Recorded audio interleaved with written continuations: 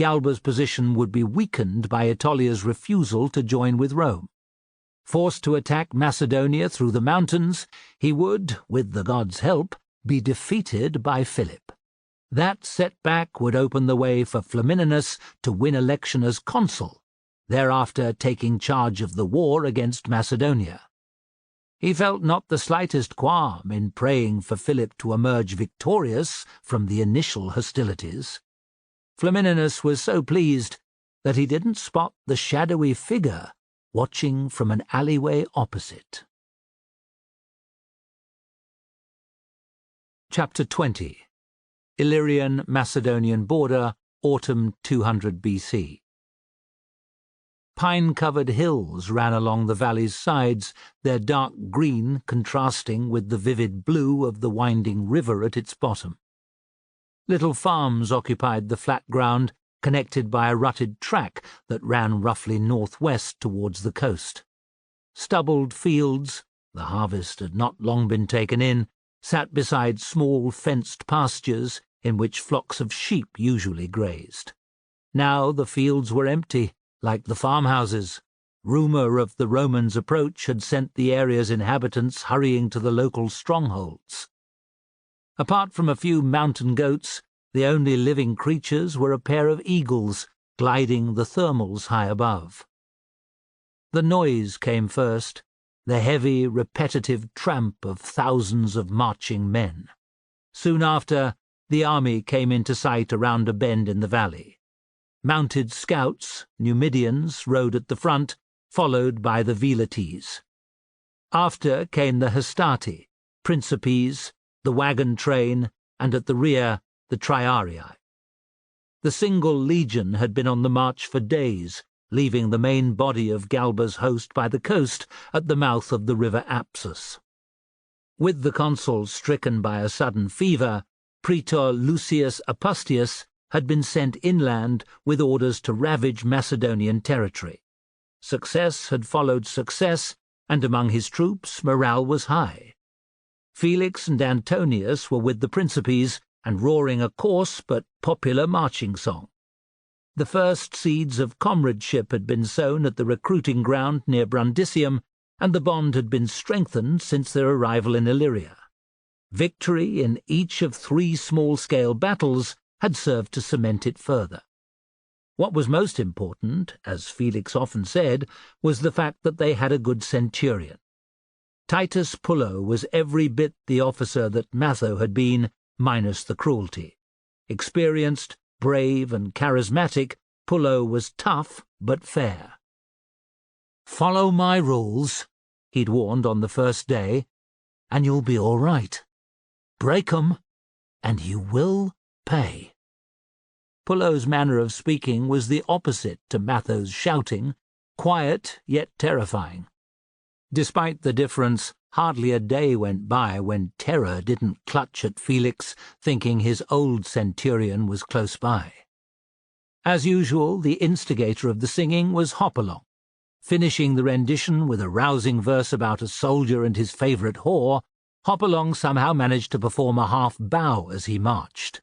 Cheers, jeers, and appreciative wolf whistles rained down. "Very funny!" Yet again, Pullo had appeared close to Felix and his comrade's position. "Thank you, sir," replied Hopalong, casting a wary look at Pullo. Pullo gave him what passed for a smile and ran his eyes over the rest of the rank. Every man straightened his back and hoped the centurion didn't spot any problems with their kit or weapons. Felix tried to calm his racing heart. Matho was nowhere near, he told himself. 10 uncomfortable paces went by before Pullo moved on without a word. A sigh of relief left every throat. "How does he do that?" asked Hopalong, his good humour returning. "My old centurion was just the same," said Fabius. "So was ours," said Felix and Antonius in unison. Dark images of Ingenuus's terrified face flashed before Felix's eyes. Everyone laughed. Felix hoped yet again that Pullo never discovered their dark secret. Fair he might be, but rules were rules. To the brothers' relief, the omens thus far were good. They were hale and hearty veterans, and it seemed their centurion cared about little more than that. Pullo had not been the only hurdle to negotiate, however. The brothers had endured a nervous few days in the century before it became clear that no one had been in the legion they were pretending to have served in. Felix's nervousness had eased a little since, because men tended to talk about the war they were waging, not the one with Carthage. "How many miles until we set up camp?" inquired Antonius. "4," said Fabius and Narcissus. "3," said Felix and Hopalong. A prolonged but good-humoured argument followed, which saw almost a mile eaten up. The next mile was taken up by a dispute over whose turn it was to cook the evening meal. In the end, it was determined that Felix was the man, which left 1 or 2 miles, depending on who had been correct. Pullo returned, announcing that the site wasn't far and that they had the easy duty of standing guard that afternoon, while the other half of the legion dug out the fortifications. The Principes knew this. They had dug the ditch the day before, but they still cheered. 20 miles is enough for any man," declared Fabius when Pullo had gone. "No need to spend 2 hours digging as well." "It was only 16 miles today, you fool," said Antonius. Fabius's protests were drowned out by chants of 16, reducing the veteran to a glowering silence. "He never learns," said Antonius to Felix. "A man who's bad at figures should keep quiet about it." "Fabius is the oldest. In his mind he knows best." "Let him keep thinking that," said Antonius. "It keeps Pullo's eyes off the rest of us." Dawn came, sunny, dew-laden, and cool. A trace of frost marked the high ground above the camp, underlining the fact that the campaign could not continue forever. Winter came fast in the mountains, and supplies would soon become impossible to find. The trumpets had sounded not long before, and in the Principes' tent lines men were cooking breakfast and donning their kit. The talk was the same as it had been around the fires the previous night, of Antipatrea, a nearby stronghold of the Decisive, a tribe allied to Macedonia. The town blocked the legion's path eastward, and Apustius had declared that taking it would be their next objective. This information and little more had been relayed by the centurions to the legionaries. Felix had served long enough to want to know the dangers he was to face, and so after Pullo had retired, he had gone to the Numidian cavalry tent lines with a skin of wine. Within an hour, he had been able to tell his comrades that Antipatrea occupied a strong position on one side of a narrow gorge. A steep mountain sat at the town's back, while a river wound sinuously around more than half its diameter. High walls circled it. From the empty farms and villages round about, the Numidians judged the entire population within a 10-mile radius to have taken refuge there. "Those defences sound fucking impregnable," said Fabius with a scowl. "Talking like that doesn't help anyone," Felix warned. "Pullo will see us right." "I'll do my best," Pullo muttered in his ear. He leered as Felix jumped. "Someone stood on your tail?" "No, sir. You startled me, is all," said Felix. "An old man shouldn't be able to creep up on a youngster like you, especially when I'm in armour." Pullo's quiet voice was terrifying. "No, sir," said Felix. "We've got our orders, you piece of shit." Pullo faced the comrades, hands on hips. "The assault will begin against the front wall at dawn tomorrow.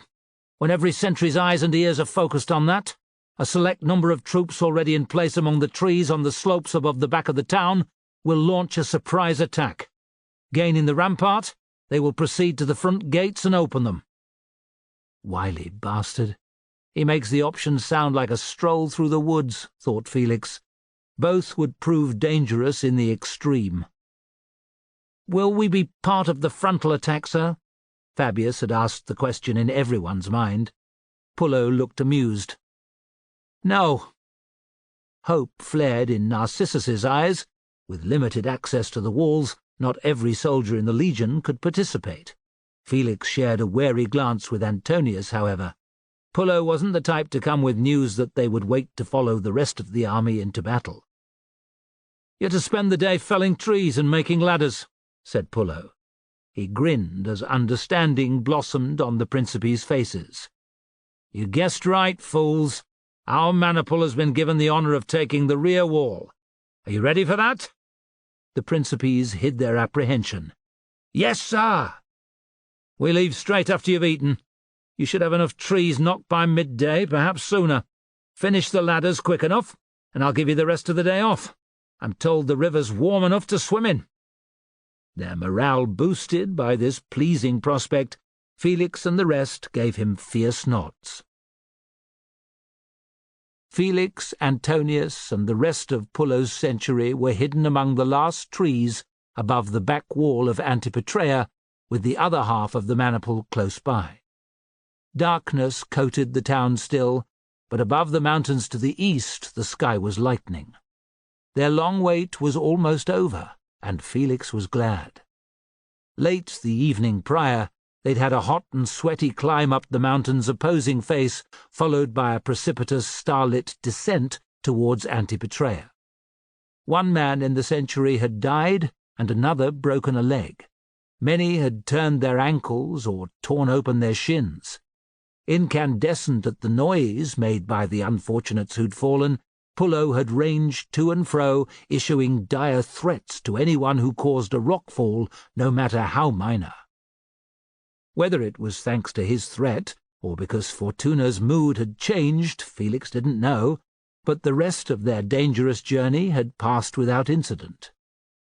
Brought by the scouts to a small clearing hidden from Antipatrea's walls, they had settled down in their cloaks. Banned from lighting a fire, guts churning every time Pullo materialized out of the darkness, and at the thought of the morrow, Felix had had little sleep. Any time he had dropped off, he relived the fustuarium again, feeling Ingenuous's skull crack beneath his hobs. Pullo was wise to their stiff muscles and low spirits. Before they had moved a step from the hiding place, he'd had the men stretch out. Producing a wineskin, he had given everyone a slug. The strong, undiluted liquid had tasted to Felix like nectar of the gods. Even now it warmed his belly.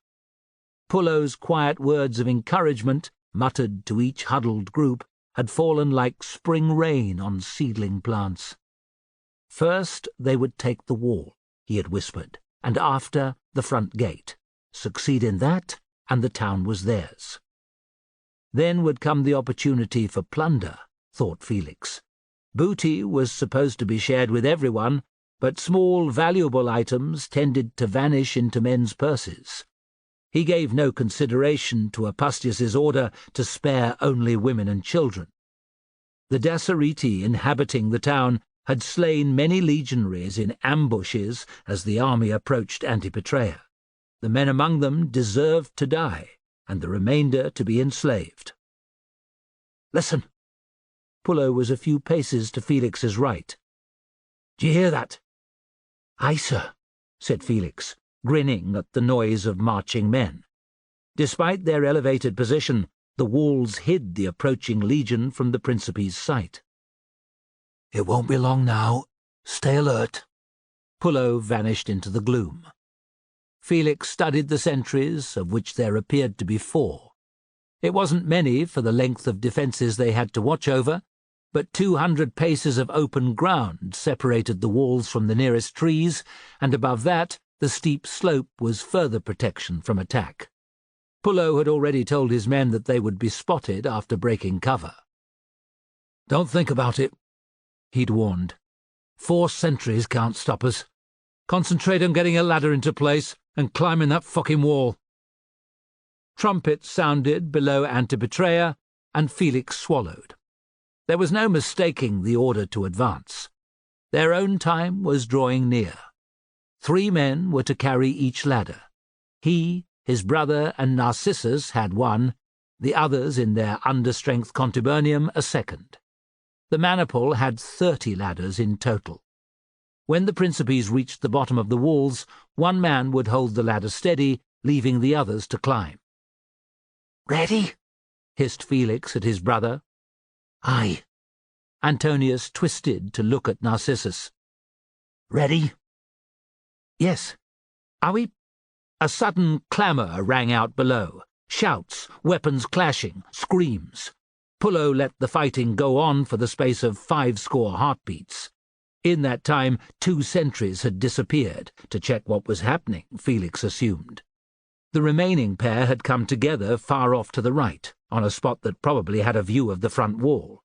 Both had their backs turned to the trees and the slope above. "Now!" ordered Pullo. "Move!"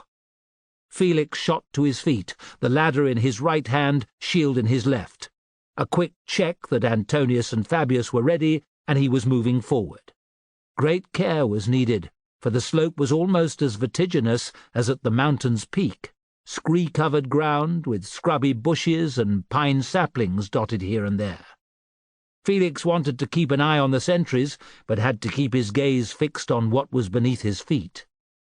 Rocks moved behind him, and the ladder jerked. "You all right?" Felix hissed. Antonius cursed long and hard. "I skinned a knee, that's all." 30 paces they had gone. Felix risked a glance at the top of the defences. The 2 sentries were in the same position. "Keep them there, Jupiter," he prayed. At 80 paces, knees trembling with the exertion of their descent, they took a moment to rest. On either side, the slopes were alive with their ladder-bearing comrades. Still the sentries hadn't heard. Down the Principes went, skidding and scrambling towards the wall. With so many on the move, it was inevitable that someone would slip. The lead man on one ladder overreached his step. The rock he stood on shifted as his weight came onto it. Both hands full, he pitched helplessly onto his face, in the process tumbling his comrades and setting off a small rock slide. The ensuing racket would have woken a drunken Bacchus from sleep. Felix looked up to see a pair of terrified faces peering over the rampart. Estimating the distance to the bottom of the wall to be 60 paces, he took heart. Pullo had been right. 4 men couldn't stop 2 ladders slamming up against the defences, let alone 30. Phew! A spear hummed down close to Felix.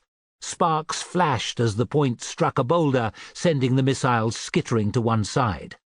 "The whoreson's aiming at me," thought Felix with a lurch of fear. "Come on!" he cried at Antonius and Narcissus. They covered another 15 paces. Phew!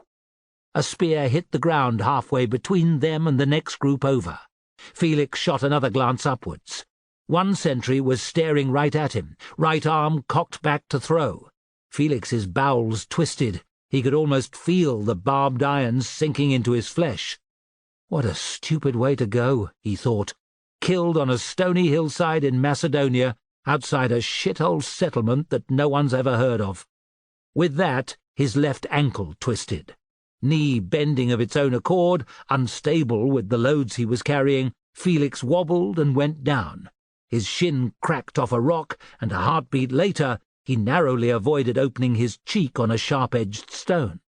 Wheezing with pain, half-winded, he heard a spear whistle through the place his head had been. "Felix, are you hurt?" Antonius's voice. "I'll live." Pain lashed him, and the blood was running from a gash on his chin, but Felix was grinning. If he'd stayed upright, the missile would have skewered him through the head. "Get up!" urged Antonius. "The she-pumper on the rampart isn't done with us." Felix clambered to his feet, and they started forward again. The sentry's chance had been and gone, he decided. Fortuna had made him stumble, and she'd see him through the attack. Sure enough, they reached the base of the wall without difficulty. A handful of comrades had been injured by the sentry's spears, but the rest were there. Clambering into the defensive ditch, the trio worked the foot of the ladder into the earth and swung it into place against the stones. The scouts had estimated the wall's height well. It was the right length. Felix happened to be at the ladder's base. He licked his lips. The first man up risked the most, but to step away would force either Antonius or the inexperienced Narcissus to go in his place. "Hold the bastarding thing steady," he said, and set his foot on the first rung. Chapter 21. The fortress of Demetrius on the Pegasean Gulf north of Euboea. Philip was standing outside his tent, a terrified messenger before him.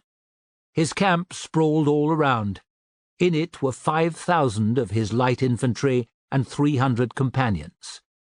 Since returning from Asia Minor and his campaign to control the Propontis, there had been no rest.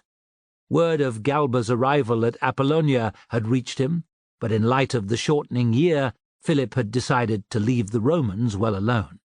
Galba would be similarly constrained by the poor weather and lack of supplies. There was time, however, to teach the Athenians a lesson, and so he had marched to Demetrius, one of the 3 fetters of Greece, fortresses that protected Macedon from invasion to the south. Before his plans could be realized, he'd had unexpected and unwelcome news from the man in front of him. It was galling to learn that he was not the only one who refused to sit on his hands. "Tell me again," ordered the king, his lips a thin white line. The messenger, who had come from Chalcis, another of the fetters of Greece, swallowed. "Fear not," said Philip in a gentler tone. "You will come to no harm." A pathetic nod of gratitude. "Chalcis was attacked 2 days hence, sire. Unbeknownst to us, the Romans sailed up from Athens by night. Their assault began at dawn when the gates were being opened. The sentries were overcome. Because of the hour, most of the garrison was abed. The fortress fell soon after." The messenger paused, still wary of the king's temper. Seething, Philip gestured for him to continue. "The Romans burned the arsenal and the granaries, sire, and freed several hundred Athenian prisoners.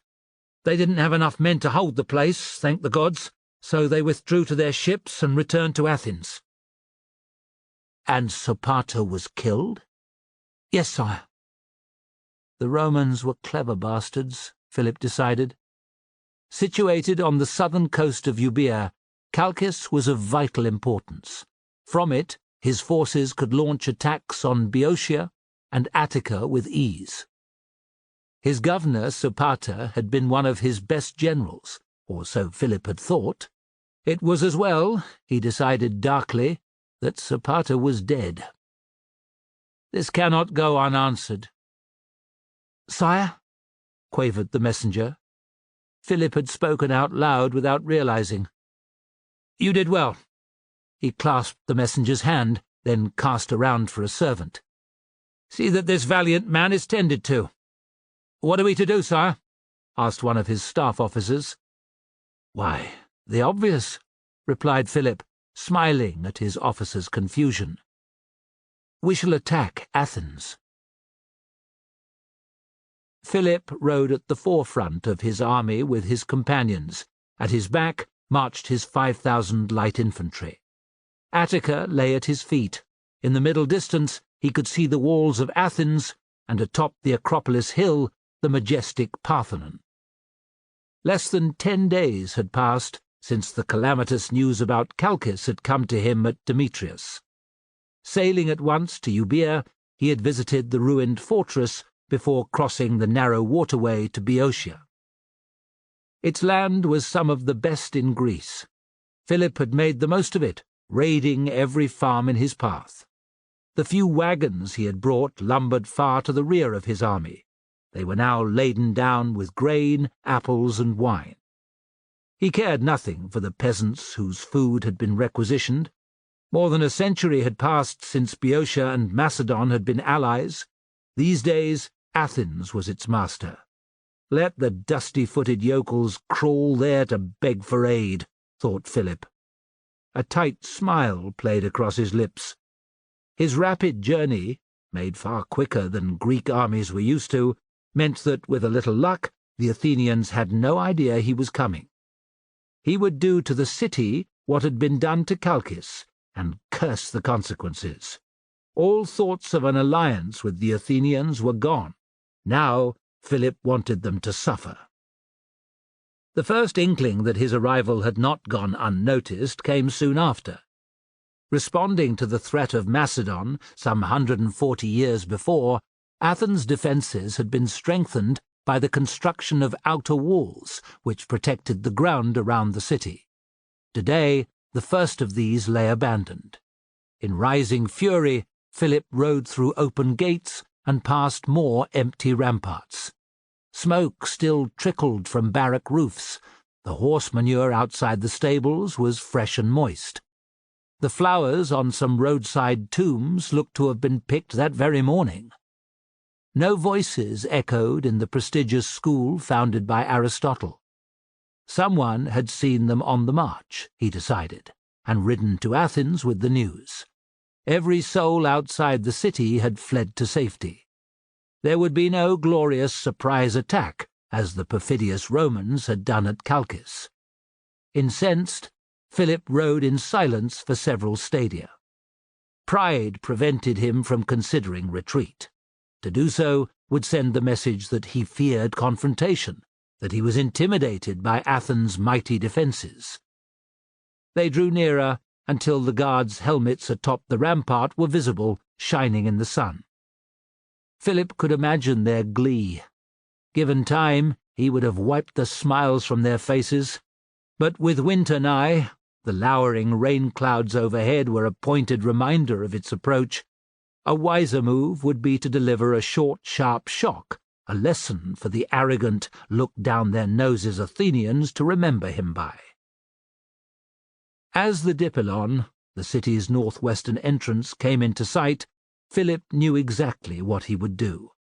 A large rectangle with towers at each corner, the Dipylon's twin double doors, formed the shorter sides. The space between granted the defenders 4 fields of fire on anyone who sought to enter. The first set of gates was open, and standing inside in a clear challenge, they might as well have insulted Philip's mother, were hundreds of soldiers and cavalry. He rode towards the walls until he was at the outer limit of arrow range. Turning his back in contempt on the men watching from the battlements, he faced his companions. Although many seemed nervous, their ranks were steady. Behind, his soldiers, who had followed Philip the length and breadth of Greece and over the seas to the Cyclades and Asia Minor, were also ready. He loved them in that moment with a fierce passion that subsumed all else. "See how the yellow-livered Athenians cower behind their walls," he thundered. "They offer battle only where they can rely on archers and catapults." His men jeered and hurled insults at the defenders and the troops waiting in the Dipylon. There was no response, which frustrated Philip. See if they can resist this, he thought, riding towards one of the many tombs that lay on either side of the road leading from the gate. A common enough depiction, a magnificent sculpture of a naked youth striding forward, it commemorated a young Athenian who had died in battle for his city. He barked an order. In no time, lengths of rope had been tied to the statue's legs. Philip gestured with his long spear, and a dozen soldiers brought it crashing to the ground. The head broke off and went rolling towards the walls. Cries of dismay carried to Philip, and he smiled. A nod saw his men move to another similar statue. By the time he had watched 4 fall, there was noticeable disorder among the troops in the Dipylon. Few men can bear to see their comrades, or even their antecedents, dishonoured so, thought Philip. This was his moment. "Ready?"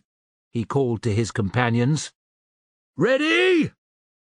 He rode casually to the front of his riders, faced the enemy, and without hesitation cried, "Charge!" Philip's well-trained horse went from standing still to the canter within 2 heartbeats. At his back swarmed 300 companions. "Wedge!" he shouted. Less than 10 score paces separated them from the first set of doors. The enemy troops stood perhaps 40 paces further in. Their lines began to waver the instant they saw Philip coming. A mad elation consumed him. No one had expected an attack. He paid no heed to the archers atop the ramparts. He did not hear the artillery officers as they screamed at their men to take aim. His ears were filled with the sound of pounding hoofs. His vision narrowed to the line of infantry. They were Pergamene, he saw with delight, not Athenian, straight in front of him. Some soldiers are trained to stand against a cavalry charge, but few are ever tested in this regard. Philip's gamble paid off in royal style, for the Pergamenes had done neither. 50 paces before the companions closed, their formation fell apart like a poorly built wall struck by a catapult stone. Controlling their horses with their knees, the king and his riders levelled their long Xyston spears and closed with the crumbling enemy ranks. In the years since Philip had last led a cavalry charge, he had forgotten the exhilaration and the fear. He had height, speed, and momentum on his side, but was vulnerable to determined opponents who got inside the reach of his Xyston. Given the enemy's panic, that would not happen soon, he decided with devilish glee. Wielding his spear two-handed, he buried the point in a terrified-looking Pergamene's throat. His mount collided with another soldier, smashing him to the ground. Already passing his first victim, Philip ripped his Xyston free. A braver Pergamene rushed in, spear raised high, and Philip whipped the metal-shod butt of the Xyston into the man's face, bursting his nose like an overripe plum. The Pergamene fell back and was gone. Someone screamed as he was trampled by Philip's horse. The next two men in his path turned in blind panic and tried to force a way through their comrades. Philip leaned out and stabbed one above the top of his linen cuirass. The other dodged sideways, and the next stroke of the Xyston skidded down his armour to sink into the meat of his left thigh. Hamstrung, the soldier went down, crying like a baby. "Sire!" The cry from a companion to Philip's rear saved his life. A Pergamene without shield or spear came charging in from his left, a curved dagger in his fist. Philip had just enough time to swing the Xyston up in front of him, transfer his grip on the shaft, and level its butt. The man tried to go left, and Philip dunted him in the helmet, sending him staggering back a couple of paces. Right went the Pergamene, lower this time. Philip smacked him again with the spear butt, but couldn't prevent the man from closing. He swung a booted foot and missed. Back went the dagger, and Philip saw his death in it. There was no time to get his Xyston around. He bellowed an order. Battle-trained, his horse turned sharply to the left. Its shoulder struck the Pergamene and bowled him over like a child's doll. Before the man could right himself, Philip's Xyston butt had sunk deep into his eye socket and run on into his brain. A couple of powerful tugs freed the butt from the Pergamene's skull, and panting heavily, Philip returned the Xyston to his right side. There was a little space to breathe, and he cast a look around him. Utter chaos reigned in the confined space. Wails and battle cries competed with the whinnies of injured horses. Dust rose in clouds. Companions and Pergamenes mingled, even as they thrust at one another. High above, the archers could not pick safe targets, nor could the artillerymen. His mad attack had succeeded thus far because they had taken their enemies by surprise. The tables would soon turn, however. On the Pergamene's flanks, Philip spied files of Athenian hoplites. Seasoned soldiers with good officers, they were moving forward of their panicked comrades. Any moment they would wheel inwards. They did, and Philip's breath caught in his chest. A barked order, and the hoplites advanced. The first three ranks spears down. The move was risky.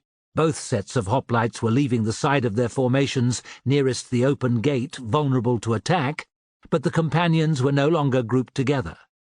The hoplites had already squeezed them into a smaller space, and every moment that they stayed gave the archers and men on the catapults opportunity to shoot. Arrows were already hissing down. He had seen one horse badly injured. "Withdraw!" Philip shouted. "Pull back!" His men were well disciplined and responded at once. In 3s and 4s, in 6s and 8s, they rode out of the Dipylon. Mad though it was, Philip stayed behind long enough to skewer one last pergamene. By the time he urged his mount toward safety, the archers were aiming at him. The bolt from a catapult thunked into the ground close by, and he laughed. Philip laughed all the way back to his infantry, who had remained by his earlier order where they were. Bolts shot by frustrated artillerymen fell to earth short of their position. Defenders yelled their impotent anger. With his back again to the defences, Philip acted as if he were alone with his troops. The companions reformed under his eagle eye. Within 50 heartbeats of returning, they were assembled in neat ranks, facing the city walls once more. It was impossible to know without a head count how many had fallen, but it hadn't been more than 5 or 6, he decided, a fraction of the casualties they had inflicted on the cowardly Athenians and their craven Pergamene allies. Philip was delighted by this and by his men's bravery. He told them so, and when he asked if they'd attack the walls next, the companions bade their assent. Rather than that, he shouted, he would offer them another target. Out of earshot of the defences, he announced they would make for the nearby fortress of Eleusis.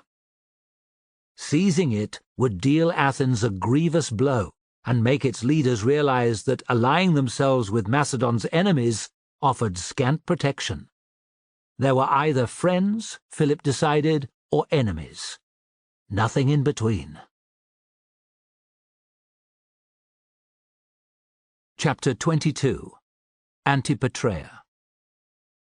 Hobnailed sandals were excellent on soft ground, but treacherous everywhere else. Felix's feet skidded off the rungs, and he slowed his ascent. Fall, and he would hit the next man, as well as injuring or killing himself below. He threw caution to the wind only a moment later. The biggest sentry had knocked 2 ladders off the wall by pulling one sideways into the other. If he chose Felix's next, Hades beckoned. Somehow he reached the battlements unharmed, and with the help of another princeps, dispatched the big sentry. The second died next, leaving a safe climb for the rest of the maniple. Felix clattered down the nearest set of stairs with Antonius and Narcissus to secure their access into the town. To his surprise, Narcissus had done nothing stupid yet. Not a soul was in sight. Anyone inside the simple mud-brick houses that backed up to the wall was keeping well hidden. Soon both centuries had assembled, the Principes' faces fierce and eager. "We have no fucking clue where the main gate is, other than it's down there somewhere," Pullo announced to his men, pointing south. Loud sounds of fighting bore out his direction. "Speed is vital, brothers. Our comrades are fighting and dying outside the front wall. They're relying on us. We can't stop for any reason. Fall behind, and you're on your own. Understood, fools?" "Aye, sir." "Felix, Antonius, with me in the front rank. The rest of you, form up 3 wide behind me." Pullo took up a position on the right of the column's front. With a nod at the other centurion, who was going to take a different street, he led his men into the nearest gap between the buildings. The journey that followed would live on in Felix's mind. Thatched and tiled single-story buildings pressing in from both sides. The mixture of dried mud and shit, both animal and human, beneath his sandals. Tight-shut doors staring like so many blank eyes. The terrified face of a small boy peering from a half-open window, and his mother's angry hiss that saw him vanish from view. Smoke eddying from a smithy's chimney, and the shocked expression of the hammer-wielding smith as they tramped past. Their attack appeared to have caught the defenders off guard. Youths appeared and hurled abuse from a distance, their stones clonking harmlessly off the Principes' helmets and shields. Urchins ran along the rooftops, throwing pieces of roof tile. Warriors on their own, messengers like as not, took one look at the armoured column and fled.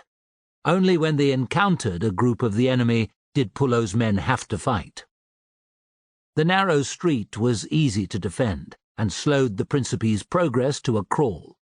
Pushing forward with Felix and Antonius, Pullo shouted that 20 men at the back should break away into side alleys and flank the warriors. Their arrival soon after sowed panic among the enemy. During a short, brutal clash, the defenders were slain or fled. Leaving 5 men to protect his wounded, it seemed Pullo wasn't as hard-hearted as he maintained, they ran towards the sounds of fighting which had grown louder. Taking the gate proved easy. All but a handful of warriors were atop the ramparts, throwing spears and dropping boulders on the Roman attackers. Felix and the rest had merely to hack down the few men in their path, lift the locking bar, and heave open the mighty portal. A wave of cheering legionaries swarmed in, eager as hounds that had cornered a wild boar. "Well done," said Pullo. Wild-eyed, blood spatters covering his face, helmet, and even the horsehair crest of his helmet, he was an awe-inspiring sight. "Pullo!" Exhilarated at the ease with which their mission had been accomplished, grateful that it wasn't Matho before him, Felix battered his sword off his shield boss. "Pullo!" His comrades took up the chant, and the centurion's face creased into a brief smile. "The town hasn't fallen yet, fools." "Where next, sir?" asked Antonius.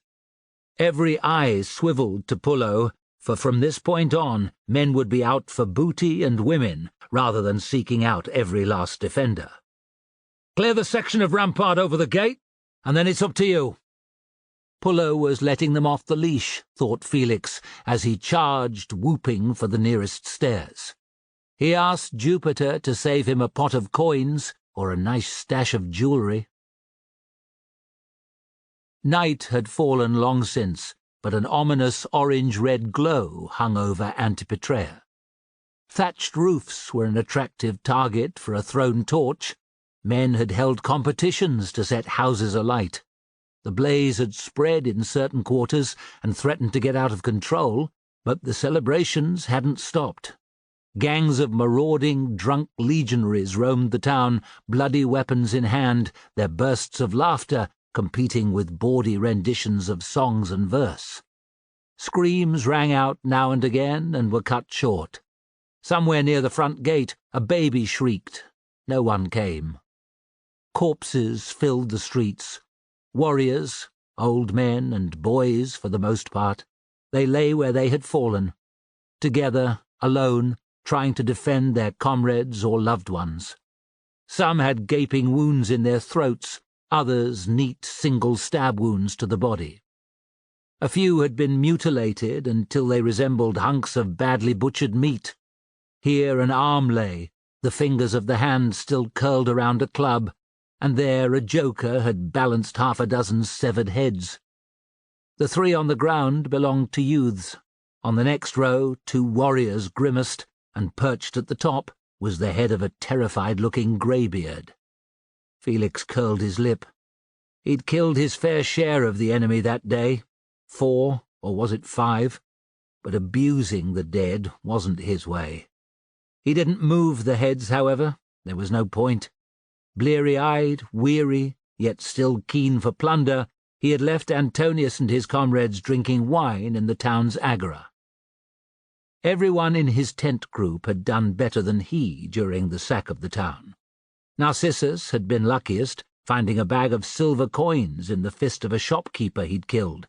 He was still crowing about it now.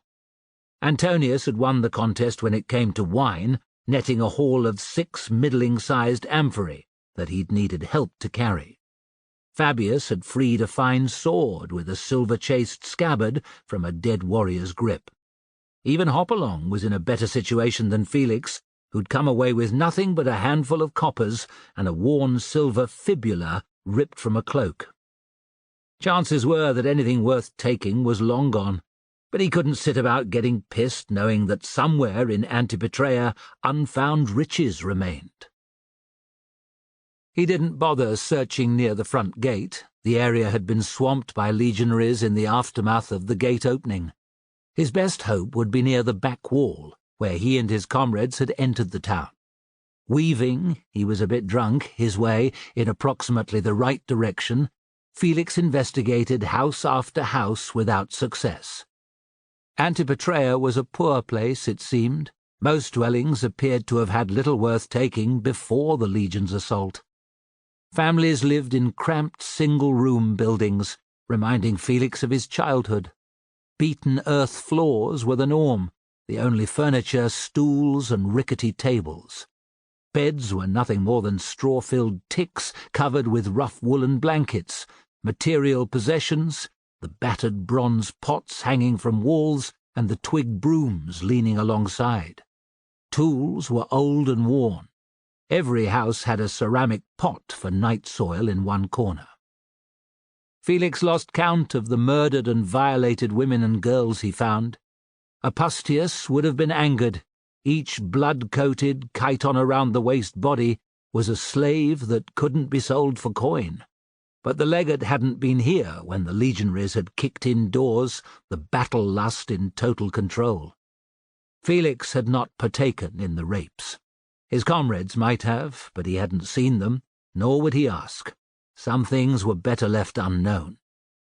Frustration growing at his lack of success, he tried several larger houses. All that greeted him were more corpses, smashed crockery and furniture. In one, a still chained-up guard dog whimpered in the hallway. Knowing how dangerous such animals could be, Felix approached with caution. The dog didn't even try to stand. A moment later, he saw the pink-grey loops of bowel hanging from its belly. He didn't hesitate. Even an animal deserved a better fate, he thought, wiping his sword clean on its thick coat. He found a silver woman's necklace in one of the grand rooms beyond. It had fallen down the side of the bed. From the state of the girl's body on the floor nearby, searching for valuables hadn't been on her attackers' minds. Satisfied with his find and tiring of the carnage, Felix decided to return to his comrades. A bellyful of wine would help drown the graphic images filling his mind, for tonight at least. With luck, Ingenuus wouldn't haunt him either. He had walked perhaps halfway to the Agra when the sound of running footsteps caught his ear. By the light footfall of the first and the metallic clash of the second, he knew one for a civilian and the other a soldier. The pair were inside what appeared to be a warehouse. A soft thud, the noise of someone falling to the ground, was followed by a triumphant cry, and a heartbeat later, a soon muffled scream. More clashing footsteps and laughter announced the arrival of the soldier's companions. Walk on, thought Felix, walk on. Instead, he traced his way along the building's wall to a great iron-bound door which lay ajar. Sword ready, eyes peeled, he took a step inside. Shrouded in shadow, the entrance area was empty, apart from a surprised-looking man lying in a pool of his own congealed blood. Felix cast about, listening at each of 3 doors before picking the central one. Placing his sandals with care, he made little noise as he traversed a darkened storeroom full of stacked lengths of timber, some shaped and planed, others fresh-hewn beech trunks. A workshop followed. Guttering oil lamps on a stand outlined benches and tools, and in the middle of the floor the body of a young male slave. Muffled laughter, the noise of hobs moving about, and a rhythmic panting could be heard from the next room. Heart banging off his ribs, Felix approached the doorway and peered in. 4 legionaries, Hastati from their armour, stood in a half-circle with their backs to him. Between their legs he could see an oil lamp and 2 entwined bodies. The open thighs of one and the bunched moving arse-cheeks of the other confirmed his suspicions. 5 to 1 was poor odds, and Felix had no wish to die without reason. He turned to go. "No! No!" The voice was high-pitched, female, and that of a young girl. Felix hesitated. A slap rang out, and the girl whimpered. "Put your blade away," said a voice. "I want the bitch still to be breathing when I have her." The coarse laughter that followed masked the sound of Felix sheathing his sword. With his dagger in his right fist instead, he stole into the room. A short distance separated him from the Hastati, and he'd covered most of it before anyone even heard him. By the time 3 of the men had turned, he had a tight hold on the 4th. His dagger tip rested against his captive's neck. "What's going on, brother?" demanded the nearest Hastatis, hands held palm outwards. "You're one of us, no?" "I'm Roman, aye," snarled Felix, "but I'm not like you filth." "You prefer boys, is that it?" The second Hastatis to speak was hard-faced, with thick black stubble.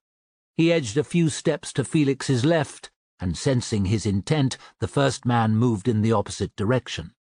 Felix shoved with his dagger, and his prisoner cried out. A fat drop of blood rolled down the blade. "Come any closer, and your friend dies," he warned.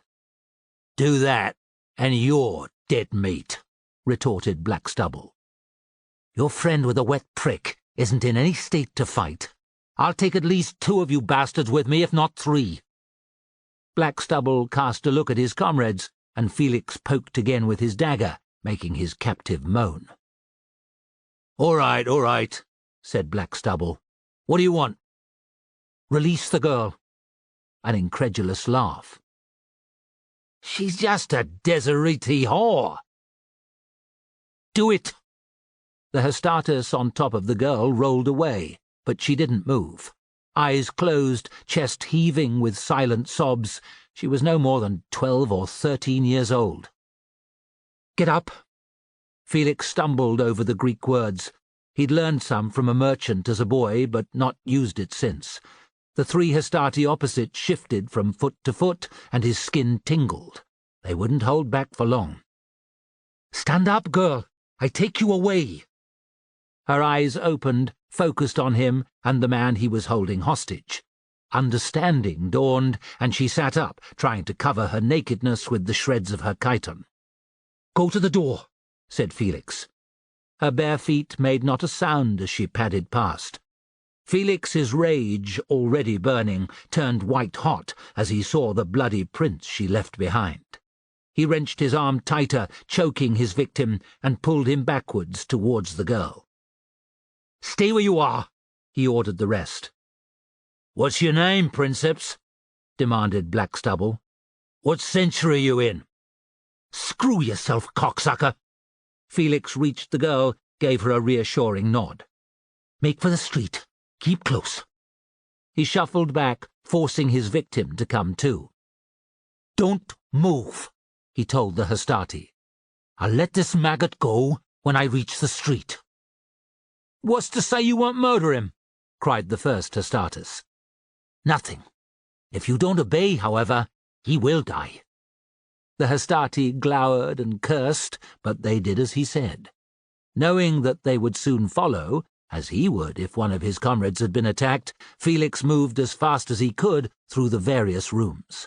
The girl helped, directing him when he was close to doorways and other obstacles. At the warehouse's entrance, he let his prisoner go. "Consider yourself lucky," he warned. "Cunt, you had no cause to interfere." The Hastatis's lip curled. "You probably did it so you could have the girl yourself." Felix's fury erupted, and with a flick of his blade, he opened the man's cheek from eye to chin. "We don't all rape children," he snarled, as the Hastatis staggered away, holding his face. Felix could hear movement within the warehouse. The other Hastati weren't far. He took the girl's hand and whispered in Greek, "Come." "We're in the same legion, cunt," the Hastatis shouted. "We'll find you." Unease tickled Felix's spine every step of the way back to the Agra. Having enemies within his own legion was a problem he could do without. Chapter 23. The Royal Palace, Pella, Macedon, Winter 200 BC. Several months had passed since Philip's lightning attack on Athens. Demetrius and his comrades had marched south with the king and witnessed his daring assault on the Dipylon Gate, but to their frustration had had no chance of joining the fight. With all sides retired to their own territories since, the usual winter routines for soldiers still under arms had taken over. Life was a succession of training, marches, and patrols. From time to time, men were selected to stand as sentries in the royal palace, which was where Demetrius now stood after a long night. Spying the replacements walking up the corridor, he grinned. For hours no one had passed the pair of grand doors that led into the king's quarters. Muted conversation with his taciturn comrade Dion, one of the less welcoming front-rankers, had stuttered and failed several times. Demetrius was bored stupid. He was looking forward to his bed, and after that a run around the palestra and a bout of pancration, if an opponent could be found. A man had to stay active in winter if he wasn't to thicken around the middle. There was no chance that Dion would join him. One of the veterans in Simonides' file, he preferred to study the bottom of his cup in the city's many hostelries rather than exercise. Demetrius would have to persuade Antilion or Cimon. Slap, slap, went the new arrival's sandals. One raised a hand in greeting. Dion scowled. "You're late." "How would you know?" retorted the older, a burly-chested type. "There's no sundial in here." "You're supposed to relieve us at dawn." Dion glanced at Demetrius for confirmation.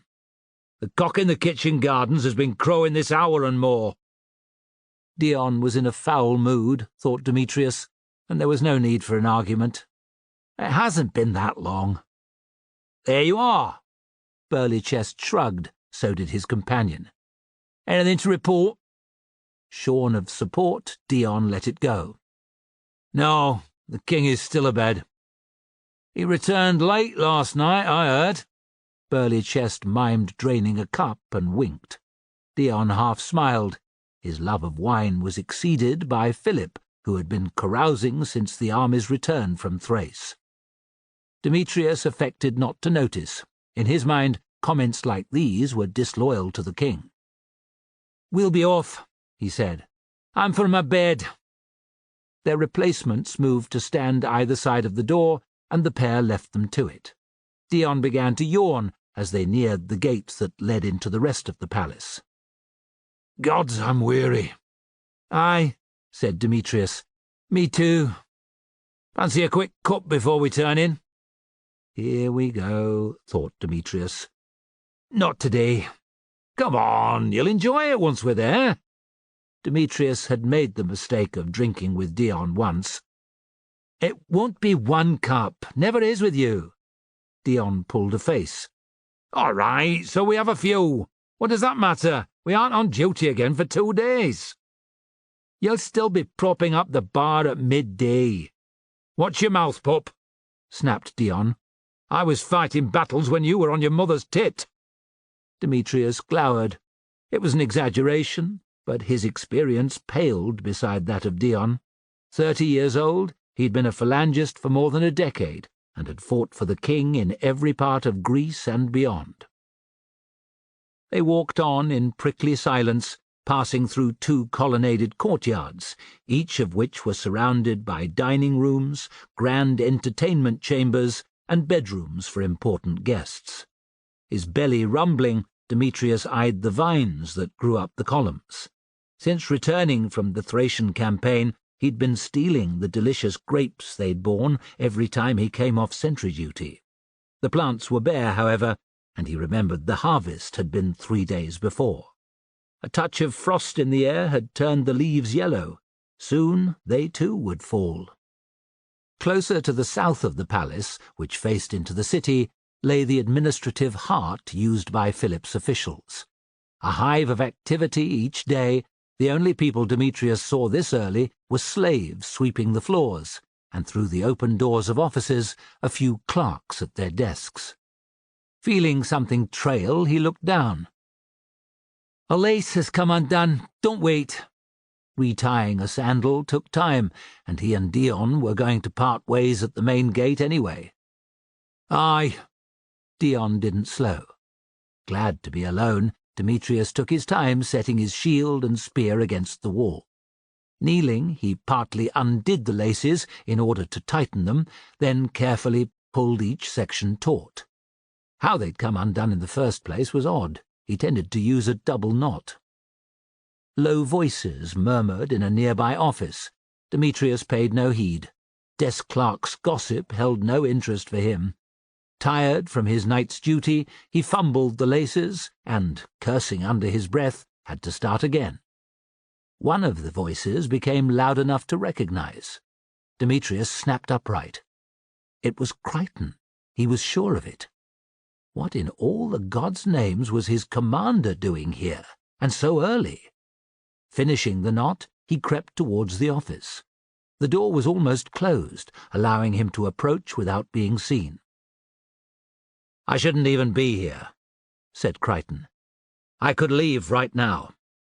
Alarmed, Demetrius's eyes shot to his spear and shield a dozen steps away.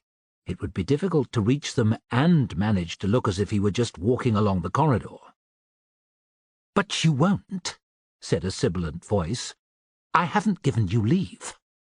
Demetrius couldn't believe his ears. Heraclides was the admiral. What need had he of meeting a spearer commander like Crichton? "I should never have borrowed that money from you," said Crichton. "Gamble more wisely, and you wouldn't have had to," replied Heraclides. "When will the first repayment be?"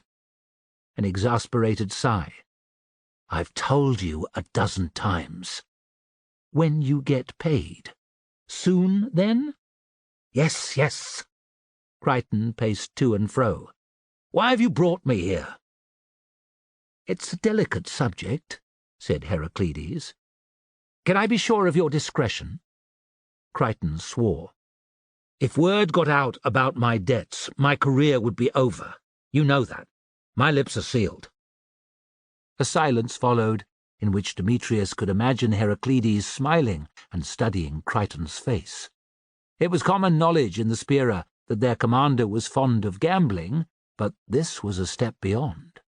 Heart thudding, Demetrius edged a step closer. "Close the door," ordered Heraclides. Demetrius panicked. Darting back to his equipment, he snatched up sword and spear and moved as far from the office as he thought possible before wheeling around to resume his journey. Blank-faced, he walked past just as Crichton peered out. He met his commander's suspicious look with a crisp, "Morning, sir," and kept going. "Stop!" Demetrius turned, hoping his bland expression revealed none of his nerves. "Sir? What are you doing here?" "Coming off sentry duty, outside the king's quarters, sir." Eyes narrowed, Crichton looked up and down the corridor. "Sentries work in pairs. Where's your comrade?" "A little way ahead, sir. One of my laces came undone. I stopped to retie it." Deciding that saying nothing might raise Crichton's suspicions further, Demetrius said, "You're here early, sir. Catching up with paperwork?" Crichton's suspicious expression eased. "Something like that. On your way." "Yes, sir." Crichton's gaze weighed heavy on Demetrius's back as he walked off. The click of the office door shutting was a huge relief. Back at the Phalangists' barracks, sleep eluded him. He couldn't stop thinking about what he'd seen and heard. It was strange enough for Heraclides to meet Crichton on his own, but to do so early in the morning. Demetrius could make no sense of it, and after an hour of tossing about on his bed, he took his concerns to Simonides. He was older, wiser, and utterly loyal to the king. He would know what to do. Demetrius found him breakfasting with the other veterans in the hall adjacent to their barracks. A long rectangular room filled with tables and long benches, it was packed and full of noise. At one end, slaves served porridge and honey, bread, cheese, and olives. An enormous crater of wine and dozens of clay beakers sat on a stand. Men sat with their friends, shoveling down food and engaging in the usual ribaldry. It would look odd to sit down without breakfast, so he queued up and sought out Simonides with his hands full. There was a space on the bench opposite. "Join you?" Demetrius asked. Simonides looked up, munching. "Aye." Demetrius sat, nodding to the others, who acknowledged him, apart from Empedocles, of course. "Sentry duty all right?" asked Simonides.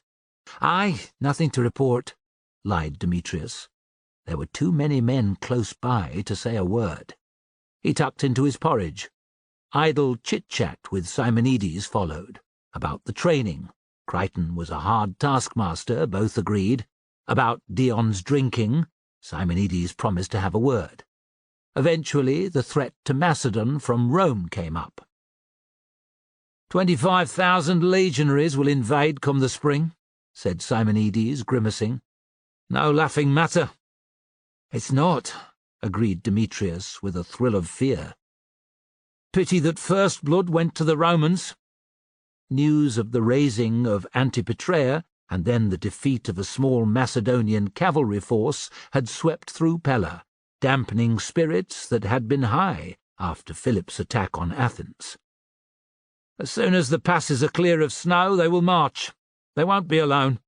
Spies in the Roman camp say— I heard, Demetrius interrupted, keen to show that he knew as much as Simonides. The Illyrians were always going to join with Rome, and so were the cursed Dardani. The Athenians don't matter.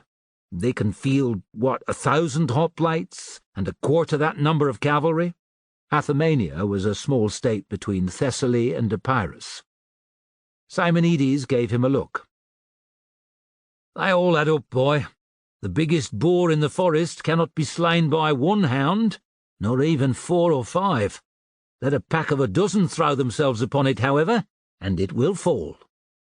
Demetrius sucked on the marrow of Simonides' words and found the taste not to his liking. Do you think we'll lose this war? I'm not saying that, hissed Simonides, but it will be a brutal contest. Many of us will die. Demetrius set his jaw. There's not much to be done about it. We'll follow the king to whatever end. Listen to the voice of youth. Simonides wiped his plate clean and popped the crust in his mouth. He shoved back the bench and stood. I'm for the palestra later. Coming? This was Demetrius's opportunity. Why not? The moment they'd exited the hall, he acted. I heard something this morning. Simonides' chuckle was knowing. Had the Queen joined the king in his chamber? Nothing like that, no. A curious glance. What then? Demetrius checked that there was no one in earshot, then explained. It was really odd, he said, finishing. Simonides didn't reply, and Demetrius swallowed his impatience. Let the man think, he told himself. You sure about what you heard? Demetrius nodded. Certain. Maybe Heraclides was trying to spare Crichton's blushes. Meeting that early ensured no one would overhear their conversation, or so he thought. There's more to it than that. Any other reason for their meeting could be... Looking troubled, Simonides hesitated. Treasonous, whispered Demetrius. Aye. What should I do? Nothing, said Simonides. Eh? Demetrius regarded his comrade with dismay. Phalangist you might be, lad, but you're new to the ranks. Zeus, you're barely shaving. Crichton isn't just the spearer's commander. He's fought for the king in more campaigns than I care to remember, and Heraclides is the admiral. It'll be your word against theirs, and what you heard doesn't prove anything. They might be plotting against the king. Quiet! Simonides' eyes darted about. You have no evidence, and making false accusations against your betters is a dangerous path to choose. I have to do something, protested Demetrius. You don't. Philip is no fool. He won't be taken unawares easily. Simonides clouted him on the shoulder. We will keep our eyes and ears peeled. Never fear. We? You're not in this alone. Phalangists look out for each other. Your mates will help. Me and Philippos will too, and Andriscus. I can't speak for Empedocles, but even that wine-sponge Dion will play his part. At the first sign of any evidence that the king is in danger, we go to him. Aye, good. This was real acceptance into the group, Demetrius thought, his spirits lifting. 7 sets of eyes would see far more than one, and if the threat to Philip was real, they would spy it out. Part 3. Chapter 24. Western Macedonia, late spring, 199 BC.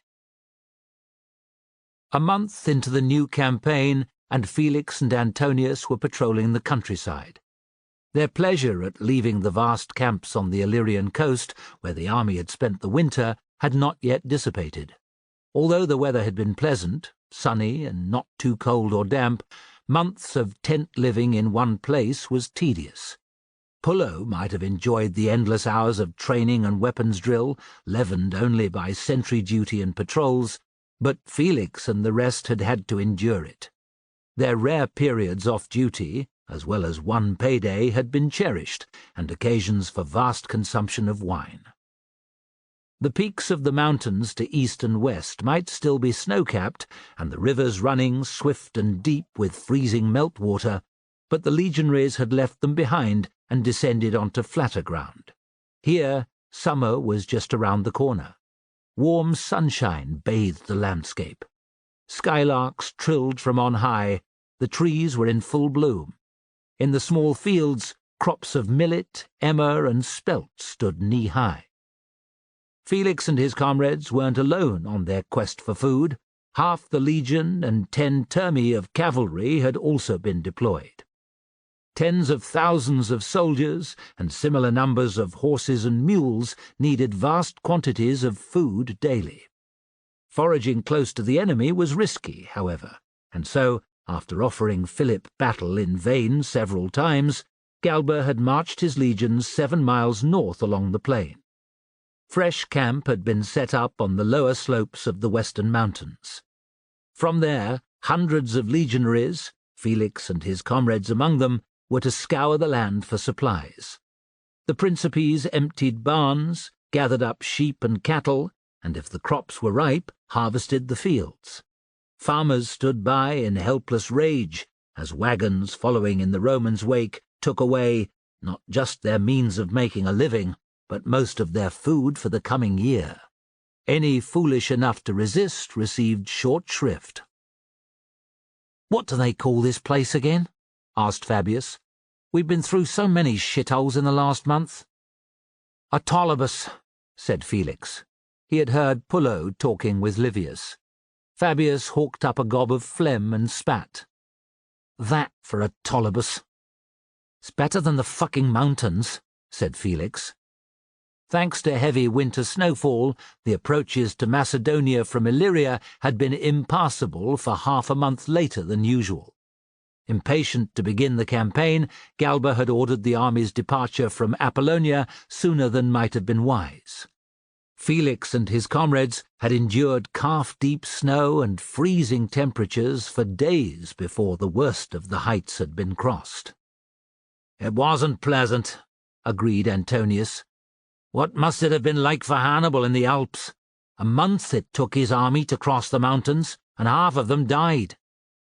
"A shame the Horsons didn't all perish and save us a generation of blood and arseache," said Hopalong, to loud mutters of agreement. "We could have invaded Macedonia years since," said Felix, raising a laugh. "Farm ahead," Antonius pointed. Livius had seen it too. "You doesn't have a look. Break up into groups of 4. There's to be no raping, and kill only if you must." Felix and Antonius were used to scavenging. The war with Carthage had seen to that. Eyes roving from side to side, it was always possible a hot-blooded youth would try to defend the farm. They entered the small yard with their comrades and searched the buildings. There wasn't much, some vegetables and grain, a couple of hams, and perhaps 30 sheep. Forcing the farmer and his sons to move the foodstuffs to their wagons, they watched the woman of the household with amusement as she cursed her family and them by turns. When one boy answered her back, she flew into an even greater rage, pounding him with her fists as he carried a bag of grain from the barn. "Silly bitch," said Hopalong.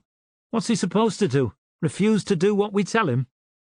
There was no question that the peasant woman spoke Latin, but at that moment she wheeled and gave the Principes a hate-filled look. "She'd cut your throat given half a chance," said Felix to Hopalong. "Let her try," growled Hopalong, tugging his blade a handspan from the scabbard. The metallic snick as it fell back into place sent a clear warning, and the woman's shoulders bowed. She began to weep, and Hopalong laughed. She and her family would see a lean time after this, thought Felix. Losing their grain stores and their livestock meant that starvation during the winter was a distinct possibility. He felt little sympathy. These were Macedonians, and subjects of the renegade Philip. "Riders!" Livius, who'd gone to empty his bladder, appeared from behind the southernmost building. "Riders coming from the south! Form up!" Felix and his comrades hurried to obey. Livius soon had 12 of them gathered together, but the rest of the century were further away in the fields with Pullo. The drumming of hooves was audible, and coming from several directions. Felix's stomach twisted. They were dangerously far from their comrades. "Form a square!" bellowed Livius. "4 men to a side!" Placing himself at the front right corner, he led them towards Pullo's position. "What shall we do, sir?"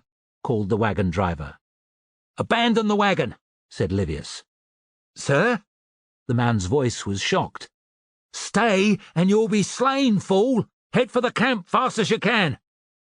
The wagon driver and his companions took to their heels, and the farmer and his family realized that, for now at least, they would keep their property. The development emboldened his wife, and the Principe's ears rang with her curses as they marched out of the yard. Confusion reigned in the fields beyond. The other wagons, which had been tracking legionaries along the rutted tracks between the fields, had ground to a halt. The drivers were milling about, arguing. Questions flew between the scattered troops. Officers shouted contradicting commands. Some men were ignoring orders and already retreating. In poor order, they were vulnerable to attack. Livius headed for a large group of Principes, which proved to be Pullo with the rest of the century. Even as the men exchanged pleased greetings and the centurion barked for them to form a larger square, the first enemy riders appeared. "Companion cavalry!" roared Pullo. "Form up! 6 wide, 10 deep!" To Felix's horror, the nearest horsemen, 4 men with flashing armour and long, dangerous-looking spears, aimed for a pair of isolated hastati. Both were ridden down in what seemed the blink of an eye. The men's comrades panicked. Turning their faces towards the Roman camp, they ran. At once the companions gave chase. More riders appeared, and darting between them, archers on foot. Stopping every so often to level their bows and shoot, they charged on, a devastating second wave of attack. Cretans! Felix had bad memories of the renowned archers from the war with Hannibal. "Rear 3 ranks, face the enemy," Pullo ordered, taking a place in the centre of the rearmost men. "Left and right sides face outwards." The Principes hurried to obey. Felix made sure he was close to Pullo. Antonius, Hopalong, Fabius, and Narcissus joined him. They had to get back to the camp fast, Pullo said in a calm voice, if they weren't to be slaughtered. Everyone had to stay together. Any man who couldn't keep up was to be left behind. The command, "shields up," was to be obeyed immediately, or they risked an arrow through the eye. "What are you waiting for, fools?" Pullo asked. "Move!" It was strange marching backwards, at risk of tripping or knocking into the man behind, but Pullo called a slow speed, which allowed the Principes to grow used to it. They covered 50 paces, watching the enemy cavalry and archers devastate the disorganized legionaries. Casualties mounted steadily. Fear spread like wildfire, making any soldiers who had stood to fight think again. They broke, and the companions wreaked havoc. After came the Cretans, raining in volleys of arrows. Philip's timing was perfect, thought Felix. Pullo and Livius were almost alone in having gathered their men. If the chaos nearby was being repeated across the valley, the slaughter would be terrible. Another 100 paces dragged by. Arrows hummed in, but Pullo was ready. Their raised shields prevented any casualties, and the Cretans moved on. 15 companions charged the rear of their square, but the Principe's solid line and levelled javelins brought them to a juddering halt before they closed. 2 of the more skilled riders each managed to spear a Princeps, men in the rank behind Felix, but in return lost their weapons, as quick-thinking Pullo and Antonius hacked the shafts apart with their swords. A loud cheer went up as the companions went in search of easier prey. "Leave the dead! Keep moving!" ordered Pullo. After half a mile they were clear of the fighting. Felix had begun to think that the worst was over when Livius, who was leading the square from the front, cried that he could see more companions ahead. Ordering a man to take his place, Pullo headed to see what was happening. He came back grim-faced. Scores of companions and hundreds of peltasts, Philip's light infantry, had blocked the road to the Roman camp. "We hit them hard and fast, brothers. Hang around and we'll be surrounded." Pullo's voice was as quiet as ever, but there was a mad glitter in his eyes. "The best way I know to get through an enemy line is the wedge. You with me?" Pullo's tactic saw the Principes punch through the enemy line with the loss of 5 men. Pursuit died away in the face of their determination. They arrived at the camp to find all was confusion. Sentries on the walls had seen the fighting, but not realized what was going on, and the few stragglers who had already returned were low rankers. Pullo went to explain the situation to Galba. While he was gone, Livius doled out gruff praise. "Be ready to head out there again," he warned. "The general won't take this lying down." Livius was right. Even as Pullo returned, cavalry units rode out through the front gate. Trumpets sounded everywhere, and soldiers ran pell-mell for their tent lines. Galba's orders, Pullo reported, were to deploy as fast as possible. "He wants the Macedonians driven back. We'll form a great big hollow square so the bastard companions can't get at us." They didn't have to wait long. Closest to the gate, his Principes were among the first to march out. Part of the square's front, they tramped back towards the fighting. It was a short, unpleasant journey. The dirt track was littered with discarded equipment and weapons and Roman corpses. There were bodies in the trampled fields of emmer and millet, and the moans of the injured came from every quarter. Clouds of flies hung in swarms over the dead, filled open mouths and settled on staring eyes. Overhead, vultures were gathering. Things went well from that point. Caught up in their pursuit of the fleeing legionaries, Philip's troops had forgotten how far from their own positions they had come. The Roman square clashed head-on with scattered groups of companions and foot soldiers, driving them backwards. 2 groups of Cretans were cornered and massacred. An attempt by the companions to charge the legionaries was brought to a bloody halt by a massed javelin volley that sent more than a score of horses crashing to the ground. Pullo had to hold his Principes back at this point. Every man wanted to take his revenge on the cavalry who had caused so many casualties, but, cowed by his threats, they kept their formation. By the time they had closed on the injured and dying horses, most of the companions had fled. The few who hadn't were trying desperately to help a comrade trapped under his dead mount. As the baying Principes closed in, they succeeded in freeing him.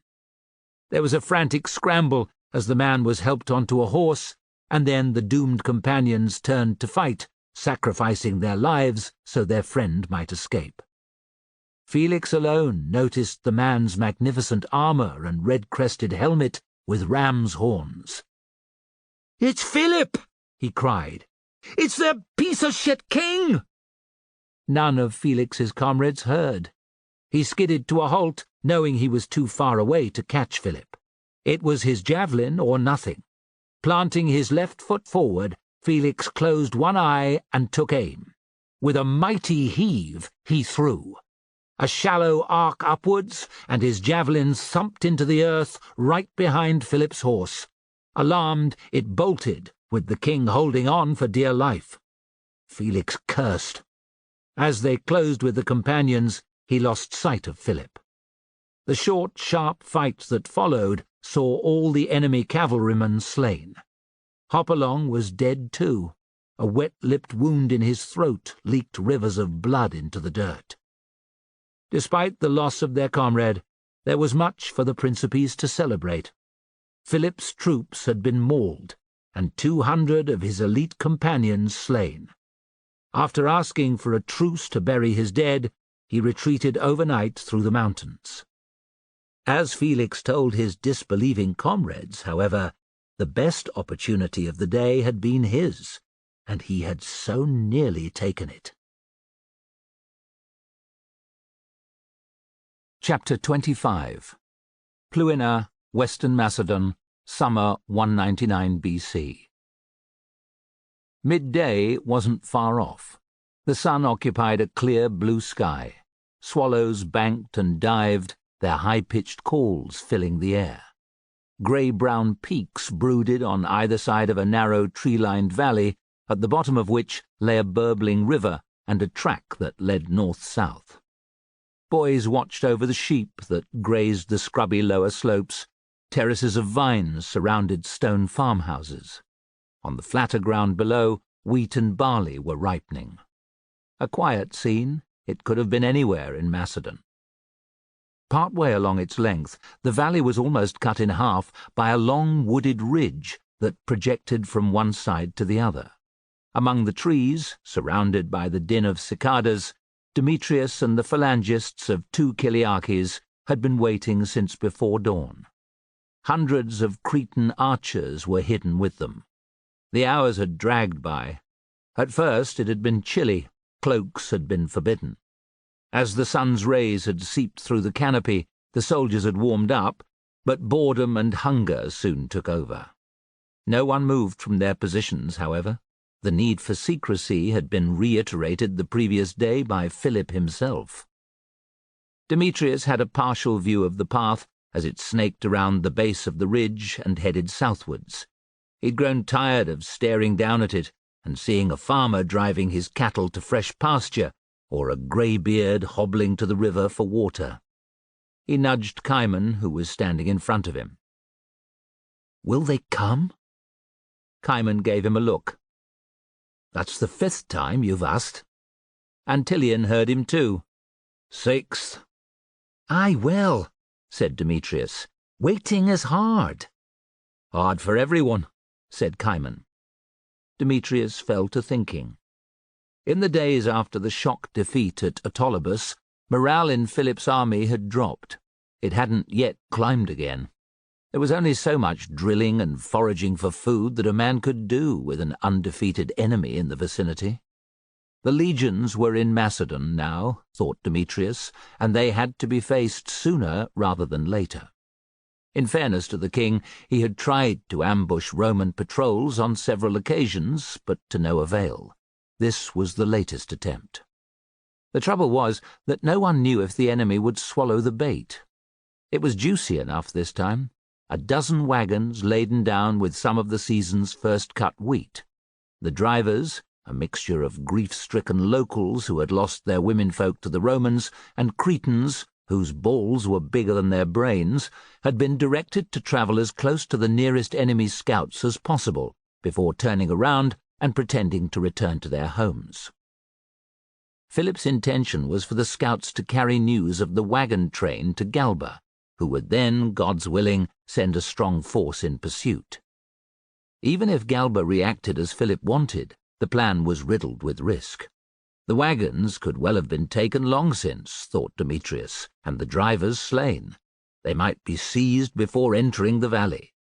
To minimize the risk of the enemy seeing the trap for what it was, just one rider had been designated to carry word to the ambush party when the time came. If unfriendly eyes were watching the valley floors, a lone horseman wouldn't attract much attention. That was the hope, at least. Demetrius peered down the track again. Even if the Romans chased the wagons, there was no certainty of victory. The enemy would need to march around the end of the ridge without seeing any of the hidden Macedonians. Then, and only then, would the ambush play out in its entirety. His skin itched at the idea. This might be his first fight, his first experience of the storm of bronze. He prayed that his nerves held. Demetrius had no wish to be given a nickname like Tent Sulker, as a phalangist in another file had. It didn't matter that the poor bastard had proved himself since, a chortling Andriscus had explained. Once given, a name could never be taken back. "Empedocles is a brave man, but he hates being called Trembler," Andriscus had eyed his glowering comrade. "Don't you?" "Piss off," Empedocles had muttered, making everyone laugh. It helped to know that a prick like Empedocles felt fear, thought Demetrius. It meant he could too, and as long as he played his part when the time came, no one would think worse of him. "Listen," said Cimon. Apart from the cicadas, Demetrius could hear nothing. "What?" "A horse," said Cimon. Demetrius pricked up his ears. From a long way off came the distinctive beat of galloping hoofs. His stomach did a neat roll. "Is that our man?" whispered Antilion. "It's got to be," said Cimon. His words were borne out as a dust-covered, sweat-lathered horse hove into sight. Reaching the bottom of the slope, the rider threw himself off and ran into the trees. Excited, nervous mutters rose. Demetrius and his friends exchanged grim looks. Word was soon passed up the line that the wagons were 8 stadia away. Close behind was a force of perhaps 2,000 legionaries. The gods were smiling too. Only a turmer of cavalry, 30 men, accompanied the enemy infantry. The wait that followed was worse than the hours since dawn. Shafts of sunlight fell on Demetrius, making him sweat. He was thirsty, but didn't dare take a drink. The creak of wheels was audible, yet the slow-moving wagons did not appear. Some men talked in overloud whispers and were silenced by the officers. Simonides came walking up the slope, pausing for a word with everyone. Reaching Demetrius, he asked, "You all right?" "Aye." Demetrius's voice was husky. "Remember to keep breathing." Demetrius stared at him. "Men hold their breaths when they're scared," said Simonides. "Breathe into it. Stay near the man in front. Listen to Zoticos." "I will," said Demetrius. With an approving nod, Simonides returned to his position. Somehow the wagon drivers had worked out the perfect distance at which to alert the Romans. By the time they passed the end of the ridge and the hidden Macedonians, the enemy cavalry were hot on their heels, but had taken only 2 wagons. The legionaries, marching at the double pace, were perhaps 6 stadia behind. The earth shook from their passage. Absorbed in the chase, neither cavalry nor infantry paid any attention to the tree-covered ridge. 30 heartbeats after the last Romans had disappeared from sight, the first phalangists began spilling down onto the track. The ground had been carefully measured. Between the end of the ridge and the river, there was room for an entire spearer, including Simonides' file, to stand abreast. 2 spearii would remain behind as reinforcements, while the rest climbed to the other side of the ridge in preparation for the second part of the ambush. 100 Cretans swam one-armed across the river, holding their bows and quivers clear of the water. Like their fellows who remained in the trees, their task would be to prevent any attempt by the Romans to flank the phalangists. "I hope some of the wagon drivers get away," muttered Demetrius. "It would be a shame if all the crazy bastards died," agreed Cimon. An odd sense of calm prevailed as the spearer took shape. The file leaders led the call, and the phalangists tramped into position, swinging their shields forward off their left shoulders. "Close order!" cried Crichton. "Close order!" repeated Simonides. This is it, thought Demetrius, sliding his left forearm into the strap. This is fucking it. He edged forward until his aspis was close to Chimon's back. Zoticos's shield was almost touching him from behind. On either side stood the men of other files, close enough that Demetrius could have tapped their shields with the rim of his. Over their heads, hundreds of Cerisi formed a forest of long, deadly points. "They've seen us!" cried Crichton. "The Whoresons don't look happy!" A great bellow of laughter went up from the front ranks. It spread through the spearer and to the phalangists behind. Demetrius found himself cackling like a fool. It felt briefly wonderful, and then the acid taste of fear filled his mouth. Trumpets blared from the far side of the ridge. "What are they doing?" There was a nervous note to Antillion's voice. "Turning, forming up, preparing to attack us," said Demetrius, gripping his sarissa shaft tight and wishing he could see something, anything, other than the men in front. "Level, pikes!" Crichton was standing at the very right of the first rank. He'd taken the place of the file leader. Smooth as falling rain, the men of the front 5 ranks lowered their spears. Demetrius checked himself before he too could do the same. A man 3 files over wasn't so fortunate.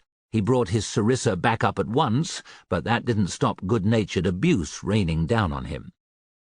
Crichton started singing the paean, the sacred war chant to Ares, and the front rankers took it up with gusto, their deep voices roaring out the words. Demetrius had heard the tune as a boy when the men in the village danced the pyrrhica, the dance of war. More recently, he'd sung it with his comrades around their campfires. This was more different than he could have imagined. The hairs on his neck stood on end. His heart raced. Above, Ares was watching. Demetrius had never been surer of something in his life. Through the singing came the tread of hobnailed sandals. Demetrius's voice faltered. The legionaries were close. The paean came to an end. "Here they come, brothers!" shouted Crichton. "Macedon! Macedon! cried the men of his spearer and every phalangist to their rear. "Ready?" said Zoticos, pushing his aspis into Demetrius's back. "Ready!" echoed the file closers all along the back of the spearer. 80 paces, said Crichton. Demetrius was far from the front, but his mouth was drier than that of a man after a heavy night's drinking. "At 50, they'll throw javelins. Then the barbarian fuckers will charge." Crichton could have been talking about the weather. On the other side of the river, the Cretan bowmen were already at work. As they loosed, they made high-pitched yips like a pack of hunting dogs. Demetrius's eyes followed their arrows up into the air and down again, in front of the spearer where he could not see. 60 paces, said Crichton. "Look up when the Whoresons throw their javelins, and you could be a dead man." Zoticos's breath was hot in Demetrius's ear. "Remember that." Grateful, Demetrius nodded.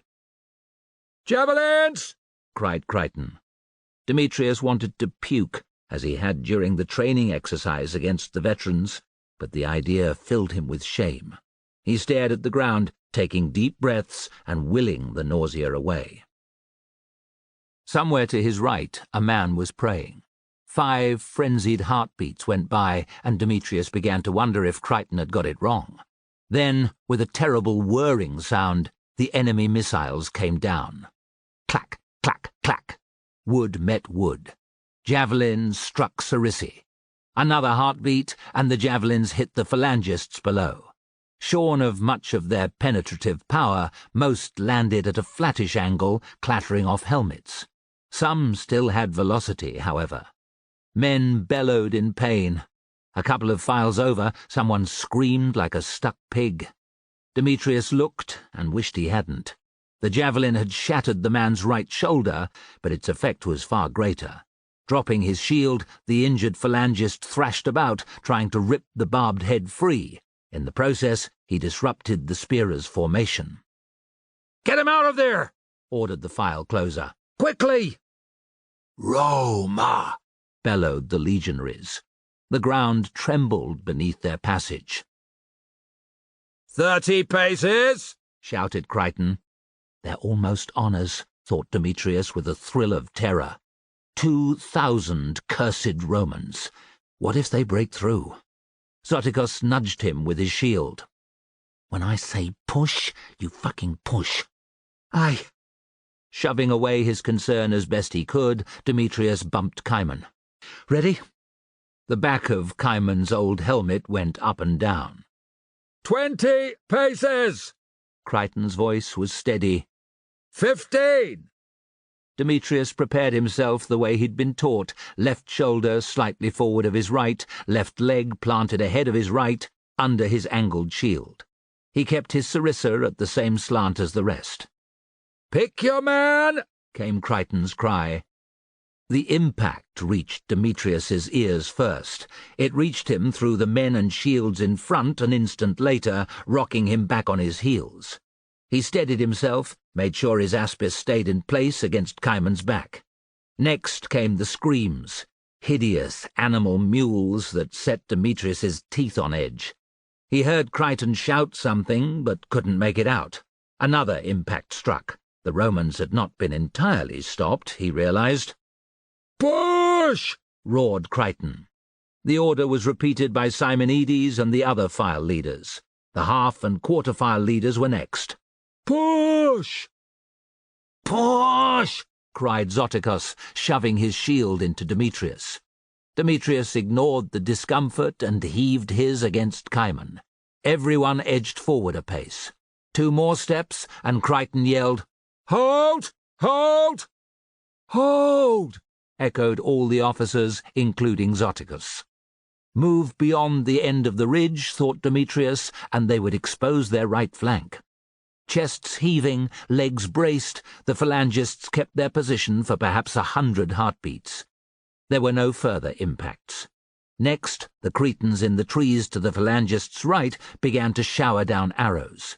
As jeers and insults filled the air, Demetrius twisted his head to look at Zoticus. "Are they cheering because—" "Aye, the bastards are retreating," said Zoticus. Demetrius nudged Cimon. "Did you hear that?" "The battle's not over," Zoticus warned. "The Romans aren't beaten." "If we hold our position, though, and they don't flank us," said Demetrius eagerly. Zoticus was having none of it. "Who are you? Fucking Alexander all of a sudden? 2,000 legionaries won't give up just like that." Deflated, Demetrius shut his mouth. A short break in hostilities followed, during which the Romans presumably licked their wounds and were lambasted by their centurions. Crichton used the time to have the injured removed from the ranks. Thanks to the javelin-caused casualties in his file, none of them Empedocles, unfortunately, Demetrius found himself 3 ranks further forward. A fraction less nervous than before, he craned his neck to catch glimpses of the legionaries when they next charged. Another javelin volley landed. A few men were hurt, but not him or his friends. The second attack broke quicker than the first, and the triumphant phalangists advanced a score of steps before Crichton and the file leaders regained control and had them pace back to the end of the ridge.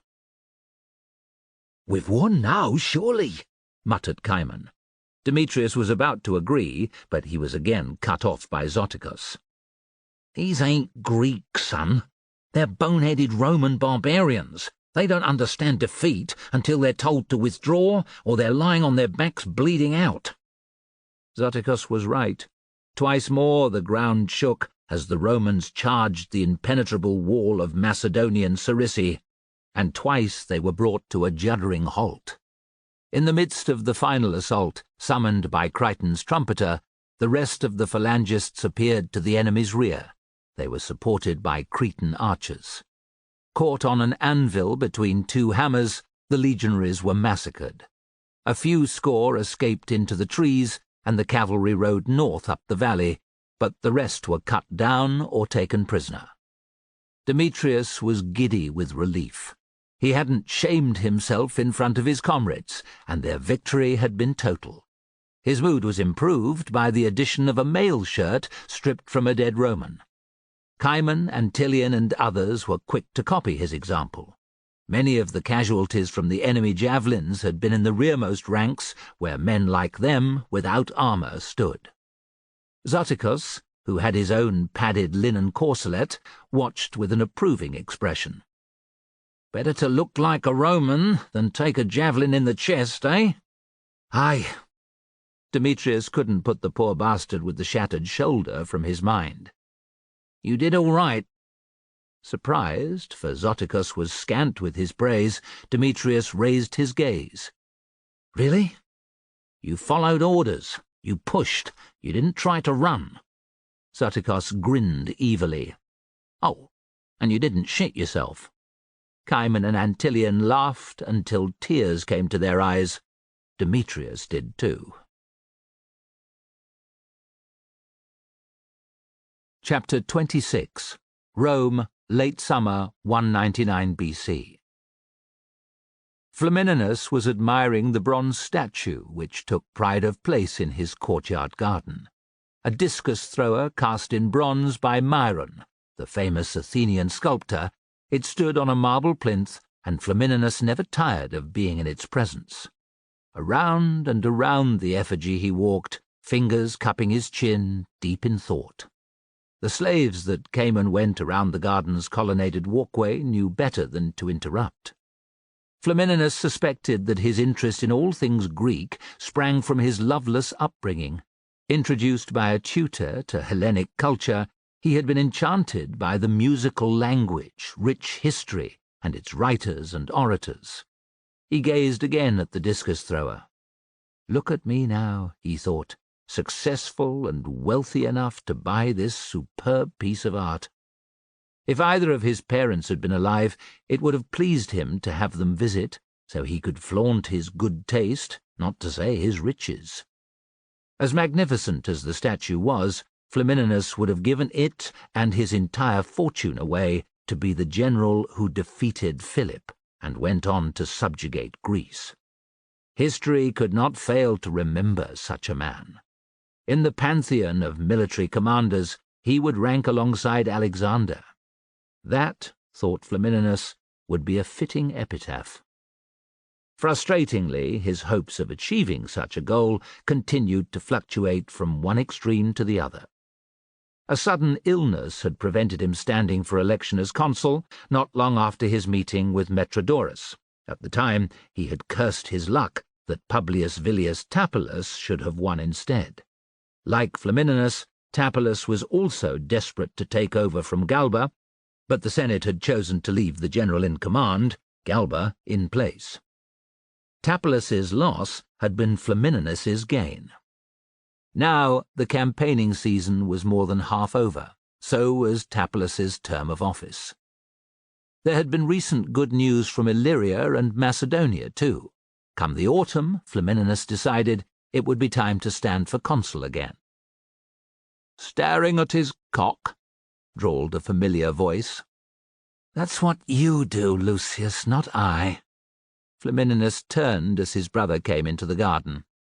"I admire this statue for its beauty, its symmetry, its perfect representation of the human form." "I like its depiction of the human form, too." Smirking, Lucius placed a hand on the discus thrower's well-muscled arse. "You'll mark the bronze." Flamininus glared until his brother stepped away. "You're late." "It was a long night, brother." Flamininus pursed his lips. "I won't ask." "Why not?" Lucius leered. "There's more important business to discuss than where you were whoring." Lucius shrugged and followed Flamininus to his office without comment. Opening onto the courtyard, it too paid homage to Greek culture. On the mosaic floor, Icarus flew towards the sun, and niches in the walls held superb examples of both red and black figure vases. Another Myron bust, Hercules, clad in his Nemean lion skin, stood on a table in one corner. "Wine?" asked Flamininus. A smile flickered around Lucius's mouth. "Of course." Flamininus clapped his hands and told the Nubian slave who appeared to bring a jug of Alban. "Well watered down, mind," he called after. "Don't," he warned Lucius in the same breath. "No doubt you had enough last night." I wasn't going to say anything. Lucius's face was as innocent as a babe's. Flamininus snorted. "Have you heard the latest news from Greece?" With the war in full flow since the spring, Flamininus hadn't been the only one receiving word from abroad. Official messengers had worn a path to the door of the Curia. "I'm aware that Galba marched south, rather than face Philip in battle. Laying waste to farms and towns no one has heard of seems to appeal to him. It's baffling." "Galba's a politician, not a general." "And you are?" Flamininus glared. Lucius snorted with amusement. "Speak your mind, brother. I am listening." "It was Galba's misfortune that his army had to overwinter in Illyria, but only a fool would have risked an attack on Macedonia after the harvest. His campaign in the spring got off to a bad start. Heavy snow in the mountains delayed the invasion. Galba missed another opportunity when his men forced their way through the dirty gates, the vital pass leading east. If he had pressed home the advantage, the war might have been ended at one stroke." "In fairness to Galba, Philip retreated from the dirty gates to high ground," countered Lucius. "Attacking uphill is never a good idea." "Yet the legionaries did just that at the dirty gates and won. Galba should have kept on the offensive. Fortunately for me, he did not." Flamininus paused as the Nubian poured wine. Testing that it was diluted to his taste, he nodded. Lucius drained his in one swallow and held it out for a refill. "Tasty," he pronounced when that had gone the way of the first. He glanced at the Nubian. "More?" "We have much to talk about," warned Flamininus. Rolling his eyes, Lucius set down his cup. "What's happened of recent days?" "The legate Apustius persuaded the Aetolians to join with Rome. He had help from Attalus of Pergamum," said Flamininus, laughing inside.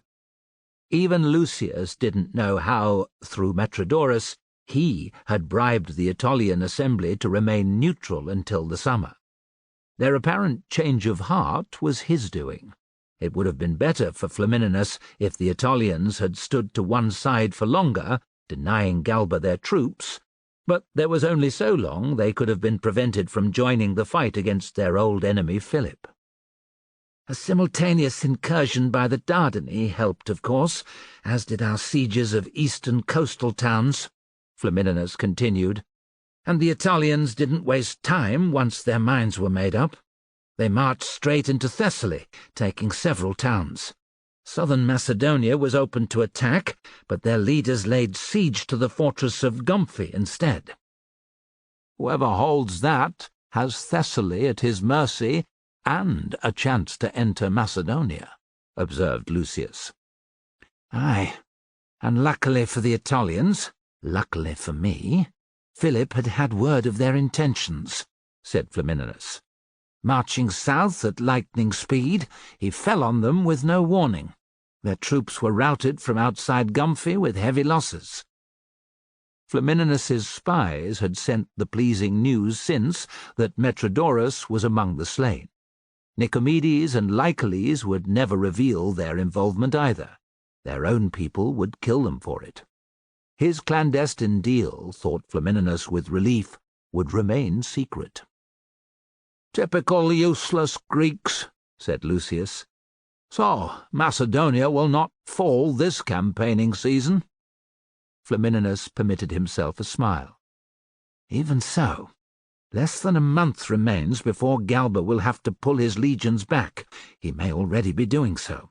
Philip will live to fight another day." "Excellent news, brother. Galba will soon be replaced by Villius, who will be able to do nothing over the winter. You plan to take his place." "Correct. Assuming I win the consular elections, I shall lead Rome's forces into Macedonia come the spring. You will be in command of the fleet." Lucius looked pleased. "Villius might have something to say about your plan. He intends to set sail any day." "Good luck to him. There won't be much to do during the cold months, and while he's away we can sow the seeds for my candidacy." Lucius wagged a finger. "Even if you are elected, Villius won't want to give up command." "He won't stop me," said Flamininus with a snort. "But let's not be hasty. First I must become consul, and that has proved a difficult path before." "Men will say the same things they did last time," declared Lucius. "You'll be criticized for failing to win before, for jumping from office to office without following due process. From quaestor to consul, they'll complain. That shouldn't be allowed. They will also say that you lack political experience."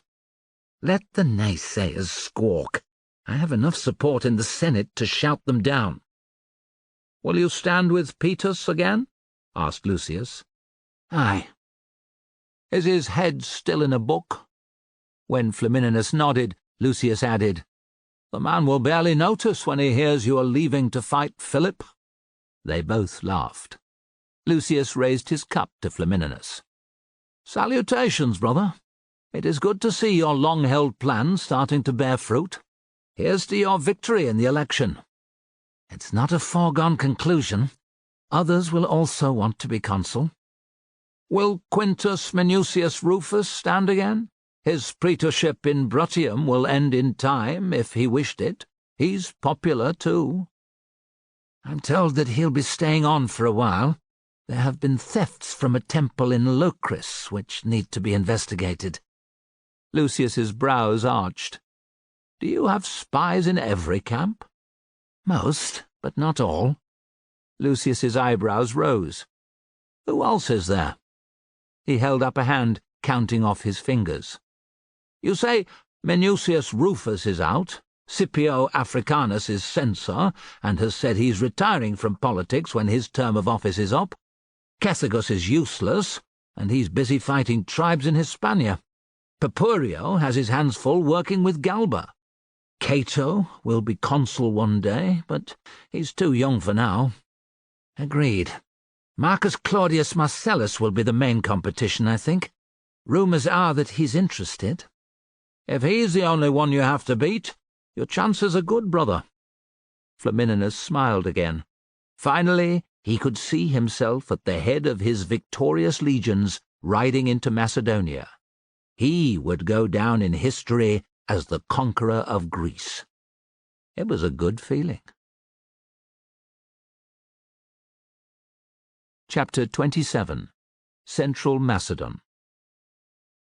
Philip was alone in the meeting chamber of his vast tent, bare of furnishings, but for a long table and stools to sit around.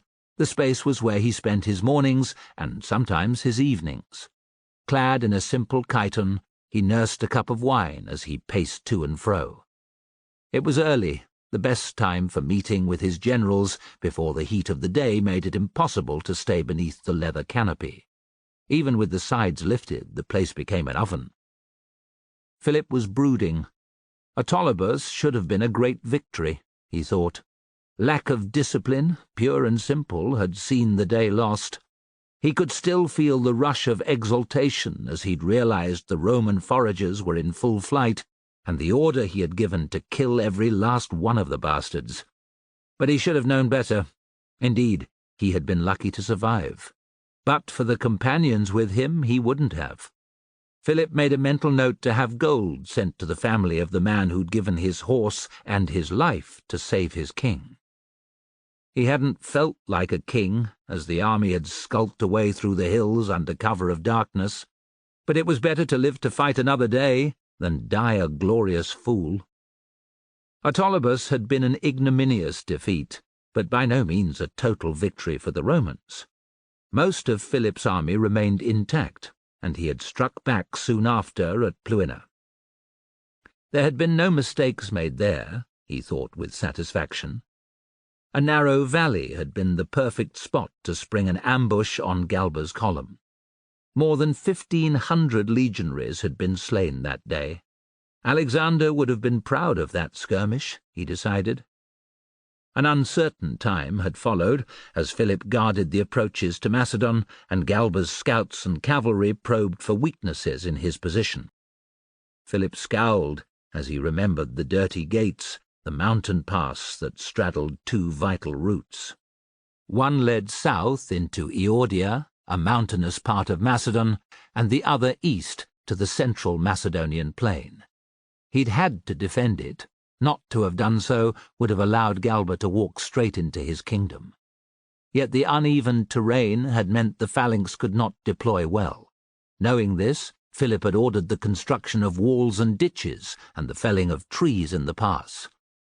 The winding track had been made impassable, or so he'd thought, but the legionaries had made short shrift of it, swarming like rats over the obstacles. Smarting from his losses at Autolibus, Philip had ordered his troops to withdraw from the dirty gates. Galba's victory had offered him access to the south, but Philip's armies still occupied the heights to the east and the way to Macedon's heart. A flat valley floor below his position meant that the phalanx could form, which was probably why Galba had chosen to march his legions south. There was satisfaction to be taken from this, thought Philip. Despite the summer's setbacks, the consul was wary of meeting his phalangists face to face. He could hear his generals beginning to arrive, and a claustrophobic feeling stole over him. An hour or more would go by as they sat around the table and discussed their next move. It had been the same every morning for days, and the outcome had been the same every time. No one could decide what to do next. Today would be different, Philip decided. He smiled at his general's surprised expressions as he emerged from the tent. "Walk with me." He waved the sentries back. "Not you." Perseus was first to his side. "Where are we going, Father?" He had the boundless energy and optimism of youth. Philip was forever having to dampen his enthusiasm and explain how they couldn't fight the Romans every step of the way. Sometimes he felt old and tired just looking at him, but today Perseus's confidence was infectious. "You'll see." Noting the inquiring looks flying between his officers, Philip smiled again. "You're sick of the planning, sire." Athenagoras had been one of Philip's first appointments. The pair had been friends for decades. Short, squat, and with a bald pate, he was one of the finest riders in Macedon. "You know me well, Athenagoras." "After 25 years, I should, sire." Philip could remember their childhood like it was yesterday. Part of him would have given anything to have returned to those innocent days when their only concern was not to be caught stealing apples or spying on Athenagoras's sisters as they got dressed. Pleasing though the fantasy was, Philip set it aside. He was king now, with all the responsibilities that entailed. Bypassing the companions' tents, he would visit them on his return, the king made his way to the infantry tent lines. Men were up and about, making use of the cooler temperature, so his arrival didn't go unnoticed for long. Pleased cries of "The King!" and "Hail, Philip!" rang out. He felt Perseus's questioning eyes on him. "Do as I do," he said in an undertone. Catching the eye of a phalangist with a salt and pepper beard, he cried, "Well met! Callinicos, isn't it?" "Yes, sire." Callinicos beamed at being recognized. He and his excited comrades bowed to Philip, who spent a few moments inquiring after their well-being. "Are we to fight the Romans again this summer, sire?" asked Callinicus. "If the right opportunity presents itself, we will, but Galba seems wary." "The scouts say his legions continue their march south, sire." "Indeed, away from us." "They don't want to face the phalanx, sire," said Callinicus. "I think you're right," said Philip. "It's no surprise, looking at you fine fellows." Callinicos and his comrades grinned at each other like fools. "You'll be ready when the time comes," said Philip. "Aye, sir." Callinicos thumped a fist off his chest. Philip continued to wander through the camp, acknowledging men's greetings here, stopping to have a word there. He shared bread and olives with a party of Cretan archers and accepted cups of wine from other soldiers. Everywhere he went, he called men by their names and remembered their fathers or brothers or the battle in which they had distinguished themselves. He listened intently to the few grievances he was presented with and settled most on the spot. The gripes that could not be dealt with at once he promised to remedy at the soonest opportunity. Athenagoras and the other generals had moved off among the tents to play their part. Perseus stuck to his father's side. "Try speaking to the men," Philip said after a time. Perseus looked self-conscious, unsure. "What shall I say?" "Admire their weapons or armour. Ask if they have enough food. If a man is injured, ask how he took the wound. Inquire if the surgeons are taking care of him. Try to remember their names. They love that." Perseus waved a hand at the tent lines, which sprawled in every direction. "There are so many men, father." "That's right, and they're all your subjects, or will be." The tiniest seed of doubt nagged at Philip, that Rome might win the war and his son be deprived of the throne. He crushed it ruthlessly. "Where you lead," he continued, "they will follow, but you must earn their loyalty. They need to know that you care for them, that you love them. There's no better way to do it than this." Philip raised a hand to a group of peltasts who were lounging about on animal skins before their tent. "Well met." "Sire!" Dirty-faced, clad in rough tunics, the peltasts resembled bandits of the worst variety, but their faces shone at Philip's recognition. "What have you here, sire?" asked the oldest, a lanky figure with grey hair and almost no teeth. "Beresades, you old dog!" cried Philip. "I thought you had gone to Tartarus long ago." Beresades cast a delighted glance at his comrades. "The bones creak and everything aches, sire, but I'm still alive." "You're good for another battle or two." "Show me the bastard Romans." Beresades' companions fell about the place laughing, and he looked a little abashed. "Begging your pardon, sire. Line 'em up in front of me, and I'll do my bit." "I know you will."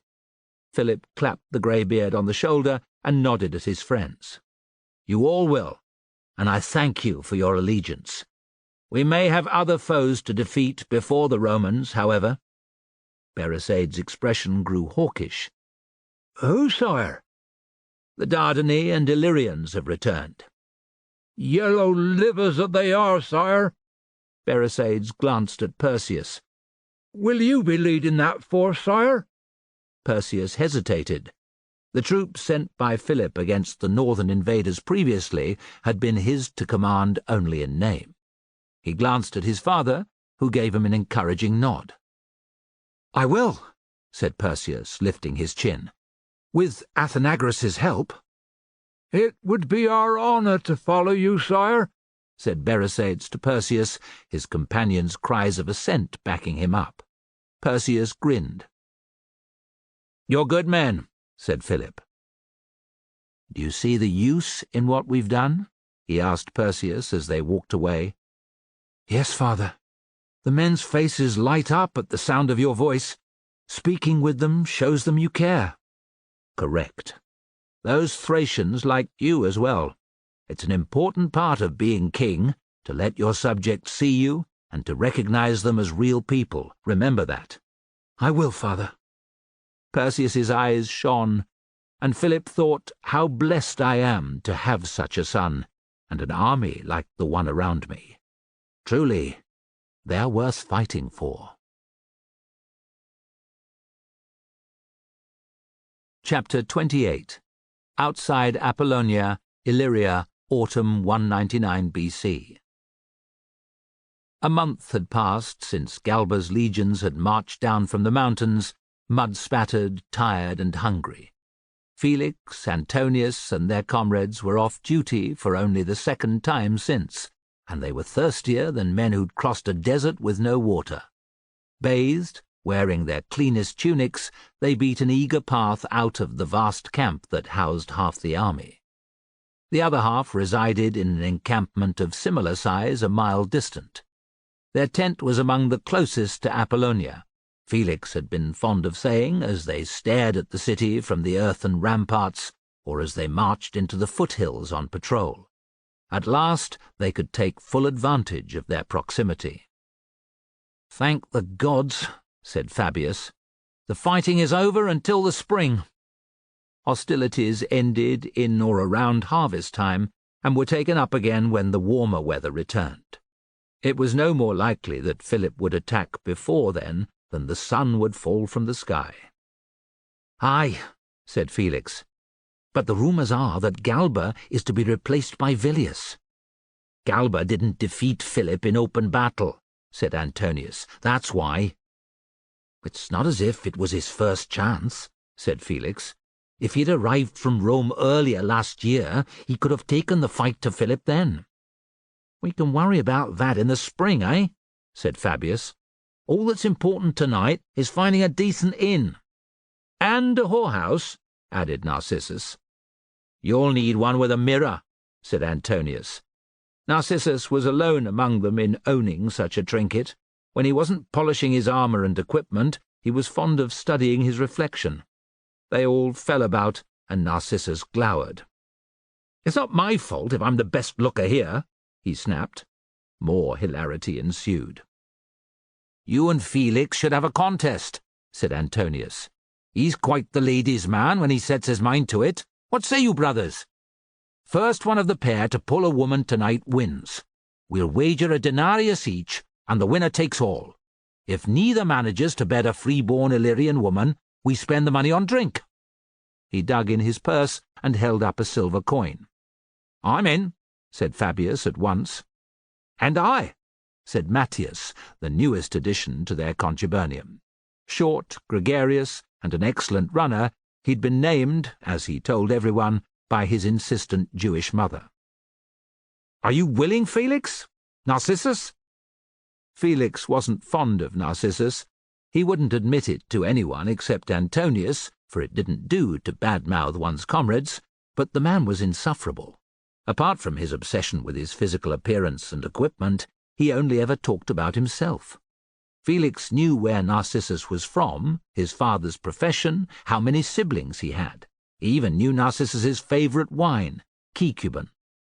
The prick doesn't know the first thing about me, he thought, because he's never asked. "Felix?" Matthias's voice again. Still unsure, downing a bellyful of wine held more appeal than the contest, Felix glanced at Narcissus, whose lip curled as if to say, "You have no chance." Felix's temper flared. 5 denarii. That's more than a half-month's pay. I'll do it." "Narcissus?" asked Antonius gleefully. "It would be like taking a pastry from a child," Narcissus declared.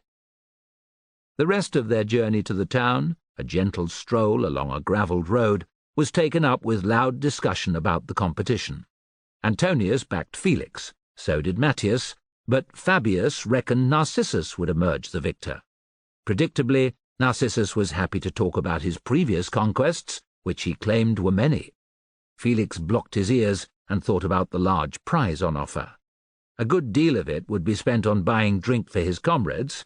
That was the nature of wagers made at times like this, but some could be salted away. Since re-enlisting, there had been 4 paydays, and Felix had been careful to set aside every ass he didn't need. This was a new experience for him. In the war against Hannibal, he had spent his pay within days on wine and women. Now he had a purpose for depositing his coins with the dour quartermaster. When the war against Macedonia had been won, Felix was determined that there would be no return to penury, no working the fields until his hands bled. He would be a man of substance, and when he caught the eye of a pretty girl, she would smile. 2 hours later, and Felix had a good feeling in his belly. The still balmy weather meant the streets of Apollonia were thronged, but he and his comrades had managed to secure a table outside one of the many inns. The streets were crowded with locals and off-duty soldiers. Small children gaped at the legionaries and were chided by their mothers. Greybeards threw suspicious glances. Women kept their gaze firmly on the ground or engaged in overloud conversations with their female companions. Dogs moved between the tables, hoping for scraps from the heavy-drinking customers. While Antonius, Fabius, and Matthias busied themselves with getting drunk, Felix and Narcissus had cast about for potential targets. Narcissus had thrown his net early and was trying it on with the inn's best-looking serving girl, a fine-figured young thing with long brown hair. Tavern girls tended to be either whores or married, in Felix's experience, or immune to customers' attentions. Unless Narcissus was Eros himself, he was destined to fail. Felix decided his best bet would be with one of the women working in the shops beside the inn. Pretending to stretch his legs and keeping an eye out for Matho, this situation was just when he might meet his old centurion. He wandered up and down the street. He spotted two pretty girls working inside a baker's, but was put off by their burly father, who glowered at Felix in a I-know-what-you're-about kind of way. A thick-waisted woman outside her vegetable shop gave him a bold look, but he passed on by. Beating Narcissus wasn't everything. There had to be desire, too. Felix next spotted an attractive woman with braided hair sweeping between the amphorae on display outside a wine shop. Young enough still to be single, she didn't see him approach. "You have some good vintages," he said, studying the prices detailed on the wall. She jumped. "My apologies," said Felix. Seeing her blank face, he said, "Do you speak Latin?" "Some." Her eyes were dark blue, her nose snubbed in an attractive way. "You scared me. Sorry." He raised his hands in a placating gesture. "You have nothing to fear." The beginnings of a smile. "You're a Roman legionary. Mother says I shouldn't speak to any of you, that you all want only one thing." "That's harsh," said Felix, thinking her mother has the truth of it, and feeling a little embarrassed. A voice spoke in Illyrian, and a middle-aged woman emerged from the shop. Her pleasant face hardened at the sight of Felix. "You want to buy wine?" Her Latin was strongly accented, but good. Perhaps." Felix's eyes flickered to the girl. "Or are you troubling my daughter?" "The latter, I think." Folding her arms, she advanced on Felix. He backed away a step. "We were talking, nothing more." A contemptuous "Pfft." "Do you think I was born yesterday? Young men are the same now as they were when I was a girl. Either buy some wine or be on your way." "I'll head back to my comrades." Felix put on his winning smile, delivering it first to the mother, who scowled, and then her daughter, who blushed a little. Deciding that he and Narcissus had been set an impossible task and that valuable drinking time was being wasted, he strode off without a backward glance. As he got back, Narcissus was on the receiving end of plenty of jibes. "What happened?" asked Felix. "The serving girl was having none of his sweet talk," said Matthias, grinning. Felix winked at Narcissus. "Are you sure you weren't exaggerating your previous conquests?" "You don't seem to have succeeded either," muttered Narcissus, burying his nose in his cup. "Anything to report?" Antonius asked his brother. "The young women of Apollonia are well guarded," said Felix, with a rueful shake of his head. "You're not giving up?" Matthias glanced from Felix to Narcissus and back. Felix poured himself a large measure of wine. "Let's just get pissed." "We can always visit a whorehouse later," said Narcissus. "If you can still get it up by then," retorted Matthias, holding out a stiff forefinger and letting it droop. "Speak for yourself," snarled Narcissus. "Settle down, the pair of you. 5 denarii will last us all night and more." Antonius slapped a pair of dice on the table. Made from sheep tailbones, they went everywhere with him. "Who's for a game?" he demanded. "Wake up!" A hand was shaking Felix's shoulder. Deep in a pleasant dream about the girl from the wine shop, rather than the usual nightmare about Ingenuous, he ignored it. A slap to the back of his head. "Stir yourself, brother. We're going home." Felix came to, his face planted sideways on rough timber. His mouth was dry, his tongue furry. He sat up, swaying. Darkness blanketed the street. The shops were shut, and the crowds of earlier had vanished. Antonius was standing over him. He looked almost as drunk as Felix felt. Matthias and Fabius were both under the table, snoring. Felix looked around. "Where's Narcissus?" "Gone for a piss." "Let's get another drink." Felix could hear himself slurring the words. Antonius made an obscene gesture towards the tavern. "The innkeeper's shutting up shop. It's time to go." It took a few moments to kick Matthias and Fabius awake, and longer to find Narcissus, who had collapsed in an alleyway, cock in hand, and fallen asleep. Eventually, however, they had gathered. Draining the last drops from their cups and the jug, they weaved off down the street. The darkness wasn't total. Some premises still had torches burning outside, illuminating their way. Matthias began to sing a popular ditty out of tune. Narcissus tried to join in, but couldn't remember more than the first word or two of each line, and so gave up in disgust. Spying another tavern, Felix made a beeline for the door. He had just reached the threshold when Antonius pulled him away. "Come on, bed." "I'm thirsty," protested Felix. "Your head's going to be sore enough in the morning." "I'll be fine." "Don't give Pullo an excuse to put you on latrine duties." Antonius's advice sank in. They wouldn't have to fight tomorrow, nor even parade, but Pullo required his men to be functioning. Grumbling under his breath, Felix turned and collided with someone exiting the tavern. "Look where you're going," Felix growled. "I could say the same to you," said the legionary. The pair glared at each other in the orange-red torchlight. A fresh pink scar ran from the corner of the man's eye to his chin. Recognition tickled Felix's drink-fuddled brain. The same was happening to the Hestatus. His face twisted with rage. "That's you!" Felix planted his hands on the Hestatus's chest and shoved, sending him stumbling backwards into the tavern.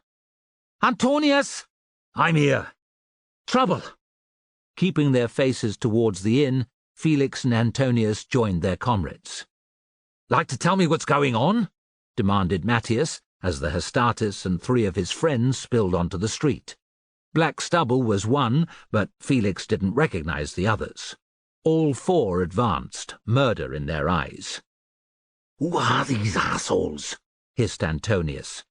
"They're the ones who were raping the girl in Antipatrea," said Felix. "That's quite a mark you left on him." Narcissus's tone was acid. He didn't back away, however, nor did the rest. A comrade was a comrade, no matter what, thought Felix. "I knew we'd meet again," said the scar-faced Hestatus. "It was only a matter of time." "Raped any children since?" Felix hawked a gob of phlegm which landed close to his enemy's feet. "No, but I will again, God's willing." The Hestatus leered. "Where's the whore you took from us?" "Screw you!" Revulsion filled Felix, but he could no more stop such atrocities than he could pluck the moon from the night sky. He hoped the girl was safe from harm. The morning after the sack of Antipatrea, he'd given her food for a few days and sent her to find the kin she had said lived in a village nearby. The Hestatus had his dagger out. "You're going to pay for what you did to me." "Think again, cocksucker," said Felix. "It's 5 against 4. 4 men against 5 yellow livers," sneered the Hestatus, but his friends didn't look so sure. He was still leering when Felix snatched a jug from a table and hurled it. Catching the Hestatus in the side of the head, it dropped him in a sprawl of limbs on the ground. Felix bared his teeth. 5 against 3 maggots, Still keen?" Blackstubble waved his two comrades back. "We know you, whoreson, and now we know your mates. Best sleep with one eye open from now on." Felix flung another jug at him, Blackstubble ducked, and the vessel shattered off the tavern wall. The noise brought the doormen outside, and with menacing waves of their clubs they ordered the legionaries to be gone. Felix and his comrades headed down the street. Hauling the semi-conscious, scar-faced man, the Hastati went in the opposite direction. Both groups shouted abuse until they were out of sight of each other. "Bastards!" growled Fabius. "We should have beaten the shit out of them." "Not worth it," said Felix.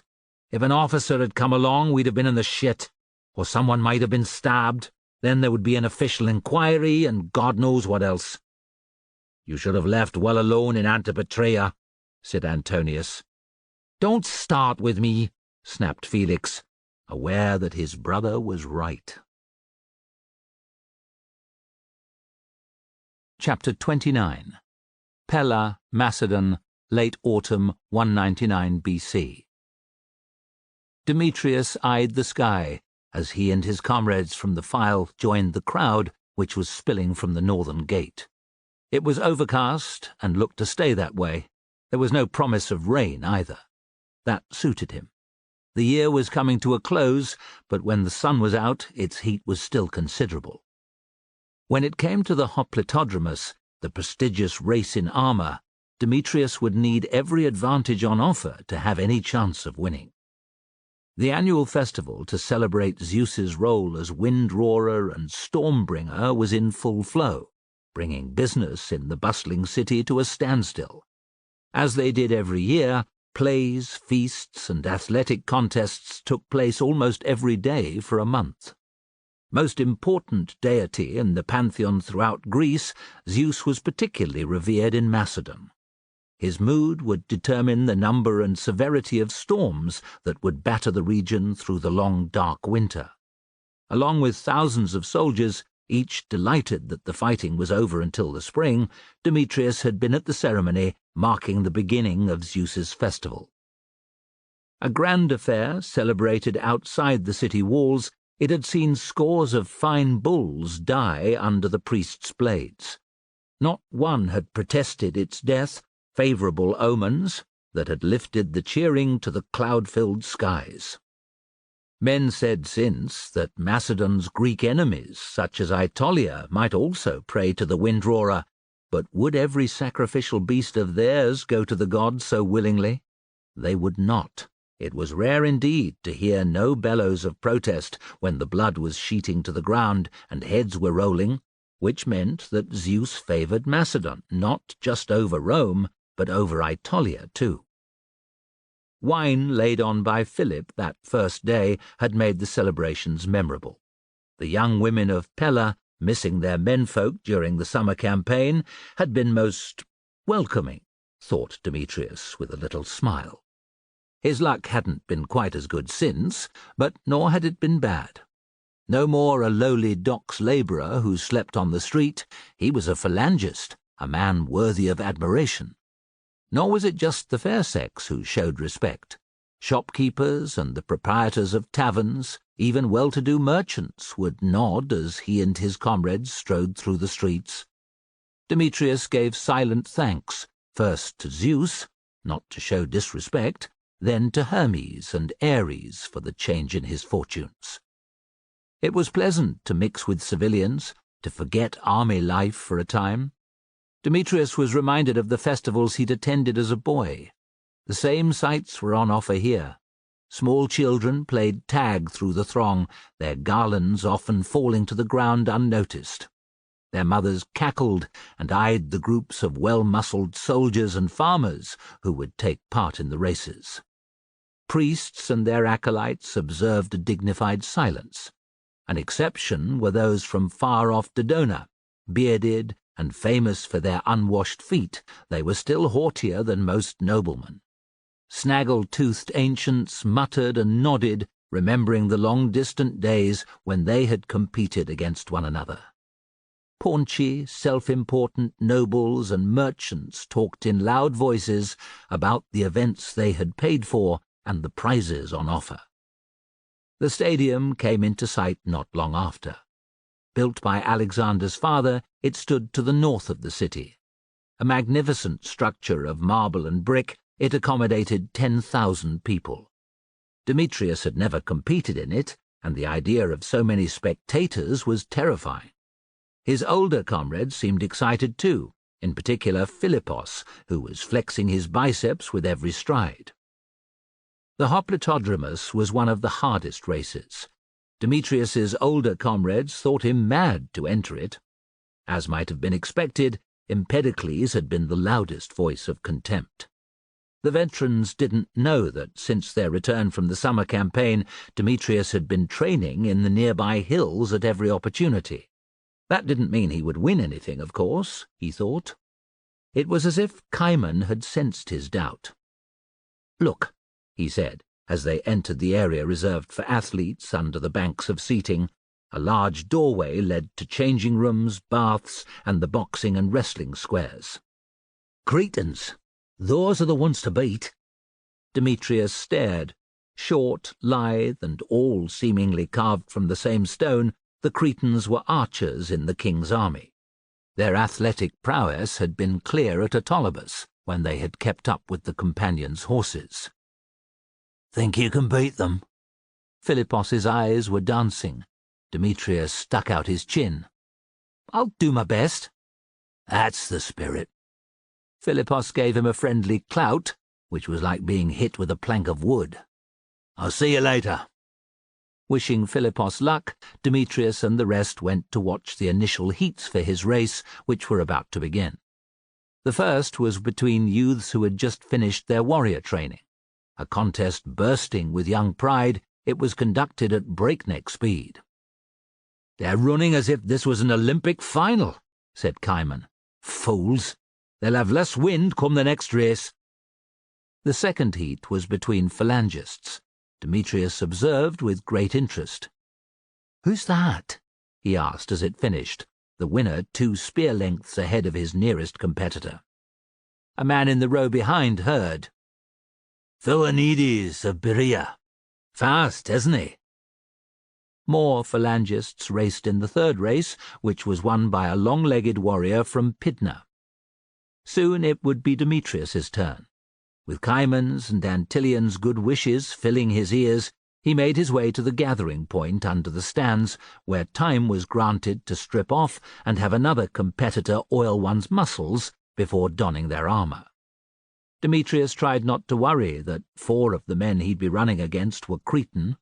The last was a phalangist he recognized but didn't know by name. Luckily, there was little opportunity to brood.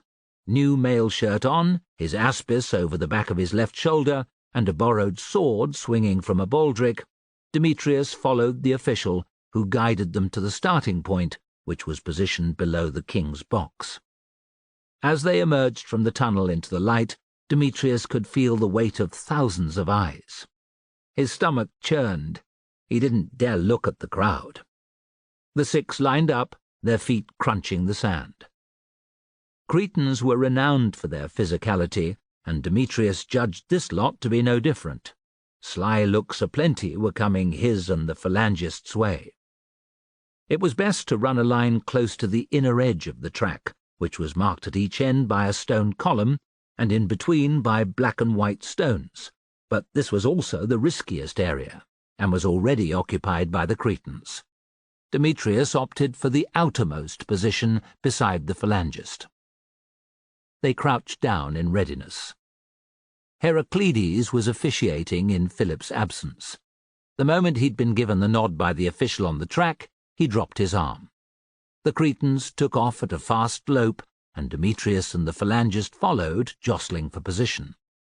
The 2 best Cretans soon broke away, and the second pair spread out a little, blocking an attempt to overtake close in. This had been planned, thought Demetrius, increasing his speed. To have any chance of a place, he needed to pass the Cretan blockers before the turn. Pain lanced up Demetrius's arm. The phalangist had elbowed him. Illegal in the Olympic Games, such tactics were standard practice here. Rather than retaliate, Demetrius sprinted away, leaving the man trailing in his wake. The lead Cretans were nearing the turning point. Fear gave him extra energy. Sneaking up on the right of the outside blocker, Demetrius shot past him. He angled in and took the bend nice and tight, his aspis brushing the polished stone of the column. Third place, he thought. One Stadion remained to the finish line, less than 10 score paces. The front pair of Cretans had split now, with the taller in the lead, his companion a short way behind. Despite the weight of his armour and shield, Demetrius closed in on the second Cretan, his feet pounding the sand in a frenetic rhythm. Nervous, the Cretan glanced over his shoulder, and Demetrius accelerated, managing to give him a dig as he went by. The Cretan stumbled, leaving the race to Demetrius and the tall man. The leader sensed what was going on and sprinted for the finish. Demetrius followed, pumping his arms and legs. Sand flew, air hissed by, his aspis bounced off his back. His mail felt heavy as lead, and the effort of carrying it made his chest rise and fall like a smith's hammer. From what seemed a long way off, people were cheering. Demetrius closed in. 2 paces separated him from the Cretan. "I can do it," he thought. "I can take him." Stars danced at the edge of Demetrius's vision. Lungs burning, leg muscles screaming, he could taste victory. 30 paces from the end column, he pulled parallel with the Cretan, kept pace with him for 4, led by a nose for perhaps 5, and then watched in disbelief as his opponent somehow recovered the lead. Demetrius had nothing left. His speed dropped away, almost allowing the Cretan's companion to catch him. He was lucky to finish second. Pride stinging, Demetrius managed a smile when the tall Cretan clapped him on the back. On his return, his friends were less forgiving. "That was a stupid run," said Kaiman. "There was no need to try and win. Second place would have been enough to see you into the final." Antilian nodded. "You'll need that energy." Demetrius scowled. "I know." "Pride, that's what it was," said Kaiman. "Just like those lads earlier." He was right, thought Demetrius, hoping that the delay before the final would leave him time to recover. It did, just. Up against 2 Cretans, a fleet-footed local farmer and a pair of phalangists, Demetrius struggled to keep up from the start. Finding a hidden reserve of energy close to the turn, he sneaked ahead of the farmer and one of the phalangists. The second soldier, Philonides of Berea, and one of the Cretans, barged into each other coming around the column, offering a chance to tail the Cretan in the lead.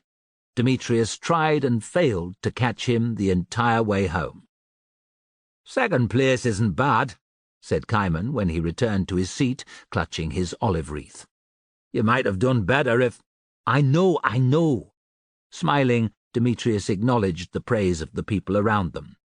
"I shouldn't have tried to beat that first Cretan." "That's right." Antilian offered his wineskin. Demetrius took a long pull, enjoying the warm sensation as the wine coursed down his throat. He wrapped himself in his cloak lest he get a chill. Eyes wandering over the audience, he noticed Crichton and Heraclides close to the royal box. At once the clandestine meeting he had overheard returned to him. During the summer, Crichton had been with the king, while Heraclides had stayed with the fleet on Macedon's eastern seaboard. For all Demetrius knew, they were talking about the upcoming races, but he couldn't help feeling suspicious. When the pair vanished into one of the passageways that led towards the many entrances, his doubts about them surged. Telling his puzzled friends that he'd be back soon, Demetrius slipped from his seat and hastened towards the area. There was small chance of being recognized by anyone in the crowd, but he left his wreath behind. To his relief, his worries came to naught. There were plenty of other athletes amid the crowds below the seating. The dim light was also perfect for a man who didn't want to be noticed. Demetrius slipped past a gaggle of young women who were doing a bad job of pretending not to ogle a pair of grinning Cretans. He hesitated, belly rumbling, by the stall of a woman selling skewers of fried mutton, before remembering with a chuckle that he was naked apart from his cloak. His purse was safe with Cimon. There was no sign of Heraclides and Crichton at the staircase he'd seen them take. Cursing, Demetrius paced up and down either side of it, trying to look inconspicuous, while also studying the faces of the passers-by. Inevitably, he was then recognized by a man who'd seen his race. Trying not to be rude, Demetrius accepted several slugs of wine and congratulatory backslaps. He laughed in rueful acceptance when he was told again how it was unwise to give one's all in the heats. When those nearby realized he was a winner, they also pressed in, clasping his hand and offering high praise. By the time Demetrius extricated himself from the well-wishers, he had given up hope of finding Heraclides and Crichton. A prime opportunity had been missed. Regretting that he had not moved faster, he weaved his way in the direction of the stairway nearest his friends.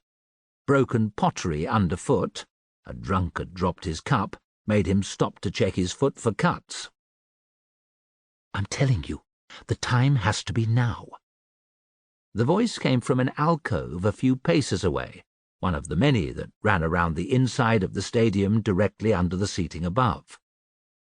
"The risks are too great," said a second man. Demetrius froze.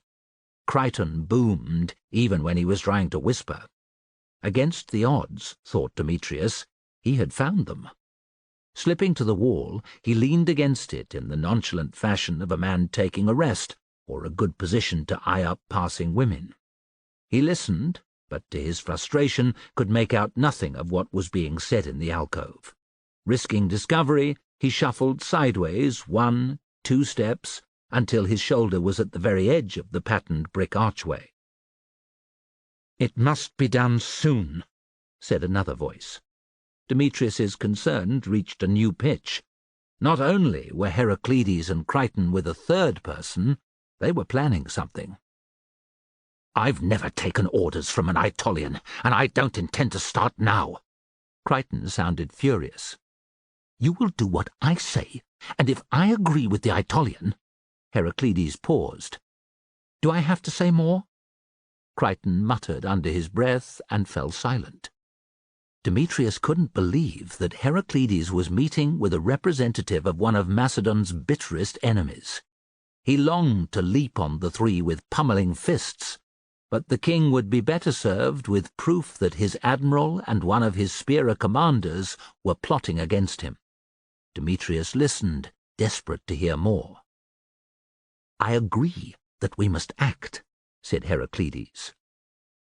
Before the Tarentine could say another word, Demetrius sneezed. One of those come-out-of-nowhere explosive propulsions of breath he was powerless to prevent it.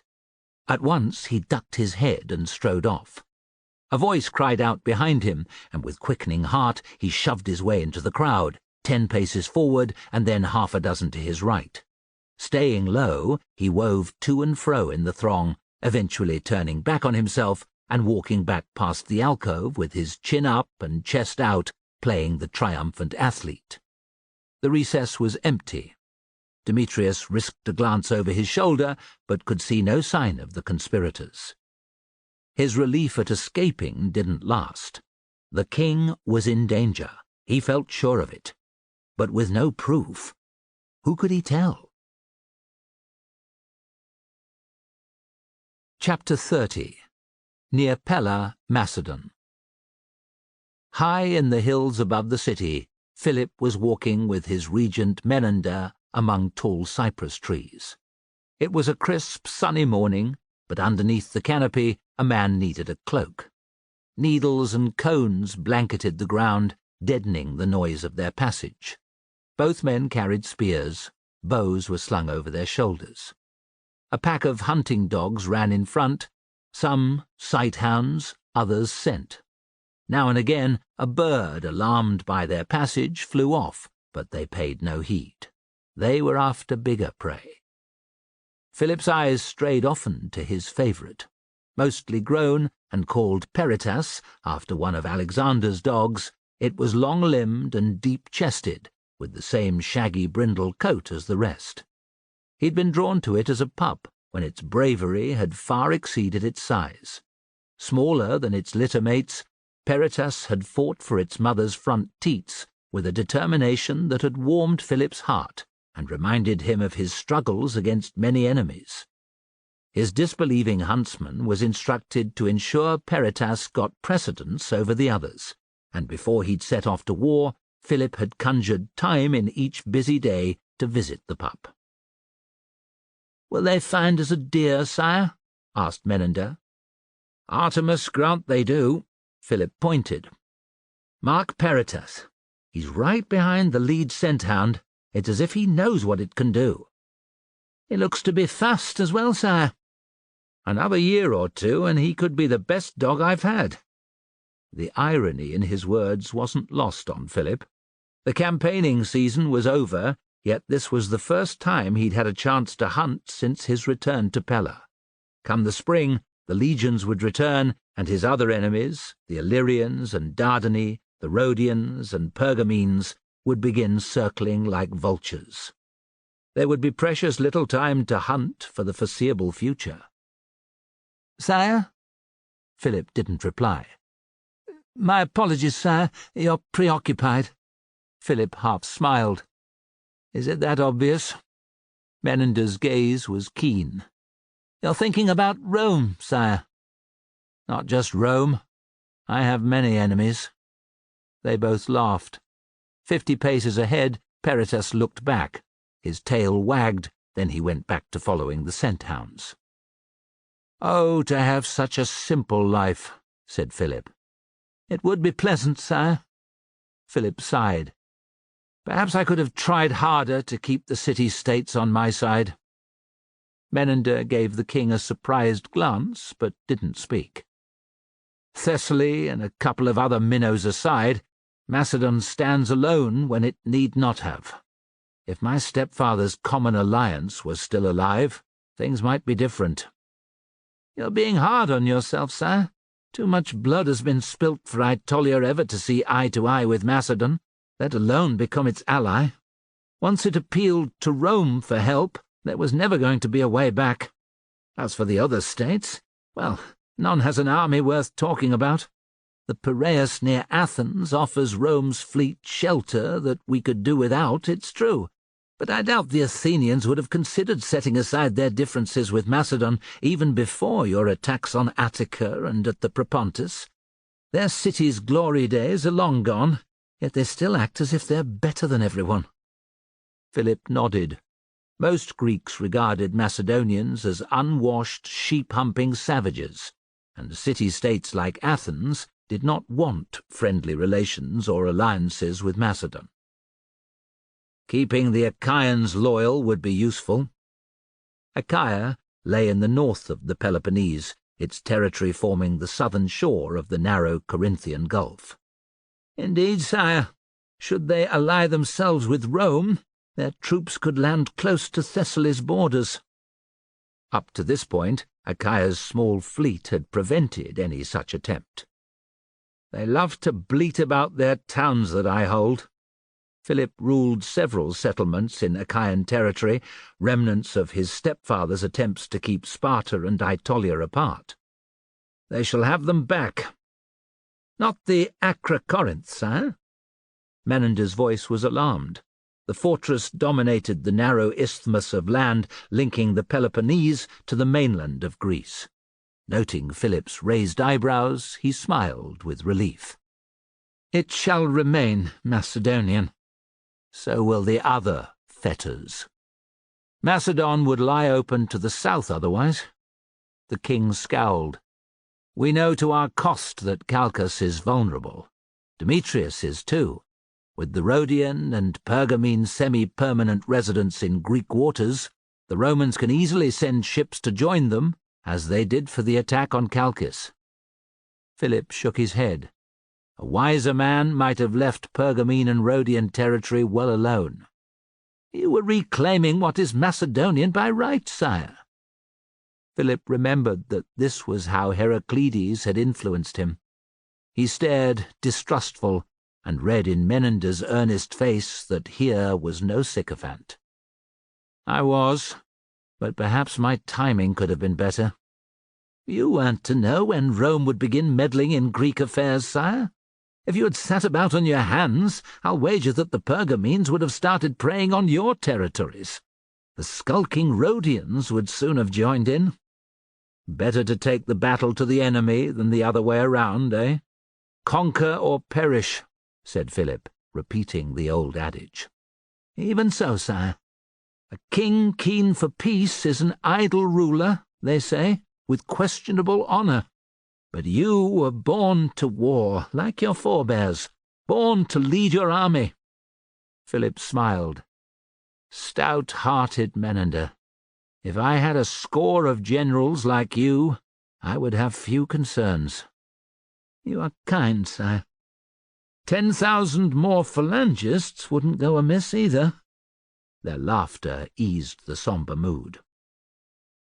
"Before this fight is over, every man in Macedon who can bear arms will be needed," said Philip. "It won't be popular." "Your people love you, sire. They will fight for you, old and young." "Heraclides is the exception, then. He will do anything but fight, it seems." "I am no sailor, sire. Naval battles are a thing of mystery to me." "There's no need to be diplomatic, Menander. I am no sea captain either, but our ships equal the enemy's in number. If the rumours are true about Attilus's squadron, that it wasn't there for most of the summer, our fleet is actually larger. Our sailors aren't equal to the Rhodians or Romans, but curse it all, Heraclides should have managed some kind of action." Menander made to say something, then hesitated. "Speak." "I have never liked the Tarentine, sire. In my mind, a man who can betray his own city twice is not to be trusted." Menander hesitated again. "What is it?" "It's a small thing, sire, like as not." The king let the dogs run on. "Tell me." "A phalangist came to me yesterday, sire. He is worried about not just Heraclides, but his spearer commander, a man named Crichton." "Crichton the boar-killer? He has been with me since—" Philip's eyes returned to the hounds, who were making excited whining noises. "Neither of us needed to shave." "I know, sire. The phalangist did too. He begged forgiveness for mentioning Heraclides and Crichton's names. Months had gone by before he had the courage even to approach me." Philip glowered. "Months? Consider his position, sire. He's a newish recruit with no evidence. He risked much by coming forward. He saw something at the Hoplitodromus, you see." "What had he to say?" "It wasn't much." Philip made an impatient gesture. "Artemis's tits, Menander, tell me." "One morning, last winter, sire, he was coming off duty outside your quarters. He overheard a conversation between Heraclides and Crichton about gambling debts." "Owing money is no kind of treason. If it was, I'd be guiltier than any man." The costs of keeping an army in the field were immense, and the booty of recent years had not even come close to filling his war chest. Each winter, Philip spent many hours cultivating Pella's bankers and moneylenders, and he hated it. "Blood-sucking leeches," he muttered. "Go on." "You'll know that Crichton is over-fond of a wager, sire." Philip didn't, but nodded regardless. "He's been borrowing from Heraclides."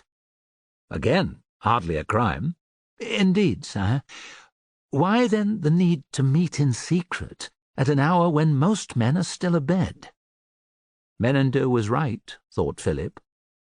What else did he hear? "Nothing, sire. Crichton went to close the door, and the phalangist had to retreat lest he be discovered. He said that Heraclides spoke of a delicate subject that needed discussing, that's all." "Odd behaviour, that's certain. Has the phalangist—" Philip checked himself. "What's his name? Come, tell me." Menander looked awkward. He asked me to keep his identity a secret, sire.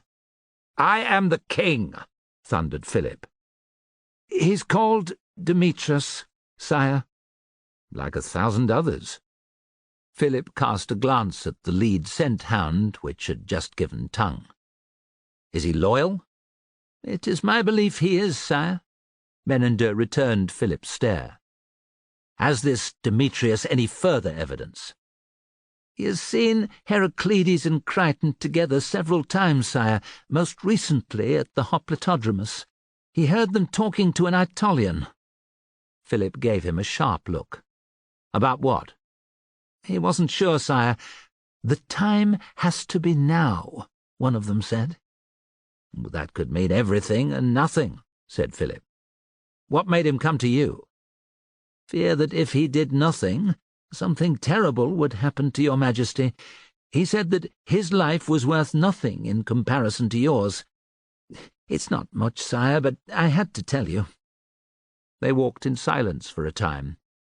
Philip decided to have Heraclides and Crichton watched.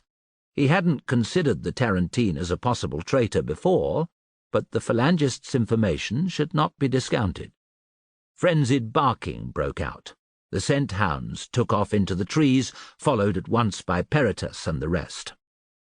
Philip broke into a run. "Ready for a chase?"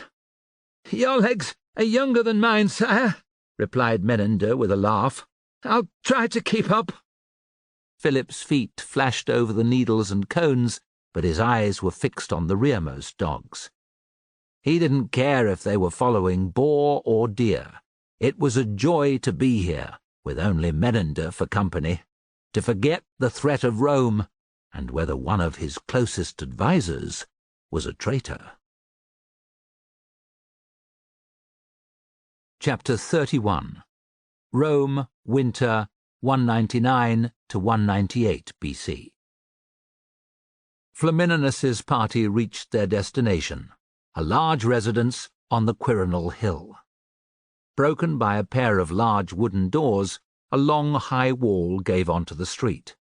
To either side of the entrance, stone benches, empty now, provided supplicants with a place to sit as they waited for the man of the house to emerge. With a shake of his head, Flamininus indicated that Thrax should not yet use the knocker on Galba's front door. He hadn't sweated much on the walk here, but appearances had to be maintained. That was, he thought, if he was even allowed over the threshold. "Passion." His secretary materialized by his shoulder. "Master? How do I look?" Passion's eyes roved up and down. Pursing his lips, he rearranged several folds of Flamininus's toga.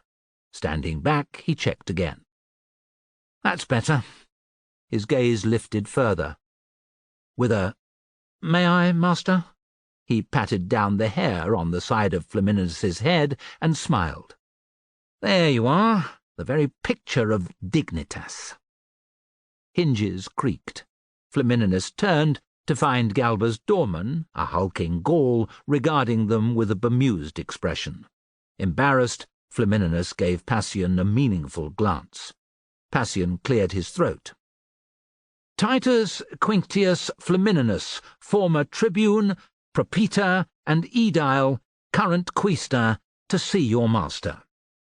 The Gaul didn't seem impressed. "Wait," he said, shutting the door with a loud air of finality. Passion hissed with disapproval. Thrax looked annoyed. Flamininus stayed calm. Galba didn't know he was coming, so it was improbable that the doorman had been instructed to be rude. He was merely a savage who knew no better. Besides, thought Flamininus, he had bigger fish to fry. Galba had little reason to allow him in. Their enmity was no longer fresh, but nor had it been resolved. No stone could be left unturned, however, for the consular elections were fast approaching and things weren't going to Flamininus's plan. 2 of the 10 tribunes were conducting a vigorous campaign in the Senate to prevent him from standing. Their supporters numbered less than 30, but they were gaining support every day. Hearing the news had seen Flamininus's efforts to win votes redouble. Although Galba had not succeeded in Macedonia, he retained the trust of a large number of senators. His backing would be invaluable. If making peace with him was part of the price, thought Flamininus, so be it. With a screech of unoiled hinges, the door opened again. This time the Gaul was accompanied by a well-groomed slave with a haughty expression. Oiled black locks and light brown skin marked him as a Judean. His bow was not as deep as Flamininus would have liked. "My master bids you welcome, Titus Quinctius Flamininus. Enter." "I will." Flamininus strode in, thinking this was but the first hurdle of many. "Come, Passian, Thrax." Feet scurried as the two joined him. The Gaul shut the rest of Flamininus's retinue onto the street, then resumed his post in an alcove by the door. Pleased, he had thought Galba might refuse entry to Thrax, Flamininus followed the Judean into the house. The mosaic patterns were simple yet elegant, and the paving stones underfoot were marble. Even the wall frescoes, typical dark red marble squares, had been painted by master craftsmen. They rounded the pool in the centre of the atrium floor and headed for the courtyard beyond. Light flickered from lamps burning in the household shrine. From above its altar, painted masks of Galba's ancestors stared with what seemed clear distaste. Flamininus offered a silent prayer. "I come with respect to ask help of your descendant." He buried his intention to use Thrax as intimidation if it came to it. Galba was strolling among the trellised vines and lemon trees. He had his back to them, a quite deliberate ploy, but Flamininus stayed calm. He needed Galba a great deal more than his host needed him. A few paces away the Judean called, "Your visitor, master." At last Galba turned. "Titus Quinctius Flamininus, Quaestor, to see you, master," said the Judean. With a deep bow to Galba, and a much smaller one to Flamininus, he retreated to the walkway that led around the garden. In a tiny act of rebellion that pleased Flamininus no end, Passian and Thrax didn't join him until, with a casual jerk of his head, he indicated they should do so. It was better to begin the encounter in a civil fashion, and Thrax was close enough to summon quickly. "Welcome, Titus Quinctius Flamininus, Quaestor."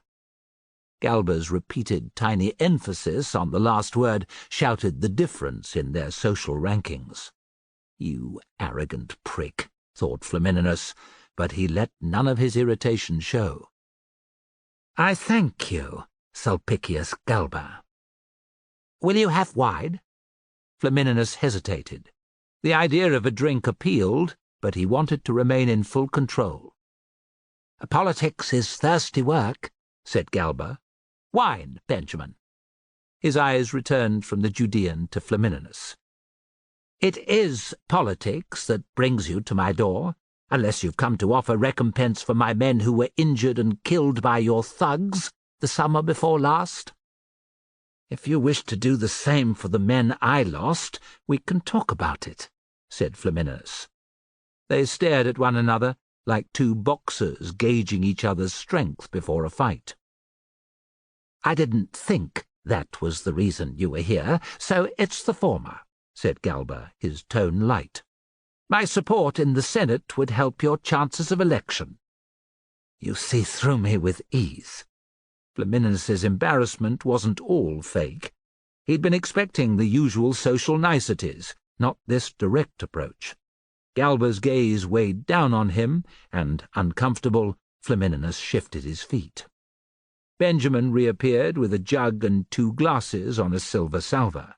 Setting his burden on a one-legged stone table, he poured wine and padded across to hand a glass first to his master and then Flamininus. "I suppose we must toast Vilius's victory in Macedonia," said Galba dryly. "To victory in Macedonia," said Flamininus. His wording made Galba's eyes narrow. They drank. "How lay the land when you left?" asked Flamininus. Macedonia is vulnerable, said Galba. The Italians have been defeated by Philip, but their hatred for him is bitterer than ever. They will fight with us again. Athens is with us, and Achaia is wavering, a shove in the right direction, and it will enter our camp. The other states will do nothing to hinder us, and the Illyrians wait only for word to invade with the legions. The Dardani will attack as soon as the legions march. To the east, the Rhodian and Pergamene fleets are ready for the coming of spring. Galba paused, then added, The general who next leads our forces into Macedonia will in all likelihood defeat Philip. But you know that already, thanks to your spies. No wonder you intend to relieve Villius of his command should you become consul. Flamininus spat out his wine in shock. I knew it, crowed Galba. If he knows about my spies, thought Flamininus, he must have ones of his own. You seem confident of knowing my mind. Why would I take over from Villius? Galba laughed. I remember how furious you were when I was elected. Last winter you were prevented from standing by illness. To try for a third year in a row is extraordinary. Most men who fail to win election as consul wait for a few years. But not you. You have an ulterior motive, and you're a Hellenophile. It stands to reason you want to be the general to conquer Macedonia, to bring Greece under the Republic's control. The bastard's toying with me, Flamininus thought furiously. But I'm the one with Thrax here, while he has only Benjamin the Judean. Am I not right? Asked Galba. You are, admitted Flamininus. Why, in Jupiter's name, would I help you to have what I cannot? Galba's voice throbbed with anger.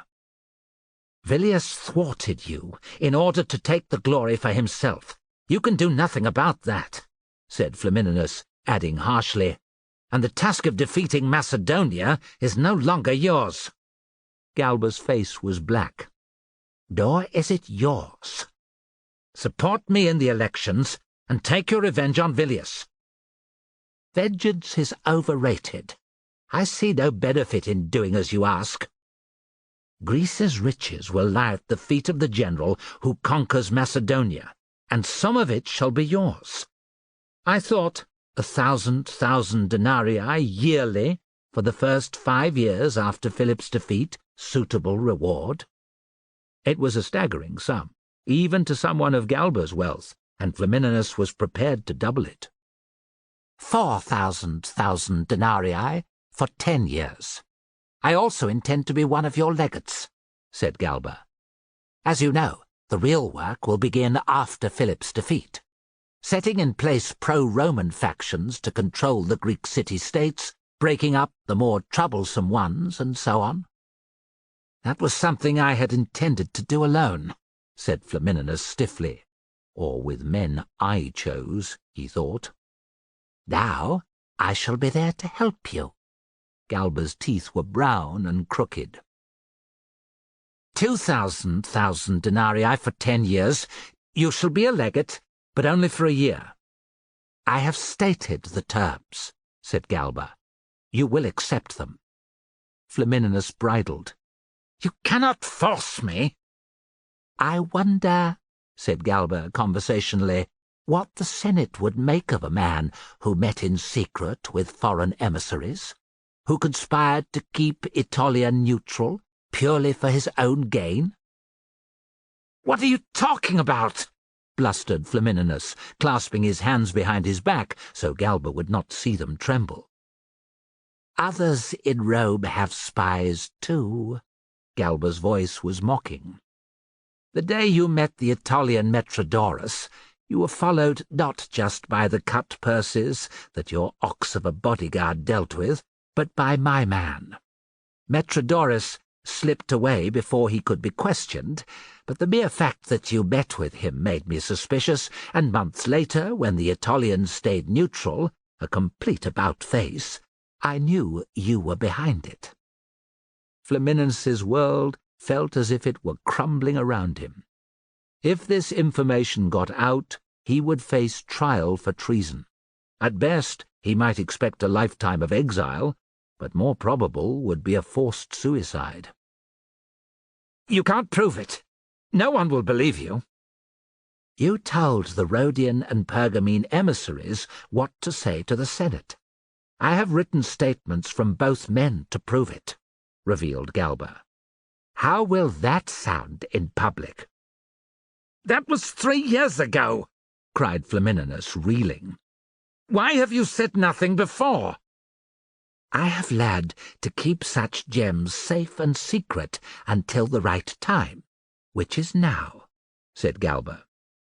To become a legate in Greece and oversee the running of a city like Athens, say, now that's a prize worth having. You will not breathe a word of my meetings, threatened Flamininus. I will not, as long as you agree to my terms. All of them. Thrax. It was time, thought Flamininus, for some intimidation.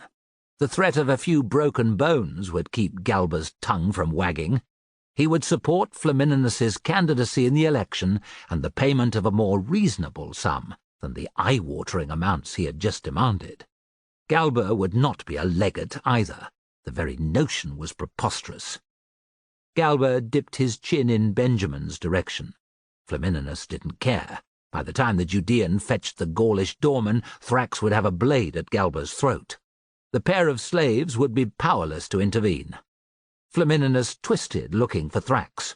The Thracian had covered half the distance from the covered walkway. His iron-shod staff was ready in his fist. Flamininus smiled. When Benjamin followed Thrax rather than running for the front door, he thought nothing of it. A stripling less than a third of the Thracian size, the Judean was no threat. Then, to his horror, Flamininus noted the long, slim knife in Benjamin's hand. Flamininus's warning cry made Thrax turn, but he was too slow, too late. Graceful as a dancer, Benjamin leapt in close. Up rose his arm, down fell his blade. Twice he stabbed. Twice the blood gouted from Thrax's thick neck. Even as he flailed his staff at Benjamin, the Judean spun a full circle to end up behind him again. Stab, stab. Fresh crimson spurted onto the vines. Thrax shook his head and bellowed in rage. He staggered and went to one knee. Red froth bubbled at his lips. As Benjamin came in for a third time, the Thracian was already toppling onto the stone paving. Flamininus looked away, but he couldn't block his ears to the wet, meaty sound of Benjamin's dagger and Thrax's grunts each time the blade slid in. You think to threaten me in my own home? Galba's voice was stony. Flamininus imagined his hands locked tight around Galba's chicken-scrawny throat and saw Benjamin killing him next. I'm sorry, Flamininus whispered. Indeed, you will be. My terms have doubled. I accept them regardless, said Flamininus, spitting out the words. And if, by some chance, I do not defeat Philip, I shall see to it that the Senate receives every detail of your grubby meetings with foreign emissaries. I'll be beggared by Galba if I win, and ruined if I fail, thought Flamininus. Very well, he said. Chapter 32. Pella, Macedon. It was a cold day, the wind whistling down from the snow-capped mountains to the north and west to howl through the city's streets. Despite the winter chill, Pella was busy. Carters argued over who had right of way. Smiths toiled at their anvils. Directed by a foreman, labourers rebuilt a collapsed wall. Steam rose from penned sheep in a slaughterhouse yard. Matrons gossiped at their front doors. Small children ran about, playing and shrieking, as children do. Wearing their thickest cloaks, Demetrius, Cimon, and Antilion wandered amid the throng. The trio were off duty, and inevitably they had been drinking. At least, thought Demetrius, he had forced his friends to visit the Palestra first. He'd answered Caimon's suggestion that they visit a tavern straight after breakfast with a flat refusal. A short argument had ensued, but he had won his comrades over. A good run, Demetrius had easily outstripped the other two, had been followed by wrestling, almost every bout of which Antilion had won. Since his fight with Empedocles, Demetrius considered himself not bad at pancration, but during his initial bout, Cimon had surprised him with a scissor hold around the waist. Choked, unable to breathe, Demetrius had quickly had to concede defeat. He'd paid Cimon back in style, beating him twice in succession, but the loss still rankled. Now, he brooded, his gregarious friend was going to drink him under the table. It wasn't that Demetrius didn't like wine, he did, but the pursuit of drunkenness at every opportunity left him cold.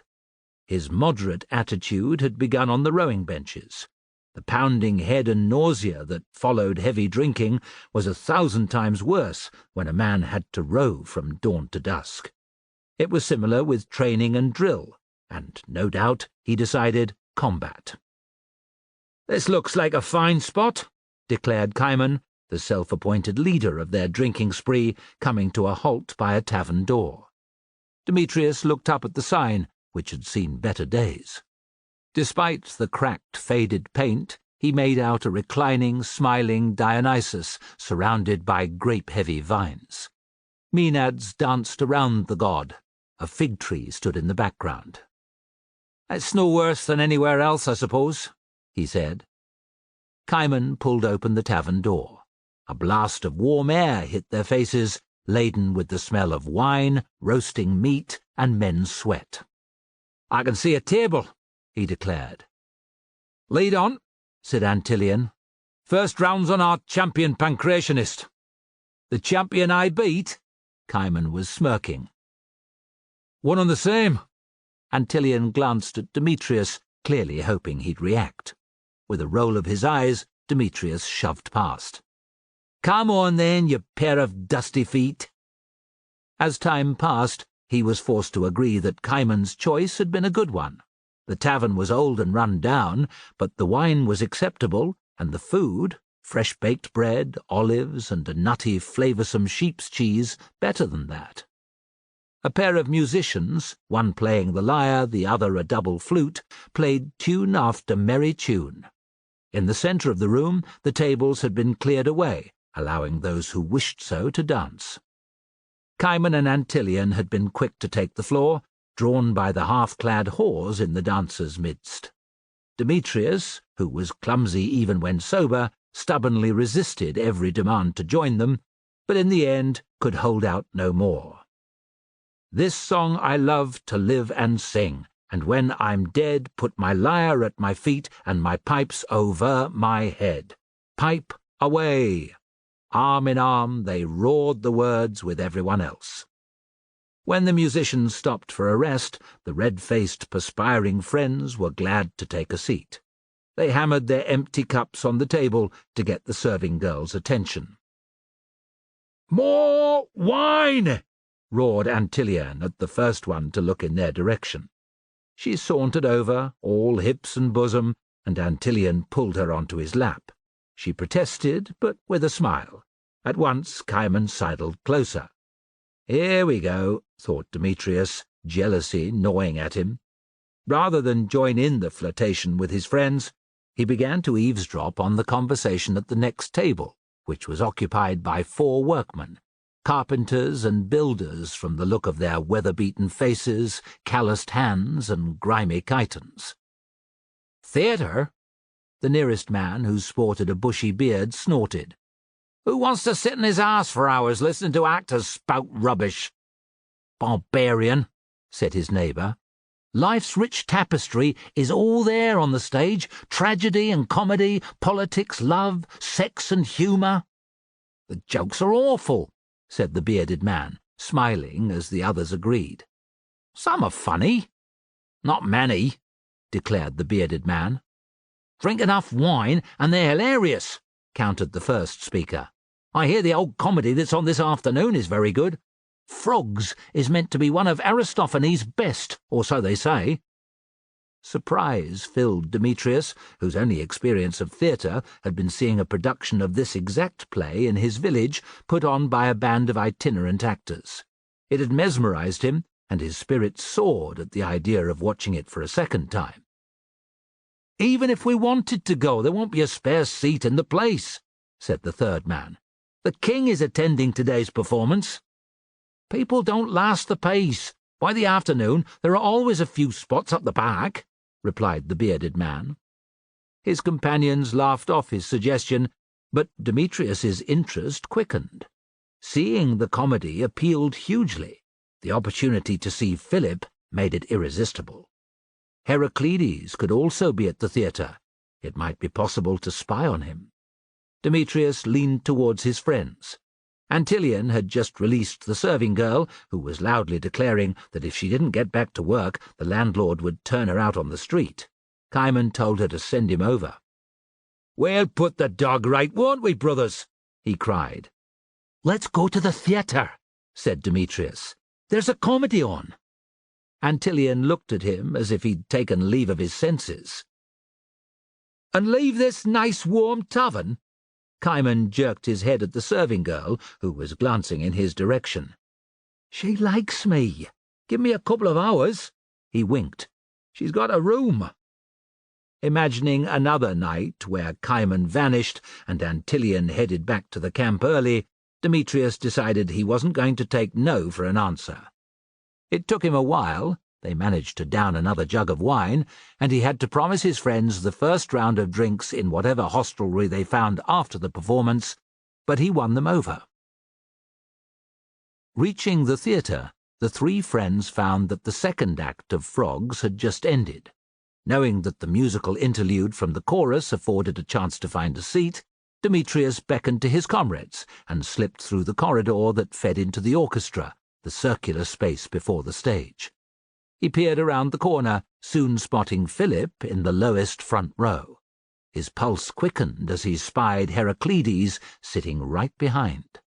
Following convention, Philip's guards were positioned by the entrance where Demetrius stood and at the one opposite. None were particularly near the king. "Move along," hissed the doorman, who had followed them in, "and make it quick. The chorus won't last much longer." Demetrius checked his friends were ready and then ducked into the orchestra. The best place to sit with a view of Philip would be up and to his right.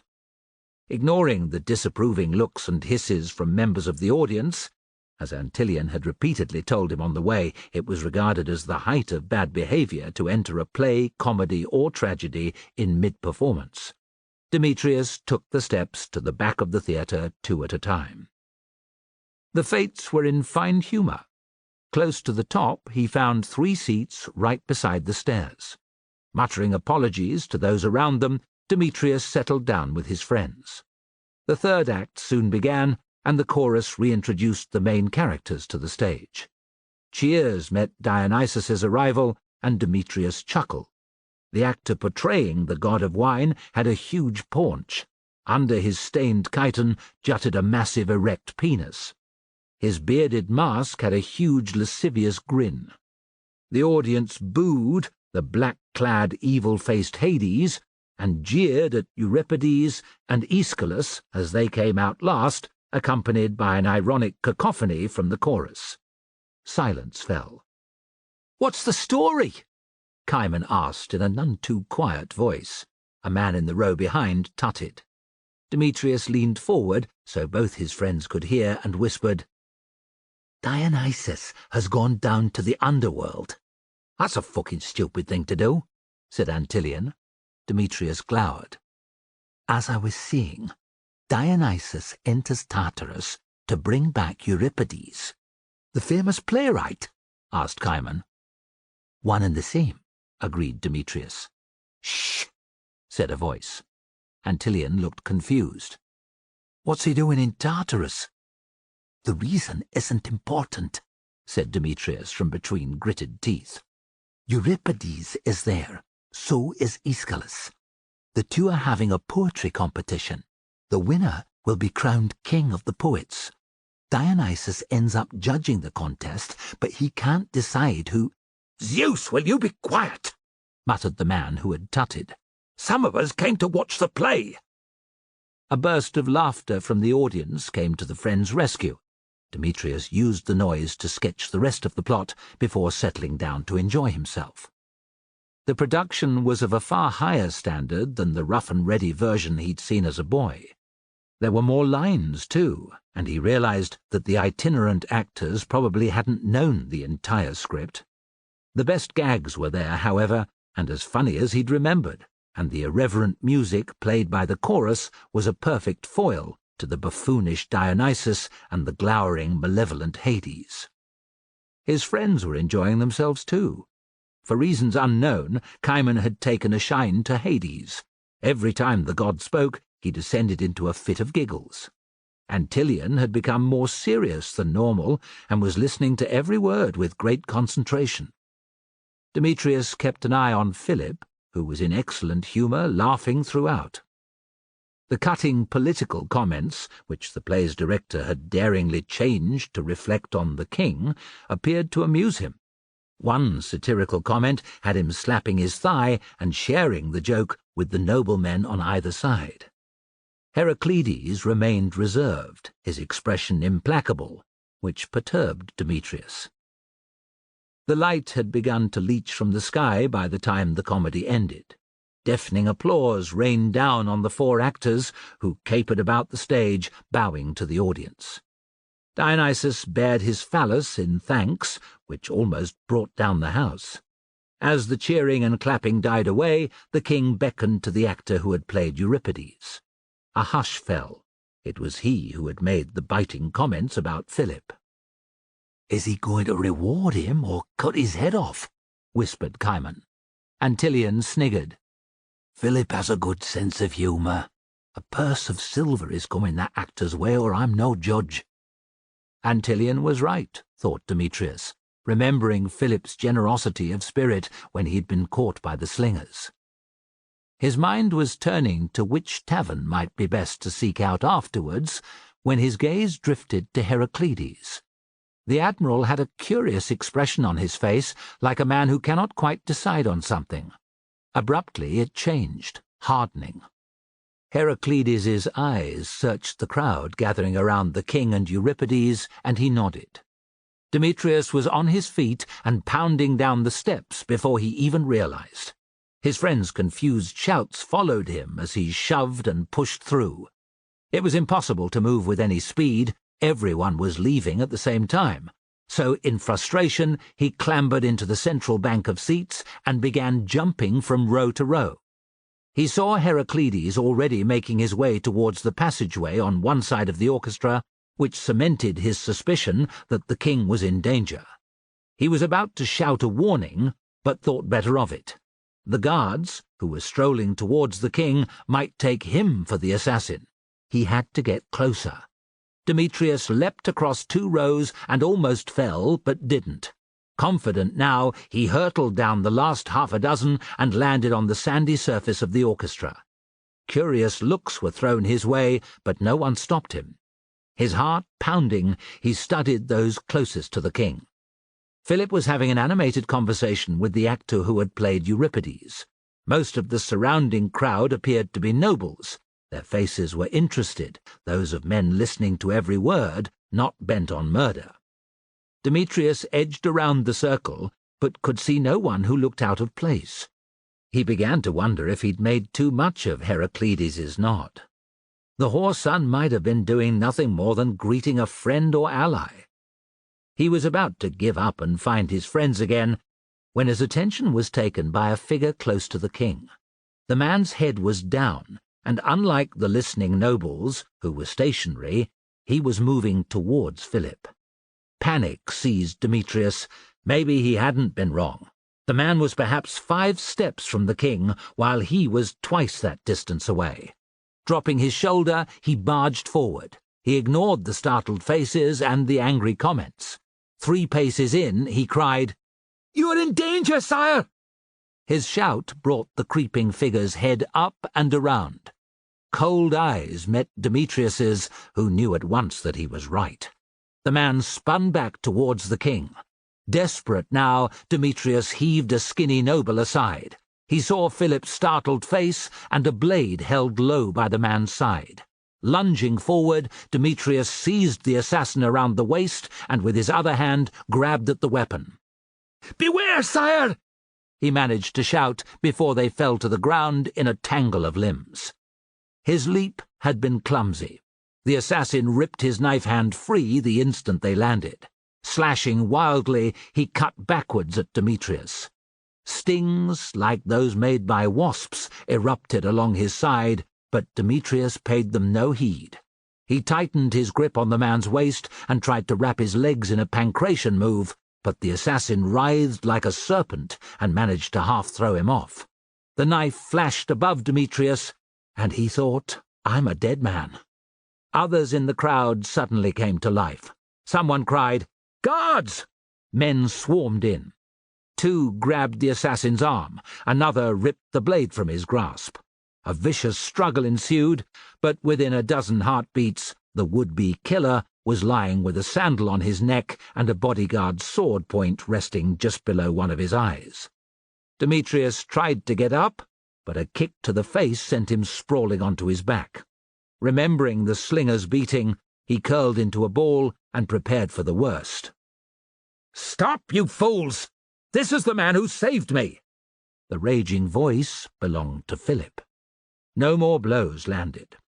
Demetrius opened his eyes to find the king bending over him, his handsome face concerned. They stared at one another. Recognition flared in Philip's eyes. "By all that's sacred, it's you!" Demetrius had to spit out a gobbet of crimson phlegm before he could answer.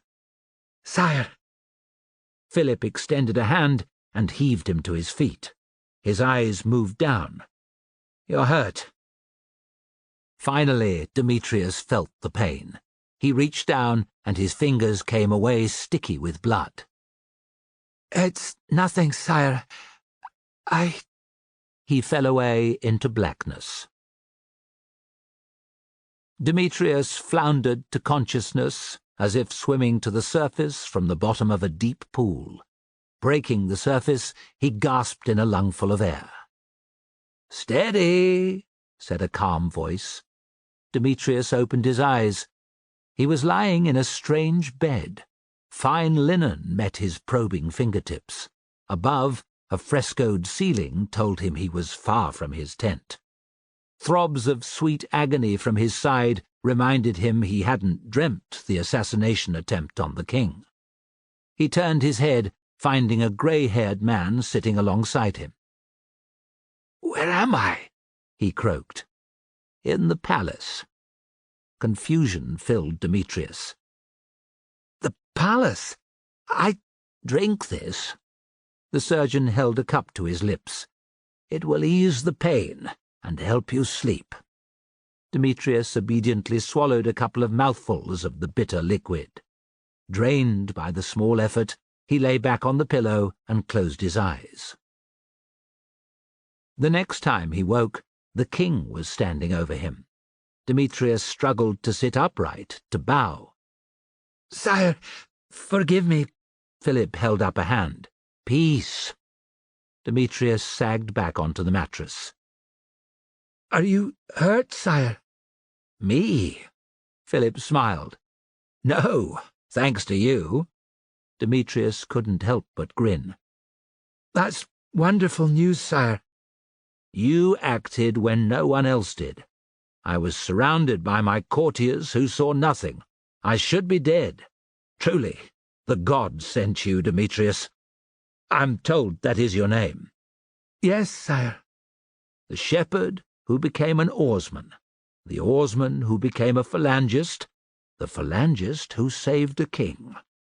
Demetrius flushed to the roots of his hair. "Your injuries are not life-threatening, I'm glad to say. It's fortunate you leapt on the assassin's back. He couldn't reach to stab you properly. The surgeon has stitched the worst of the cuts. You might lose a front tooth, thanks to the fool who kicked you. The fine I imposed on him, a large sum, is yours." "Sire, "I will have it no other way," said Philip. "What else would you have of me?" Demetrius flailed for words and found only, "I need nothing, sire. Serving you in the Phalanx is enough reward. It was always my dream." "If only all men were so modest," Philip said, chuckling. "I'm told you stand near the end of the file, and that you have little equipment."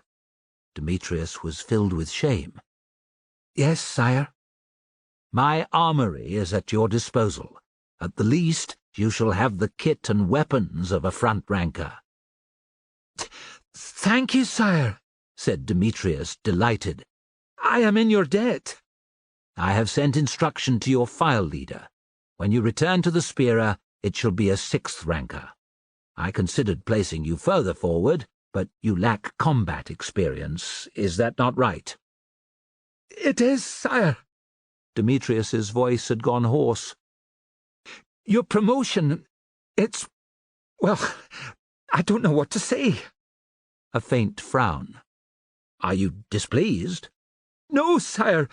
This is beyond any reward I could ask, but I don't feel worthy of the promotion."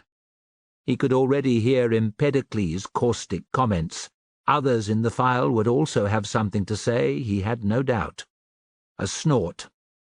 "There are veterans aplenty who haven't done what you did. I say your award is merited." Demetrius bowed his head, a fierce exultation filling him. He would show himself worthy of the king's trust, no matter the price. "Thank you, sire." "It's incredible that you saw the assassin when no one else did. You thought Heraclides was behind it." Philip saw Demetrius's questioning look. "Menander told me of your suspicions." Here it was, thought Demetrius, fear clutching at him. It had been frightening enough approaching Menander. I think he was, sire." "Tell me everything," Philip ordered. Demetrius's story tumbled out. How he had overheard Heraclides and Crichton talking, confiding in Simonides, how he'd eavesdropped at the games, bringing his suspicions to Menander at last, and finally what he had seen in the theatre. "That's when I got as close to you as I could, sire." Demetrius hesitated, realizing how it must sound to say he'd known that Heraclides' gesture had meant the king was in danger. "It sounds ridiculous, sire, I know." "Your story makes sense to me, and it has been confirmed by the would-be assassin." Philip's eyes were hooded.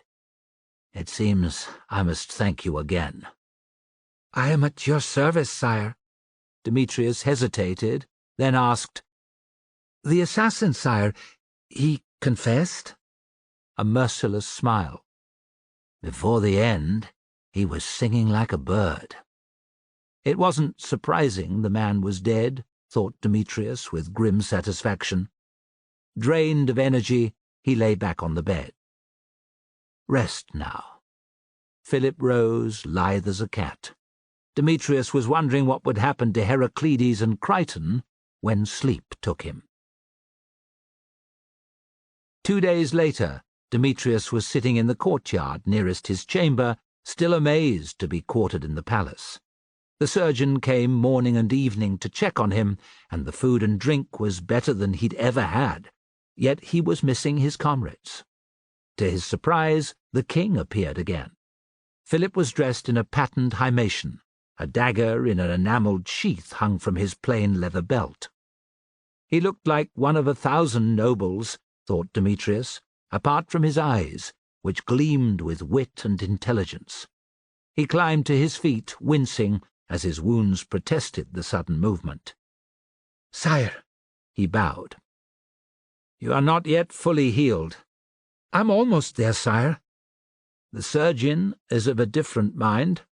Philip half smiled. "But you chafe to be with your friends, do you not?" "You see through me with ease, sire." "You shall return to your Spira later today," said Philip. "Before that, I would ask you to accompany me." "Anywhere, sire," answered Demetrius. The king didn't elaborate, but turned on his heel and strode from the courtyard. He hurried after. Demetrius's eyes roved down the narrow corridor whence they had come and back to the low, iron-studded door that Philip had halted in front of. Never before had Demetrius suspected that the palace had its own prison. The king rapped on the timbers with a fist. "Open! Who's there?" "Philip." A bolt shot back, and the door was heaved open, revealing a brutish-looking man in a filthy chiton. He bowed low. "Sire." The instant that the pair entered, the jailer, also a torturer, Demetrius quickly decided, slammed shut the portal. Intense heat radiated from a glowing brazier in the middle of the flagged floor. A cloying stench of human ordure filled Demetrius's nostrils. He swallowed down a gag. Oil lamps flickering in wall niches gave off a dim light. He made out 2 stools, a table, upon which lay an array of unpleasant tools, and a pair of shapes slumped against the back wall. "Have you no greeting for your king, Heraclides?" Philip's tone was light, dancing. One figure stirred. With an effort, he lifted his head. The matted hair around Heraclides' terrified face could not conceal the weeping, fresh burns. They also marked most of his body. Both wrists were manacled to the wall above his head, keeping him from collapsing, and the mangled ends of his fingers revealed a bloody story of their own. "Welcome, sire," he mumbled. "He had been plotting against me for months," said Philip to Demetrius, as if talking about the weather. "Crichton fell into his grasp early on, thanks to his weakness for gambling." Now the other figure, Crichton, looked up. "I played for time, sire. Made up reasons why we shouldn't act. I delayed Heraclides for months." "Do you expect mercy?" cried Philip. "You had not the spine either to kill Heraclides or to throw yourself at my feet and confess all." "He said that if I harmed him or told a soul, my family would be killed, sire." Crichton began to sob. Demetrius was surprised to feel sympathy for his commander's plight. How might he have reacted if his own father had been alive and used to threaten him like this? He hardened his heart. Philip's life was more important than anyone else's. "What would you do with them?" asked Philip. With a start, Demetrius realized the king was talking to him. His eyes flickered of their own accord to the table, and Philip chuckled. "They've been well tortured, but you're welcome to a turn." "No, sire." Demetrius tried to conceal his distaste. "I suppose I'd have them executed." Although the two deserved no other fate, the reality of killing them in this grimmest of chambers repelled him. "Well, for you, O brave phalangist," Philip's gaze was penetrating, "the burden of ending these creatures' miserable existence does not fall on your shoulders. But know that one day you may have to act so. Not every enemy is armed. Not every man who wishes you dead can be slain face to face in battle." "No, sire," muttered Demetrius, remembering how he had almost left Empedocles to his fate. "Go, return to your Spira," ordered the king, smiling to show he still favoured Demetrius. "And you, sire?" "I will tarry a while." Philip's voice was flat and hard. "My thanks, sire." Demetrius had never been gladder to leave a room, nor to hear a door shut behind him. The screams began before he'd gone a dozen steps. Chapter 33. Near Apollonia. The sun sank towards the western horizon, its weakened light flashing off the Aegean. Close to the shore, scores of ships rocked gently at anchor. On the flat farmland between the sea and Apollonia, Roman camps stretched away to left and right. The tracks between were busy. Messengers roved from one legion's headquarters to another, and cavalrymen returned from patrol. Off-duty soldiers sought out comrades in other units and the new sprawl of Hors tents outside the city walls. Felix was emerging from the eastern gate of his encampment. Deep in thought, he trudged towards the nearest latrines. Antonius was with him. Since the clash with the Hastati, they made sure never to be alone. The time away from their comrades also afforded a rare opportunity to talk in private. Living cheek by jowl with the others in their contubernium was part of life, but everything was seen and heard, apart from when a man went to empty his bowels. There had been trouble of recent days.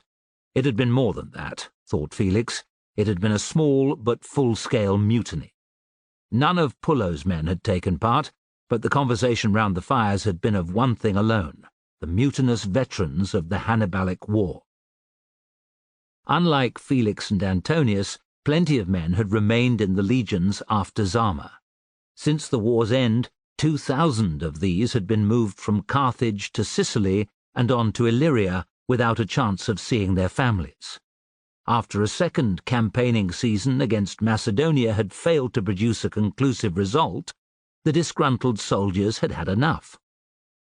"They were stupid bastards to kill that Optio," said Felix. The shocking news had swept the camps. "By all accounts he was worse than Matho, but murdering an officer will only ever end in blood," said Antonius. Felix checked no one was near. "I would take that risk to lay Matho in the mud, the cunt." Antonius looked at him askance. "You'd end up on a cross, and me alongside just for being your brother." Felix grimaced. "If we were to do it," Antonius held up a warning finger. "If, mind. We would have to plan it out to the last detail." "You'd help," said Felix, delighted. "Of course I would. Blood's blood." Antonius spat. "The best thing, however, would be if we keep out of the prick's sight. If he were to discover that we had re-enlisted—" "I know." Felix chewed a nail. They had seen Matho twice since the army's return to Apollonia, once stalking about on the parade ground drilling his men, and again as they returned from patrol with Pullo. On both occasions, one brother had alerted the other, and they'd had time to look away as the century marched past. The chance of meeting Matho face to face continued, slight but constant. He was in one of the camps. They had always to be on their guard. And then there was the cursed Hastati, thought Felix. He cast about again, but the nearest soldiers were the few crouched over the trench, some 50 paces away. "Let's pray Matho gets it in the first battle next spring. That'd be a fine thing, eh?" "Don't hold your breath. He's a tough bastard." "I remember," said Felix. Images of Matho leading them at Zama bright in his mind. He let out a loud fart. "That for Matho!" Antonius laughed. At the latrine trench they separated by unspoken consent. Brothers they might be, but neither liked to listen to the other's fecal output. Conversation might continue at a distance or not. Ribald comments from any neighbours about the noises and smells a man made were to be expected. Giving back as good as one got was the most effective reply. Brooding, Felix was in no mood for the usual banter, and was grateful that the approach of nightfall and the threat from the lowering rain clouds had ensured the latrines were sparsely populated. He was able to pick a spot clear of other denizens. Breathing through his mouth to minimize the stench, he laid his wad of moss and leaves close to hand. At least the smell was less overpowering than in the summer, he thought. At that time, it didn't do to be hung over at the trenches, or a man could end up emptying himself from both ends. Undergarment pulled to his knees, Felix squatted down. "Who's cooking tonight?" called Antonius. "Narcissus, I think." "Fuck. He's making stew. What could go wrong? With that fool, everything. At the least, he'll burn the pot black. Charcoal stew, anyone?" Felix chuckled. His brother was right. Narcissus was as bad at cooking as he was adept at polishing his armor and helmet. "You could offer to do it instead." "It was my turn last night. Why don't you volunteer?" "Because I have to do it tomorrow," Felix retorted. "Well, look who it is," said a mocking voice. To Felix's horror, the scar-faced Hestatus was standing over him, thumbs hooked in his belt. Felix tried to get up, but the Hestatus kicked him in the face. Hot, salty blood filled his mouth, and he fell onto his ass, lucky not to tumble into the shit-filled trench. Spitting out a tooth, he launched himself in desperation at Scarface. The second kick landed, but Felix managed to wrap his arms around Scarface's midriff like a wrestler. He drove forward, unbalancing the Hestatus. They landed hard, and the air left Scarface's lungs with a whoosh. They both lay there for one heartbeat, two. Pain lanced from the jagged stump of the fractured tooth. Felix used it to focus his fuzzy brain. He gouged at Scarface's eyes with his thumbs. His enemy intuited the move and twisted his head sideways. One of Felix's nails ripped a long red track parallel to the knife scar. A wild punch from Scarface connected with Felix's left ear. Stars burst across his vision. Unsteady, he swayed to one side, and with a mighty wrench of his torso, Scarface threw him off. It was Felix's turn to sprawl back with the other on top. Quick as lightning, Scarface locked his hands around Felix's throat. Acid fear surged through him. He'd seen a man strangled to death in a fight once. It hadn't taken long, and the victim's attempts to break his attacker's hold had entirely failed. Felix grabbed for Scarface's groin. Luckily for him, the Hestatus's tunic had rucked up. His fingers closed on sweaty fabric, and beneath it a prick and balls. Felix dug his fingers in deep and squeezed with all his might. Scarface groaned, but his grip tightened. Felix's vision blurred. His tongue felt too big for his mouth. He could feel the strength leaving him. Somehow he managed to separate a ball from the mass of tissue beneath the fingers of one hand. Cupping it in his palm, he set his thumbnail against the middle and drove it inwards, deep into the testicle. A high-pitched scream, such as a small boy makes, left Scarface's lips. His grip on Felix's throat fell away. Things might have gone badly for Felix regardless, he was still underneath, but out of the blue he heard a meaty thwack. Scarface's eyes glazed, and he toppled sideways to the ground. Felix sucked in a ragged breath. He couldn't move. Antonius stooped over him, his face concerned. "You all right?" Felix tried to speak and coughed instead. A paroxysm seized him. He rolled onto his side, retching up his last meal. "I live," he managed at last. "It was a fight, nothing more. I stepped in before it went too far," said Antonius. "Over a whore, I think." Someone in the distance made a crude remark, and Felix realized his brother wasn't talking to him. Antonius's hand was warm on his shoulder. "Can you sit up?" Felix tried and found he could. "He jumped me." His voice was hoarse. "You were lucky he didn't kill you." "Attacking a man while he takes a shit?" Felix glanced at Scarface, who lay unconscious beside him, along with the bloody stone Antonius had struck him with. "Bastard!" "We shouldn't linger. He'll wake up before long." "How far away was the soldier you were talking to?" croaked Felix, standing with an effort. He rearranged his undergarment, taking surreptitious looks to either side. There was no one close by. 20 paces, maybe a bit more. Why? Felix gestured at the darkening air. "Would he recognize you again?" Antonius frowned, then glanced at Scarface. "You mean to finish him?" "What better way to end the thing?" Felix picked up the rock. "Do this, and we stop having to look over our shoulders." "Well, that's not completely true," said Antonius, but he too was selecting a sharp-edged stone. "His comrades might come looking for him." Even if they find his corpse, they won't know who did it. They might suspect, but it'll be a warning, won't it? Fuck with us, and this is what happens to you." Felix knelt by Scarface and readied his stone. 2 or 3 good cracks on the side of his head, just behind the eyeball, would be enough. "Wait!" The tension in Antonius's voice made Felix freeze. He peered in the direction of the camp. "An officer." Antonius's rock dropped into the latrine trench with a soft plop. Panic twisted Felix's guts. He threw his own stone in and, whipping off his focale, tied it higher around his neck than normal. Whether this would conceal the marks left by Scarface's fingers, he had no idea. "What's going on here?" A tesserarius materialized out of the gloom, sponge stick in hand. He loomed over Felix, suspicion writ large on his stubbled face. "We were doing our business, sir, when my brother here noticed this poor fellow lying in a heap," said Antonius, smooth as you like. "I came to help." "He's been hit on the back of the head, sir," said Felix, pointing.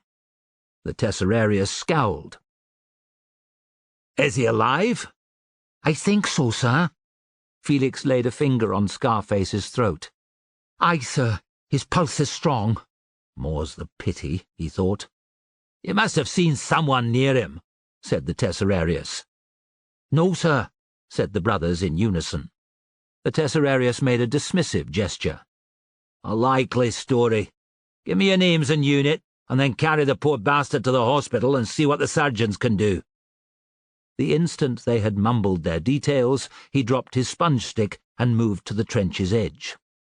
"Go on, clear off. I've got more important business to deal with." "Sir." With sinking heart, Felix helped Antonius to pick up Scarface's limp form. They shuffled off towards the camp, with the tesserarius's gaze heavy on their backs. "What are we going to do?" hissed Antonius. "What he told us," said Felix grimly. "If he doesn't wake up, fingers will be pointed at us." "Aye." Felix could already picture the trial. The penalty for murdering a comrade was death. The same punishment could be handed down for attempted murder. "If he does come to, the cunt will say we attacked him." "It will be our word against his," said Antonius. 2 against 1. We were the ones caught in the act. It looked as if we had jumped him, didn't it?" Antonius didn't reply. Felix sank into a pit of despair. No matter what happened with the Hestatis, they were screwed. Felix hovered at the hospital entrance, his stomach churning. 4 orderlies walked by, carrying a man on a stretcher. From the depths of the huge tent, a surgeon called for bandages. A harassed-looking clerk sat at a table, taking details from the soldiers queuing for treatment. It was early the morning after the fight with Scarface, and Felix hadn't slept a wink. No one had come to arrest them, which Antonius said meant that the Hestatis hadn't woken up yet, or had died. Either way, there was nothing they could do, he'd said. "It's in the gods' hands." Antonius's words might be true, but that hadn't stopped Felix's feet guiding him to the hospital. The sentry had a rare morning off duty, so he wouldn't be missed for a time. Now that he was here, however, fear wouldn't let him enter. If Scarface was dead, it would only be a matter of hours before the tesserarius found out. An interrogation of the brothers would follow, and even if they managed to withhold the truth, severe punishment would result. How could it not? Felix thought. They had been found at the latrines over the unconscious body of another soldier with no one else near. "You going in?" Felix turned. "Well?" A short princeps he vaguely recognized stood there cradling one arm. "You're blocking the entrance." "Apologies." Felix moved, and the princeps stumped in to join the line in front of the clerk's table. "Out of the way!" barked a voice.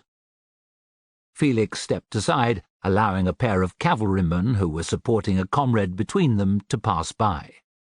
It was time to return to the tent lines, or to brave the hospital interior. He made to leave, but then with a curse entered. He had to discover what had happened to Scarface. It was eating him up, not knowing. "You've got the look of a man with the pox, or I'm no judge." An amused-looking orderly was staring at Felix. "How long has it hurt to piss?" "Eh? It doesn't. I'm fine," Felix replied, flustered. A knowing chuckle. "That's what all the men say who hang around the entrance like lost souls. Get in line. The surgeon will sort you out." "I haven't got the cursed pox," Felix glared. The orderly's smile eased.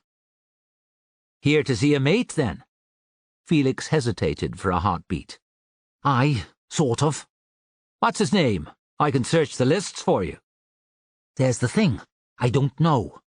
The orderly's eyebrows went up, and Felix added, "I got into a fight with him, me and a comrade. You know how it is. We were pissed out of our heads. The brawl got broken up by an officer, so every one of us is on a charge. I wanted to check on him, see that he's not too badly hurt." "Because the worse his injuries are, the more you'll get punished?" The orderly's tone was knowing. "Aye." Felix threw up a prayer. "Jupiter, help me now." "What does he look like? Can you remember?" "Thank you," thought Felix. "He's an Astartes, a big bastard with a scar on one cheek. He was unconscious when we took him in." The orderly scratched his head.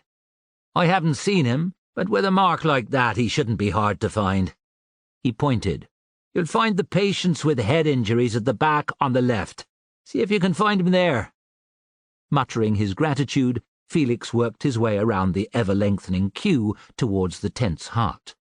Scores of men lay on blankets in neat parallel columns. Few had obvious injuries. The wounded from the summer campaign had either died or recovered, he judged, but the stink of feces revealed many were suffering from the dysentery that had affected some units. Felix held his nose and trod light, hoping that the disease didn't strike him down as well. He began to pay attention to the patients' faces as he passed the tent's halfway point. Almost no soldiers were familiar, and none had a scar on their cheek. Felix felt sick. "The bastard's died," he thought. "And when the Tesserarius finds out, we'll be charged with murder." A man laughed, and Felix's breath caught in his throat. It was Matho. He'd recognized the braying laugh anywhere. A furtive look revealed his old centurion squatting down by a figure on a blanket not a dozen paces away. His back was turned to Felix, but that guaranteed nothing. He cast a frantic glance around. The tent's open interior offered no hiding places. Leaving was his only option. He turned. "Look after yourself," said Matho. "Our village lost enough sons to Hannibal, and your parents will want to see you come home." "I'll be fine, sir," said a voice Felix recognized with shock as Scarface's. "Takes more than a blow to the head to get rid of me. Gratitude for visiting." "It's the least I could do. Your father and I have known each other since we were knee-high to grasshoppers," said Matho. "Farewell." "Shit," thought Felix. "The whoreson is going to be right behind me." He dropped to one knee, pretending to retie a lace. His fingers fumbled with the leather thongs like a child who hasn't learnt his knots. He couldn't look up for fear of Matho seeing him, so he listened with bated breath as footsteps passed behind him and on towards the entrance. When a good dozen heartbeats had gone, he dared to look again. Bandy-legged as ever, Matho was far enough away at last. Felix closed his eyes and let out a hissing breath. His skin tingled, as it does when a man senses he's being watched. He raised his head to find the nearest patient, a grey-haired Triarius, looking at him with a knowing expression. "That your centurion?" whispered the Triarius. The man had seen him avoiding Matho, thought Felix. He was so enmeshed in lies that continuing to utter them seemed the best option. "Aye.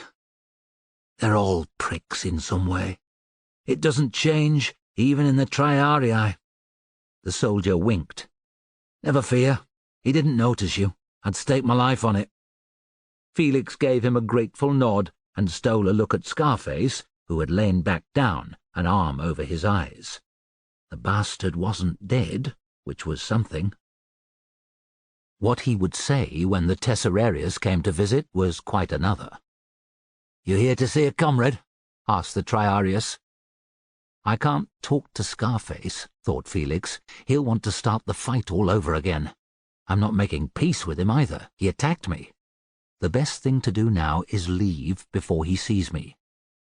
"Aye," he muttered. "But I can't find him." The Triarius's expression grew curious. Felix wondered about confiding in him. It would be a possible way to monitor Scarface, but discounted the idea at once. The fewer people who knew what he and Antonius had done, the better, and the longer he tarried, the greater the likelihood that his enemy would notice him. Wishing the Triarius well in an undertone, he climbed to his feet, careful to keep his back to Scarface, and took his leave. He was on edge every step of the way to the entrance for fear that Matho had not left the tent. His fears proved unfounded, and he emerged into the sunlight without seeing his former centurion. The only thing he could do now, thought Felix, was hope and pray that Scarface's account of their fight wasn't believed. The chance of that seemed infinitesimal, yet Matho hadn't seen him when by all rights he should. Perhaps Fortuna would grant another lucky throw of the dice. That was the best he could wish for, decided Felix, trying to keep his spirits up. Antonius was furious when he heard Felix's tale. Dragging him away from their tent, he cried, "What were you thinking, you fool?" "I couldn't take not knowing if he was dead," said Felix. "So you risked being seen, not just by the man we almost sent to Hades, but fucking Matho." "How was I to know that he and Matho were from the same stinking village?" Felix retorted. "That Matho would be visiting him." "Brothers falling out with each other? That's not good." Pullo's quiet voice, iron-hard and even less friendly than normal, silenced the pair quicker than a bucket of water separates two fighting dogs. The crunch of dirt beneath Pullo's sandals stopped. He'd come to within 10 steps without them noticing. "It's nothing, sir," said Felix. Gods above and below, he prayed, don't let him have heard us. His eyes moved to the figure beside Pullo, and his heart fell further. "That's the pair, sir," said the Tesserarius. "Get your asses over here," ordered Pullo. Giving each other a brief, horrified look, the brothers hurried to stand before him. They came to attention and saluted. "Been fighting, eh?" Pullo was slapping his Vetus off the palm of his left hand, a crisp, stomach-churning sound.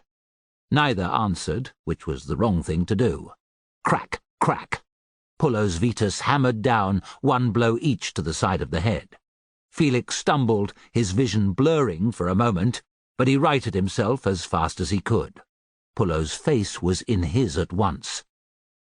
"I asked you a question." Yes, sir, we have been." "At the latrines?" Contempt dripped from Pullo's voice. "Yes, sir," said Antonius. Another blow each. "That for brawling," said Pullo, his tone quieter yet worlds more terrifying than normal. Crack, crack. "And that, you shitty-assed pair of cocksuckers." Felix's head was ringing, but he came to attention again. Pullo's breath was hot on his cheek. "Why were you fighting with an Astartes?" Felix's eyes shot sideways to Antonius. Down came Pullo's Vetus again. "Did I give you fucking permission to look at him?" Pullo whispered. "No, sir." "Tell me quickly, or I swear to you I will break this fucking Vetus across your back. When I'm done, I'll stamp some sense into you." "I stopped him and his friends raping a girl in Antipatrea, sir. A child, no more than 12. Felix had blurted it out before he'd had time to think. "There's been an argument since as well, outside an inn in Apollonia. He and his mate started that." Even if Pullo believed him, thought Felix. Neither story would make any difference to his fate. "What have you to say, fool?" Pullo was standing in front of Antonius now. "It's as Felix said, sir. Every word." "You saw the child being raped?" "No, sir, but my brother brought her back to our fire. We fed her before letting her go the next day with some coin. Ask our tent mates, sir. They'll confirm our story." Pullo wheeled. "Did the injured Hestatus mention this?" The Tesserarius looked startled. "No, sir. He said it was a quarrel over money lost at dice." Pullo stalked up and down. Slap, slap went his Vetus. Felix's heart was pounding. Sweat trickled down his back. He cast a lightning-quick glance at Antonius. His face was white. "When will the Hestatus be discharged?" asked Pullo. "The sergeant says tomorrow or the next day, sir," said the Tesserarius. "No lasting damage that he can determine." "Good. Dismissed." Pullo waved his Vetus. "Sir? You brought me the information, which was the correct thing to do.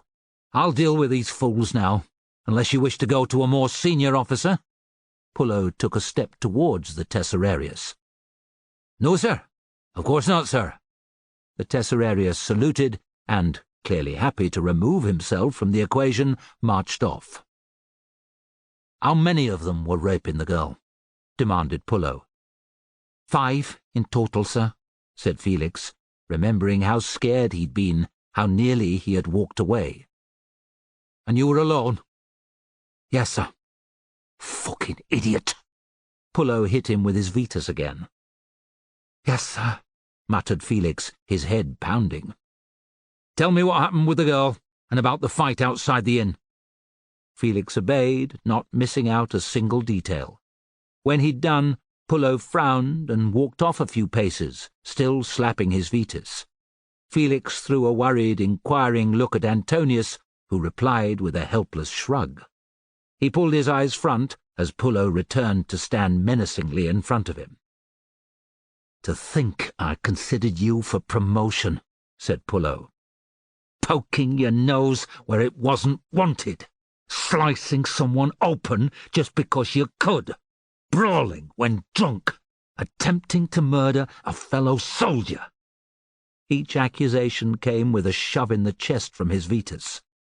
2 of these offences warrant latrine or sentry duty for a month or more. The last could see you suffer the fustuarium. Your fool of a brother deserves much the same." "I should have ignored the girl's cries," thought Felix. "She's probably been raped again since, and murdered after. My interfering made no difference." "I had a daughter, back in Italia." Pullo's quiet voice sank to a whisper. "She would have been 10 now, if malaria hadn't taken her." Felix couldn't believe his ears. "I saw her soon after she was born, and a couple of times after." Pullo made an angry gesture. "The war, you know. I hardly ever got leave. The apple of my eye she was." Felix couldn't help himself. "Sorry, sir." Pullo whipped around, his Vetus raised high, and Felix flinched. The blow never landed. "Go on. Piss off," ordered Pullo, his voice thick. The brothers exchanged a look of disbelief. "Sir?" said Felix. "Are you deaf? Piss off out of my sight." "Yes, sir. Thank you, sir," they said in unison. Emboldened, Felix asked, "What about the Hestatus's officer, sir? He might—" "You leave that to me." Pullo jerked his head. "Go." They had gone perhaps 10 steps when the centurion called out. "If I hear so much as a whisper about an Hestatus with a scar on his face being found dead, you'll both be crucified." Pullo paused, then added in a glacial whisper, "I will hammer in the fucking nails myself. Understand?" "Aye, sir." Pullo said nothing more, and after a few nervous moments, Felix checked over his shoulder. The centurion was gone. I need to sit down. Antonius was trembling. Me too, said Felix, deciding that an offering of thanks to not just Jupiter but Fortuna as well would be a good idea. Part 4. Chapter 34. Aoos River Valley, Epirus, Spring 198 BC. Philip's journey here from Pella had been difficult.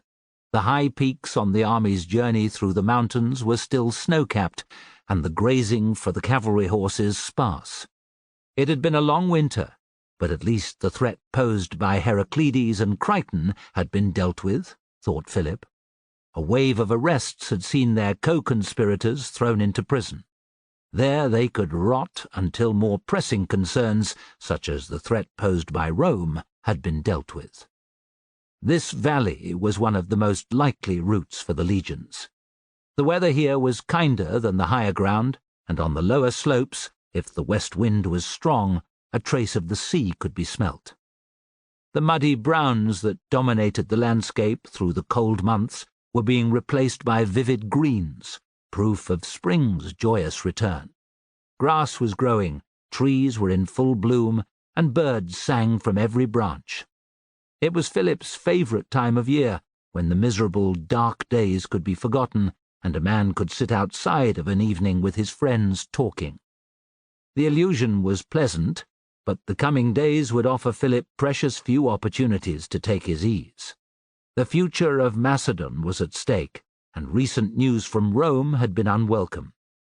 Not only was Villius to be replaced by the new consul Flamininus, a man whose ambition, said Philip's spies, knew no bounds, but 2 veteran legions were to accompany him to Illyria. His army would face a host that was larger in size and more experienced. Philip felt nothing but defiance. Being outnumbered did not mean that he would be defeated. Xerxes sent 1 million soldiers to Greece, he thought, and he failed to triumph. Alexander's army was far smaller than the Persian host at the Issus and Got Gamila, yet he prevailed. Rome can be defeated, Philip said to himself. If Flamininus was as ambitious as he'd been told, the man would seek a swift victory, and that meant he would take risks that would offer Philip chances. He had been surprised to learn from his spies that Flamininus was a lover of all things Hellenic. He spoke and wrote Greek, and his collection of Hellenic art was the finest in Rome. Philip had met few Romans, but to a man they had been arrogant dogs. Speakers of only Latin, they believed all non-Romans to be savages. If the reports were true, Flamininus was a different creature altogether, and quite possibly, Philip decided, a more dangerous one for it. Despite his wariness, he was intrigued to have a Greek-speaking Roman general for an enemy. From Philip's vantage point on the north bank of the river Aoos, with the gorge leading to Thessaly and central Greece at his back, it was easy to take heart. Flamininus might lead his legions via one of the 2 other possible routes to Macedon, it was true, but that would avoid Philip's army entirely and leave the Roman encampments on the coast open to attack. No, he decided, Flamininus would be unable to stop himself swallowing the bait. He would advance up this valley. Battle would be joined before long. Earlier that day, Philip's cavalry had spotted enemy scouts, and in turn been seen by them. Flamininus would soon know of his arrival. Covered in black pines, beech, and fir trees, the steep valley sides made it almost impossible for an enemy to flank soldiers who were positioned on the flat ground either side of the Aoos.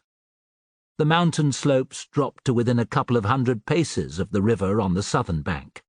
Several thousand peltasts and skirmishers could hold that, Philip decided. Here on the northern side, the Aoos wound away from the mountains, leaving a large area of level terrain. Perfect ground for fortifications manned by more light troops. Behind them, the Phalanx would stand. He could picture the legions breaking on his defences like waves striking a harbour wall. Whatever remnants made it over would be annihilated by his phalangists. Guard against flanking parties taking the mountain paths, thought Philip, and they could hold this position until the autumn. Further opportunities to strike at the Romans, raids from the forests, attacking their fleet, would also present themselves. He would bloody Flamininus's nose again and again, and when the opportunity came, as it had for Alexander at the Hydaspes, he would defeat the enemy.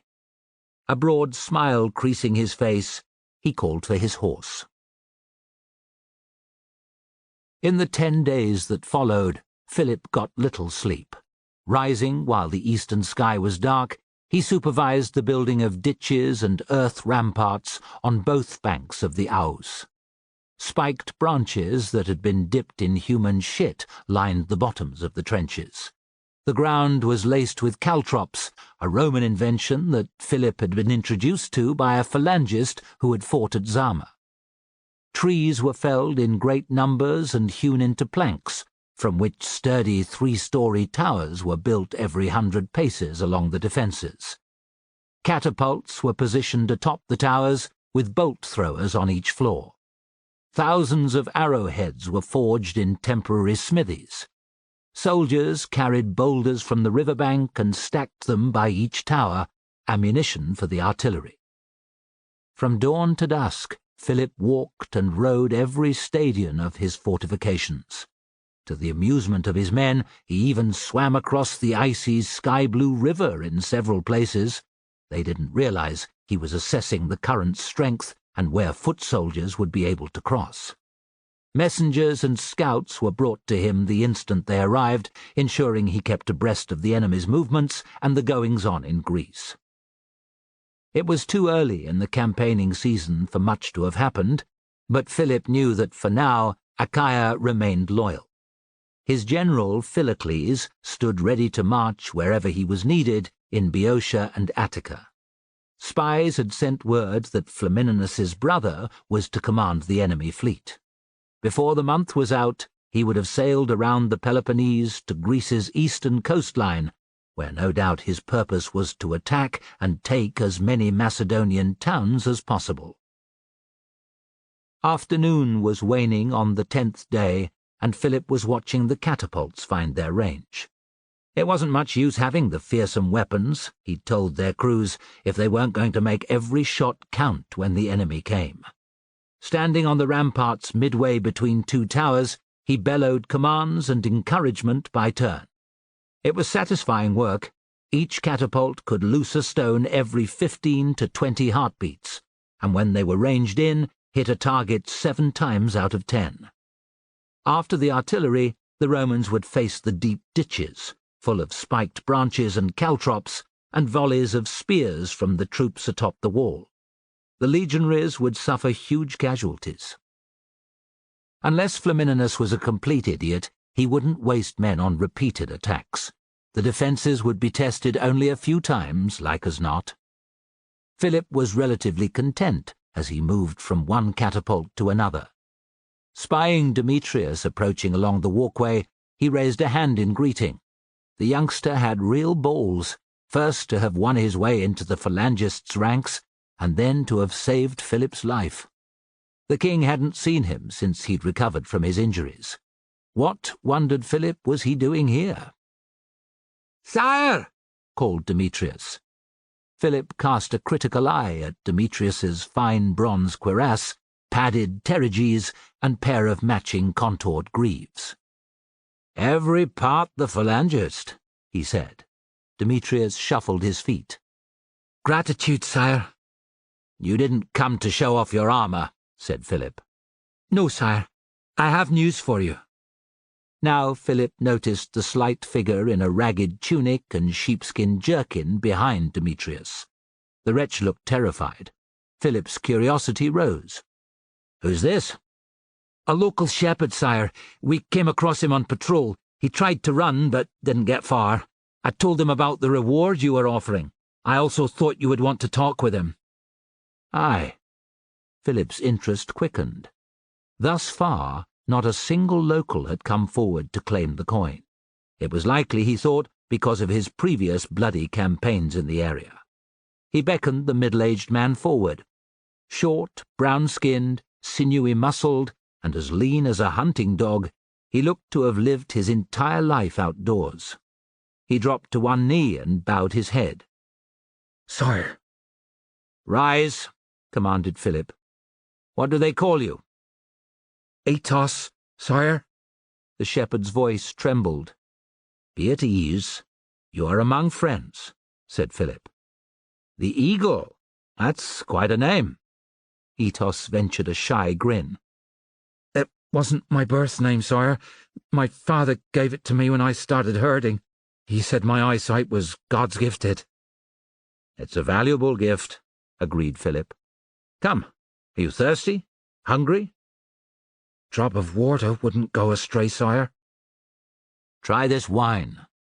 Philip pulled free the leather skin hanging from his belt and held it out. Atos bobbed his head. "My thanks, sire." He took up the skin. He took a long pull. When he lowered the skin, his eyes were full of wonder. "I've never tasted anything like that, sire." "Keep it." Philip wanted him to feel safe. "Thank you, sire," Atos stammered. "The pleasure is mine. You know the mountain tracks around here?" Philip gestured at the slopes above, a toothless grin. "Like the back of my hand, sire." Philip felt a mixture of pleasure that Atos should be in his grasp and regret that the man had to die. "How many shepherds like you are there?" "In the area? About 30, sire. When I met your soldier here, he said we'd be paid well to hide away from the Romans. You not wanting them to get around behind your army and all." "That's right. You will be rich men," lied Philip. Atos beamed. "After your man here promised his words were true, I sent my boy to the caves where our families are hiding. The other men will be here by sundown, after they've brought their flocks off the mountain, see?" 30, you say?" demanded Philip. "Could it be less? More?" Atos looked confused. He thought for a moment. "Perhaps it's 29, sire." "That's all?" Philip's gaze bore down hard. "Aye, 29. I swear it on my ancestors, sire." Atos said no more, because Philip had slashed his throat wide open. He dropped, gouting blood on the king's feet. A few drops even hit a stunned-looking Demetrius. "You did well," said Philip, wiping his dagger on Atos's grubby chiton. You killed him, sire?" Demetrius was pasty-faced. "I did." Such is the price of kingship, thought Philip. The lives of 30 peasants counted as nothing before the defence of Macedon and the lives of his soldiers. At least he died happy, thinking he was rich. "I told him he'd be rewarded, sire. He would have kept his word to hide from the Romans." Philip did not tolerate men who questioned his actions, but Demetrius had saved his life. "You can't be sure, boy. Imagine your wife's feet, your child's, your father's, being held in a fire, and what you might do to stop it. That's precisely what the cursed Romans would have done to Atos. Or, I suppose they might have paid him more than I would have to show them a path around my army. Brutal though it is," he nudged Atos's bloodied corpse with his foot, "this removes that possibility." "So the other shepherds must also be slain, sire?" "They must." Philip concealed his regret. "I see, sire." Demetrius bowed his head. "War is not all singing the paean and standing in the phalanx with our comrades. Sometimes it's this." Philip indicated Atos again. "Don't think he would have survived if you hadn't found him. Someone else would have brought him to me." "Yes, sire," said Demetrius miserably. Philip dismissed him, resolving that the next time he saw Perseus he would tell him what he'd done. One day his son would have to make similar decisions. Shocked though he'd be, It was better to know about them from his father than be thrust wide-eyed and inexperienced into brutal reality. Kingship came at a heavy price. Chapter 35. Mouth of the River Aous, Epirus. Flamininus breathed deep.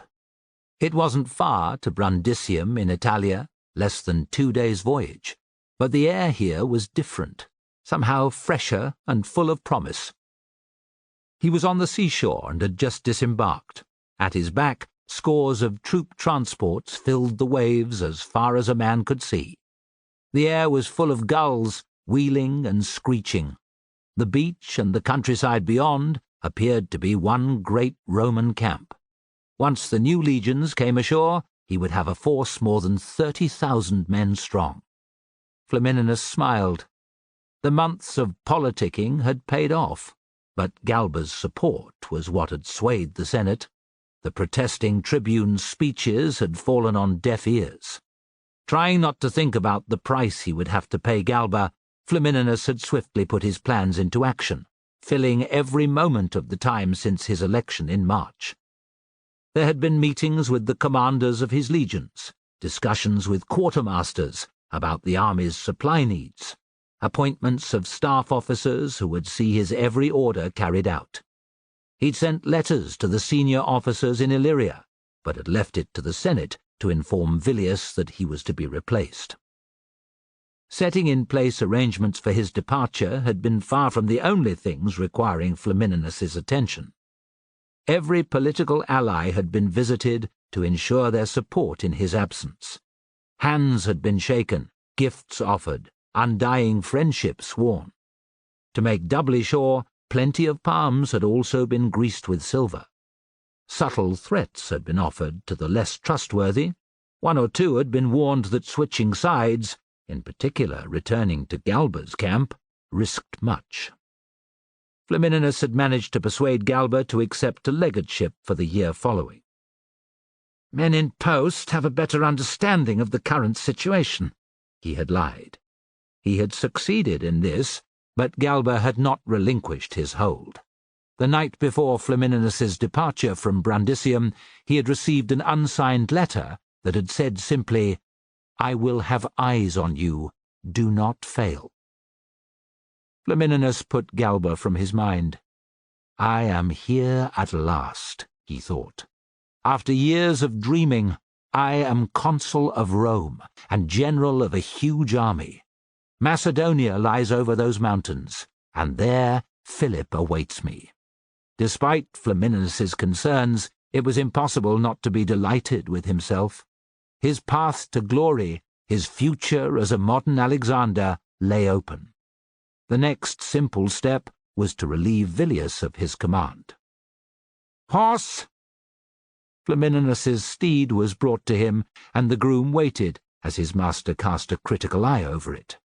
A spirited grey mare, she stood taller than most of her kind. Her mane had been combed, harness fittings polished, and the saddle blanket on her back was of the finest weave. Even her hooves had been polished. Flamininus gave the groom an approving look and mounted. His staff officers took his lead and did the same. "Take me to Villius," said Flamininus, his anticipation brimming over at last. "Welcome."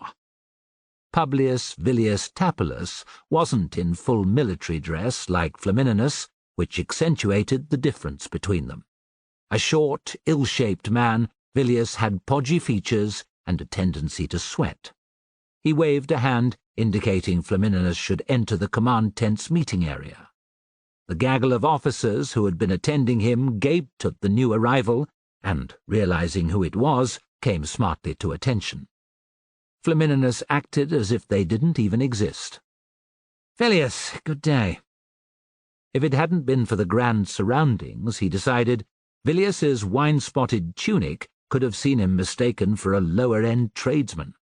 Poor sense of decorum aside, he had never been someone to warm to, but was an effective politician. The man was friendly without being obsequious, and, like Flamininus, assiduous at making allies. Where he fell down was in retaining them. If more of your so-called friends in Rome had stood by you, thought Flamininus, I might not be standing here. He indicated the neat arrangements of coloured stones on the table. Discussing your plans? Fleeting irritation marked Villius's features. Yes. Flamininus strode closer. Show me. I want to know how the land lies before I order the legions to march. The staff officer's muffled whispers gave him immense pleasure.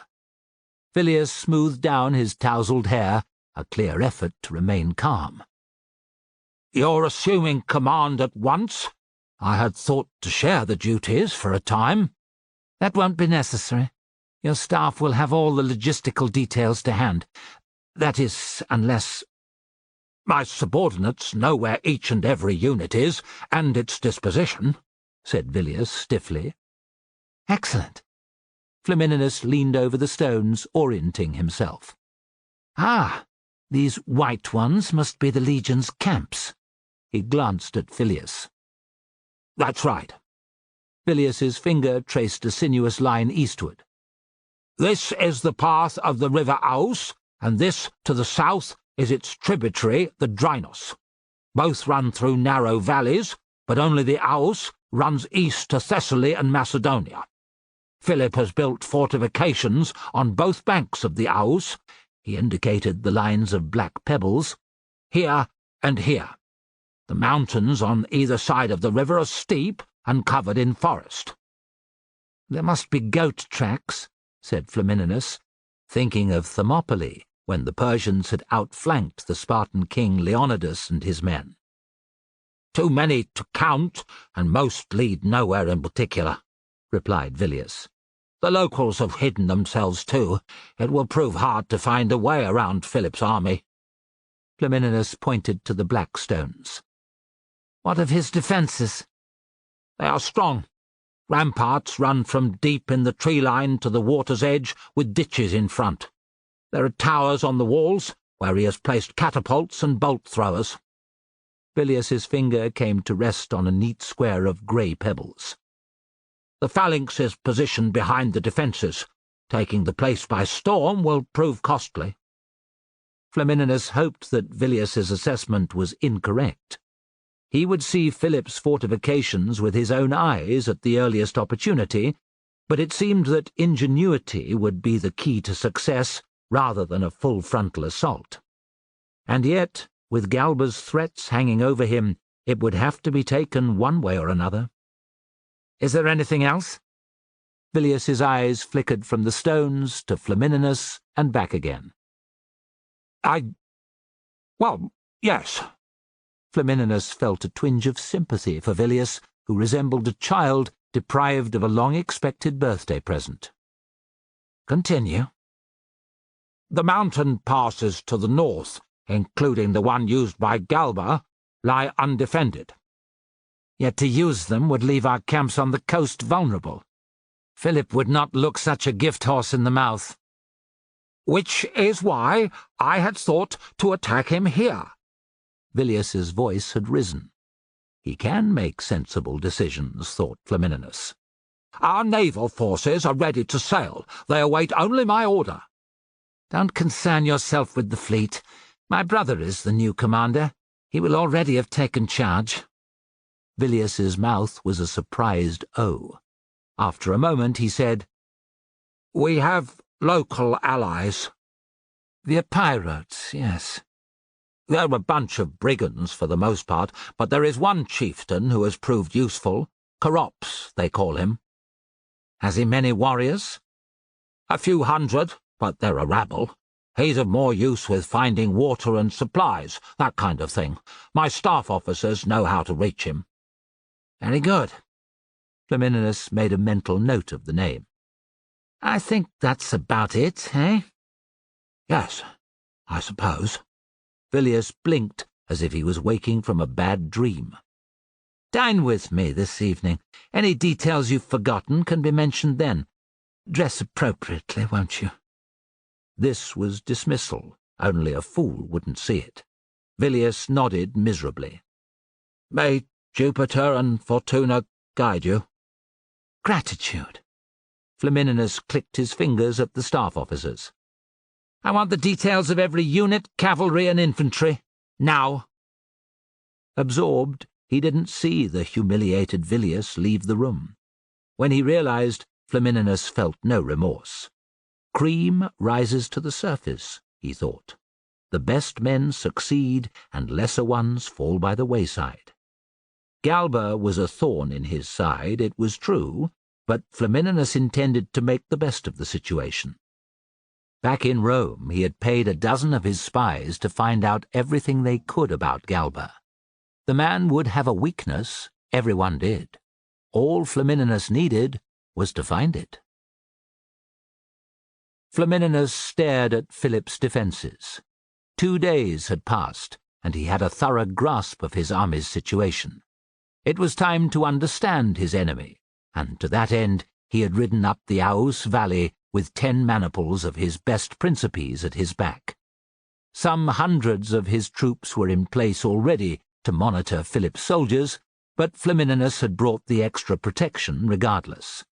Dying in a surprise attack was not how he intended to leave this world.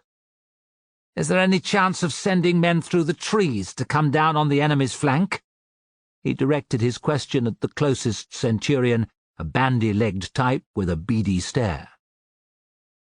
"From what I understand, sir, it would be difficult.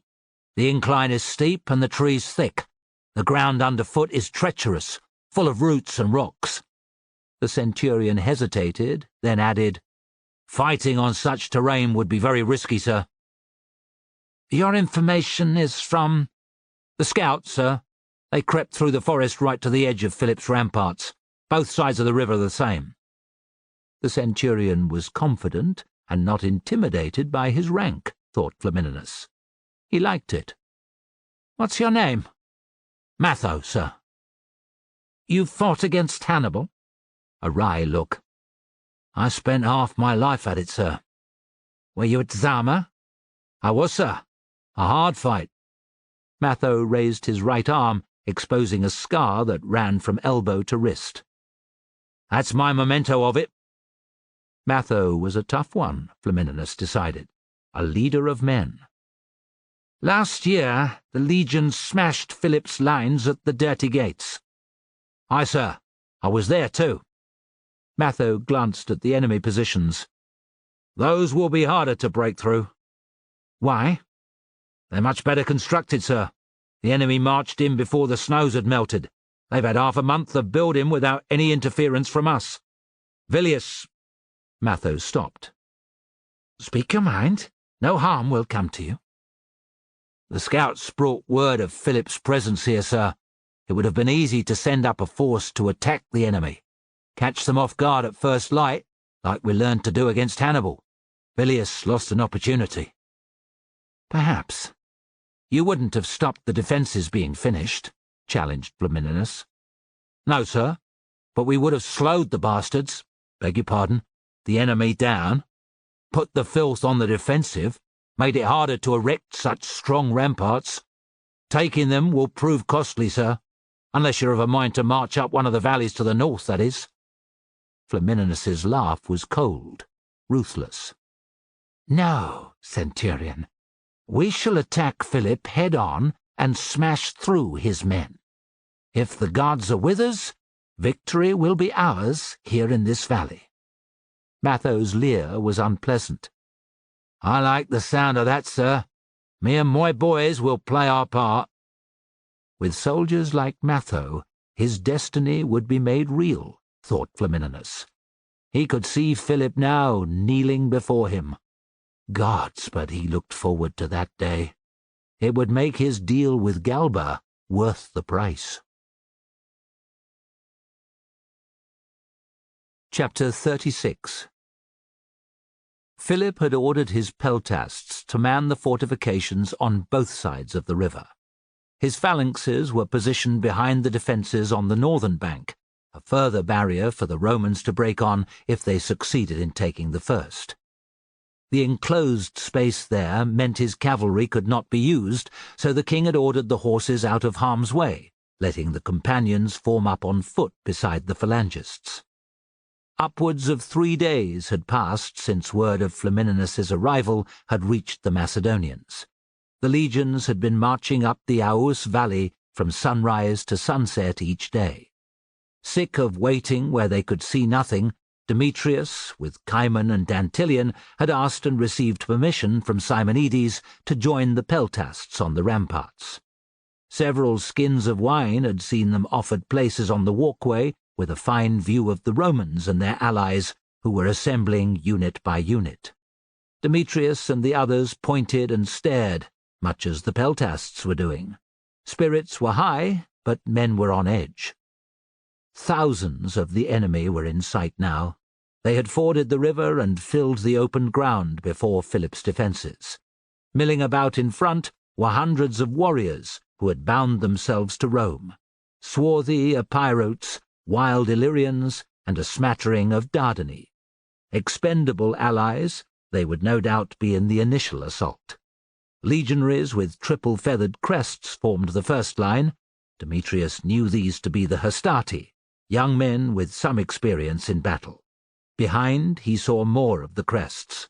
These were the Principes, male shirt-wearing veterans who usually finished what the Hastati had started. At the back were the Triarii, Rome's best infantry. Simonides had said they were kept in reserve unless the need was great. It was hard to watch the enemy prepare for battle. Demetrius's guts were in constant cramp. He kept having to empty his bladder. Yet it had to be even more unpleasant for the enemy soldiers tasked with attacking their fortifications.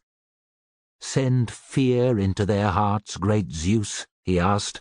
"Make them tremble as they draw near, and let our artillery reap them like wheat.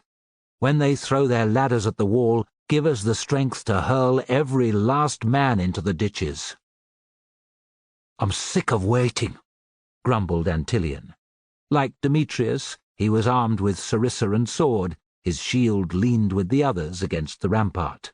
A dozen spears they had procured from the armourers were stacked alongside. "You?" Demetrius nodded. "The sooner the child rapists come." "The sooner we can get it over with," said Cimon, finishing his sentence.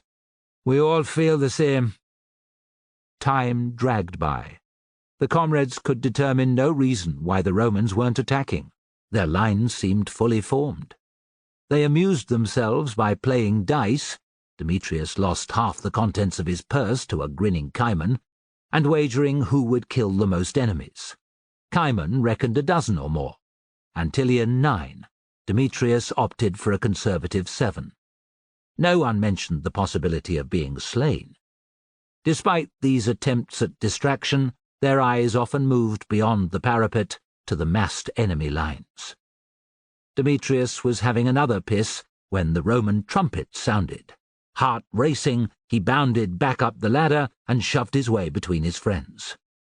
The entire enemy front was advancing. A mixture of allied warriors and Hastati, they came at a steady pace. The non-Romans cheered and shouted and hammered their weapons on their shields. Among the legionaries, a grim silence held sway. "Here they come," said Cimon, his usual grin absent. "Let them come," snarled Antilian. "I didn't believe it before. Sometimes they march in silence," said Demetrius, shivering. "The bastards are as scared as us. They're just trained to keep quiet," said Cimon with contempt. The peltasts had no interest in copying the Romans' tactic. Insults and war cries filled the air, and their spears clattered off shields. 1,000 paces had separated the enemy from the Macedonian fortifications. At 400, the Hastati were still in formation, but hotter heads among their allies had broken away from their fellows and charged. Soon the entire contingent of warriors was running towards the Macedonian ditches. They would come nowhere near Demetrius and his comrades. "Fools," he thought, "why rush to your deaths?" His eyes returned to the Hastati, who continued to tramp at the same speed. 350 paces separated them from Demetrius's position, while the warriors were a third of the distance closer. The artillery began to shoot. Twang went the bolt throwers. The catapults made deeper, ominous thunks. In no time, the air was full of missiles and rocks. Black blurs, the arrows scythed through shields and flesh alike, often cutting 2 men down. The carnage caused by catapult stones was mesmerizing. Shields and helmets were no defense. Prayer helped not at all. Shredded into chunks of muscle and bone, men ceased to exist. Heads vanished in sprays of crimson and brain matter. Limbs were ripped clean off. Great gaps opened in the warriors' ranks, and still the artillery shot, each weapon loosing every 15 heartbeats without fail. Ranged in over days of practice, aiming at a massed enemy, the catapults and bolt throwers could not miss. Perhaps 150 paces out, the charge came to a dragging halt. Demetrius estimated that a full quarter of the warriors were down, dead or injured. The rest could take no more. With the defenders' jeers following, they dropped their weapons and fled. No mercy was granted. The artillery rained down yet more volleys, wreaking a fearful slaughter. "Our turn," said Cimon, dragging Demetrius's attention to the ground in front of their position. The Hastati were now within range, and the artillery crews facing them were ready. Twang! Thunk! Arrows shot up, stones curved arcs through the air, and among the Hastati men died. Demetrius studied the nearest catapult crew, who worked almost as one. Using lengths of wood inserted into the ratchet wheels, a man either side of the weapon wound the arm back to its maximum angle. 2 men loaded a stone into the leather pouch that hung from its end. The instant they had stepped back, their officer pulled the release rope. Faster than the eye could see, the arm snapped upright. As it collided with the thick wooden upright forming the middle section of the frame, the stone was hurled into the air. Demetrius followed its passage, a high trajectory that briefly silhouetted it against the azure sky before it plummeted to earth. The stone's power was such that it obliterated an Hastatus. One moment he was there, the next he was gone, and killed the 2 men behind him before breaking the limbs of several in the ranks behind.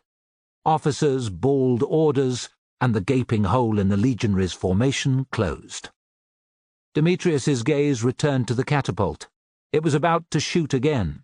The arm was nearly wound down to its fullest extent, and the loaders stood ready with another large rock. There was a terrible beauty to the weapon, he decided, remembering how he'd almost been slain by one at Abydos. "Ready yourselves!" shouted the nearest Peltast's officer. "Do not throw until I give the order!" Demetrius set down his sarissa and selected a spear from the stack. Urged on by their officers, the Hastati were running now. 2 men in every 6 to 8 were carrying a ladder.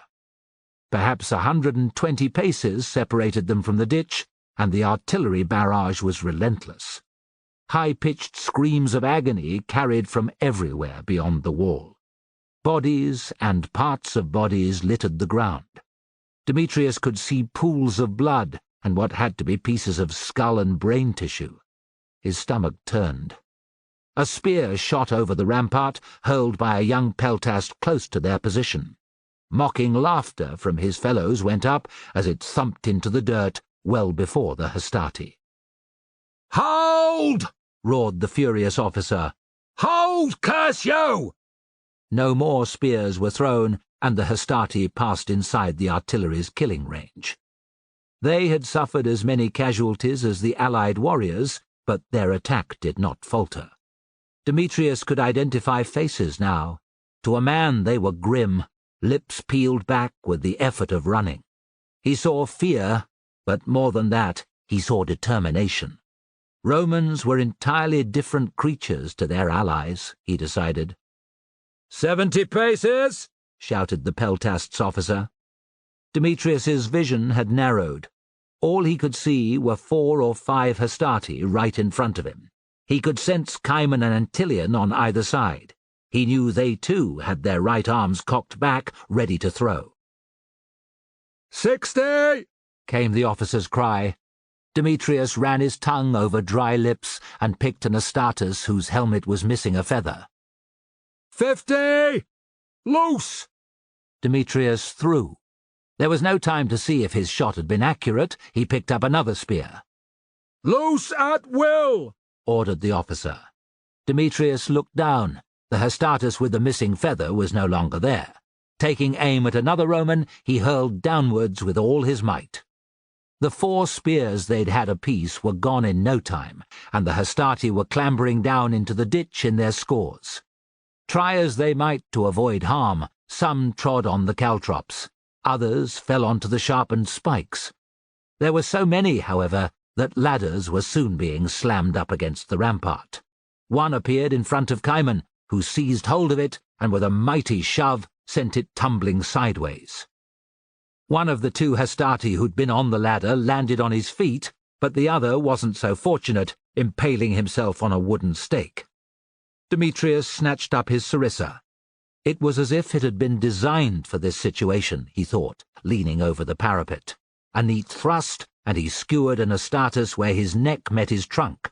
Spraying blood, the man dropped off the ladder, taking the comrade below with him. Demetrius repeated the move when the fallen man picked himself up and made a second attempt to climb.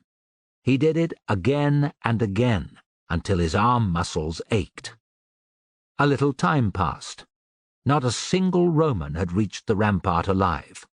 Corpses now lined the ditch so deep that the Hastati reaching it could walk straight across. The uneven flesh and bone footing for their ladders made it hard to ascend and far easier to unbalance. Stay where they were, however, and the legionaries would die from a spear hurled by a peltast. Death ruled supreme. Demetrius spied an Optio beating men with his long staff, forcing them forward. They're wavering. He leaned right out over the parapet, and when the staff-bearing Optio looked up, Demetrius stabbed him in the eye. In a few fingers' breadth and out again. The Optio dropped like a discarded rag doll, and the Hastati nearest him quailed. Ma-se-don! Bellowed Antilion. The cry was taken up along the rampart, a swelling wave of noise that rose to the skies. It gave the defenders heart and leached away the last of the legionaries' courage. In ones and twos, in larger groups, they broke and fled. Shields and swords dropped on the bloody ground unwanted. In vain the injured cried to be saved. Many were trampled to death in the chaos. "We did it!" said Demetrius, clapping a grinning Cimon on the shoulder. Antilion spat over the parapet. "They'll be back." "Not for a while," said Demetrius, full sure that the scale of the slaughter would give the Roman commander cause to deliberate. He was wrong.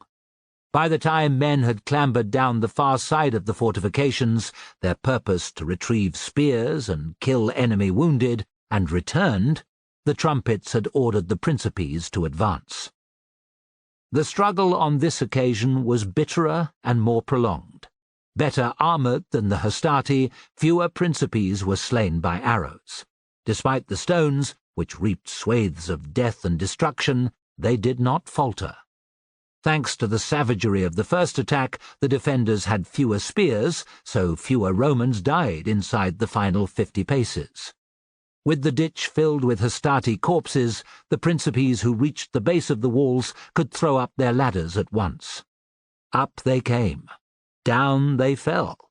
But thanks to the soft corpse landing, the casualties were not as severe as before. Tired, drenched in sweat, Demetrius, his comrades, and the peltasts used their spears until there were none left, or they had broken. Then it was time for swords, which allowed more Principes to climb to the rampart. Not long after, they won a foothold at last. Wounded, but apparently unstoppable, a huge princeps forced his way onto the walkway 10 paces from Demetrius. Attacked from left and right, he was soon cut down, but his sacrifice allowed 2 other Principes to follow his example. They killed a pair of peltasts even as more Roman heads appeared at the parapet. Demetrius hurled himself forward, cracking his aspis into the nearest princeps' shield. A savage headbutt, and his helmet rim smashed the man's nose. A heartbeat later, he stuck the stunned princeps in the neck. With a great heave, Demetrius sent the body tumbling to the ground behind the fortifications, bringing him nearer to the still climbing princeps. He had one foot on the ladder, one on the walkway. Shield in his left hand, gripping the timbers of the parapet with his right, he was defenseless. Demetrius smacked him in the face with his aspis and pushed the man backwards into the ditch. The other princeps on the rampart had been slain by a peltast. Together, he and Demetrius threw the ladder earthward, toppling yet another legionary onto the piled corpses. The pair exchanged a pleased look and went back to their positions. On it went, until the Principes could take no more. For every brief failed foothold that they won, a score died. The hemorrhaging of their strength could not go on, and at length their commanders realized it.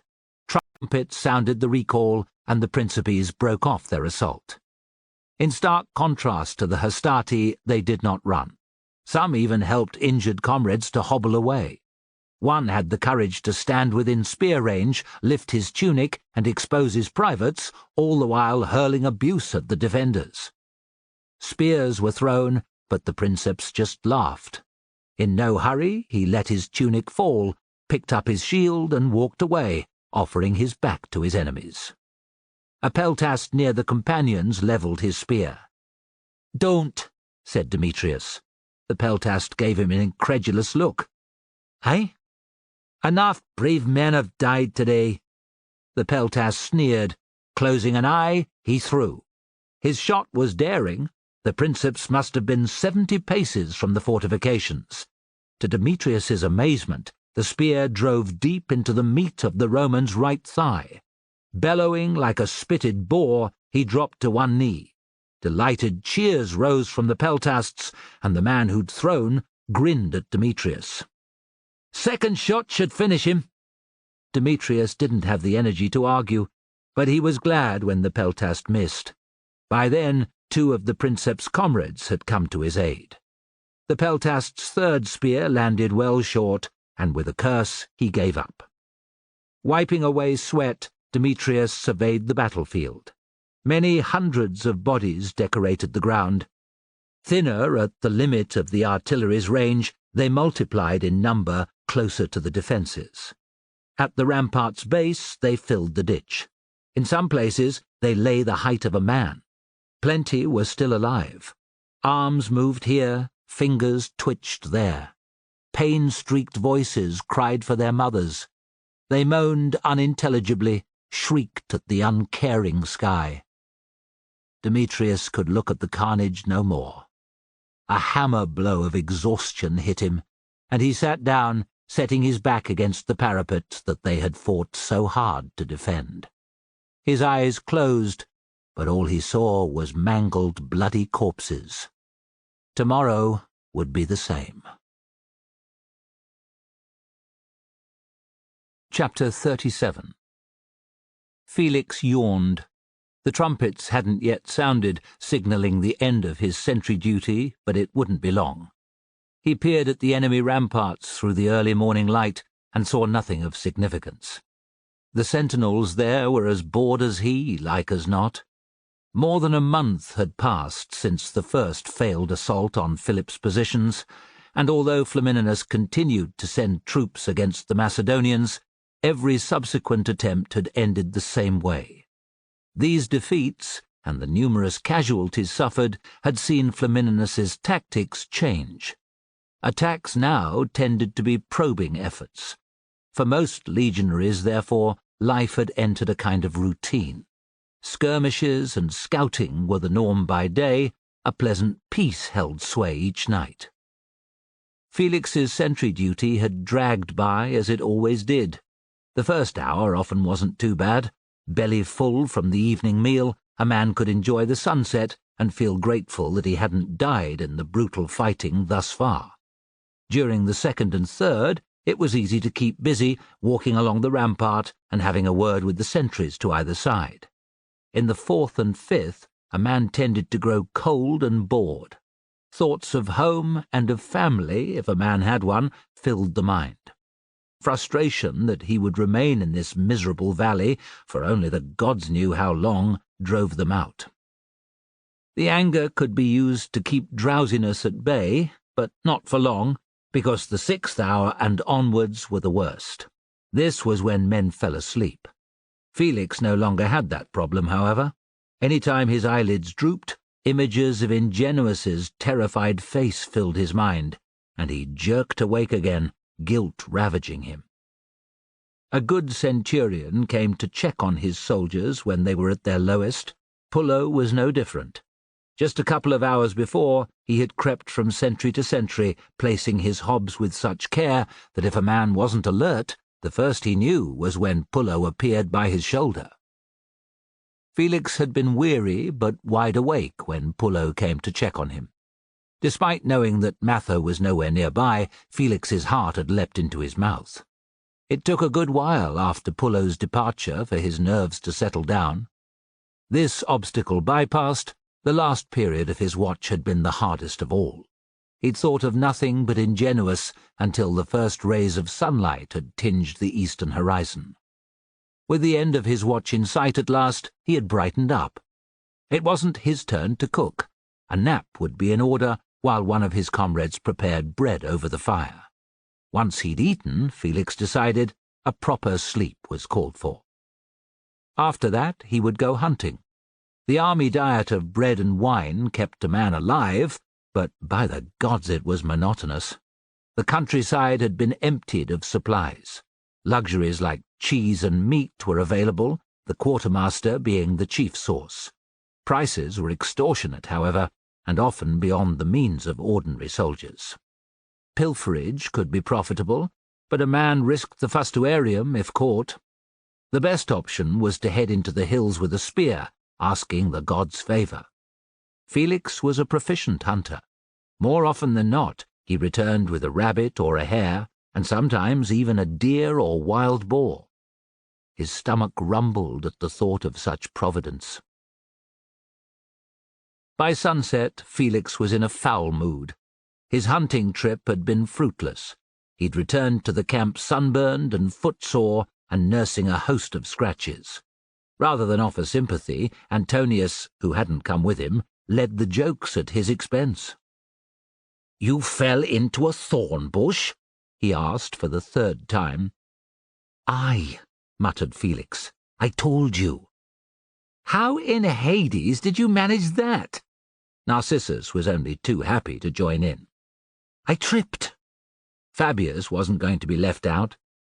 "Was this before or after you'd failed to spear the rabbit?"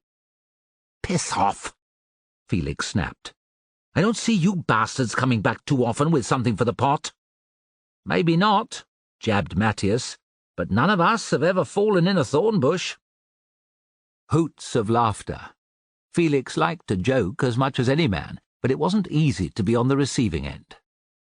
"Next time I bag a deer, you won't get as much as a taste," he warned. "I'll sell the meat, you cocksuckers." Antonius mimed falling over. "Gods, the thorns!" he cried, and the others laughed even louder. Pullo's unexpected arrival saw them scramble to attention. He looked Felix up and down. "Been fighting with a bush?" "Something like that, sir," muttered Felix, as his comrades chuckled again. "Can you fight?" Felix straightened. "Of course, sir." "Have you eaten?" Pullo's soft question was directed at everyone. "We were about to, sir." Antonius pointed at the flatbread baking on the stones around the fire. "Would you care for some?" Pullo dipped his head in recognition. "That's not why I'm here. Fill your bellies, fools, but don't drink much." He saw their interest rise. "Our maniple has been chosen for a mission." "Tomorrow, sir?" asked Felix. Pullo bared his teeth. "Tonight." Wary glances were exchanged. As the domain of evil spirits and wild beasts, the hours of darkness were no friends to men. It was easy to lose one's way, to trip and fall, easy to mistake one's comrade for the enemy. Unsurprisingly, attacks at night were rare indeed, not to mention unpopular. "What are we to do, sir?" Antonius this time. "There's no point attacking the enemy fortifications. We'd break our fucking necks before we even climbed the bastarding thing," said Pullo, relieving them all. "Scouts who've searched the forests above the Macedonian positions are reporting few sentries. The enemy seems to think no one would be stupid enough to try coming through the dense vegetation." Except us, thought Felix, at night. He saw the same doubt in his comrades' eyes, but no one said a word. Pullo was their centurion, and when he ordered them to jump, the answer was, how high? "We're to make our way through the trees to a position behind the enemy defences. If no one spots us, we launch an attack at dawn. Our task is simple. Take the nearest section of rampart, signal to the troops who'll be waiting, and then hold it until they arrive. Sounds easy, eh?" Pullo's smile reminded Felix of a wolf standing over its kill. "No, sir," said Felix, firming his chin, "but we'll follow you." "As if we had any choice," said Antonius's sidelong look, but he muttered in agreement with the rest. "Flamininus has promised every man who survives 3 months' pay." Pullo leered at the swift change in their faces. "Nothing like a full purse, eh?" Felix was grateful for the banks of cloud overhead. No stars and no moon meant the darkness was almost complete. There was no question of being seen by the enemy until, God's willing, it was too late. Given the snail's pace at which they were walking, necessitated by the lack of visibility, there was little chance of being heard either. After blackening exposed flesh with mud, the maniple had marched at the start of the second watch from their camp to the river Aous. The crossing had been made easier by 2 lines of stakes, 10 paces apart, that had been sunk all the way across. Willow branches had been woven between the posts that were nearer to the river's source, creating a barrier that slowed the current considerably. Met on the far bank by 6 Epirote scouts, they had taken a short time to regroup and to replace the mud that had washed off their legs. Pullo had whispered encouragement and told his men they'd be a lot richer come the following evening. He'd said in Felix's ear, "I'm relying on men like you," which had made Felix proud enough to burst. When the order came to move, he was ready and willing. With Pullo in command, he thought they were sure to succeed. A pair of scouts went off in front, checking for signs of the enemy. The other 4 each led a column of legionaries. Slow and steady, they headed up into the trees, away from the killing ground, before the Macedonian defences, where so many of their comrades had fallen. No one carried torches. Total silence was to be maintained. The journey wasn't easy. Stones moved underfoot, branches whipped into men's faces and tugged at their mail. Barked shins and thorn scratches became the norm. Felix made a mental note to study his comrades' arms and legs in daylight, swearing that any with scratches would receive the merciless ribbing that he'd endured earlier. Surrounded by cork and home oaks and dense evergreen bushes, roofed in by heavy cloud, their world shrank to the winding animal track along which they were being led. Felix soon lost his sense of direction. Up the slopes they went, then down and up again, and on occasion back on themselves. At times he wondered if the guide was lost. Were the frequent stops an indication of that, or just the need for secrecy and silence? No information came back down the line. Felix had to dilute his concern with the knowledge that Pullo was at the front with the guide and that he knew what he was doing. Their slow progress went on for an age. It was impossible to know how much of the night remained, but Felix judged that sunrise wasn't far off when the order was passed on to ground shields and wait. He leaned close to Antonius, standing behind him, and whispered, "We must be near." "You'd think so." Antonius pointed past Felix down the slope. "Is that light?" Felix peered. A faint glow could be seen between the shadowy outlines of two mighty cork oaks. "It's a sentry's fire. Well spotted." Positioned in single fire, they leaned on their shields and waited. Nervous bladders could be emptied, but only from where a man stood. Livius patrolled up and down the line, making sure no one spoke. The undergrowth rustled, as invisible small animals went about their business.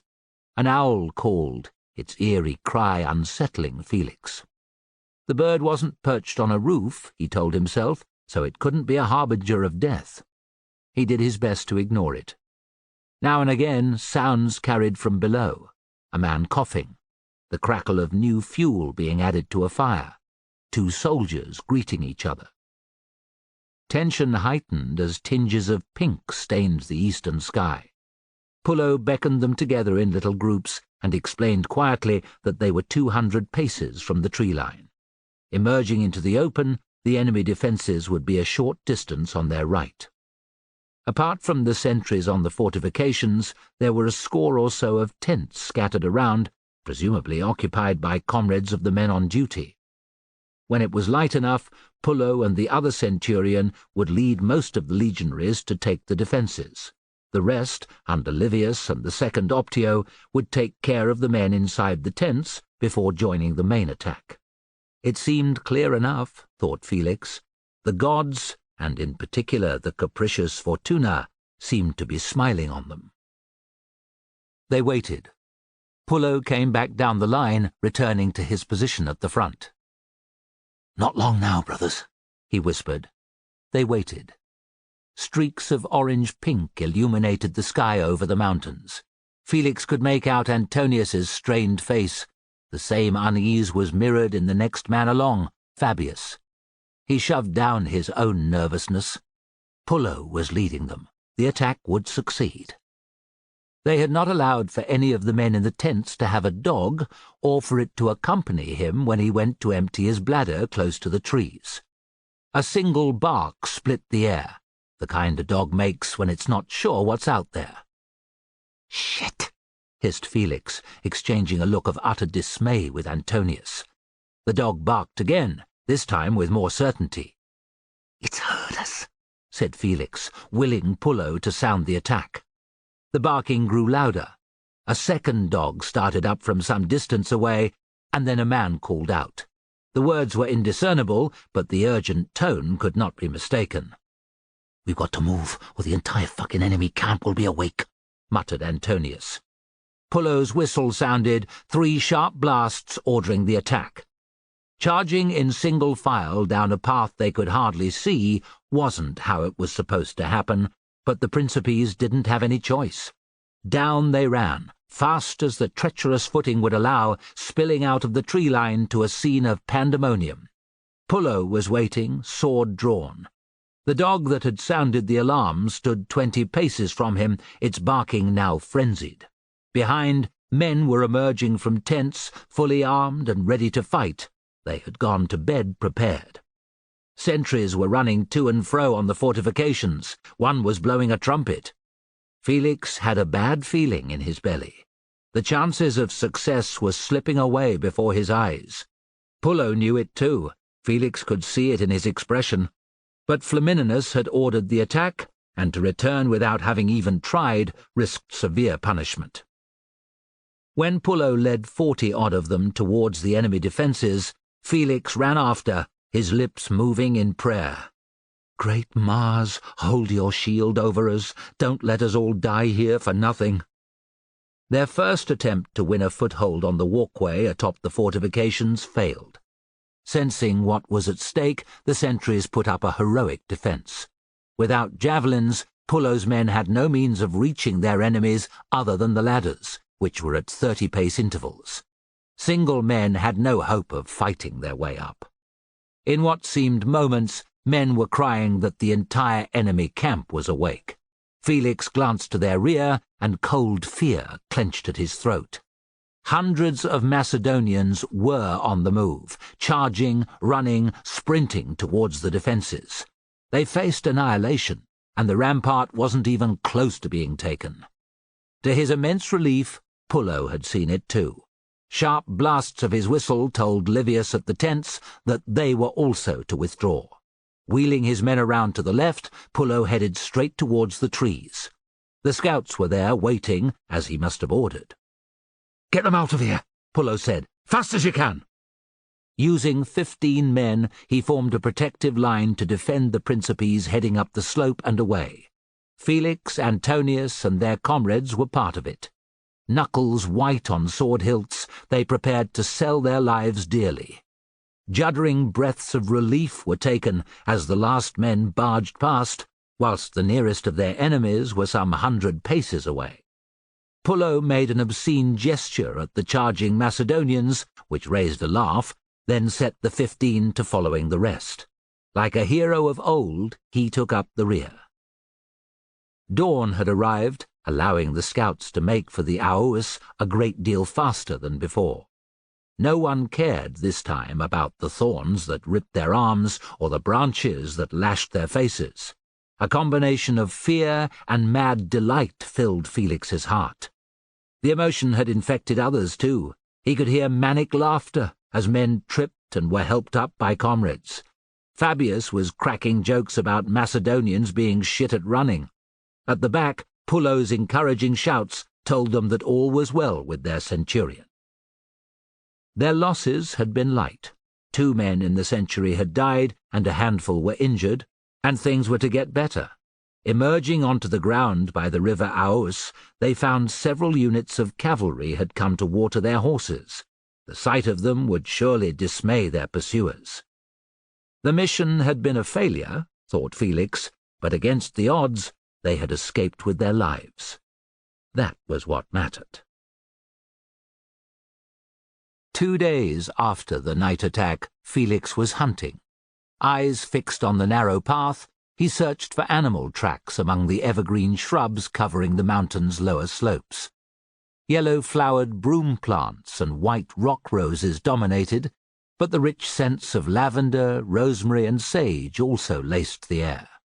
Lone home oaks stood like sentinels. Thick-barked cork oaks thrust their branches at the brilliant blue sky. "Seen anything?" Antonius was 10 paces behind Felix. Although he was no archer, he was armed with a bow.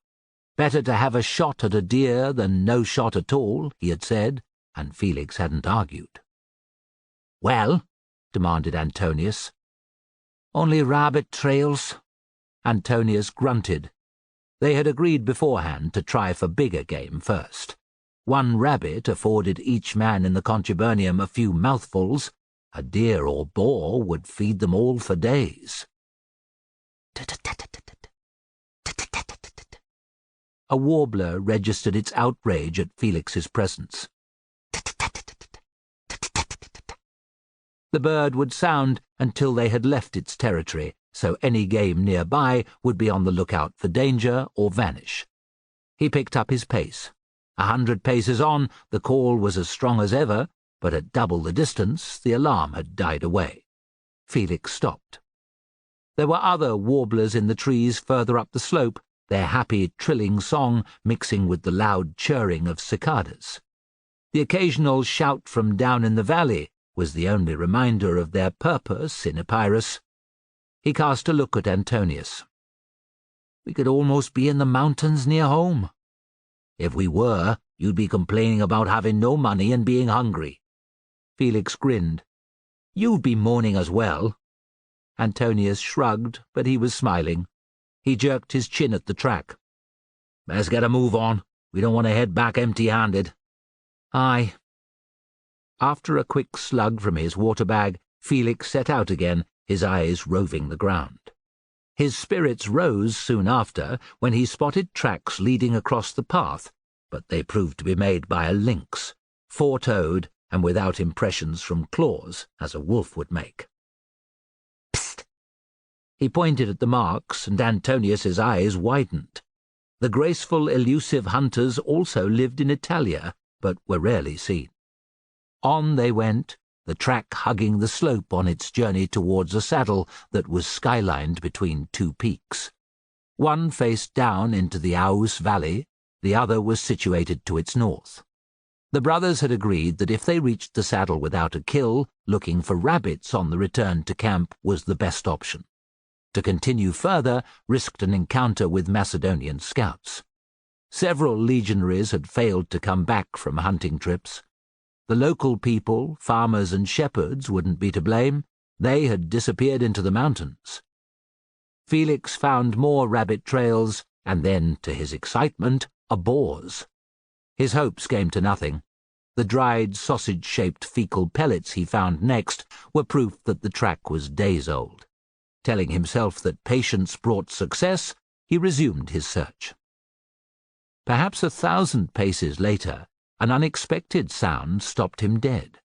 Not a boar snuffling in the dirt, not the rustle of leaves made by a deer pushing through bushes.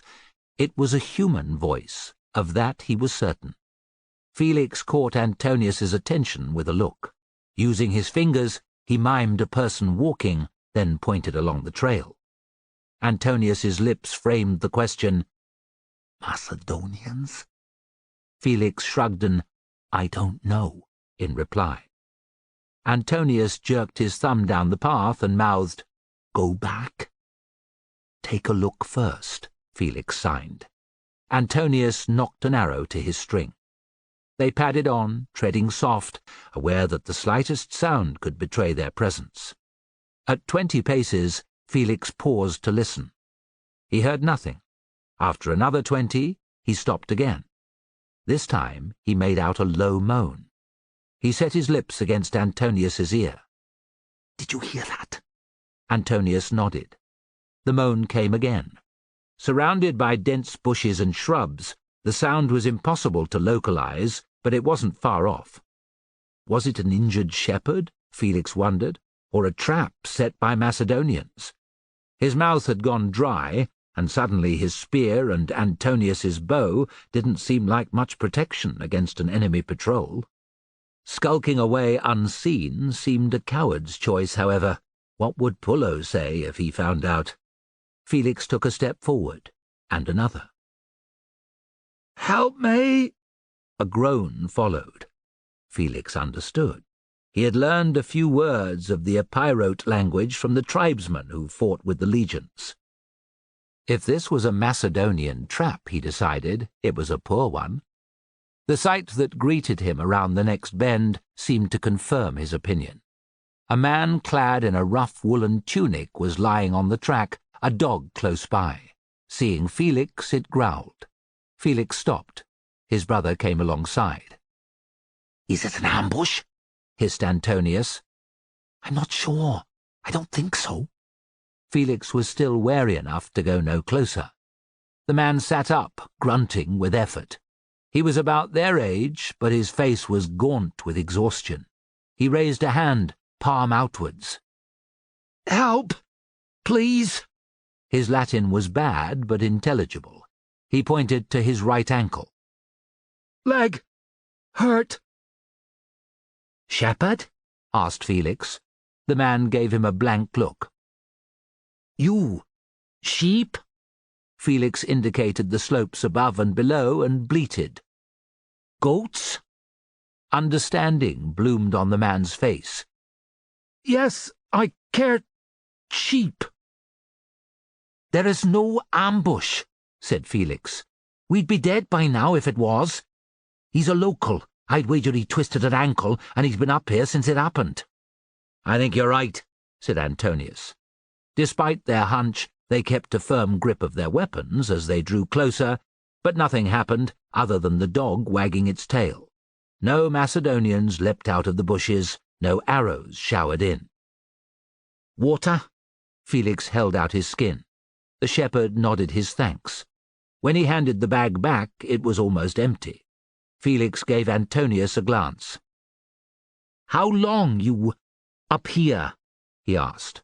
The shepherd held up 2 fingers. "That's a long time," said Felix. "Your belly must be clapped to your backbone." Another blank look. Felix rummaged in his pouch and found the hunk of bread he'd brought. He held it out.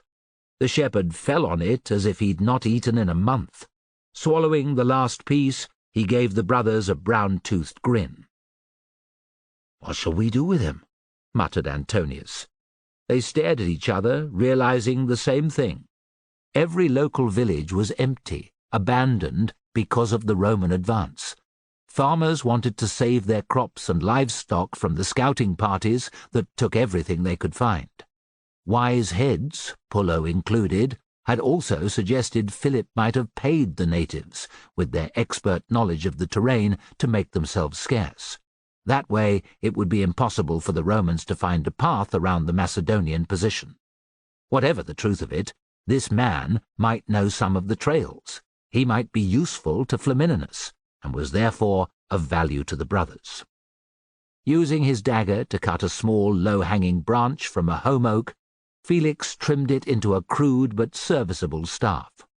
The shepherd accepted it with effusive thanks in his own tongue. Standing, he pointed up the mountain.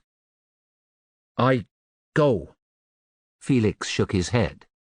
"You come with us," he said in Latin. The shepherd didn't seem to understand, so he pointed down the valley. "You come. Our camp." The shepherd looked most unhappy. "I go, family." "You can see your family afterwards," said Felix. The shepherd tried to hobble away, but Antonius blocked his path. "We go to the camp," he said firmly. The shepherd glanced at Felix, at Antonius, then Felix again. Their implacable expressions changed not an iota, and his shoulders slumped.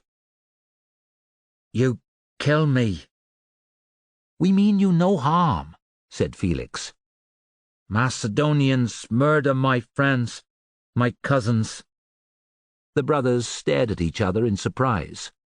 "Why?" asked Felix. "To stop them showing Romans path around their army." The shepherd's face was sad. "I have wife, children, not one die." "No one's going to kill you," said Felix. "I swear it." The shepherd looked from brother to brother. They nodded reassurance. He shrugged in resignation. "You know the mountain paths?" asked Felix. He nodded. They both cheered. Chapter 38. Philip had come to view the enemy. It had become his ritual over the previous month and a half. He visited a different part of the ramparts across the valley each day, allowing plenty of time to survey the battlefield, to hear reports from the officers in charge, and, most important of all, to encourage his troops. As he climbed the ladder, the familiar stomach-churning stink of rotting human flesh wafted from the other side of the defences. He'd allowed the Romans to collect their dead at various times, in the main so his own men didn't have to live day and night with the stench, but they could never gather every corpse. "That's safe, sire." A companion had gone up the ladder first. Philip found the new routine supremely irritating, but with Heraclides and Crichton's plot and his near escape at Autolibus fresh in his mind, had acceded to his general's repeated requests that bodyguards accompany him everywhere. Revealing none of his smarting pride, he acknowledged the delighted salutes and greetings that met his arrival on the walkway. "Melancomus, you rogue!" Philip shook hands with a burly phalangist with cauliflower ears and an oft-broken nose that resembled a misshapen sausage. From Carrier in Asia Minor, Melancomus was a recruit from Philip's campaigns there 2 years prior and a ferocious fighter. In the king's mind, he was worth 5 ordinary soldiers. "It's good to see you, sire." Melancomus's smile revealed more gaps than teeth. "Had any time to box of recent days?" asked Philip. The nearest soldier roared with laughter, and Melancomus grinned. "Once or twice, sire." "Did you win?" "He wore them out, sire, as usual," cried a voice. It was well known that Melancomus's primary tactic was to wear his opponents down by dodging their blows rather than landing his own, but Philip arched an eyebrow. "It's not against the rules, sire," said Melancomus with a chuckle. "True enough," said Philip, amused. Promising that he would try to watch the carrion's next bout, he moved on. 5 companions stayed close. Philip continued his tour, enjoying the description by an artillery officer of the most recent Roman attack which had taken place the previous day. 2 siege towers used by the enemy lay a short distance before the rampart, shattered by stones from the catapults. Bodies were scattered in and around, and the cries of trapped men inside could be heard. Philip had decided that Flamininus's readiness to continue throwing troops at his defences showed his lack of experience and his desire for a speedy end to the war. After 40 days and a dozen failed assaults, it should have been clear that the Macedonian positions weren't going to be taken by storm. Let him waste his men, thought Philip. It was conceivable that Flamininus had other irons in the fire, and so scouts had been sent to find any surviving locals. As with the unfortunate Etos, men and older boys were to be killed, and their wives and surviving children threatened. Offerings had been made to Zeus asking for his favour. The priests had been consulted often. His position was being protected by every means possible. Thus far, his tactics were working, and the longer that continued, the better it was for Philip. Trapped in the narrow confines of the valley, unable to advance, Flamininus's legion's numerical superiority was useless. Keep it up for another 40 days, Philip decided, and the harvest would be upon them. Flamininus would have to give serious consideration to abandoning his campaign for the year. His reputation would be damaged, as Galba's had been. The Senate might recall him to Italia. With the Roman campaign in disarray, Philip could utilize the autumn and winter to maximum effect, recruiting more soldiers and reinforcing his relationship with Achaia. With a little luck, bridges might be built with Sparta and other states. "A rider come, sire," said one of the companions. Philip's eyes followed the man's outstretched arm. A rider was fording the Aous. Even at a distance, it was clear that he bore a branch in his hand. "A herald," said Philip. "It comes to this." Not everyone had seen the olive branch. An officer barked orders from the nearest tower. His crew hurried to load their catapult. "Hold!" roared Philip. "Let him approach!" His command rippled along the rampart. As the horsemen drew near, the air grew tense. Although Philip had had the upper hand in the battles thus far, Roman arrogance knew no bounds. The messenger's demand might be something preposterous, such as he surrender to Flamininus at once. As the rider entered artillery range, he reined in and held the olive branch high. "Ha!" said the companion who had spotted him. "He's frightened." "I would be too," said Philip. He cupped a hand to his mouth and shouted in Latin, "Come in peace!" There was no response, and men on the ramparts began to jeer. "Silence!" roared Philip. He repeated what he'd said, but louder. The Roman sat for a short time. Whether he was considering Philip's words, if he'd even heard them, or was waiting to see if the artillery would shoot, was unclear, but in the end he urged his horse towards the defences. Philip stood forward so his fine armour and red-crested helmet might be seen. The messenger halted 100 paces out. "Flamininus sends word to Philip," he cried in Latin. "I am Philip." There was no reaction, not even a dip of the chin, and anger coursed the king's veins.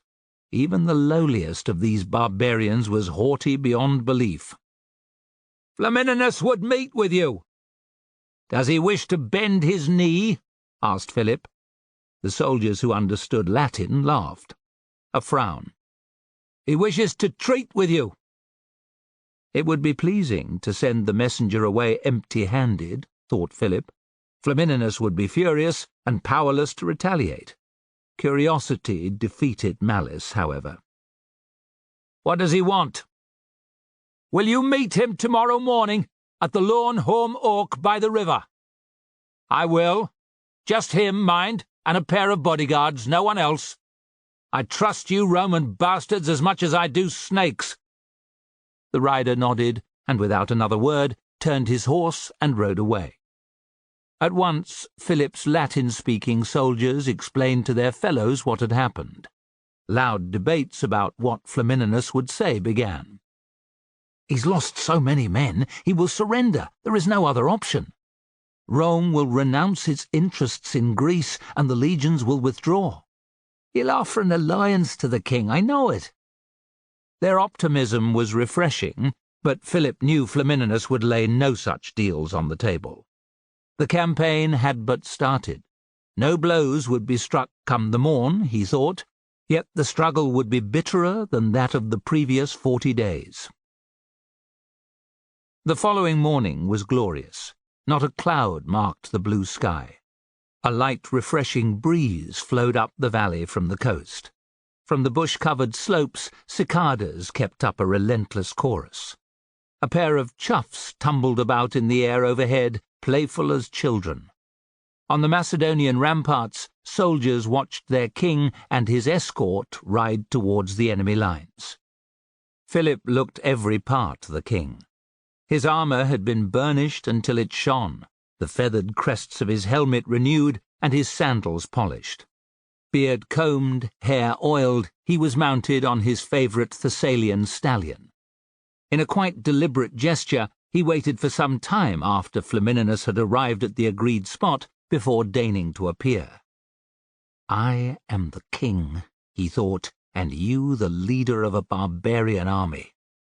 Despite his scorn, he was eager to meet the man who so desired to defeat him. Philip had been intrigued by his spies' reports of Flamininus's repeated efforts to become consul, and his love of Greek history and culture. Flamininus had 2 companions, as agreed, one a cavalryman, the other a senior officer. The trio watched in silence as Philip approached with a pair of companions at his back. 20 paces from the river, he halted, giving the Romans a haughty stare. "King Philip," Flamininus bent his head. "How pleasant to be shown some respect at last," said Philip. "It seems a quality that most Romans lack." "I apologize for any discourtesy shown you," said Flamininus. "You mean that no more than you shit drachmae," thought Philip. "You speak Greek." "I do. I am a lover of all things Hellenic," said Flamininus, with no trace of irony. "So I have heard." Delighting in Flamininus's surprise that he should know this, Philip continued, "Invading the region is an odd way of showing that regard." "I am but the Senate's servant. Where it commands, I must go." These barbarians must take lessons in sounding genuine while lying through their teeth, thought Philip. 40 days of fighting has seen you gain not a single stadion. Your men's morale must be low. Flamininus's eyes glittered. "They fight for Rome. Their purpose will not waver." I annoyed him, Philip decided. Good. "Do you wish to sue for peace?" "You are the one who should consider that policy." "I'm happy here, and so are my soldiers." Philip indicated the steep valley sides and the fast-flowing river. "What with the magnificent scenery, it's hard not to feel at home. If we have to stay until after the harvest, so be it." "You cannot defend every route into Macedonia," said Flamininus. "Sooner or later, the legions will reach your kingdom." "Ha!" Philip made a dismissive gesture, but the barb had sunk in. The Romans would not lose heart from being held in this pass for months. Next year, Flamininus might attack on 2 or even 3 fronts, and if he does, thought Philip defiantly, I will build defences as I have here. A second summer spent camped before my fortifications will wreck his career. I will defeat the general who follows him and the one after that." Bold as Philip was, he knew the possibility remained that Flamininus was right. "An unpleasant idea, is it not?" Flamininus's tone was mocking. "I was enjoying the thought of your losses here being repeated in the valleys to the north," lied Philip. "The Senate will not approve. You will be replaced, like Galba and Villius before you." Flamininus's lips thinned. "I am here to deliver terms." Philip raised an eyebrow. "Your garrisons are to be removed from all Greek towns. Reparations must be paid to those whose lands you have ravaged, in particular Athens, Pergamum, and Rhodes." Philip was furious, but he kept his face blank. "Chat, chat." High above, the chuffs called to one another.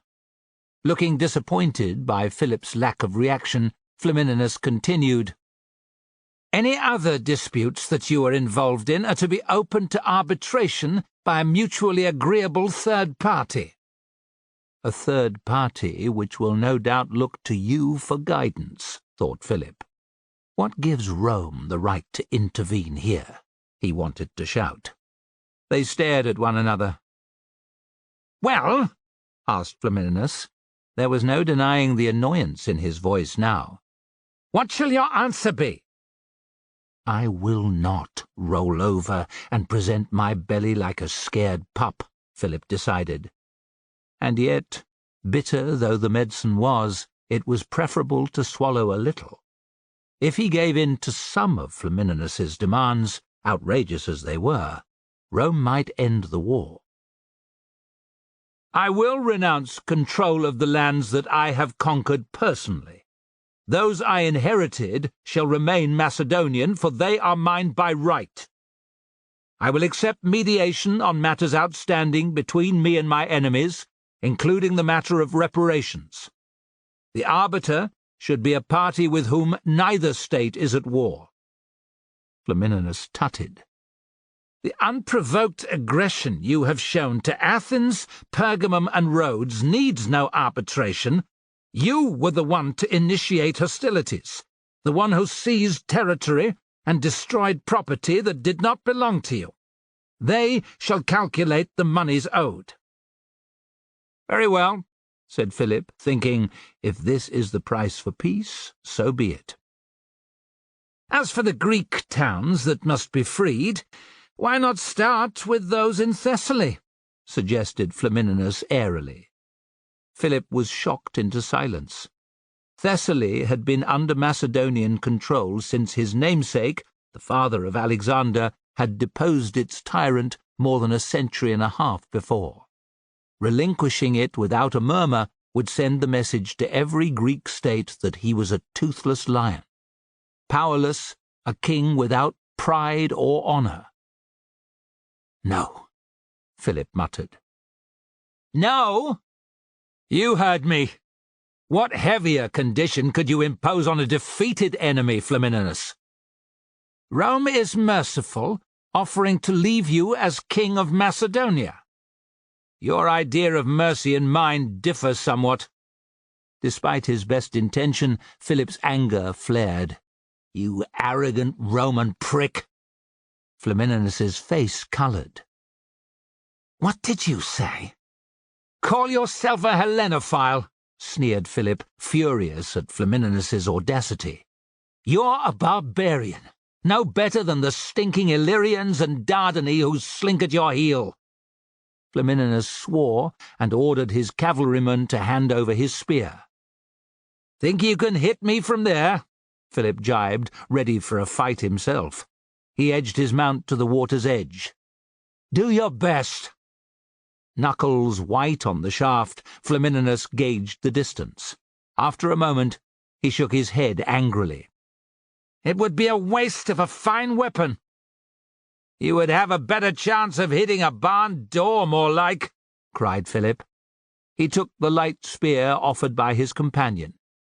"I, on the other hand—" Flamininus flinched, but did not back away. "Throw! It will be far sweeter to destroy your legions, if you ever manage to leave this valley, that is." Philip smirked at the fury that now twisted Flamininus's face and turned his horse's head towards his camp. The verbal battle had been his, Philip decided as he rode away, and the physical one would be too. By reacting to his goad, Flamininus had revealed a chink in his armour. Provoke him in the right way, and he would make unforced errors. Ensure that these took place in the right location, and his legions could be beaten. Philip was sure of it. Chapter 39. The sun was rising over the Aous valley, and Flamininus was at breakfast. Seated on his grandfather's folding camp chair in his personal tent, he regarded the well-stocked table in front of him with relish. He'd already spent hours catching up on paperwork. Now his favourite meal of the day was at hand. The fresh bread smelt as good as loaves from the finest bakeries in Rome. Large, plump olives, green and black, glistened in oil. Various cheeses, white, yellow, moist, and crumbly, begged to be eaten. Hard-boiled eggs formed a neat circle on his plate. His magician of a cook had even produced honeyed pastries.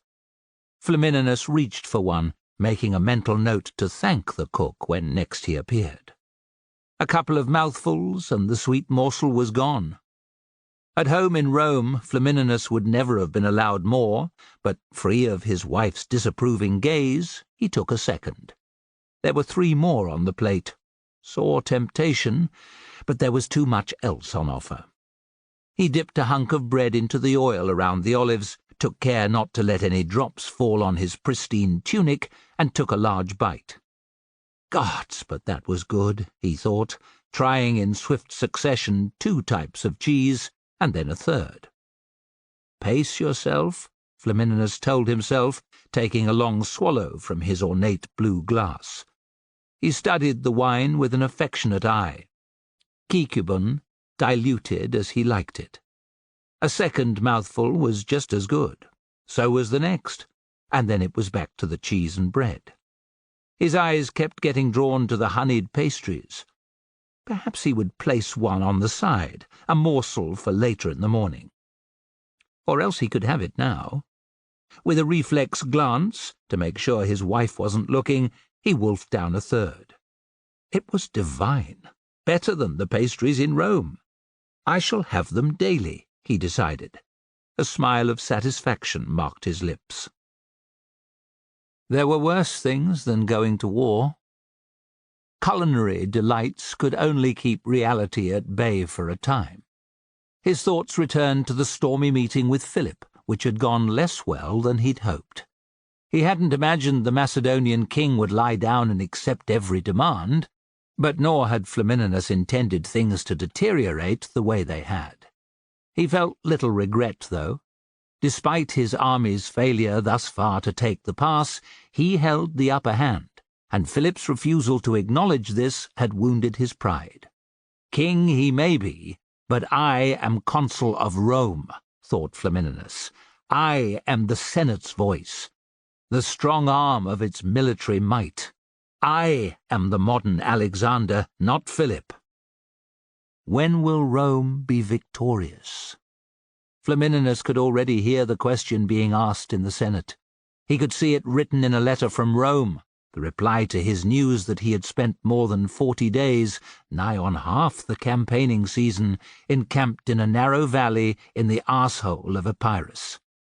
Results remained of vital importance. All the hard work he had put into becoming consul might be wasted if successes didn't start falling into his lap. Fail to achieve, as Galba had, and he'd eventually be replaced by the Senate.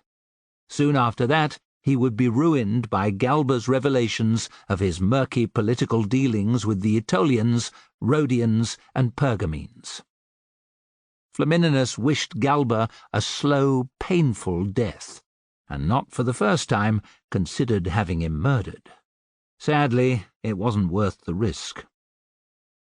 If I should die unexpectedly, by fair means or foul, my lawyers will publish every document in my possession with your name on it, Galba had said, standing over Thrax's body. Flamininus had to live with the agreement he'd made, and that meant battering the Macedonians into submission somehow. The day's end would see if the legions could finally break through the enemy's defences. Flamininus had ordered another large-scale attack. He held little hope, however. The assault was as much a message to Philip that Rome's determination would not wane as it was an attempt to force a way up the valley. Flamininus's dilemma was threefold. Direct assaults were doomed to fail. Moving part of his army to the northern passes while he marched southeast was an option, but time was against him. The same applied if he sent troops to join his brother Lucius on the east coast. A month and a half remained before the harvest. Campaigning after that was a daily gamble, and not the way to win a war. Furthermore, Philip was well used to splintering his own troops and sending them in different directions. They could travel at great speeds, meaning Flamininus's smaller forces would risk being isolated. Fresh frustration stung him. He needed a path through the mountains here, yet all attempts to find local tribesmen to serve as guides had failed. It was as if they had vanished with their families and livestock into thin air. Philip was behind it, thought Flamininus. He had to be. "Master," recognizing the voice as Passion's, Flamininus wanted to groan. As ever, duty beckoned. "What is it?" His secretary sloped to the table. His eyes flickered over the food, better fare than he could ever hope to eat, and came to rest on Flamininus. "An Epirote chieftain wishes to see you, master." Flamininus's lips thinned. Roman allies they might be, but he'd found the Epirotes to be bearded, stinking savages clad in fleece jerkins. Their main interests appeared to be hunting, drinking, and screwing. To be confronted by one at this early hour would be more than his nostrils could bear, he decided. "Send him away." "Yes, master." Passion didn't look surprised. Flamininus's curiosity raised its head. "What does he want?" Annoyance flitted across Passion's features. "He wouldn't speak to me, master. I'm a miserable secretary," he said. "Rude as well as malodorous, eh?" "Master, never mind." Flamininus reached for a fourth pastry. I really shouldn't, he thought, but they're too good to leave. Passion will pilfer it otherwise, or the cook. Passion spoke from the entrance. "He was boasting to the sentries, master." Flamininus's ears pricked. "Go on." "He said that he'd walk into your tent a poor man and come out rich." Flamininus brushed crumbs from his lips and stood. "You did well to mention that, Passion. Show him in." "Of course, master." Passion vanished. The brute might have something of worth to tell me, thought Flamininus, his interest rising. He smoothed down his tunic and checked that no pastry remained on his face. Not wishing to seem eager to the Epirote, he selected a parchment at random from the mounds on his desk and began to walk about, pretending to read. "With your permission, master," said Passion. Framed in the entrance, he had someone behind him. "Enter." Flamininus didn't lower the scroll. Passion was followed by a wiry-framed figure with long black hair. His sleeveless sheepskin jerkin was belted at the waist. Under it he wore a tunic. Plain leather shoes covered his feet. 2 empty scabbards, one for a knife, the other a sword, proved Flamininus's guards were alert. Sharp-featured, with hungry wolf's eyes, the chieftain looked as untrustworthy as a man could be. "This, master, is Charops, a local Epirote chief." Passion dipped his chin and stood aside. Flamininus said nothing. He'd heard of Charops. The man had served Villius well, apparently. That didn't mean he was to be trusted. Charops bowed. "I thank you for this audience, Consul." His Latin is poor, thought Flamininus. Typical. "You have information of interest?" "I do, Consul." Charops's smile was all reddened gums. Flamininus averted his gaze and kept silent. I'll be beggared before I ask him to go on, he thought. Unseen by Flamininus, Charop's eyes moved to the breakfast table. "A fine spread." "Indeed," replied Flamininus caustically. "What's that?" Charops was pointing at the last pastry. "It's a sweetmeat made with flour and honey," said Flamininus, growing more irritated. "Sweet meat. Can I have it?" Charops was already walking towards the table. "I suppose. Gods above and below," thought Flamininus. "Next he'll be asking to sit in my chair." Charops ate with an open mouth and great enthusiasm. He smacked his lips when the pastry was gone. "Good. Are there more?" "No." Flamininus's tone was now icy. He was also glad that he'd left only one. Charops grunted and helped himself to several pieces of cheese. "I didn't invite you in to dine," Flamininus snapped. "Tell me why you're here, or I'll have you thrown out on your ass." Charops wiped his mouth with the back of his hand. He belched. "I want a plate of, how you say, sweetmeats." By this point, Flamininus would have had any Roman hauled from the tent and whipped. It was clear, however, that Charops had, or thought he had, information of great importance. Taking a long, deep breath, Flamininus said, "If our meeting goes well, you shall have as many as you wish." Charops repeated his hideous grin. "Your soldiers fight again today." "That's correct." If Flamininus listened, he could hear the clash of arms from up the valley. "They lose." Flamininus gritted his teeth. "Perhaps, perhaps not." "They lose. Defense is high, strong. Macedonians love their king. They fight for their homeland." "We will break through in the end." But not this year, unless things change, he thought. Charops's expression grew sly. "There is path. In mountains." "There are many paths," said Flamininus dismissively. "I have Shepherd. He knows way around the Macedonians." Flamininus came close enough to smell Charops's fetid breath. "Where is this shepherd?" "In safe place." "Bring him here." "I want silver." Charops's tone had lost any hint of friendliness. "If the shepherd can do as you say, you shall have a reward, never fear," said Flamininus. "Silver. 500 coins." Flamininus buried his fists in Charops's greasy jerkin and dragged him in, eyeball to eyeball. The nauseating odour from his mouth drove Flamininus's anger to new heights. "Do not think to lecture a consul of Rome, filth! You will hand over this shepherd, or I'll have your entire family crucified. Understand?" "Aye." For the first time, fear was writ large on Charops's face. "I bring him." "Right now!" Flamininus shoved Charops away and regarded him with disgust. The man ate in the jerkin. It looked as if he blew his nose on it too. "Passion, fetch a bowl of water and a drying cloth." Truth be told, he wasn't worried about his dirty hands. If the shepherd could do as Charops said, Flamininus wouldn't have a care in the world.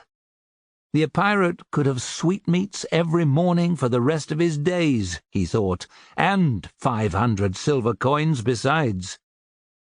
A path through the mountains would allow some of his soldiers to flank Philip's army.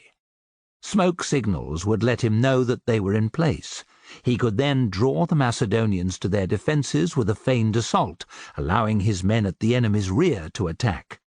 This was the chance he'd been waiting all summer for.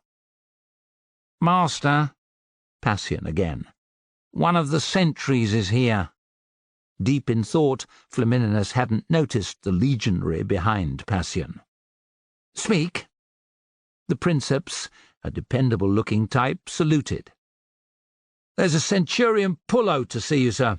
Says he has a possible guide through the mountains." Flamininus's smile grew broad. Not one guide, but two. Truly, the gods favour me today, he thought. "Bring him in." "Sir." The princeps wheeled and vanished whence he'd come. "Philip, you mongrel," said Flamininus with immense satisfaction. "I have you now." Chapter 40.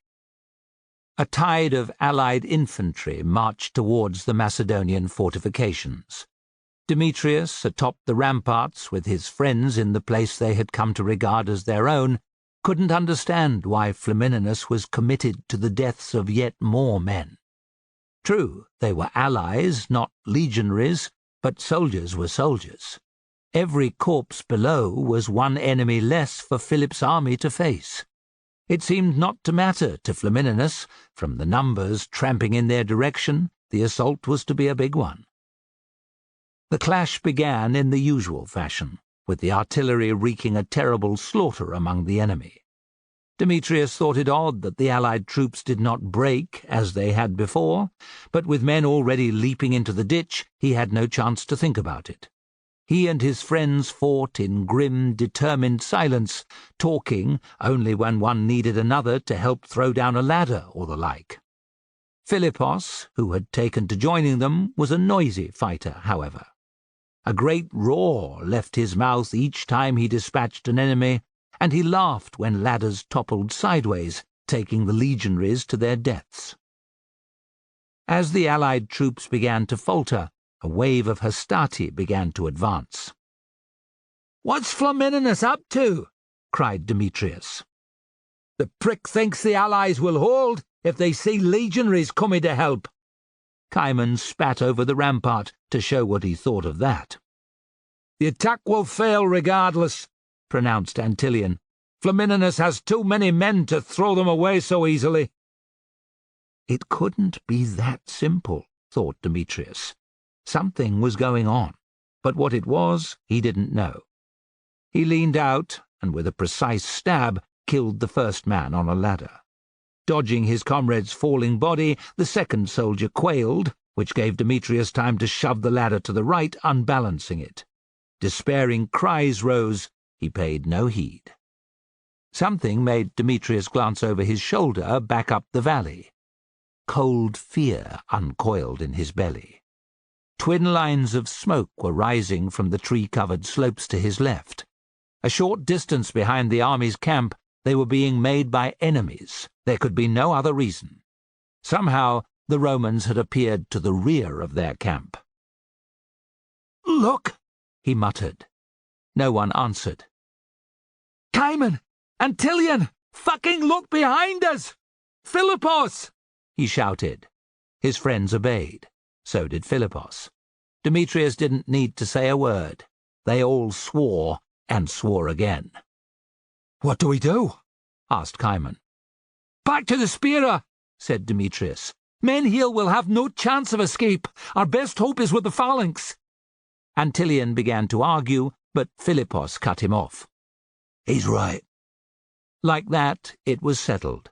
Throwing their aspides over their shoulders, they pounded down the nearest ladder. The peltasts were too busy fighting to see them go. In the short time it took the four to reach their Spira's position, total chaos had broken out through the camp. Hundreds of legionaries were spilling from the trees along the side of the valley. Many of Philip's troops weren't under arms, Over the 40 days previous, it had become accepted that the Roman attacks would fail, obviating the constant need for every soldier to be ready, which added to the confusion.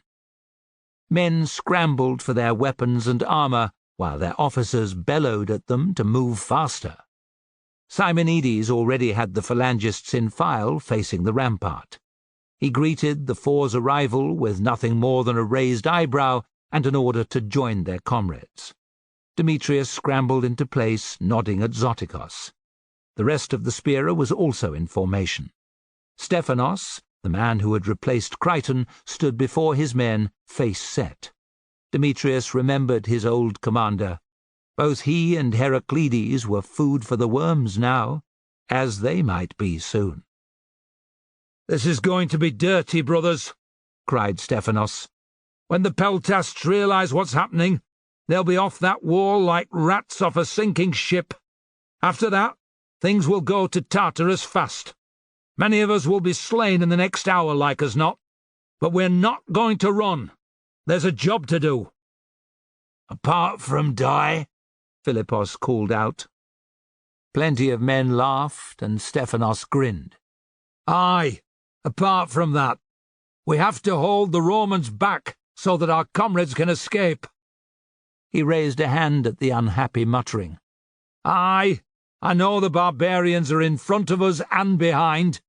2 Kiliarchies are going to form up, one facing towards the ramparts, the other up the valley." "Where are the other Kiliarchies?" demanded someone. "The king has ordered everyone but us to retreat. There's no room to deploy. The honour of holding the barbarians has been left to us," said Stephanos in a proud tone. "How long do we have to fight for?" asked a voice. Demetrius thought it might have been Empedocles. "Until I fucking say so, that's when," bellowed Stephanos. "A man's got to die sometime," said Philippos, laughing his great belly laugh. There were some chuckles, but most men remained silent. No one moved from their position, however. Everyone obeyed as the 4 spear-eye spread out, leaving gaps for the retreating soldiers to pass between and up the valley. The second Kiliarchy was doing the same, but facing in the opposite direction. Demetrius thought Stephanos's suggestion insane, but he couldn't abandon his comrades. He shot a glance at the men behind, who were a mixture of stony-faced and nervous but resolute. Demetrius clenched his jaw. They were in this together, for better or worse. Their position offered a good view of the fortifications. He watched with fascinated horror as the first Peltasts came hurrying past, still carrying their shields and spears. What followed had a dreadful inevitability. Ladders soon appeared in the gaps left by the men who'd retreated, and moments after that, Hastartes scrambled up onto the walkway. The remaining defenders began suffering heavy casualties. That was enough for the less determined among them, who threw away their weapons and ran. Before long, the press at the ladders was so thick that men began leaping to the ground below, uncaring of the height. The faces of the next Peltasts to pass Demetrius and his comrades were terrified, panicked. Some were even weeping. None would look at the mass of phalangists standing ready to fight. It was strange, but their fear, their frantic desire to escape, stiffened Demetrius's resolve. He had heard of the carnage that unfolded when soldiers broke. He and his comrades had to hold the enemy, if the entire army wasn't to be butchered.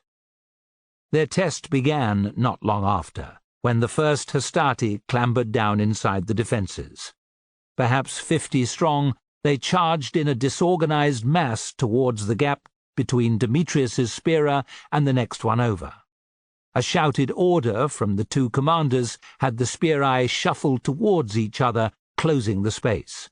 The Hastati faltered, and then, mad with battle lust, charged on. They died to a man, impaled on the deadly Sarisi. The centurions were quick to restore discipline, assembling their men by the century at the base of the ladders. Organized, the enemy advanced in a great line, as they had so many times during the previous 40 days. Stephanos began to sing the paean. Demetrius seized on the tune. It was a way to voice his fear, refusal to retreat, and if it came to it, his willingness to die. He had tapped into a shared emotion. The phalangists' voices soared towards the heavens, a crescendo of defiance that checked the Romans' advance.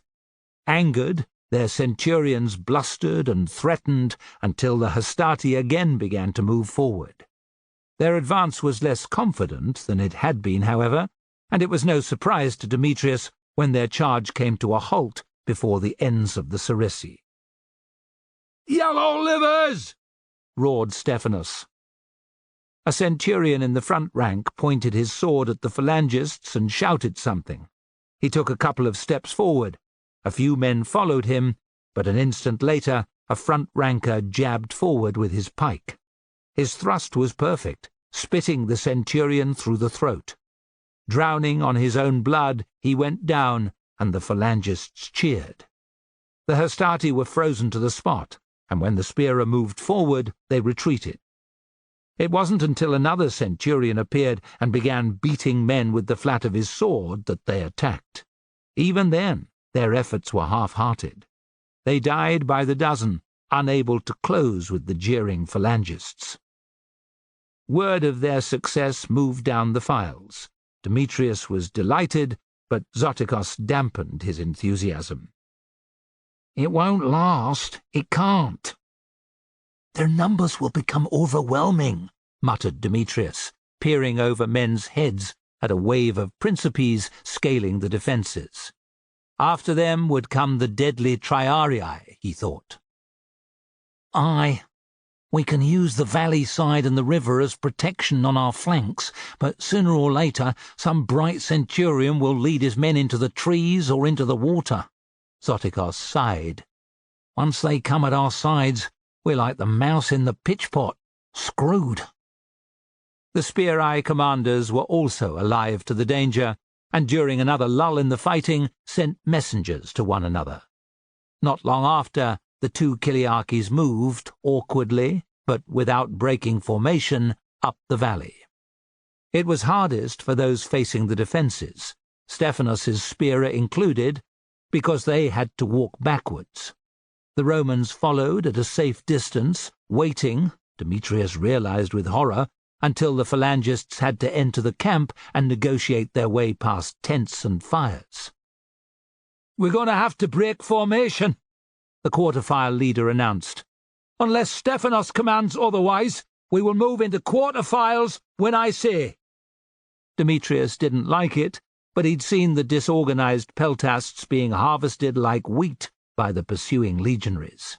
Staying together had to be a better choice. "What about us Cerici?" he asked Zotikos. "Lose your pike at your peril," Zotikos answered. "This isn't the only battle we will have to fight." Trying to ignore the feeling that once broken up they would be slaughtered like lambs, Demetrius nodded. Events began to unfold fast.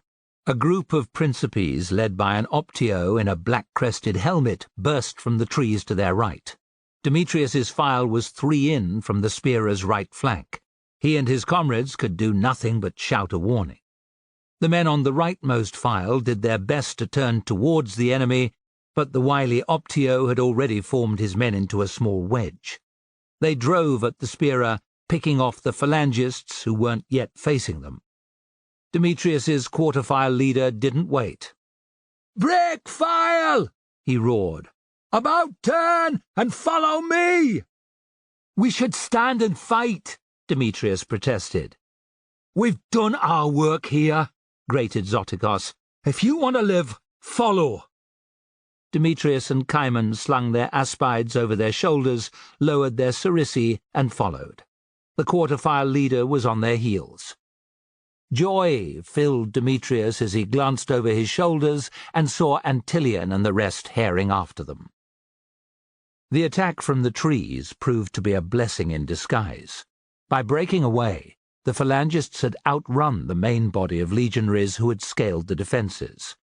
Once they had cleared the camp, The path up the valley was unobstructed, by Romans at least. It was clogged with phalangists and other troops, however, and soon the comrades were forced to walk. That was a relief, for the Sarisi were incredibly difficult to run with and dangerous. After perhaps 5 stadia, they stopped for a brief rest. Demetrius stared back down towards the position they had held for almost a month and a half. The flat ground behind the wall was dense with legionaries, and more were appearing atop the rampart.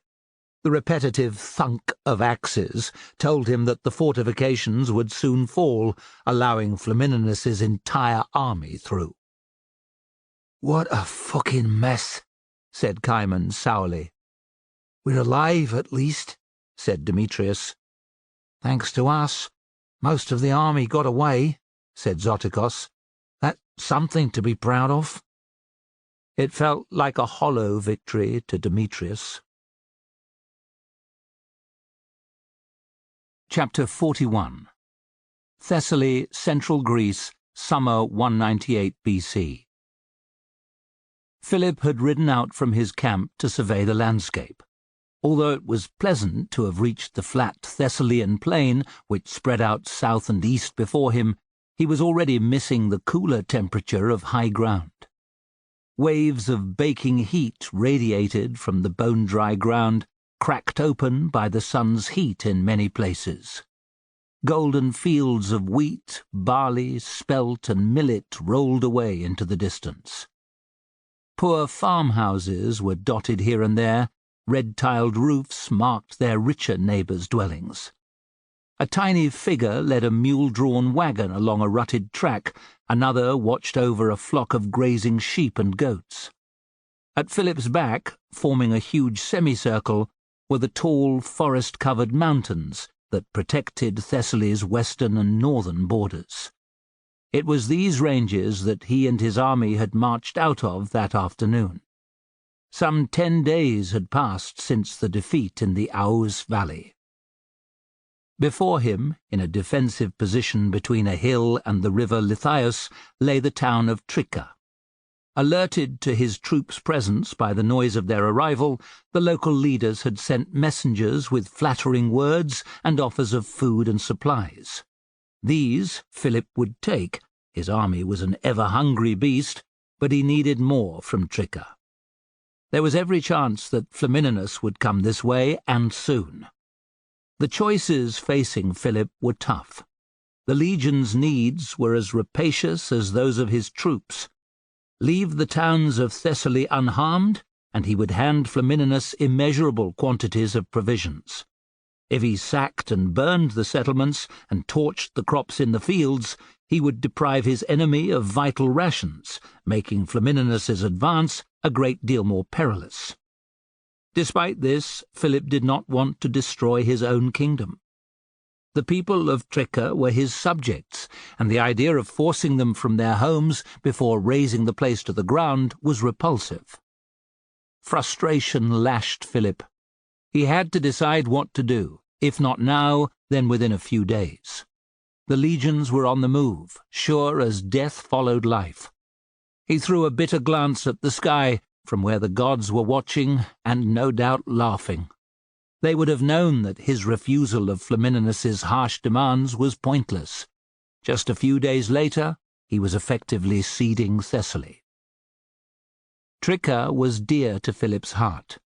Birthplace of the healing god Asclepius, his temple complex there was revered by Greeks and Macedonians alike. He had visited it once as a boy, on a rare journey with his stepfather, Antigonus Doson. They had slept in the shrine for several nights alongside other pilgrims, each morning reporting their dreams to the priests. Philip had vivid memories of waking in the darkness and seeing moonlight streaming through the open window onto the mosaic floor where 2 snakes lay entwined. Whether they had been placed in the room by the priests, as his stepfather said later, or sent by the gods, he hadn't been sure. The image still brought goosebumps up on his arms. I cannot burn Tricca, he decided. I should, but I will not. Many other towns would have to be destroyed. He had no choice. Antigonus's advice again returned to haunt him. Some things you will enjoy as king, leading your army to war, seeing your enemies vanquished, accepting the loyalty of new subjects and rewarding those faithful to you. Other things are more difficult, even distasteful. Never being able to set aside your responsibilities, ordering the execution of former friends or allies, telling your soldiers to massacre every inhabitant of a village that has defied you. Murdering 30 shepherds, thought Philip darkly, knuckles white on his horse's reins. The Romans shall not have Thessaly, he muttered. Instead, it will burn. Sire, amid the clamour, the shouts, the screams, a companion's voice. Philip focused. The companion sat astride his horse not 10 paces away. Black smudges marked him from head to toe. A smear of blood ran the length of his sword arm. Philip didn't ask where it had come from. He knew, and it made him sick to his belly. What? Most inhabitants are leaving, sire, but a few are refusing. The companion looked troubled. The majority are old or ill. They'd rather die than leave their homes, or so they say. What is your command? Philip's face was impassive, but inside he was wavering. He glanced upwards, almost expecting to spot Ares, the bloodthirsty god of war, laughing as he rode high in his chariot with his sons' fear and terror by his side. All he saw were plumes of smoke billowing up from the town of Phalanx, which lay before him. Some of the houses had already been fired, thought Philip. Take me to them. Sire? The companion looked taken aback. Bring me to every person who will not leave their home. Philip urged his horse towards the main gate, forcing his startled bodyguards, a dozen companions, to follow. Phalanx wasn't a big town. Perhaps 2,000 souls lived inside its stone walls, with another 500 or so farming the surrounding countryside. Around half the population had heeded Philip's command the previous day to abandon their homes, but the rest had stayed on, hoping the order wasn't true. Theirs had been an unpleasant awakening that dawn when his troops had marched in, hammering on doors and ready to evict people by force. Now the exodus was in full flow. In family groups, in ones and twos, carrying heavy loads and trailed by servants and slaves even more laden down than they, the inhabitants filled the road leading away from Phalanx's main entrance, an arched gateway topped by a section of crenellated rampart. Trying to squeeze past felt like swimming against a river's current. Philip soon had to raise his voice and then his fist. Some thought about answering back, even blocking his path. They swiftly realized who he was and moved aside, protests dying in their throats. A stony glare saw the companions remain at his back. No one is going to attack me here, thought Philip, and if I can't defend myself against a civilian, I don't deserve to be king. He couldn't stop an image of Pyrrhus flashing through his mind.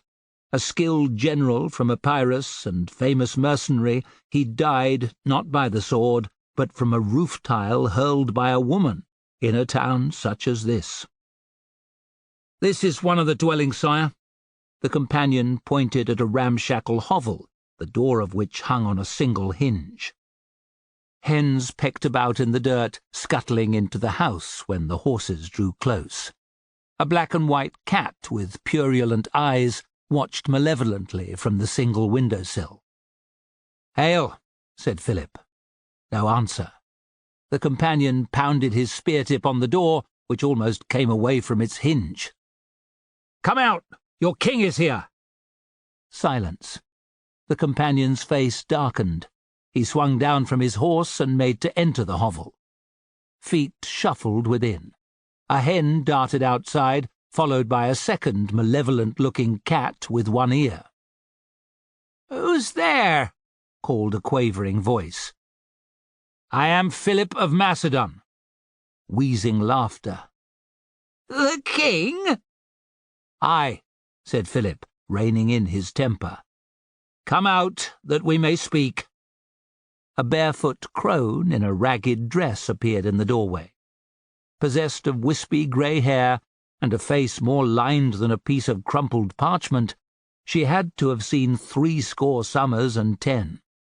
Her rheumy eyes regarded Philip with unusual intensity. "You look like a king." The woman owed him nothing. She was no fawning courtier, no arse-licking Heraclides, thought Philip with pleasure, yet she discerned kingship in him. "What do they call you?" "Briseus." The name of a queen of Troy. In response, snorts of amusement from his companions. Philip glared, and they averted their gaze. He turned back to Briseus. "You were a beauty in your father's eyes to be named so." Her chin lifted. "I was. Never found a husband, though." She opened her right hand, which was little more than a set of stubby claws at the end of her wrist. Philip sensed, rather than saw, the companion's revulsion. Her deformity was unsightly, he thought, but she didn't seem evil or cursed by the gods. "Your father loved you indeed." Most parents exposed such babies, left them in the open to die. It was considered bad luck not to do so. To have reared Briseus would have required parents, and in particular a father with real spine. "He did." Briseus's gaze went dim with memory. "I looked after him well into his dotage." Smoke filled Philip's nostrils. More buildings were ablaze. "I must ask you to gather what valuables you have and make your way to the front gate. My soldiers are burning the town." "Why would I go? My place is here.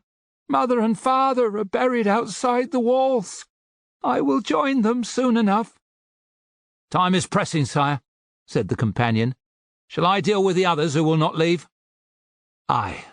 Do not harm them. Promise everyone that they will be looked after by order of the king." As the companion rode away, Briseus shuffled to within a few steps of Philip's horse. "You care about your subjects?" "It pains me to destroy their homes, but I have little choice. The Romans will arrive before long, and they will take everything by force. No woman will be safe, not even a grey hair like you." Light flashed off a blade Briseus had magicked from the depths of her dress. Philip stiffened. His companions levelled their spears. She cackled. "This is not for you, O king. Any Roman who tries to lift my skirts will get this in the neck." "Do as I say, and no Roman will threaten you," said Philip. "Soldiers will escort you to Macedon to safety." "I'll take my chances." Briseus retreated to the doorway. "Stay, and you will burn," cried Philip. "You seem a good man, O king. Better that you rule Thessaly than Rome. The gods' blessings on you." Briseus bowed deep and vanished inside.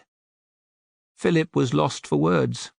He sat astride his horse, the air around him filled with crackling sounds and the groan of collapsing timbers. "Sire, we must go." This from the most senior companion. "It's not safe." "Aye." "Shall I send a man inside for the crone, sire?" "No." Briseus was right to remain, thought Philip.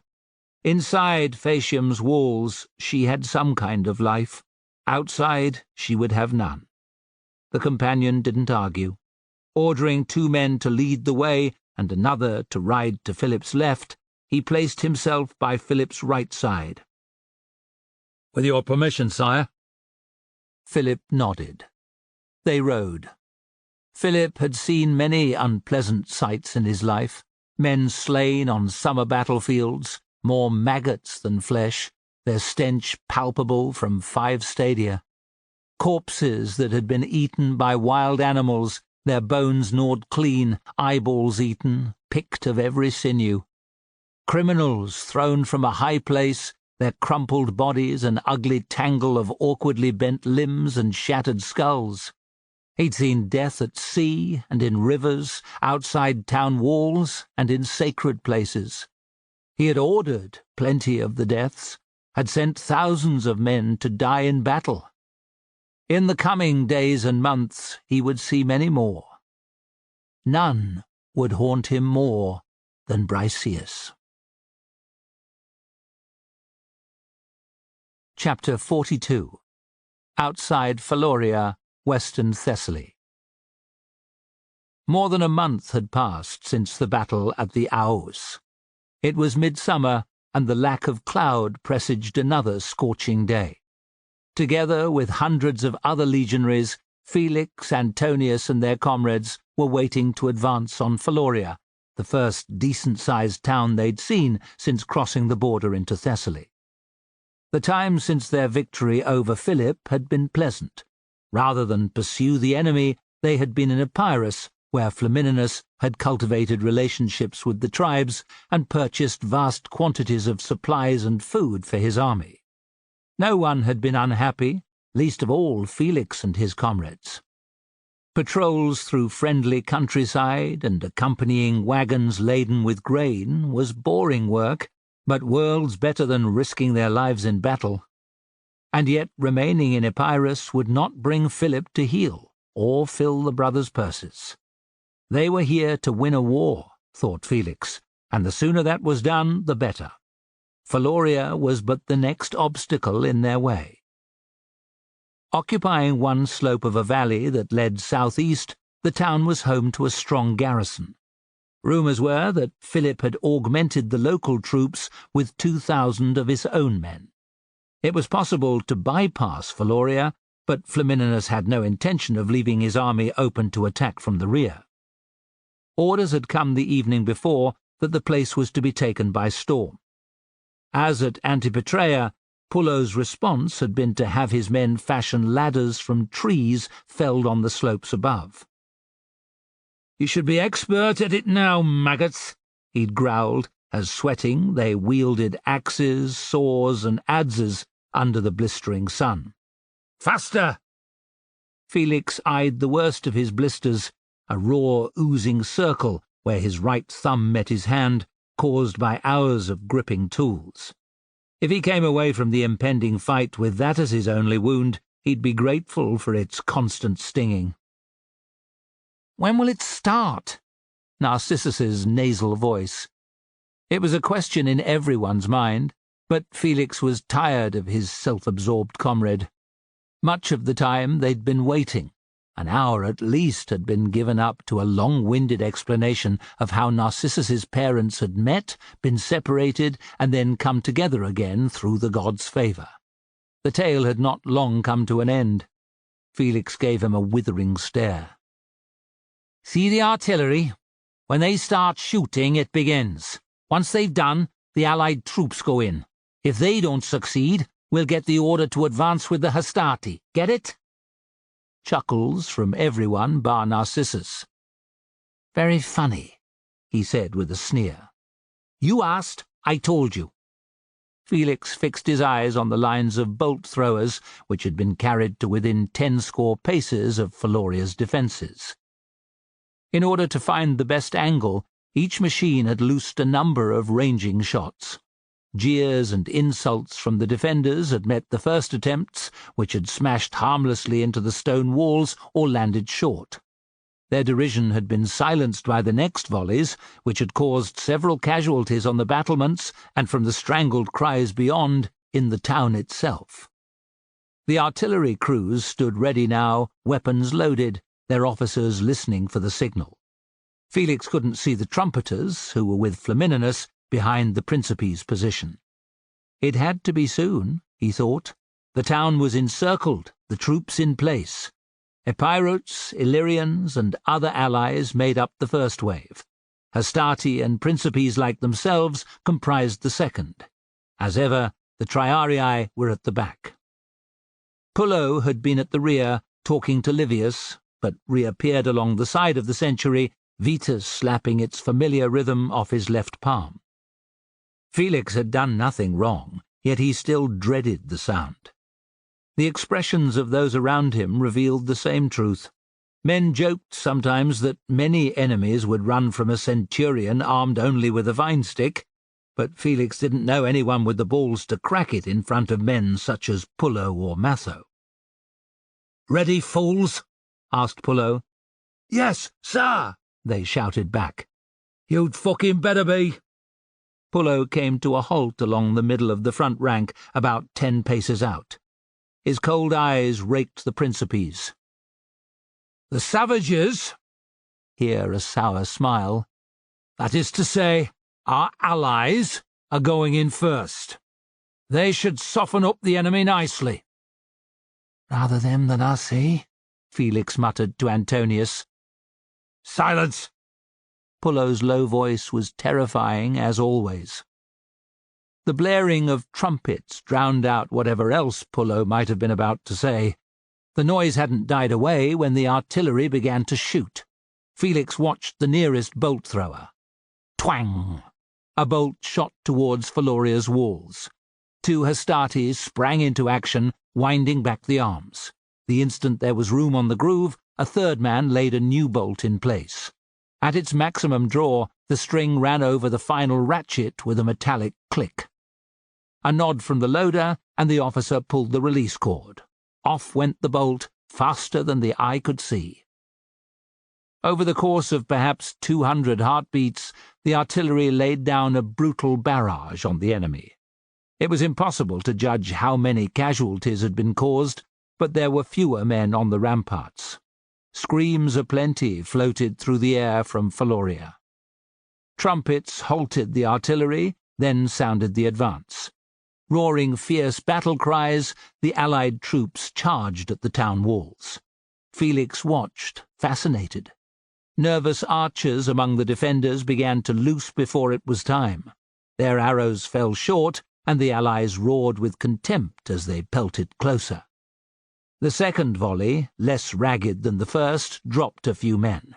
The next couple did a little better, but by then the warriors were scrambling into the ditch at the wall's foot and throwing up their ladders. "All we do is scale fucking ramparts," said Antonius. "Antipatria, the Aos Valley, now here. Give me a line of enemy soldiers any day." "Agreed." Felix wasn't bothered by heights like his brother, but he didn't enjoy climbing towards men who wanted to kill him. Savage fighting broke out as the defenders threw down ladders, hurled stones and arrows, and fought with warriors who had succeeded in reaching the walkway. Felix willed on the Allied troops. If they took the wall, casualties among the Hastatian Principes would be light. His hopes were dashed when scores of soldiers, the town's reserves, appeared atop the rampart. The balance swung towards the defenders for the first time, and after a bloody struggle, the troops who'd scaled the defences were cut down to a man. The last 2 were heroes, fighting back to back, long after their comrades had been hurled down into the ditch. An audible groan went up from the Principes as one, then the second, were slain. At the end of Felix's ladder, Narcissus began muttering a prayer. Fabius was rubbing his phallus amulet. Matthias was whistling under his breath. "Our turn now." A faint sheen of sweat marked Antonius's brow. "Steady, brother," muttered Felix, although his own stomach was clenching. "Think about the enemy at the top of the wall." Aye, aye." "Prepare yourselves!" Pullo thrust his Vetus into the ground. He'd find it later, or, as he often said, it could be buried with him. "On my word, pick up your shields." "Jupiter, greatest and best, watch over me and my brother," Felix prayed. "Carry us through the fight to come." "Ready, you filth!" Matho's measured voice was as shocking as if someone had emptied a bucket of ice-cold water over Felix. Panic battering him, his gaze moved to their immediate right. In front of a century of Principes stood their old centurion. Beady-eyed, bandy-legged, no doubt foul-breathed, He was readying his men for battle just like Pullo. He wasn't looking in Felix's direction, but that didn't stop Felix from wanting to vomit. Never had the danger of their re-enlisting been plainer. Antonius was behind him, but he was in the front rank. 30 paces separated him from a man who, with a single word, could see both of them executed. "Shields!" ordered Pullo. As one, the Principes obeyed. During their wait, it was permitted to rest their shields on the ground, leaning against their bodies. "Ladders ready!" Felix cursed himself for volunteering to be the front man. Matho would see him now for sure. Turn away and Pullo would notice. He was helpless. "Antonius!" he hissed. "What?" "Matho's here. Look right." A muffled gasp. "If the cocksucker doesn't see us before the wall, we should be safe enough. You know how it is once the fighting starts." "Aye." Felix began to pray again. He asked Jupiter and Mars, even Fortuna, the capricious goddess of luck. His plea was the same to all, not to let Matho spot either him or his brother. The deities laughed. The next time he glanced towards Matho, the prick was staring right at him. Felix's every muscle froze. In Matho's expression, he saw astonishment, disbelief, and then calculating rage. "Felix," said his lips. "It is Felix. I see you." Felix's knees almost gave way. "Matho's seen me," he hissed. Whether Antonius heard or not, Felix couldn't be sure, because the trumpets shredded the air. Pullo led the way at once, stepping out as if he were on an evening stroll. "Follow!" he shouted. "With me, fools!" Stomach roiling in fear, Felix obeyed. He couldn't stop his gaze from roving towards Matho. The centurion seemed to sense it. He was always glaring at him and mouthing obscenities. "We're dead men," thought Felix, swallowing bile. "If the defenders don't get us, fucking Matho will." Pullo walked the Principes for half the distance, until the braver archers started to loose, and then charged. The ladders prevented them from raising their shields against arrows, making every step potentially lethal. It was a case of not looking up and praying, not missing one's footing and hoping that other men were injured or killed. As Felix ran, his lips repeated over and over, "Let Matho be hit, let Matho be hit." A choking cry closer to home and a sudden drag on the ladder snapped him back to the present. "Narcissus is down." Antonius's voice, terse and sharp. Felix twisted his head. Narcissus had taken an arrow in the worst spot possible, just above the neck of his mail shirt at the base of his throat. He'd dropped the ladder and was clutching at the arrow. Bright red blood poured from around the wooden shaft. Narcissus tried to speak, but emitted a horrible gagging sound. He coughed, and streams of bloody froth sprayed from his lips. Down he went to his knees, then toppled back to stare at the sky.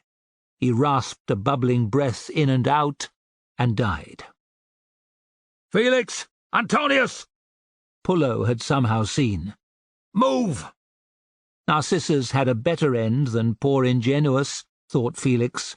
If I am to die, great Jupiter, let it be like him, anything but the fustuarium. He snatched up the ladder, exchanged a grim nod with Antonius, and charged onto the ditch, which was full of injured and dying men. "Mother!" moaned a warrior. Jagged ends of bone glistened white from the red ruin of his left thigh. "Mother!" Felix tried not to listen, tried not to feel what was beneath his sandals. He set his shield against the wall. Without Narcissus's help, it was harder to feed the ladder upwards, hand over hand. Vulnerable, balls tight with fear, Felix worked as fast as he could. "It doesn't matter if you survive the attack," a voice in his head said. "Matho will have you beaten to death." Felix's grip slipped. Cursing, he caught hold of the ladder again and brought it in to an angle suitable for climbing. He looked up, but could see no one watching. Rather than elation, despair took him. "What's the fucking point?" he cried. Antonius heard. "Climb, brother. What about Maso later?" Felix set his jaw. He picked up his shield and set his foot on the first rung. Halfway up, he looked to his right, trying to spot Matho.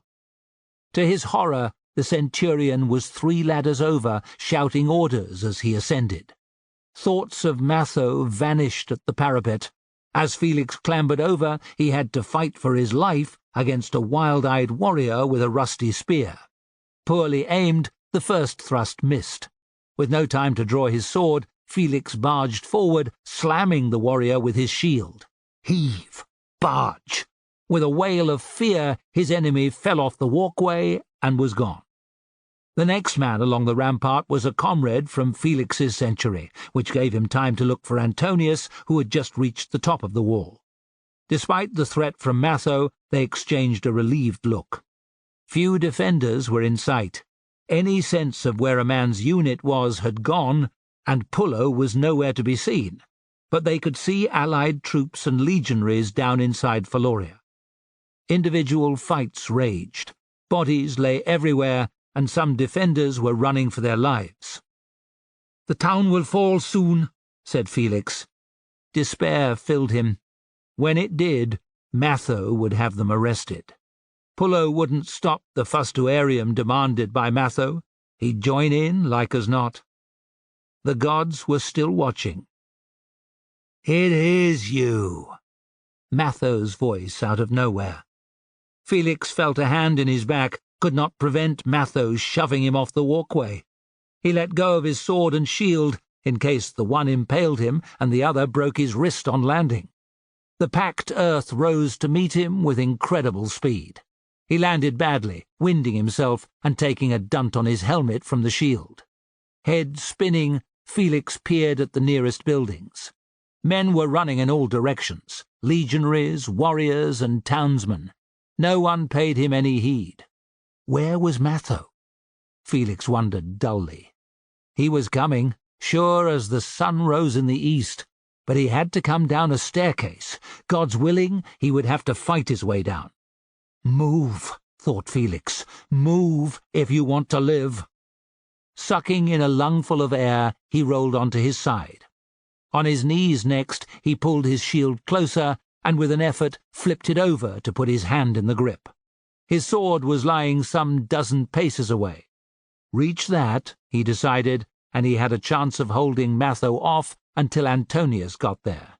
Together, they would see that the bastard never left Phaloria. Silencing their former centurion was their only option now.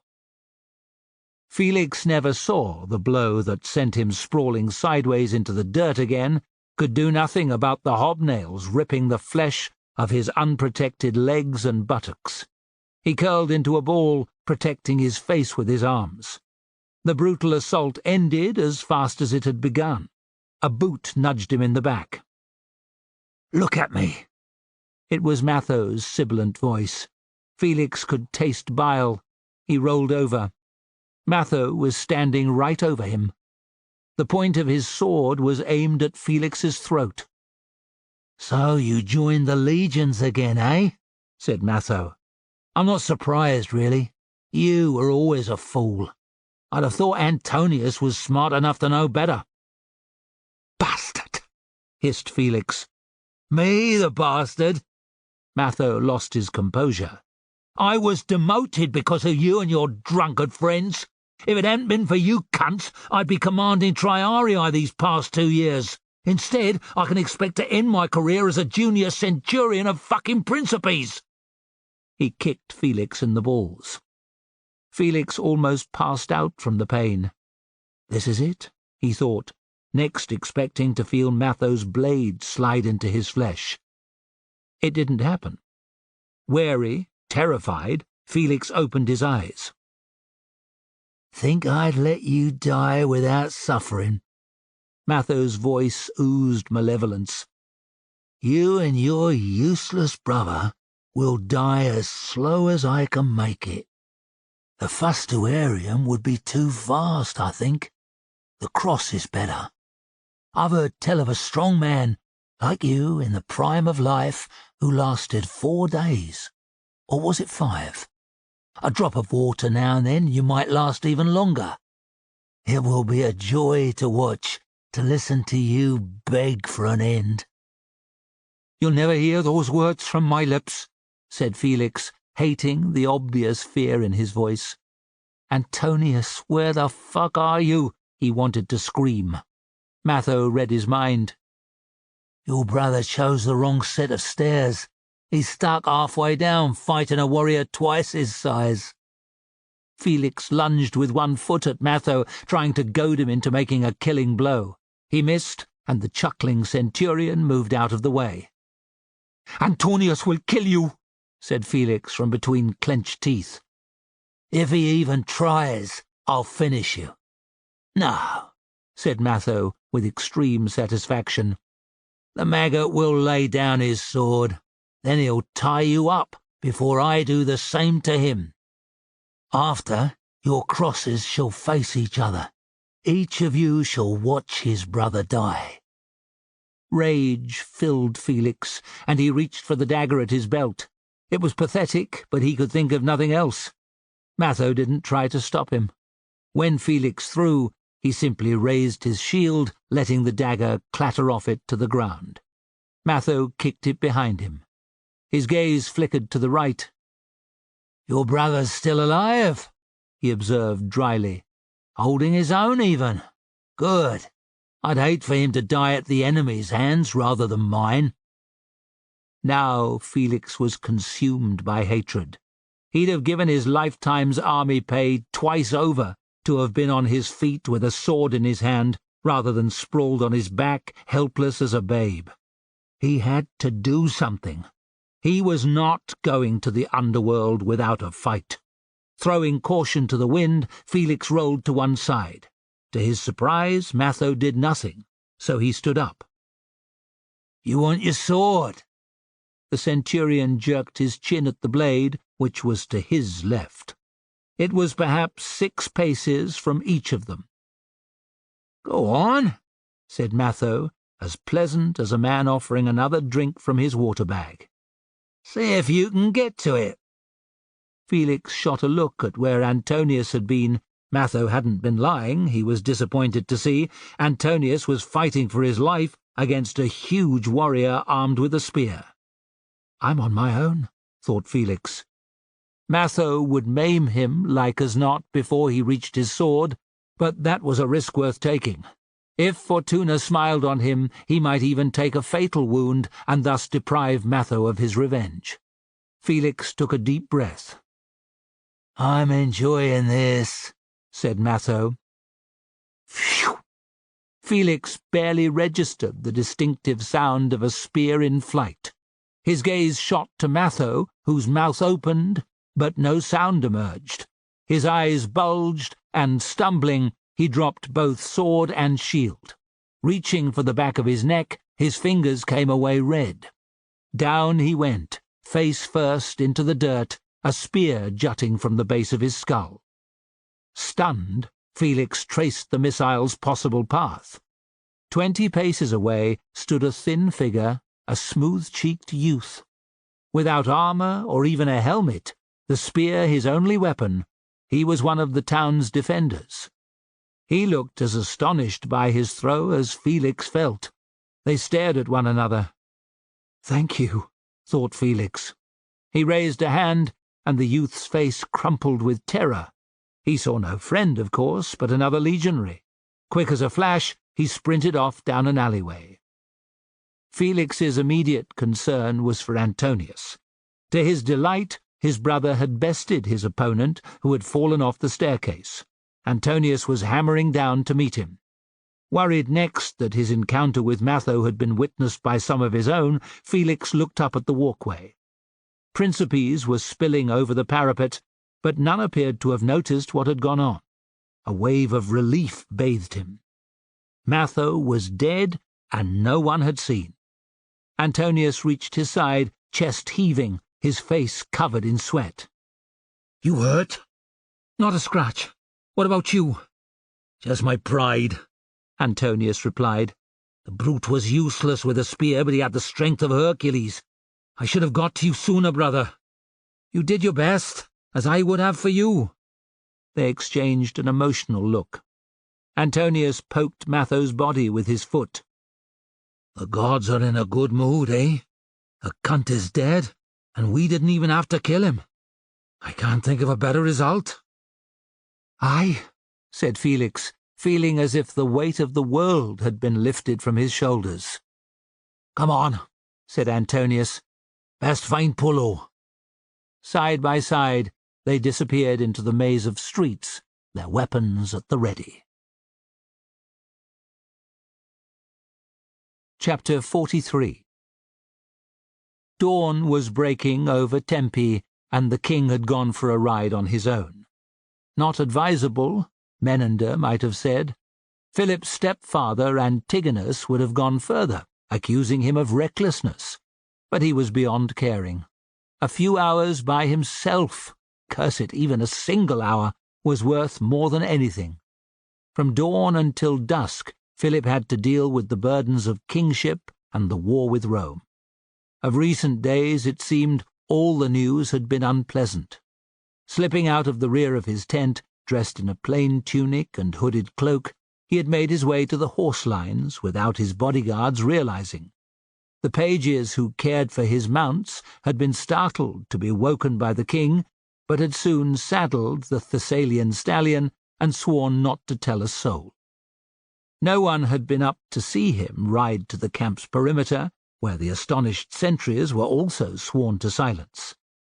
Other than magicking himself into a bird or learning to become invisible, it was impossible to leave without being noticed, thought Philip with some frustration, as he headed southwest into the mountains. While he was king, it would ever be thus.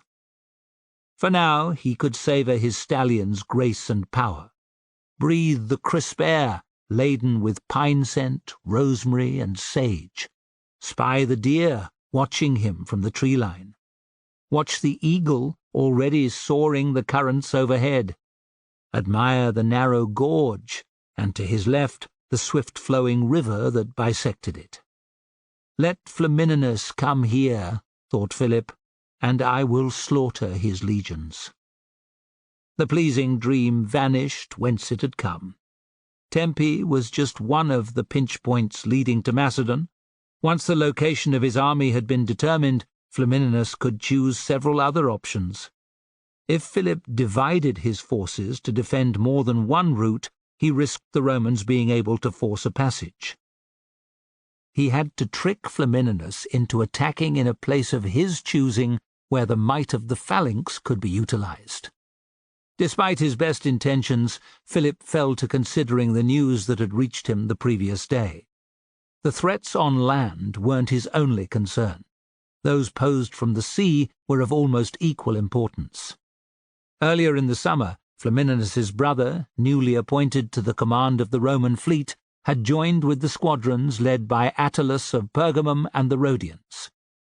Before his arrival, these allies had failed to take an important town on Euboea, in the main because of reinforcements sent by Philip's general Philocles. United now, however, the three fleets were attacking a neighbouring settlement. Philocles's message to Philip had been short and to the point. Enemy strength too great, defeat inevitable. Will fight as long as I am able. With the fall of one town imminent, thought Philip, it was hard to see how the other, isolated further down the long island, could withstand another assault. Unless the gods themselves became involved, Euboea, a Macedonian territory for 5 generations, was about to fall. I need a new admiral, he thought. A bitter laugh escaped him. He'd needed a suitable replacement for the ineffectual Heraclides since the Tarentine, a mere husk by the end, had been executed months before. Various ships' commanders had taken temporary charge, but none had the ability to match, say, Philocles or the king himself on land. It would be one of his primary tasks during the winter, Philip decided. Find a skilled admiral, and the possibility of victory at sea could become a reality. His hope was that if he bloodied the noses of the Pergamines and Rhodians enough, they would pull out of the conflict. In the meantime, Philip was left with the task of defeating Flamininus, or at the least preventing him from reaching Macedon. Thessaly was lost to him, its towns destroyed and crops burned, yet that had not stopped the legion's advance. Shrewdly, Flamininus had bought vast quantities of supplies in Epirus. Worse, his legions would soon be joined by the Aetolians and Athamenes, who were mustering their soldiers. Philip sighed. Unpalatable though Flamininus's demands had been, they were already coming true in part. The Thessalian towns Philip had bridled at giving up were no longer his. Come to an agreement with Flamininus before the start of winter, he thought, and the Macedonian people might escape the brutal attentions of an invading army next spring. The thought of that humiliation stoked Philip's defiance. There was time yet to find the right place, he decided, the location his army could beat the legions. Where was it, though? Rock scraped on rock above and behind him, and he cursed himself for not paying attention to his surroundings. He listened, but the sound was not repeated. His pulse quickened. A deer clambering the steep slope would continue to make a little noise, so too would a boar. A man was watching. Men, more like. The types who hid from sight in a place like this didn't operate alone, and the two light hunting spears lying across Philip's thighs were his only defence. Wry amusement seized him. Here he was, worrying about the dangers facing his kingdom and ignoring lethal ones closer to home. Bandits were ubiquitous in the mountains. Criminals, murderers, younger sons with no prospects, and escaped slaves, they preyed on the unwary traveller and sometimes remote farms. Outcasts, enemies to all, they would kill him without a qualm. His best option, therefore, would be to reveal his identity. Philip wasn't wearing royal attire, but the bandits would be well aware of the army a few stadia away. Intimidate them, and they would take him prisoner in the hope of earning a large ransom. He bridled. It seemed cowardly to save his skin by dint of rank. "I know you're there," he said, reining in the stallion. "Kill him, and have done," called a rough voice from the trees to Philip's right. "Then we can take the stallion and be on our way." Two, thought Philip. There are bound to be more. "I have no coin," he answered. "Slaying me will achieve nothing." "It'll provide us with sport," said a deep voice a little way to Philip's left. A squat, black-haired man with a jutting salt-and-pepper beard appeared from behind a large boulder on the riverbank. He wore no armour, but his pelter shield and spear had a well-cared-for, often-used look. "What other reason do we need to lay you in the mud, apart from your stallion, that is?" The mocking laughter that followed was being made by more than 3 men, Philip decided. Slow and careful, he turned his head. A skinny youth with a bow was the one who'd been dogging his footsteps, hiding among the plentiful evergreen bushes that covered the valley sides. Watching from the trees was a rangy figure in a wolfskin cloak. A spear was his only weapon. Were there more? Philip wondered. "Where's your purse?"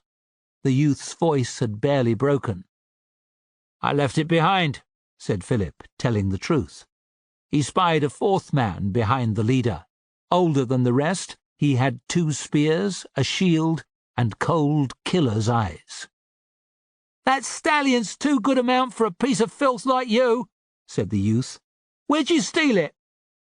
Philip hadn't been called such a name, to his face at least, since he was about 10. Then it had been a boy in the royal stables at Pella. Although marriage to another man after a husband's death was accepted practice, His mother Chryseis had wedded Antigonus after his father's passing. It hadn't stopped malicious whispers from noblemen's sons at court about his parentage. The mouthy stable lad was but the last one to say it, and hearing the insult, a red mist had descended over Philip's vision. If a groom working in the next stable hadn't intervened, he would have choked the boy to death. "I said, where did you steal it?" The youth's voice was full of bravado. Philip was back in the royal stables almost 20 years before. "Your mother's a whore," said the stable boy. Overwhelming fury consumed Philip. "I'm talking to you!" Philip blinked, coming back to the riverbank. There was no question of pleading for his life, let alone telling the outlaws who he was. "The stallion is mine," he said. "Liar!" With measured gaze, Philip calculated the distance separating him from each brigand. The youth was closest. In theory, that made him the most dangerous, but he might not be as practiced as, say, the leader was with a spear. He was also the hardest to reach, being above and behind Philip's position. The man with the wolfskin cloak was furthest, which, he decided, left the bearded leader and the one with killer eyes as his first targets. "Yours?" Killer Eyes made a contemptuous noise. "Aye." Philip kneed the stallion in the ribs, aiming it towards the two brigands. "He's the finest horse I've ever owned." "Get down," ordered the leader. They had avoided killing him thus far for fear of injuring his mount, thought Philip. It was the one tiny advantage he had. "What's that?" "Off the fucking horse," said Killer Eyes. "Why?" Philip was only 15 paces from the pair now. The youth was about 3 times that distance to his rear. Wolfskin was walking out of the trees, but he was still a long spear throw away. "Because I said so." Killer Eyes' right arm went back, his weapon ready. "Ha!" Philip shouted, flicking the reins. The stallion broke into a canter. Philip would have preferred to have slid around to hang off the right side of its chest with his left leg over its back, but that would have meant discarding his spears. He had to hope that Killer Eyes would miss. Philip lay forward onto the stallion's broad-maned neck, making himself as small as possible. Air moved. A spear shot over him, close enough to shear a hole in a rucked-up part of his tunic. Killer Eyes' first spear, thought Philip. They have one left each. He tugged on the reins, and the well-trained stallion came to an abrupt halt. Philip dropped light-footed to the ground, putting the horse between him and the brigands. "Get the horse on!" ordered the leader. "I can't fucking see him!" snarled Killer Eyes. Philip tried not to think about the youth with the bow. Passing his second spear to his left hand, he ducked under the stallion's belly, prayed they wouldn't see him coming that way, and emerging, levelled his right arm and threw. The spear took Killer Eyes in the belly. Making a horrible mewling noise, he dropped. Instinct made Philip duck. The movement saved his life. An arrow shot through the space where his head had been. Sparks flew as its iron point struck a rock. "Try to trick us, would you?" The bearded leader lunged with his spear, and Philip did well not to be spitted, as he'd done to Killer Eyes. Stumbling, he went to one knee, and the leader closed with a triumphant cry. So, this is how it ends, thought Philip. No glorious death leading my companions into battle, no single combat with Flamininus, butchered like an ox in the charnel house. His right hand trailed along the ground. Pebbles and gravel moved beneath his fingers. Grabbing what he could, he cried, "Zeus, help me!" The leader checked his thrust for a heartbeat. With all his power, Philip flung the stones, catching the leader full in the face. Part blinded for a moment, the outlaw roared in pain. The roar became a scream as Philip transferred his second spear back to his right hand and stabbed him in the throat. Shoo! The youth must have been waiting to loose. It was a better effort than the first, but the arrow only nicked Philip's right arm. In the time it took him to notch another to his string, Philip had snatched up the leader's pelter shield and finished off Killer Eyes. The next arrow smacked into the shield, its barbed head driving through, close to Philip's fist. 3 more followed as he retreated to the boulder which the leader and his comrade had hidden behind. Just one hit the shield. Protected by the great rock, he snapped off the shafts, rendering the shield usable once more. Stones rattled out of sight. Low voices muttered. The youth and the wolfskin wearer were conferring. Philip remained in mortal danger. If the man in the cloak was any kind of fighter, he could engage Philip while the youth positioned himself for a fatal shot. He had to plant fear in their hearts, had to force them into something rash. "Who wants to die next?" he shouted. "It's you who will go to Tartarus!" The youth's voice cracked. "That man was my father!" "He was filth!" Philip yelled, not knowing or caring whether he meant the bearded leader or Killer Eyes. "A snake in the grass who deserved what he got." "Bastard!" Pebbles rattled as the youth drew closer. A voice counselled caution, the man in the wolfskin cloak, and he stopped. Philip cursed.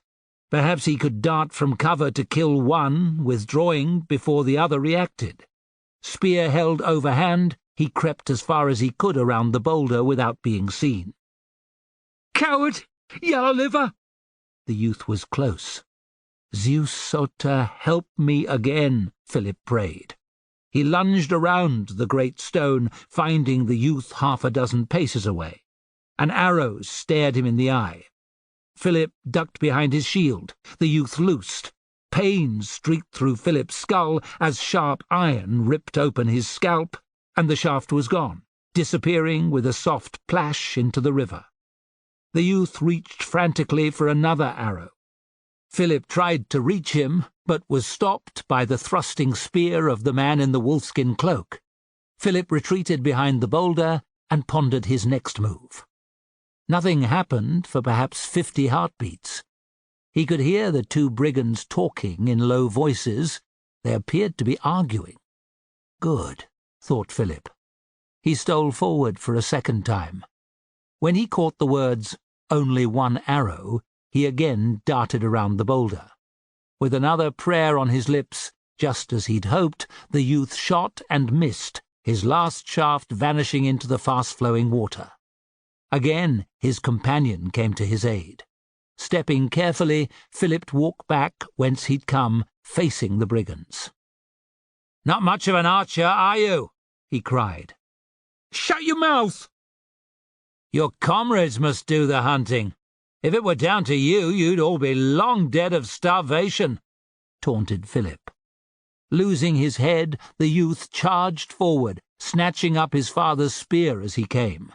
Cursing, the man in the wolfskin cloak followed, which was Philip's exact hope.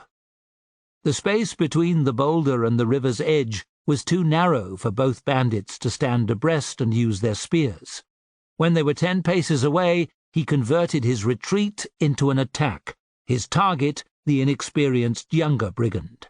The youth rushed in, all balls and no brain. His spear skidded off Philip's shield, which was angled just so. He never saw the precise thrust that slid into his belly. Screaming like a stuck pig, the youth fell backwards. Rather than tugging free his blade, Philip shoved it deeper, at the same time pushing with his shield. Half behind the stumbling youth, the last brigand couldn't bring his spear around to bear on Philip. The 3 tumbled to the ground, Philip on top, the man in the wolfskin cloak on the bottom, and the shrieking youth between.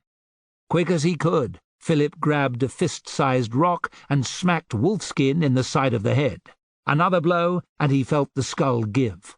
Philip gave him another 2 cracks for good measure. He finished off the youth with his spear and, leaving the corpses where they had fallen, whistled for his stallion. Used to the sounds of combat, it hadn't moved far.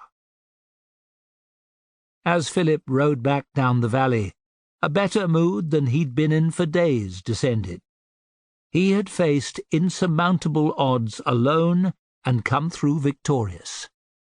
And yet, he thought, it had been a close call. If the youth had had more arrows or been a better shot, the ambush would have had a different outcome.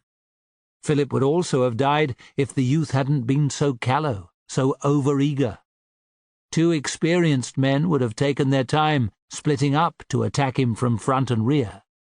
Instead, he had forced them to come to him in a narrow space, negating their numerical advantage. An idea came from nowhere, and Philip cried out with excitement. It felt as if Zeus himself had spoken. He laughed. He knew how to beat Flamininus. Chapter 44. Near Gomphi, Western Thessalian Plain. Flamininus was closeted in his command tent with his senior officers.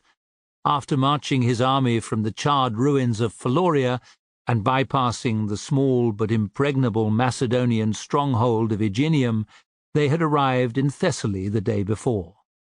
The summer was passing, and with it Flamininus's chances of complete victory this year. Frustration had become his constant companion and gnawing worry. If more wasn't achieved before the arrival of autumn forced his withdrawal to the safety of Apollonia, Galba would be unhappy, and in that case... Flamininus's gaze roved over the expectant faces around the table, and he wished that Lucius were present. Decadent he might be, but his brother could be confided in.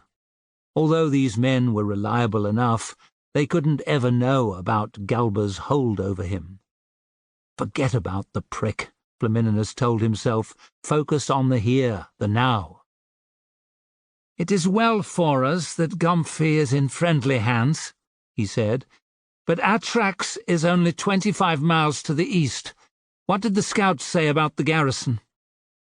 According to what few locals remain in the villages, sire, there are at least 2,000 phalangists inside, replied one of his legates. That's too many to leave at our backs if we march towards Tempe, said Flamininus. Philip and the main body of his troops were encamped 15 miles further on from Atrax. Reach him, and there was a chance of forcing a battle before their supplies ran out, or autumn weather set in.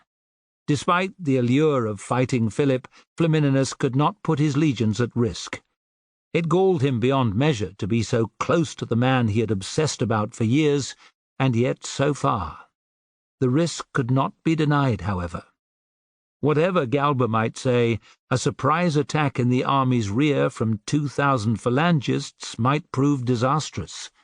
It was the type of thing Alexander would try, thought Flamininus, and Philip. Atrax has to fall, and fast, said Flamininus. His officers agreed to a man. Flamininus's certainty grew.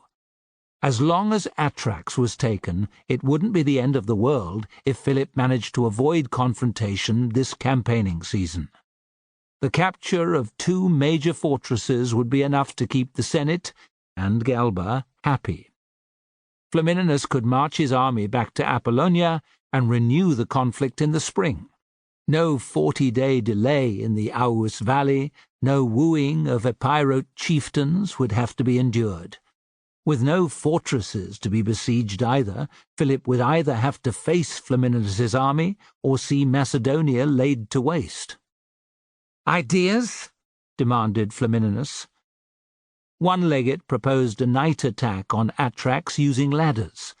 Another wanted to lure the garrison out with a small force of allied infantry, with the cavalry ready to sweep into the enemy's rear and cut them off from the fortress until the legions arrived from their hiding places in the hills. 2 others suggested pounding Atrax's walls with artillery until the legionaries could storm in to overwhelm the phalangists. Flamininus discounted the second idea at once. Unless the enemy commander was a fool, he would not fall for such a simple trick. The first appealed more. Syracuse had fallen to a similar assault during the war with Carthage, and an impregnable mountainous Sogdian stronghold had once been taken by the best climbers in Alexander's army. Equipped with ropes and iron spikes, 300 brave men had scaled a sheer cliff face in the depths of night, appearing far above the dismayed defenders' heads at dawn. How glorious it would be to take Atrax like that, thought Flamininus, deciding with regret that it was unlikely to succeed. Even at night, the fortress's ramparts were thick with sentries.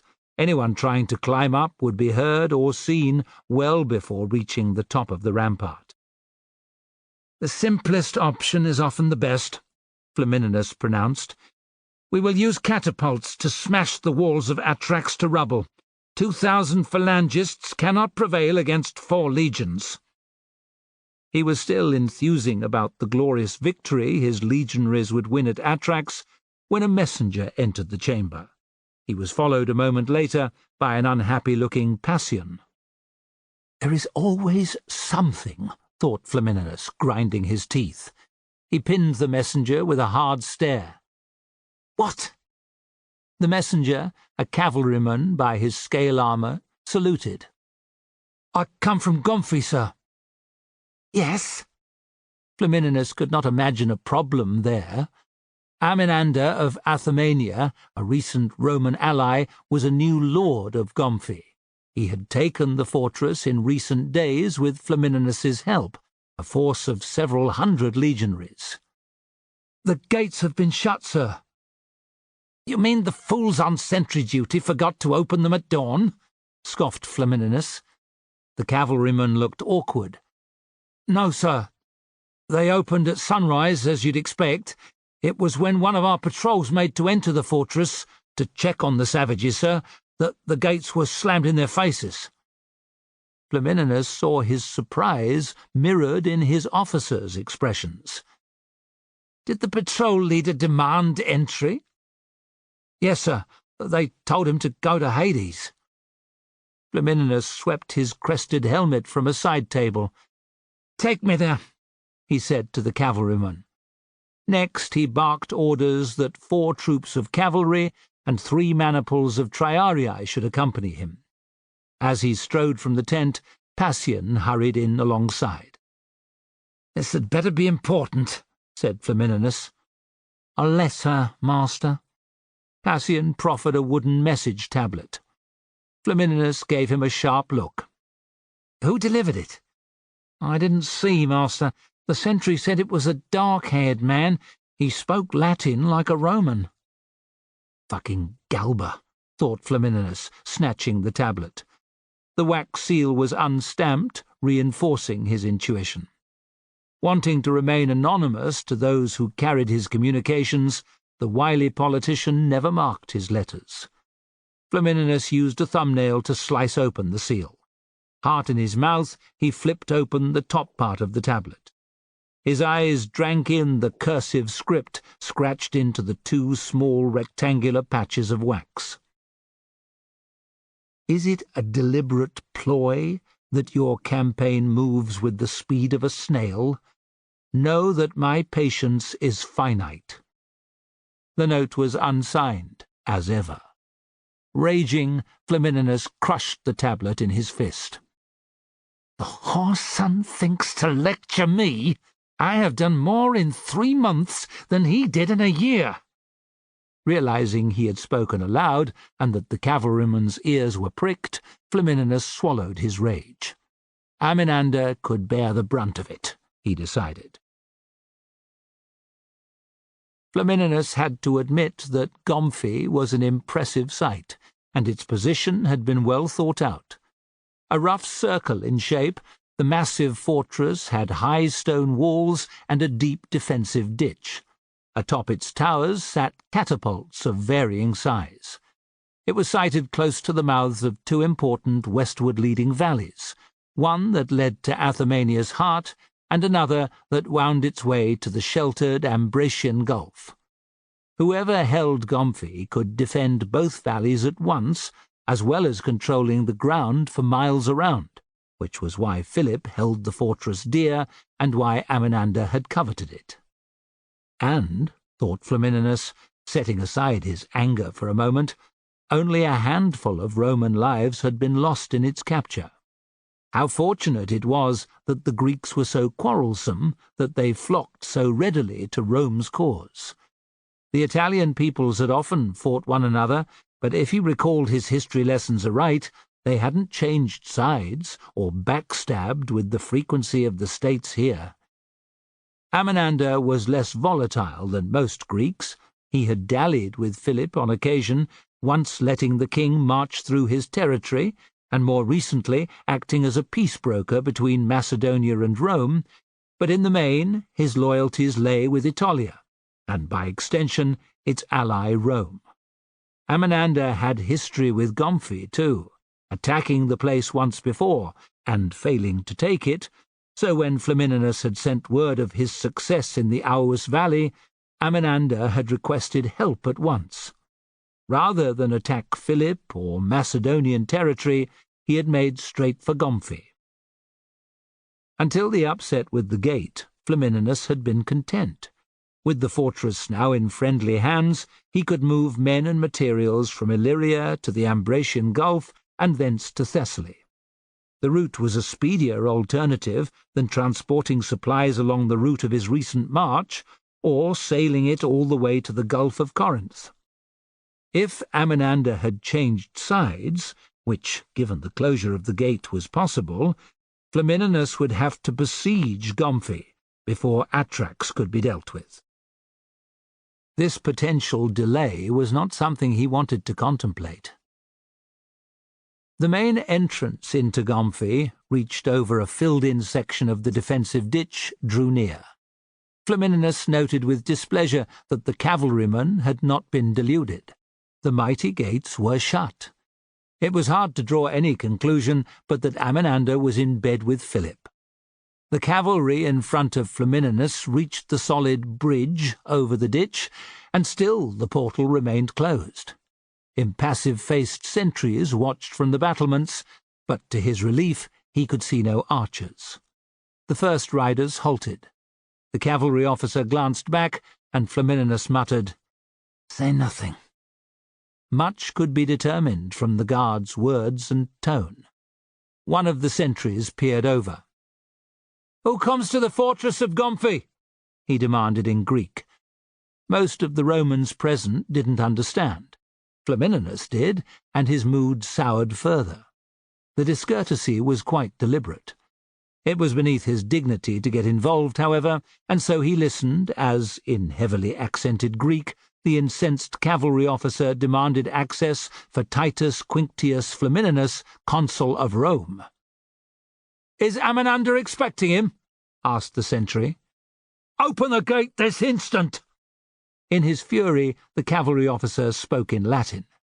The sentry said something under his breath. To Flamininus's ear, it sounded like barbarians. He showed none of his rage. That would please the sentry. Instead, he called out in perfect Greek, "Amminander answers to me, as well you know, you dusty-footed sheepskin-wearer."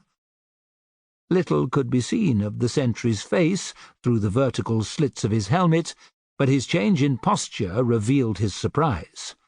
Flamininus's breath caught. Was Amminander a traitor, or were some of his men proud fools who thought to challenge Rome?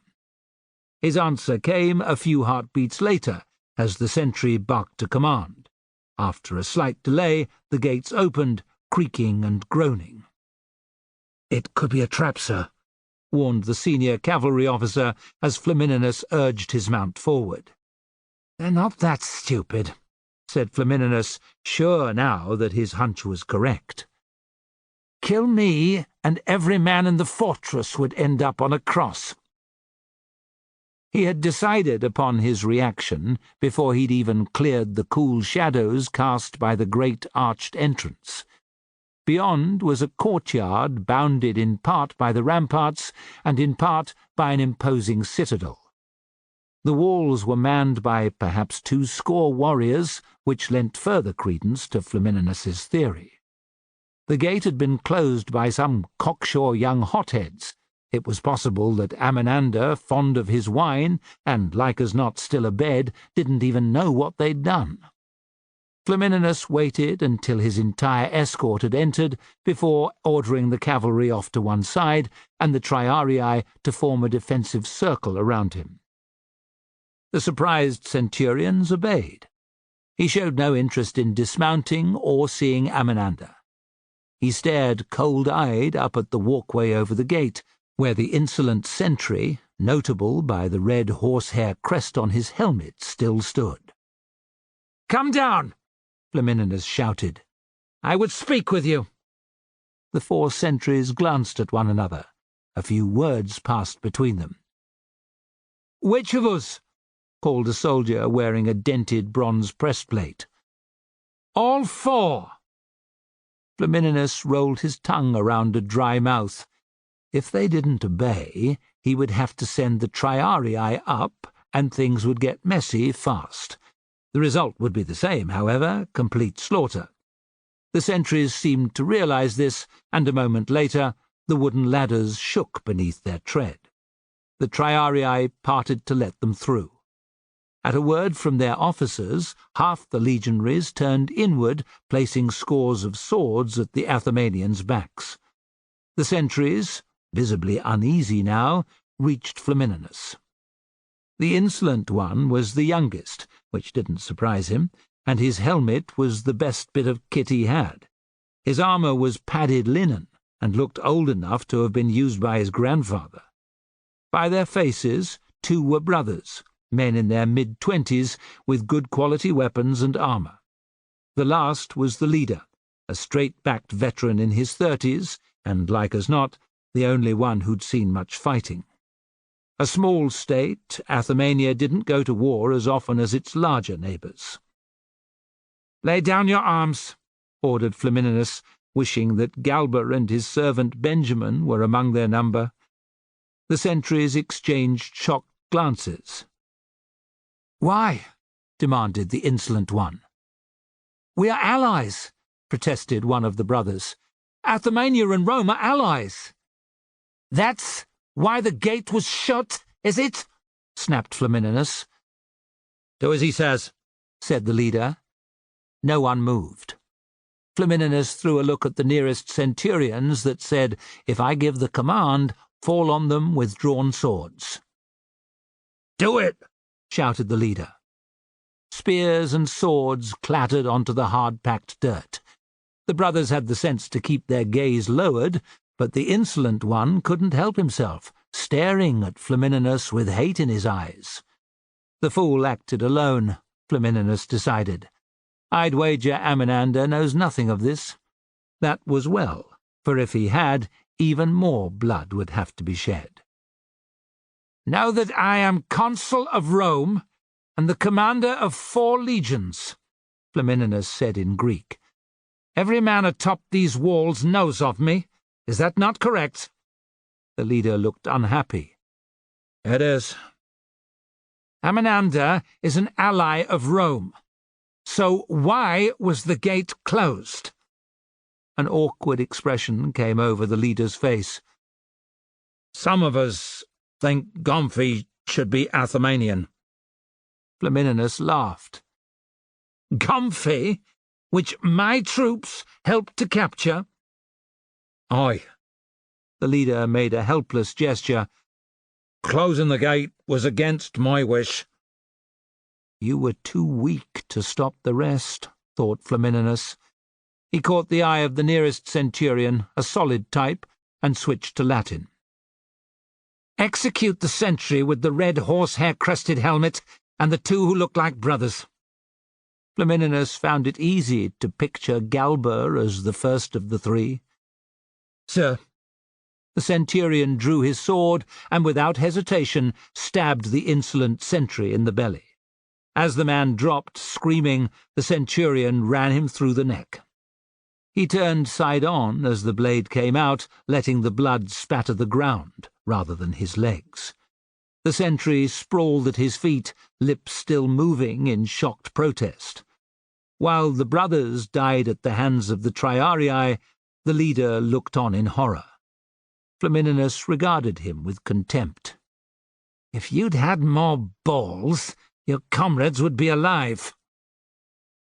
"Flamininus!" Amenander's voice came from the citadel. "Back to your post!"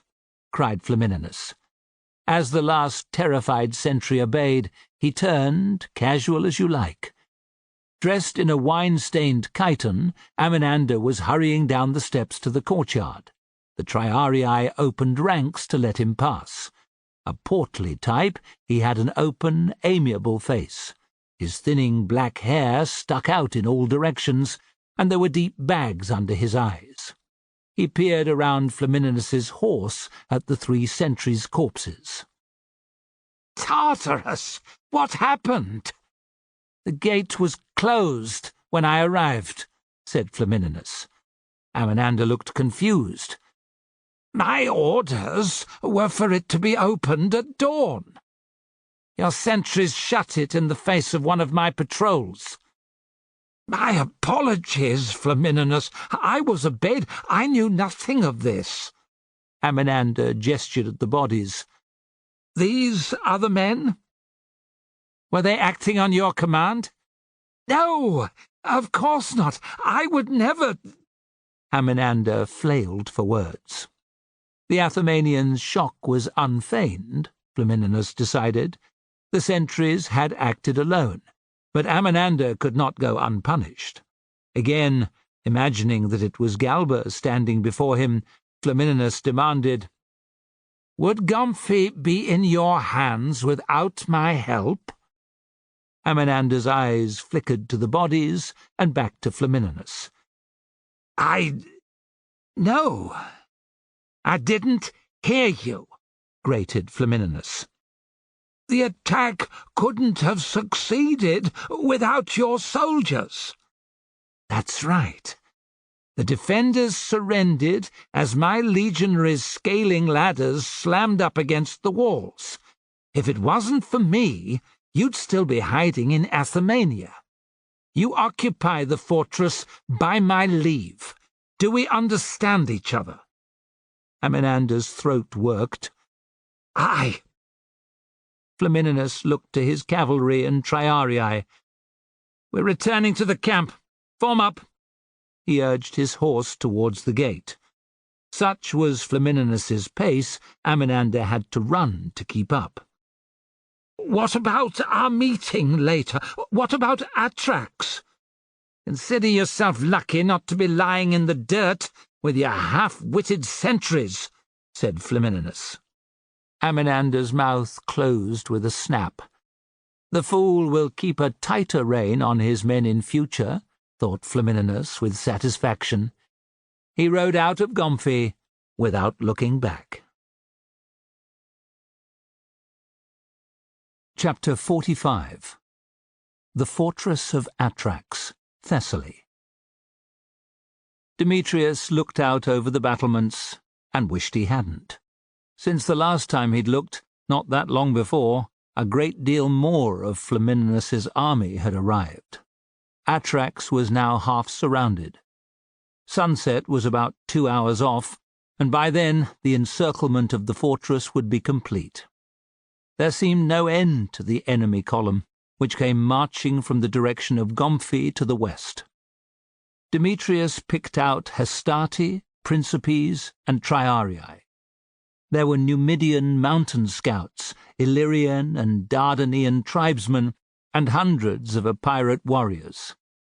Amid the tramp of feet and creak of wagon axles, he had heard a strange bugling sound. Simonides said it was elephants. Demetrius hadn't seen yet the great grey beasts. That, he decided, was a small mercy. The enemy's numbers made it hard to see how any of the Macedonian troops within the walls could survive. 2 Kiliakes and a few hundred Cretan archers, he thought grimly, against more than 25,000 enemies. "Incredible view, eh?" Demetrius jumped. For such a big man, Philippos could move quietly. "Don't you think?" "I suppose," admitted Demetrius. his gaze lifting to the magnificent orange-red sky above the mountains, one he had paid scant attention to. "A man could die content with a view like that." "Mayhap we will, eh?" said Philippos, booming his great belly laugh. "Why are you so happy?" Demetrius found his comrade's happy-go-lucky attitude baffling. Philippos gave Demetrius an amiable clout and sent him staggering sideways. "You're here, pup, and so are your two young mates. Andriscus is here, and Simonides, and Zotikos, and that prick Empedocles. The grumpy bastard Dion is here. So is our entire fucking Kiliarchy, because the king picked us, to defend Atrax. We got nice dry stables to sleep in with hay for our beds. There's enough mutton down there." Philippos indicated the sheep penned in the courtyard below, "to feed us all for a month." "A month isn't long," said Demetrius, not liking his comrade's meaning. Philippos laughed again. "It will be over before then, one way or another. As I was saying, the cellars are full of wine, most of it drinkable. Yes, the whoremongering Romans are here, but there's a great big wall and ditch between them and us. When they climb the defences or batter down the gate, we'll slaughter the bastards. They will overrun us in the end, but we'll die like men, like the heroes at Thermopylae. What's not to be happy about?" This was the longest speech Demetrius had ever heard Philippos utter. He had to concede that the big man made a lot of sense. It was a huge honour to have been chosen to defend Atrax, even if the task meant they would die. He was in the Phalanx now, thought Demetrius. Fighting, and if needs be, dying for Macedon was his duty. He glanced at Philippos. "Aye, better to be with you fuckers, I suppose, than anywhere else." "That's the attitude," said Philippos, delivering him another mighty buffet. "And you, a sixth ranker and all now, you have a reasonable chance of blood in your sarissa soon." Demetrius's nerves jangled, but he smiled. "You're mad." Philippos's laugh shook the air again. "Says the pup who took on 2 veteran phalangists." Demetrius snorted with amusement. He caught Philippos's eye, and the big man chortled louder. That set Demetrius off. The two of them laughed and laughed until their bellies hurt and tears ran down their cheeks. "What's so funny?" Simonides was watching from below. Demetrius tried to speak and couldn't. He pointed at Philippos, who boomed his great laugh again. "Fools," said Simonides, but he too was grinning. Even when their laughter came to an end, the good mood remained. It had infected the other sentries. Where there had been a grim silence, they were now talking and joking. In the courtyard, where the enemy couldn't be seen, men were drinking, wrestling, and oiling their weapons. The rich smell of cooking mutton rose from the fires. This is home, thought Demetrius, loving the palpable air of comradeship. He remembered the hardship on Pella's streets and the misery of the rowing benches. Both lives were worlds safer than where he stood, but he wouldn't have gone back to either for every coin in Philip's treasury. It took Flamininus's crews a full day to assemble their catapults and bolt-throwers. Another 2 days passed, while the artillery did its best to reduce Atrax's mighty walls, which were the height of 5 men and as thick as 2 lying head to toe. The enemy barrage was a complete failure, because the catapults weren't powerful enough to damage the defences. 1 sentry had been slain, but, as Simonides said, that was because the fool had spent his time watching the artillery. In the end, a stone had taken his head clean off. The Macedonian catapults atop the walls had fared better, smashing 3 of their Roman counterparts. A night attack ordered by the fortress's commander was even more successful. A dozen artillery pieces were burned, with the loss of just a few soldiers. The move was premature, however. The enemy weapons were heavily guarded thereafter, and over the following days Demetrius and his comrades watched in dismay as dozens of large tree trunks were hauled by mules from the forests nearby. Hundreds of legionaries toiled from sunrise to nightfall, constructing artillery larger than any Macedonian had ever seen. The ammunition they would use, stones each half the size of a horse, promised to do what the earlier used ones had not. The pair of great catapults, the fact that Flamininus had only ordered 2 constructed was disquieting to say the least, were completed almost at the same time, later in the afternoon of the 6th day since the Romans' arrival. Cheering broke out among the nearest legionaries, while on the walls a despondent air fell. Antilian, who'd spent days complaining that waiting was worse than what was to come, was uncharacteristically silent. Demetrius asked Zeus to destroy the machines with lightning bolts, but of course he did nothing of the sort. Kane fell into a black mood. "Barbarian bastards," he ranted. "Roman whoresons." "Calling them names won't do any good," said Simonides, appearing at the top of the nearest ladder. Kane muttered a final insult and fell silent. Simonides peered at the catapults which were being loaded. "The order's been given. 1 man in every 4 is to remain on the battlements. The rest are to go down to the courtyard." He caught Kane's questioning look. "We'll suffer fewer casualties up here that way."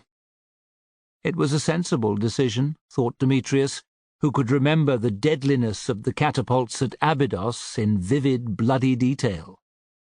Simonides paced along the walkway, counting and ordering men down. Soon, the only ones remaining from the file were Antilian, who was on Demetrius's left, Empedocles standing on his right, and Simonides further on from him. They were manning half the width of the top of the front wall. 4 phalangists from another file occupied the other half.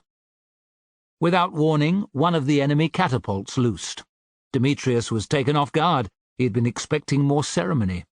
He watched the boulder scythe through the air with horrified fascination. It landed short, smacking into the ground 50 paces before the walls and expending the last of its energy bouncing into the defensive ditch. Once Demetrius would have jeered at the failure, but now he knew it for a test shot. His stomach churned as the second catapult loosed. Its effort also landed short, but not by as much. The stone had enough power to strike the base of the walls and send chunks of brick flying. A slight delay ensued as the artillery officers ordered adjustments made to the great weapons. The second volley was better. 1 stone squarely hit the defences, destroying a section of battlements between Demetrius and Empedocles, while the other landed in the courtyard, killing several sheep. Demetrius's heart banged an unhappy pattern off his ribs. Remaining where he was felt like asking the enemy to use him as target practice. He had to remain, however. The command had been given. Antilian was here, and Simonides, and the whoreson Empedocles. They were in this together. Third time around, both stones hit the wall, although not near the 4 comrades. Splinters of rock flew high, slabs broke off and slid down into the ditch. To Demetrius's surprise and relief, the barrage ended just like that. He had presumed the fortress would have been pounded until it was too dark to shoot. But as Simonides explained later, delaying further use of the catapults was a deliberate ploy by Flamininus. "The clever dog wants us to lie in our blankets, worrying about the morrow. Fear leeches a man's courage," declared Simonides. He glanced at the expectant faces. "Which is why we have 2 sheep roasting on that fire and some good wine. We'll pour a libation to Ares, and then we will fill our bellies and drink a few cups each. No more, mind. The paean will lift our hearts, and in the morning we will take whatever those bastards throw at us." Despite Simonides' speech, it was hard to feel enthusiastic about the Roman catapults and after the legionaries. Feeling guilty, Demetrius glanced sidelong at his comrades. Philippos looked entirely unconcerned, but that was Philippos. Andriskos was such a good soldier, it was impossible to imagine he'd do anything but play his part. Empedocles was chewing his fingernails, while Zotikos was grumbling to another veteran. Cimon and Antilion looked scared, as did most of the rest, but they were nodding their heads at Simonides. "Hold your nerve," Demetrius told himself. "Hold your nerve." Simonides raised his cup high. "Mighty Ares, guide our spears tomorrow. Let us die like men." He poured, and the wine sizzled as it hit the fire. Like that, they were on their feet, making their own libations and asking their own requests of the war god. Demetrius replenished each man's cup from the amphora they had been issued with, and they drank deep. Death seemed certain, but Simonides had made it seem as if Ares was smiling down on them. A man couldn't ask for more than that, thought Demetrius. Chapter 46. Outside Atrax. It had seemed no one witnessed Felix's and Antonius's confrontation with their old centurion in Phaloria, apart from the youth who had stuck Matho with his spear, that was. The chances of him telling a Roman were tiny, but the brothers had hunted for him through the town nonetheless. When they found the youth, his body had been mutilated. They had identified him by his long brown hair. Felix was glad not to have murdered the boy, but he would have done so. Ridding themselves of the malevolent centurion was worth a man's life and more. Matho's death did not lay their fear completely to rest. The clash had taken place in the midst of a battle, but that didn't mean no one had seen. In the days following the sack of Phaloria, Felix and Antonius had listened with pricked ears to every conversation. When Pullo interrogated them about what they'd done during the taking of the town, as was his wont after a fight, the brothers had been sick with nerves. It all seemed in the distant past now, thought Felix, enjoying the warmth of the rising sun on his face. Pullo hadn't pried. Matho was gone. Their secret was safe. If he could win Pullo's favour again, a promotion might be possible.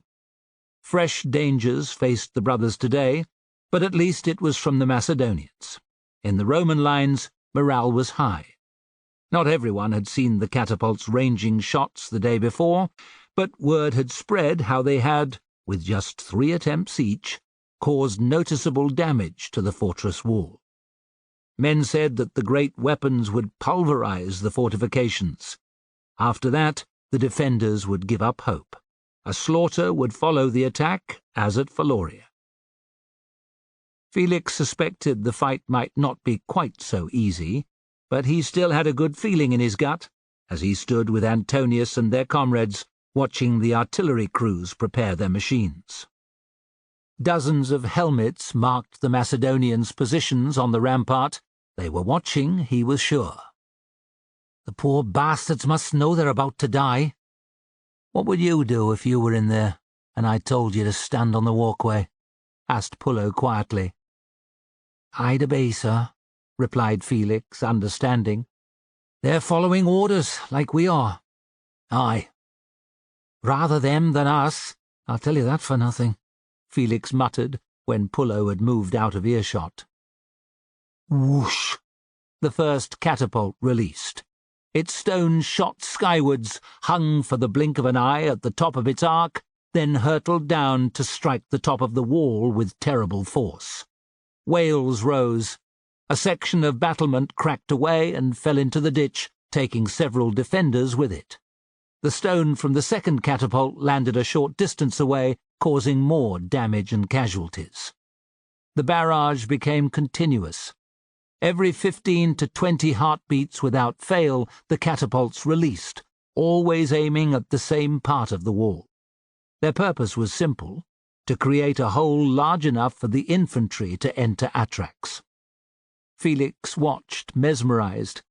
During the war against Hannibal, sieges had been rare, He'd never seen an enemy position pounded in such dramatic, brutal fashion. Their wait wasn't long. Perhaps 2 hours later, the catapult's barrage had yielded a decent-sized breach. A great mound of stones and bricks sloped down to the ditch, a rough-and-ready ladder for the attackers to climb. Flamininus was watching. Soon after, the artillerymen stood down. The Allied troops were sent in first. Screaming fierce war cries, the Epirotes led the charge, scrambling up the heaped rubble. A desultory shower of arrows from bowmen situated on either side of the breach killed or injured perhaps a dozen, and then the foremost warriors were in the gap. There they hesitated a moment before climbing down into the fortress and vanishing from sight. Their comrades followed by the 100 until the fallen stones were black with soldiers. Around Felix, men were jostling and joking that they wouldn't be needed to win the battle. He began to feel the same certainty. Demoralized, surrounded by overwhelming numbers of the enemy, the defenders would crumble before the courageous Epirotes. He was taken aback, therefore, when confused shouting broke out among the visible warriors. The attack had just started. A decisive outcome for either side seemed improbable. That was unless, thought Felix with a sickening feeling, the Epirotes were losing. The shouts soon became cries of fear. Men in the breach pointed and began to make their way back down towards the outer ditch. Their comrades, who were still climbing, also stopped and did the same. There was a dreadful predictability about what followed. Within 50 heartbeats, the Epirotes' retreat changed from a trickle to a flood. Mad with terror, warriors came flying back through the breach which they had entered with such confidence. Wounded men, or those who fell, were trampled underfoot. No one helped them to their feet. The tide soon dried up. A last pitiful figure reached the top of the breach from the inside and was shot by an archer on the rampart above. It was impossible to judge how many warriors had fallen or been left behind, thought Felix grimly, but it was a sizable number. Now it was time to see if the Illyrian and Dardanian tribesmen could do any better. The second attack was doomed to fail before it even began. Everyone had seen the Epirotes running for their lives. Lacking Roman discipline, the Illyrians and Dardani advanced to the breach with clear reluctance. They clambered slowly up the piled stone and brick, and, reaching the hole in the wall, came to a dead halt. Their chieftains shouted and tried to drive them on, but many would not obey, which meant the few warriors who did pass through the gap were vulnerable. Again the sounds of combat rose from inside the fortress. They didn't last long. Moments later, half a dozen tribesmen came straggling back through the breach. The rest of their fellows, who had already descended to the level of the ditch, took one look and ran for the Roman lines. That was short and sweet, thought Felix sourly. The allied tribesmen had fought well in previous battles. Their failure did not bode well. Flamininus's purpose did not waver. The trumpets blared, ordering the Hastati forward. "Those Macedonians are tough fuckers. You'd have to be blind not to see that from what's happened," said Pullo, his face grim. "I don't have a good feeling about the Hastati, and if they fail, we are next. You're to stick together inside, listen for my orders, do exactly as I say. Do you hear, fools?" The Principes rumbled unhappy agreement at him. "Pullo's worried," whispered Felix to Antonius. "Of course he is," retorted his brother. "I'm fucking terrified." He glanced at Felix. "I will do my bit, but I don't fucking want to." "I will too," said Felix, his voice suddenly thick. "Because you're here, and Fabius and Matthias, Livius and Pullo too." Chapter 47. Demetrius's heart was still pounding. He was standing with his comrades in the courtyard of the fortress. They remained in close formation, The enemy warriors sent in second by Flamininus had pulled back moments before, and according to the Phalangists' officers, a third attack was imminent. Nonetheless, an air of grim satisfaction hung over Atrax. Casualties had been light during the first 2 assaults, less than a score slain and barely half as many again injured. No one in Demetrius's file or the one to either side had suffered as much as a scratch. In contrast, the ground in front of the phalanx was layered with corpses and wounded men. In places, their enemies were piled waist-high. Flies settled on staring eyes. Bloodied hands yet clutched shields and spears. Mouths gaped as if trying to call to a comrade. A man's arm pointed straight up at the blue sky. The mound of stones leading up to the breach bore a similar gruesome covering, and from both areas came the cries of those who had not yet departed for the underworld. Demetrius eyed the peltasts and archers scrambling down from the walkways with ready blades, and thought, they'll be on their way before long. Although he hadn't had to use his sarissa, the initial clashes had been utterly terrifying. At last he had seen the storm of bronze unfold. The enemy's appearance at the breach had made his stomach churn. As they had descended to the courtyard under a hail of arrows and sling bullets from the men on the walkways, Demetrius had wanted to be anywhere else but in Atrax. Shamed by his fear, he had gritted his teeth and stood fast. The fighting remained a blur of jagged memories. A ragged javelin volley from the enemy. How their war cries had changed to screams as they charged the Sarisi. The madness of a few warriors who had squeezed into the narrow space between the bunched spear shafts of every file. How the man with the shortest length of his sarissa extending beyond the shields, the 5th phalangist in each file, had stopped the warrior in his tracks.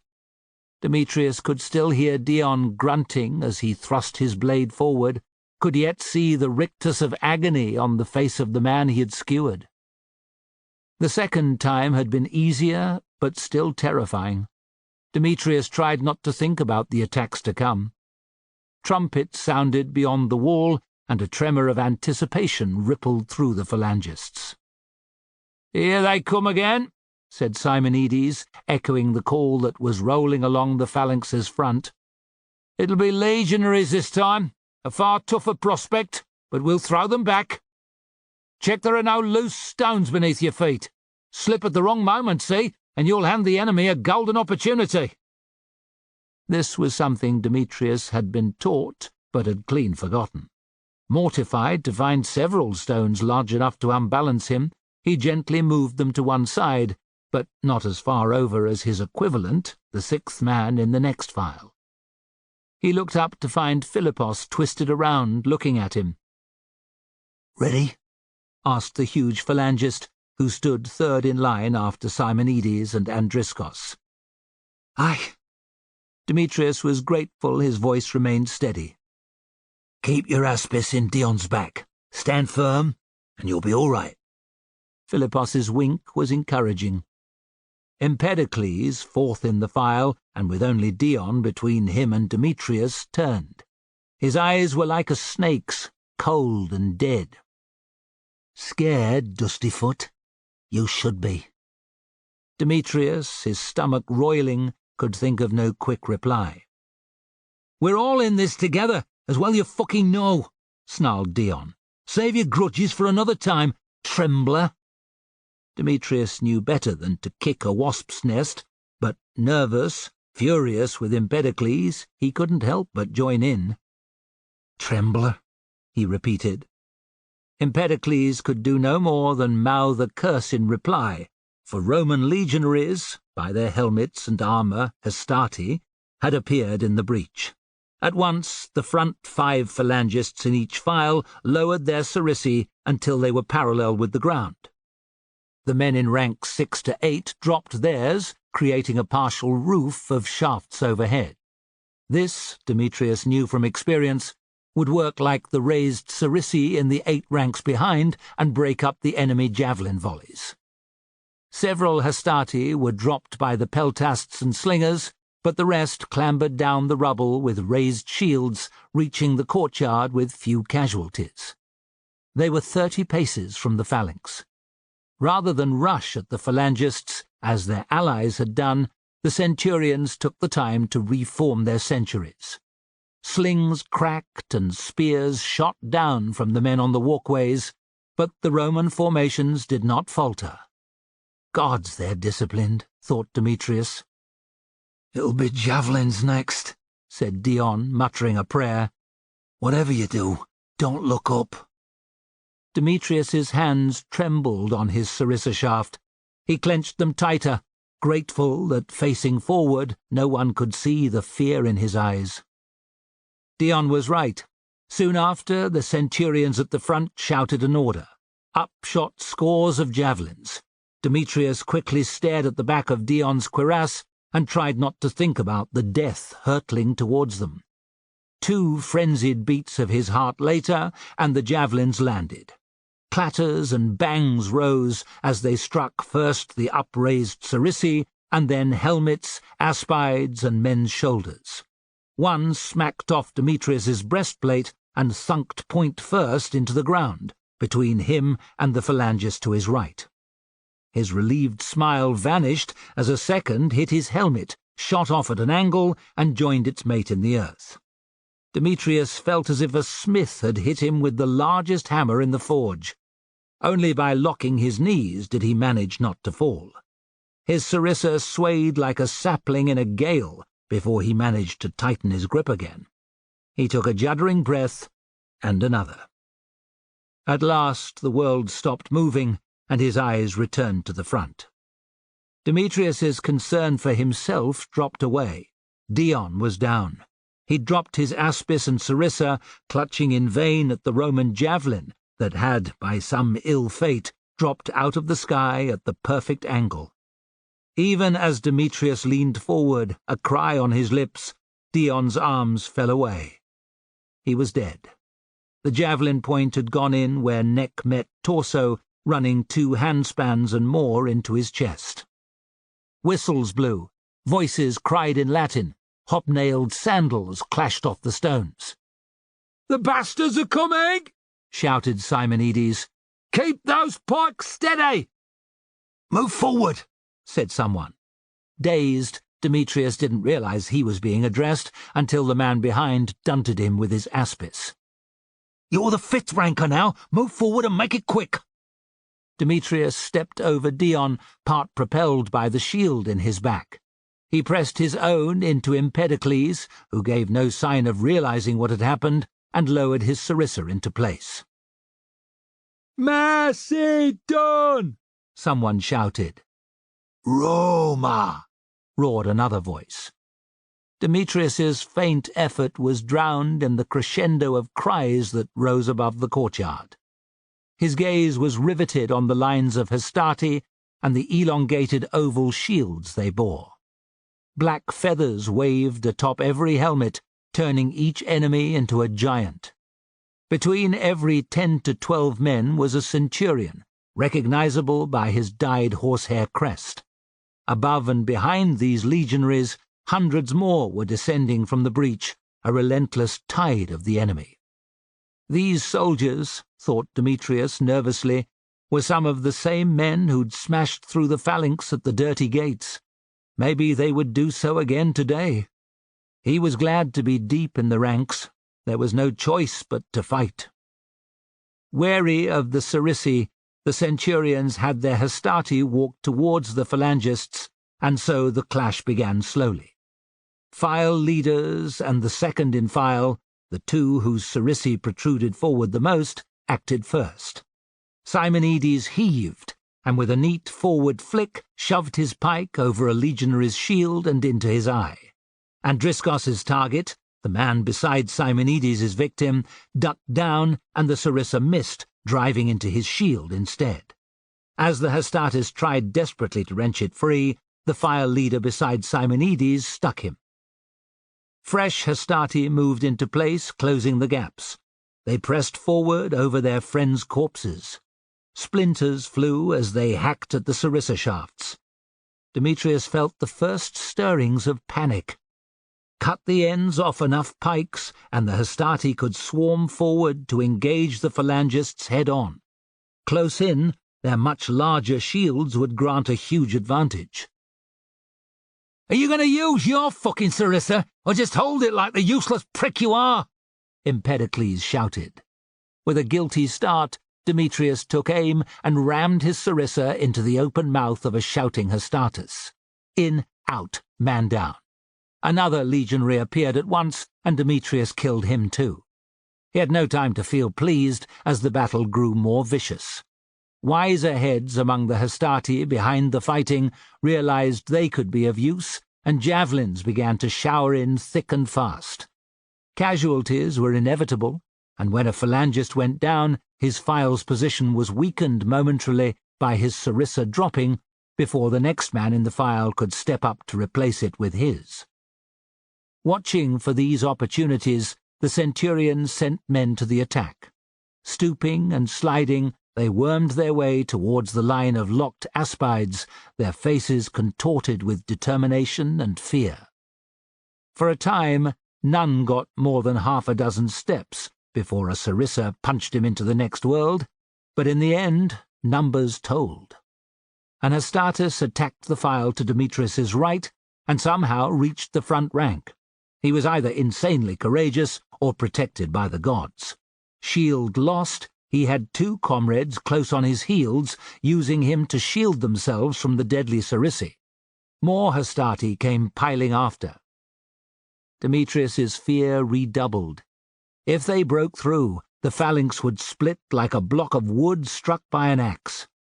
He didn't know that behind his aspis, Simonides had let go of his sarissa and drawn his coppice. As the Hastatus slammed up against the aspides, he leaned out and chopped off the man's sword arm. The next Hastatus was just close enough and so eager to close with the enemy that Simonides slashed open his jaw with the upstroke of the blade. He fell backwards into the third Hastatus, wailing and spraying blood, and the slight increase in the distance from the line of aspides gave Demetrius the chance to skewer Hastatus number 3 in the side of his chest, just to the side of his bronze pectoral. 3 comrades slain or maimed in the space of half a dozen heartbeats was enough to make the men following waver. Their hesitation saw 2 die under Andriscus's and Philippos's sarissi. The rest fled towards their comrades, and despite the centurion's furious shouts, that section of the Roman line edged back a little. The spearer commander had seen. "Forward! 1 step!" he shouted. Demetrius readied himself, and when Empedocles moved, he was right behind him. He took confidence from the aspis pushing into his own back. It was as if Demetrius could feel the 10 comrades to his rear. When another order to advance rang out, the Romans retreated before the deadly sarissi. There was fear in most of their faces now, an emotion that hadn't been present moments before. 3 steps, and push! Came the command. Demetrius felt as if Ares' hand was guiding his sarissa. It glided forward, taking a Roman officer, not a centurion, unfortunately, in the cheek. He rammed it in a little deeper, then wrenched it free. The officer fell from sight. Whether his hideous scream was the reason the Hastati broke, Demetrius would never know. But one moment their formation had a semblance of order, and the next it had disintegrated.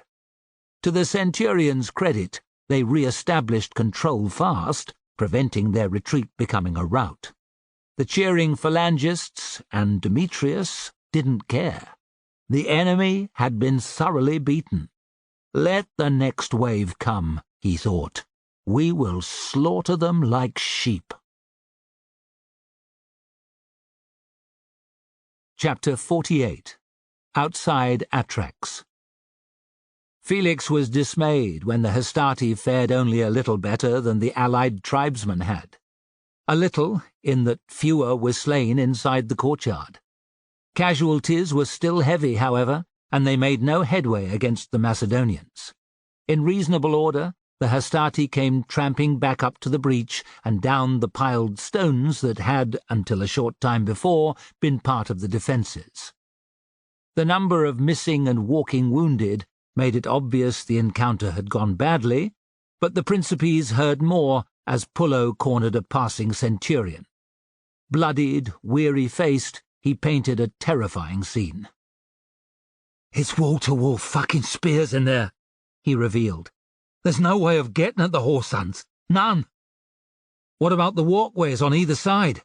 demanded Pullo. "They're defended by archers, with peltasts behind. I don't envy you, brother." Without another word, the centurion rejoined his men, who were marching dejectedly by. It was even worse than he had imagined, thought Felix with growing dread. The canny Pullo picked up on his men's nervousness. Directing them to empty their bladders and check their sandal laces, he marched up and down, telling the Principes what fine boys they were. They had looked like pieces of shit in Brundisium. They did still much of the time, he said, which raised a few smiles, but they were good soldiers, brave men who followed orders and stood shoulder to shoulder with one another. They were men who would lay down their lives for their comrades. Pullo came to a halt close to Felix and Antonius. His gaze, usually flinty, was full of emotion. "I'm proud to lead you, brothers. Proud to call you my comrades." Pullo had never called them his brothers before. Felix couldn't help himself. "Pullo! Pullo! Pullo! Pullo!" Something glinted at the corner of Pullo's eye. He brushed it away and chopped his hand down, silencing them. "Enough! Quiet!" He smiled then, and the Principes cheered. Under normal circumstances, Pullo would have leapt down their throats for disobeying his order, but instead he smiled again. "Fools! You fucking fools, a lot of you!" Pullo is really worried, thought Felix unhappily. He threw a heartfelt look at the sky. "Mars, we need you. Hold your shield in front of us." The trumpet sounded. Pullo resumed his place in the middle of the front rank. As fortune, or ill luck, many would have said, would have it, his century was one of those standing directly opposite the breach. They would be among the first units to the attack. One of the first to face the Macedonians, who had already stopped 3 assaults dead.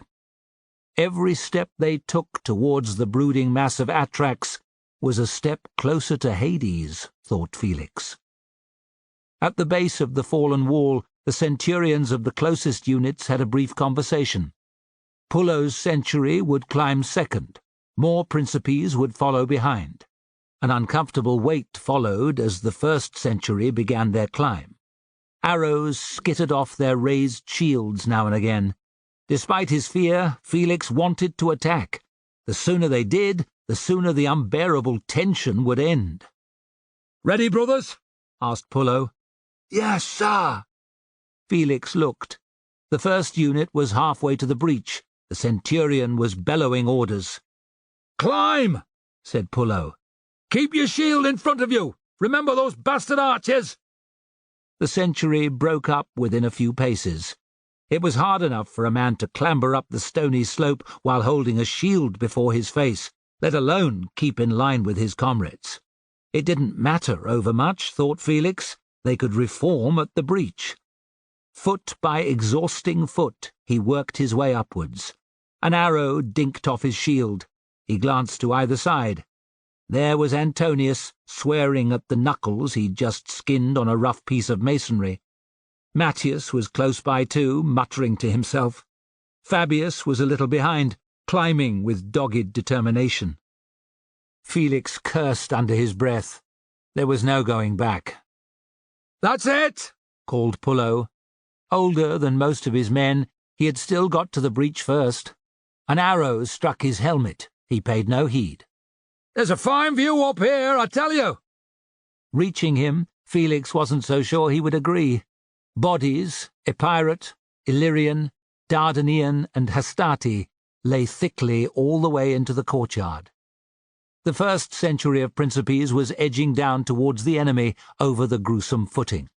Almost filling the area at the bottom was a massed square of phalangists.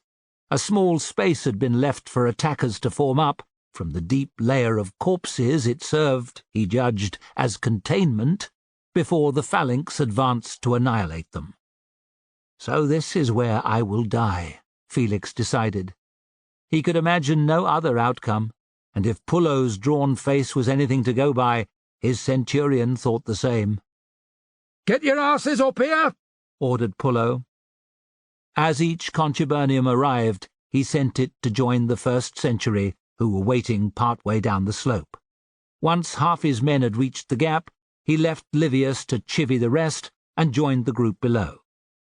It seemed an eternity, what with arrows hitting their shields and the phalangists roaring abuse in bad Latin, but at last the 2 centuries were lined up side by side. It didn't take long for another 4 centuries of Principes to reach them. The Macedonians, who were about 30 paces from the base of the rubble, stood patiently throughout, which was unnerving. Pullo checked with a look that the other centurions were ready and pointed at the enemy with his sword. "Forward!"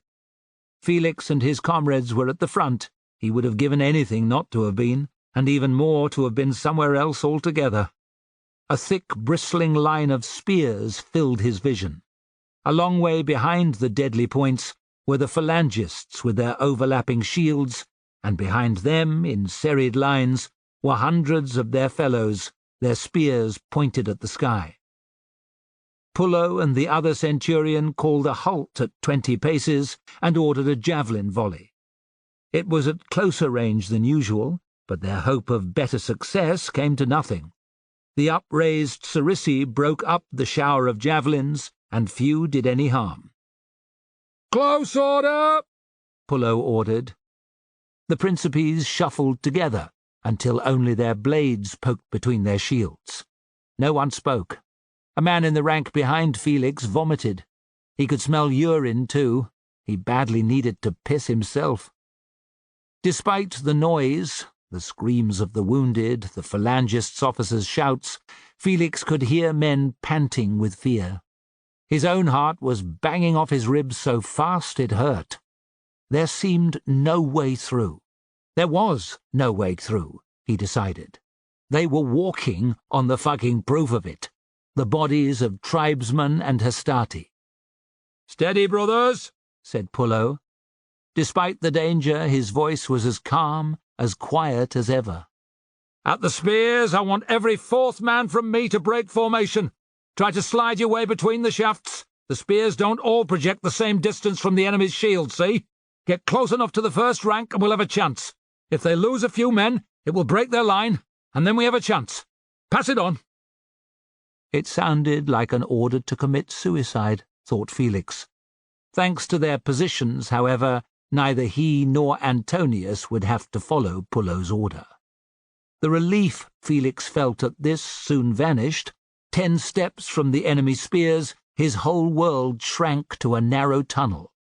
He could see 5 spear tips, their long shafts running away to a line of painted shields.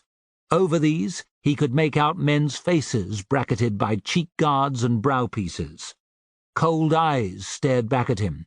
Lips moved in prayer or curses or both. Nausea washed over Felix. Sudden drool filled his mouth. He swallowed it.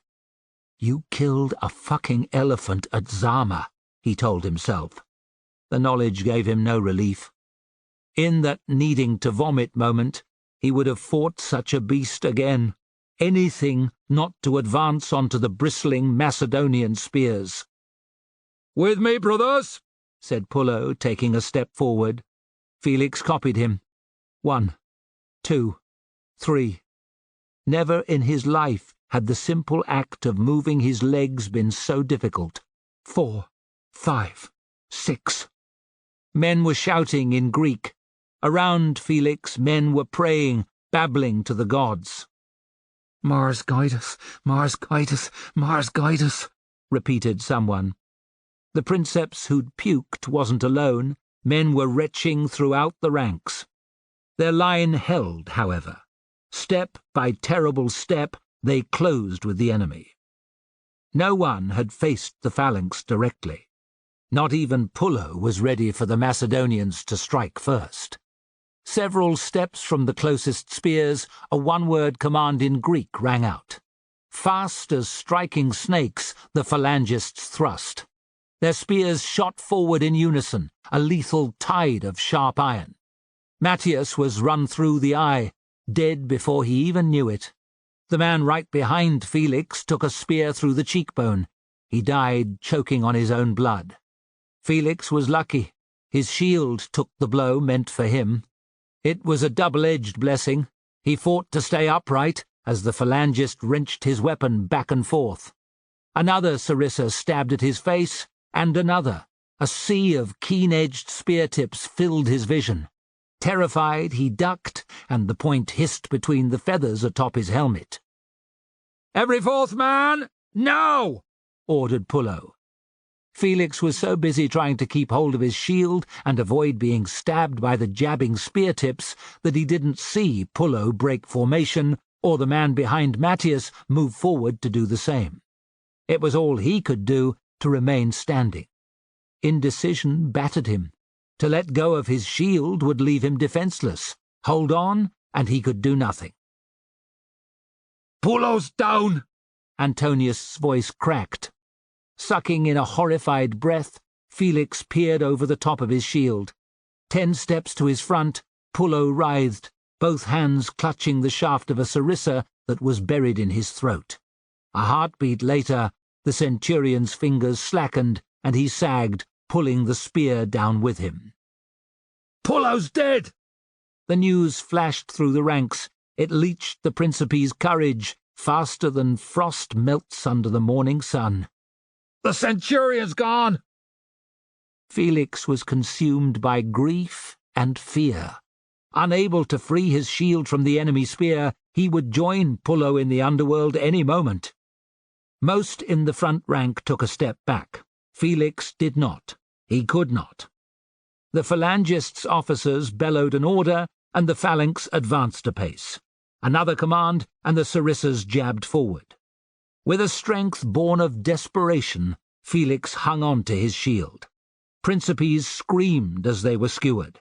Gaps appeared in the front rank and were not filled. He heard a man behind him drop, and he wrenched again, frantically trying to free his shield. At the rear, Livius shouted for the men to make an orderly retreat. "We have to go, brother," cried Antonius. "The other centuries are withdrawing too." "I can't," replied Felix. "Look at my shield." "Drop the fucking thing." Only cowards or dead men leave their shields on the battlefield, thought Felix. Heave. As one, the phalangists advanced another step. The move almost toppled Felix, gripping his shield, on his arse. Fall, and he was dead for sure. That much was clear amid the madness. The impenetrable lines of Sarissi offered only death. "Felix!" Antonius was still beside him. Felix couldn't bear to think of his brother dying for him. That was what would happen next. He let go of his shield. Freed of its weight, naked before the enemy spears, he shuffled backwards, praying not to lose his footing. The phalangists pushed forward, narrowing the gap. Men screamed and died. More Principes dropped their shields. Felix saw a man to his left turn around, presenting his back to the enemy. At once another copied him. The fight was lost, thought Felix, even as an enemy's spear drove through the first man's neck, emerging scarlet-tipped beneath his chin. "Remember Pullo, brothers! Don't let him have died in vain!" Livius roared. "Face the enemy as you walk!" Some men heard. Determined to honour Pullo and armed with the shield he'd stripped from a body, Felix obeyed. Antonius did too. Fabius, who had been wavering, joined them. A couple of men shoved in behind, then it was 2 more. A solid nucleus, they held shape, spurred by the desperate knowledge that fleeing in panic meant certain death. 10 paces they went back, with the Phalangists coming after. "Pullo," someone repeated over and over again. "Pullo." 10 more paces. Livius was shouting something, Felix couldn't make out what. Next, his shuffling feet hit the first of the masonry that had fallen inwards from the breach. Unbalanced, he fell down. The Phalangist spear that had been meant for him shot over his head and back again. Felix's lips parted in a silent, bitter laugh. Never before had his clumsiness saved his life. "On your feet, brother." Antonius had stabbed his sword upright in a corpse and had a hand under Felix's arm. "That is, if you want to live." Somehow Felix got up. Antonius retrieved his blade. With Fabius beside them, the three edged backwards up the mounds of stone and dead bodies. In ones and twos, their comrades were doing the same. Eager for the kill, the Phalangists tramped forward, their sarisi probing forward in a hideous, graceful tide of sharp iron. To the Principe's utter surprise, the slope then came to their aid, its steep angle soon making it impossible for the Macedonians to reach them, even with their long spears. The danger wasn't over, however. From the ramparts either side of the breach, bowmen loosed volleys of arrows. Those not quick enough to lift their shields were struck down or injured. Afterwards, Felix would look at the breach and calculate that their climb up from the courtyard and down to the outside of the fortress walls could have taken no longer than 400 fevered heartbeats. At the time, it seemed to last forever. He would remember parts of it to his dying day. Bodies, some still living underfoot, screams and cries for help from those left behind, rising into the clear blue sky. Arrows dinking off armor and stones. Livius bellowing orders, doing his best to prevent a rout. Insults in poor Latin being hurled by the victorious Phalangists. Fabius muttering a litany of hair-whitening curses. Antonius by his side every step of the way. At the top of the breach, the blare of trumpets signalling the advance. The brothers stared at one another in horror. "They're not trying to send us in again, are they?" asked Felix, doubting he had the courage to return to the cauldron of death below. "The Triarii are moving up," said Antonius. Disbelieving, Felix looked. His brother was right. Every Triarius from the 4 legions on the field appeared to be marching towards the breach. "Has Flamininus gone mad?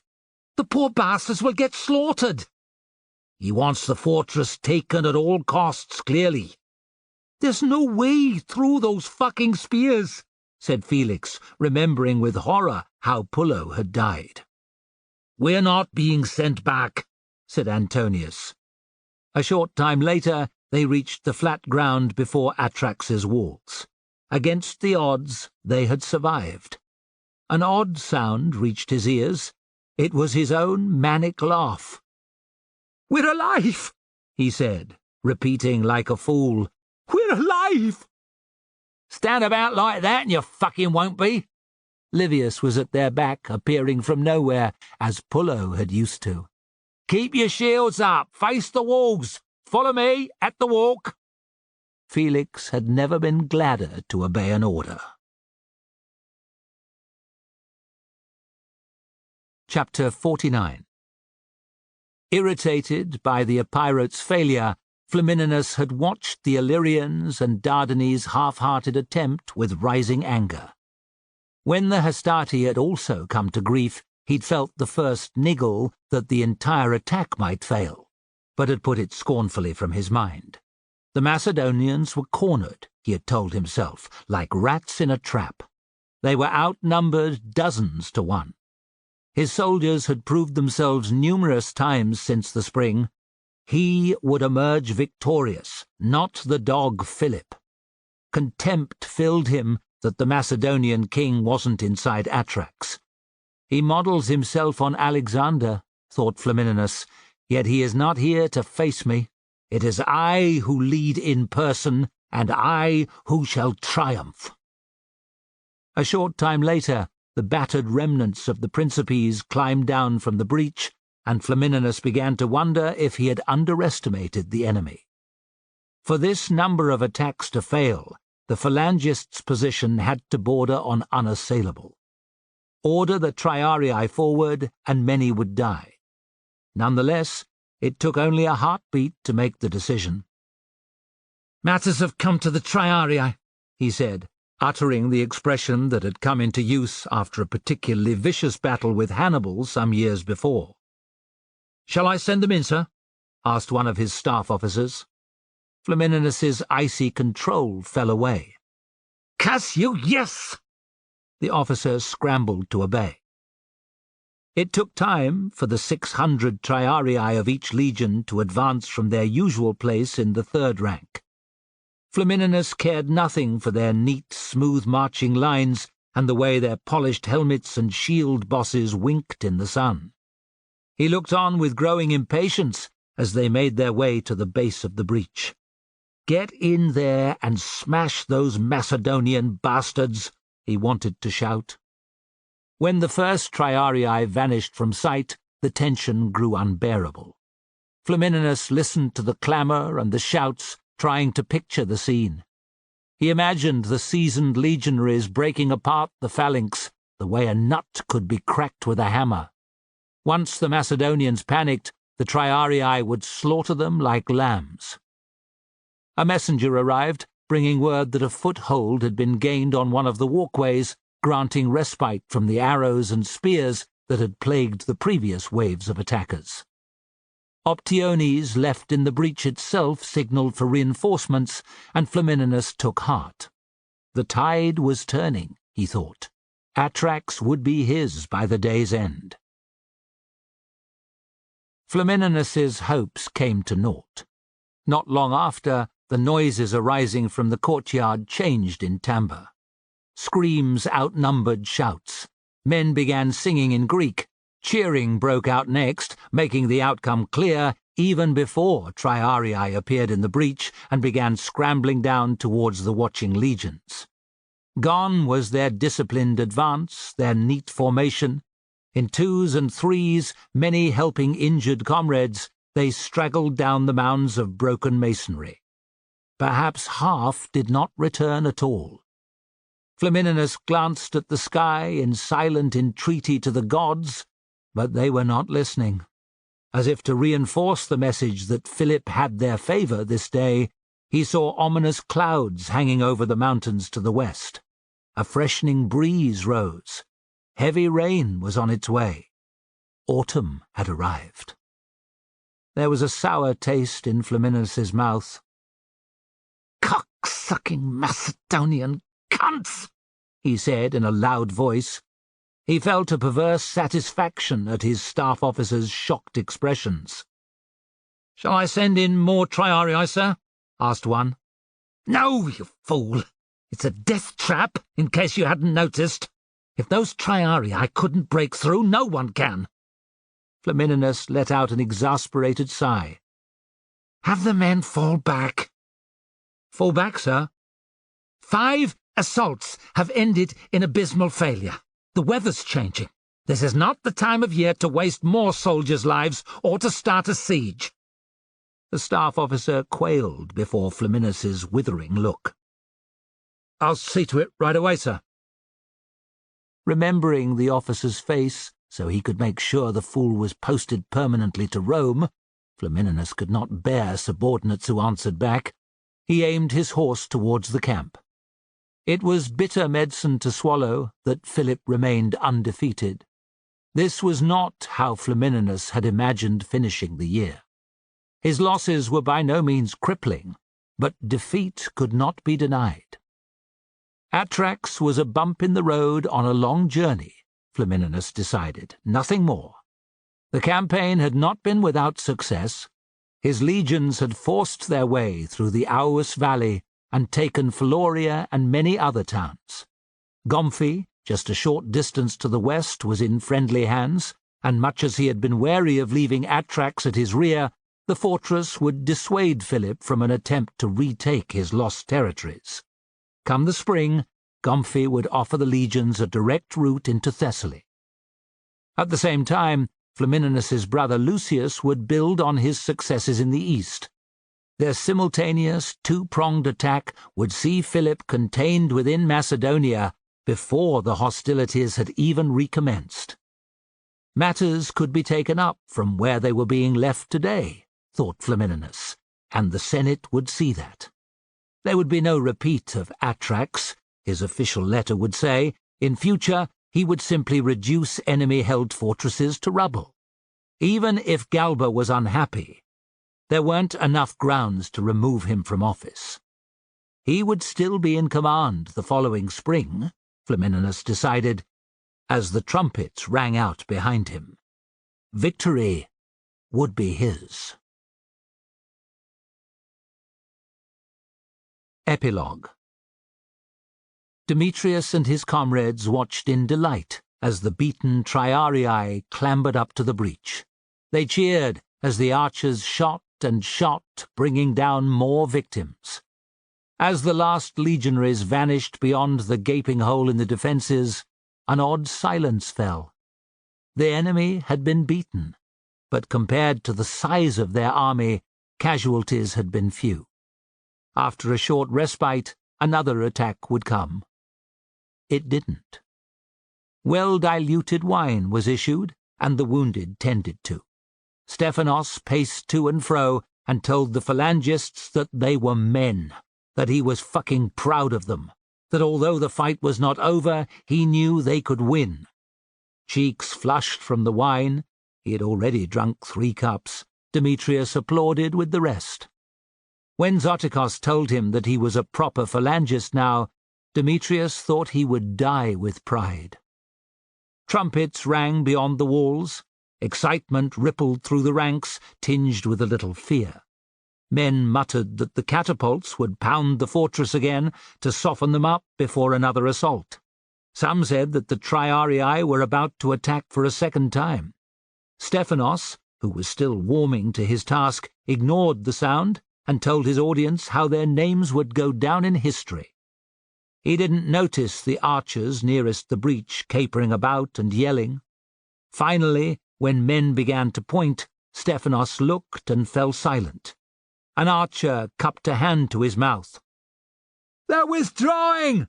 The bastard Romans are marching away!" A stunned silence reigned, and then, as the phalangists realized what this meant, pandemonium broke out. Men cheered and shouted and pounded the butts of their sarisi on the blood-soaked ground. Zotikos's usual reticence vanished. He broke away from the back of the file and danced about like an excited child. Cimon twisted to look at Demetrius. There were tears in his eyes. "We did it! We beat the barbarians!" he shouted. "Aye, we're fucking dead," said Demetrius, grinning until it hurt. You have been listening to an Orion audiobook, Clash of Empires, written by Ben Kane.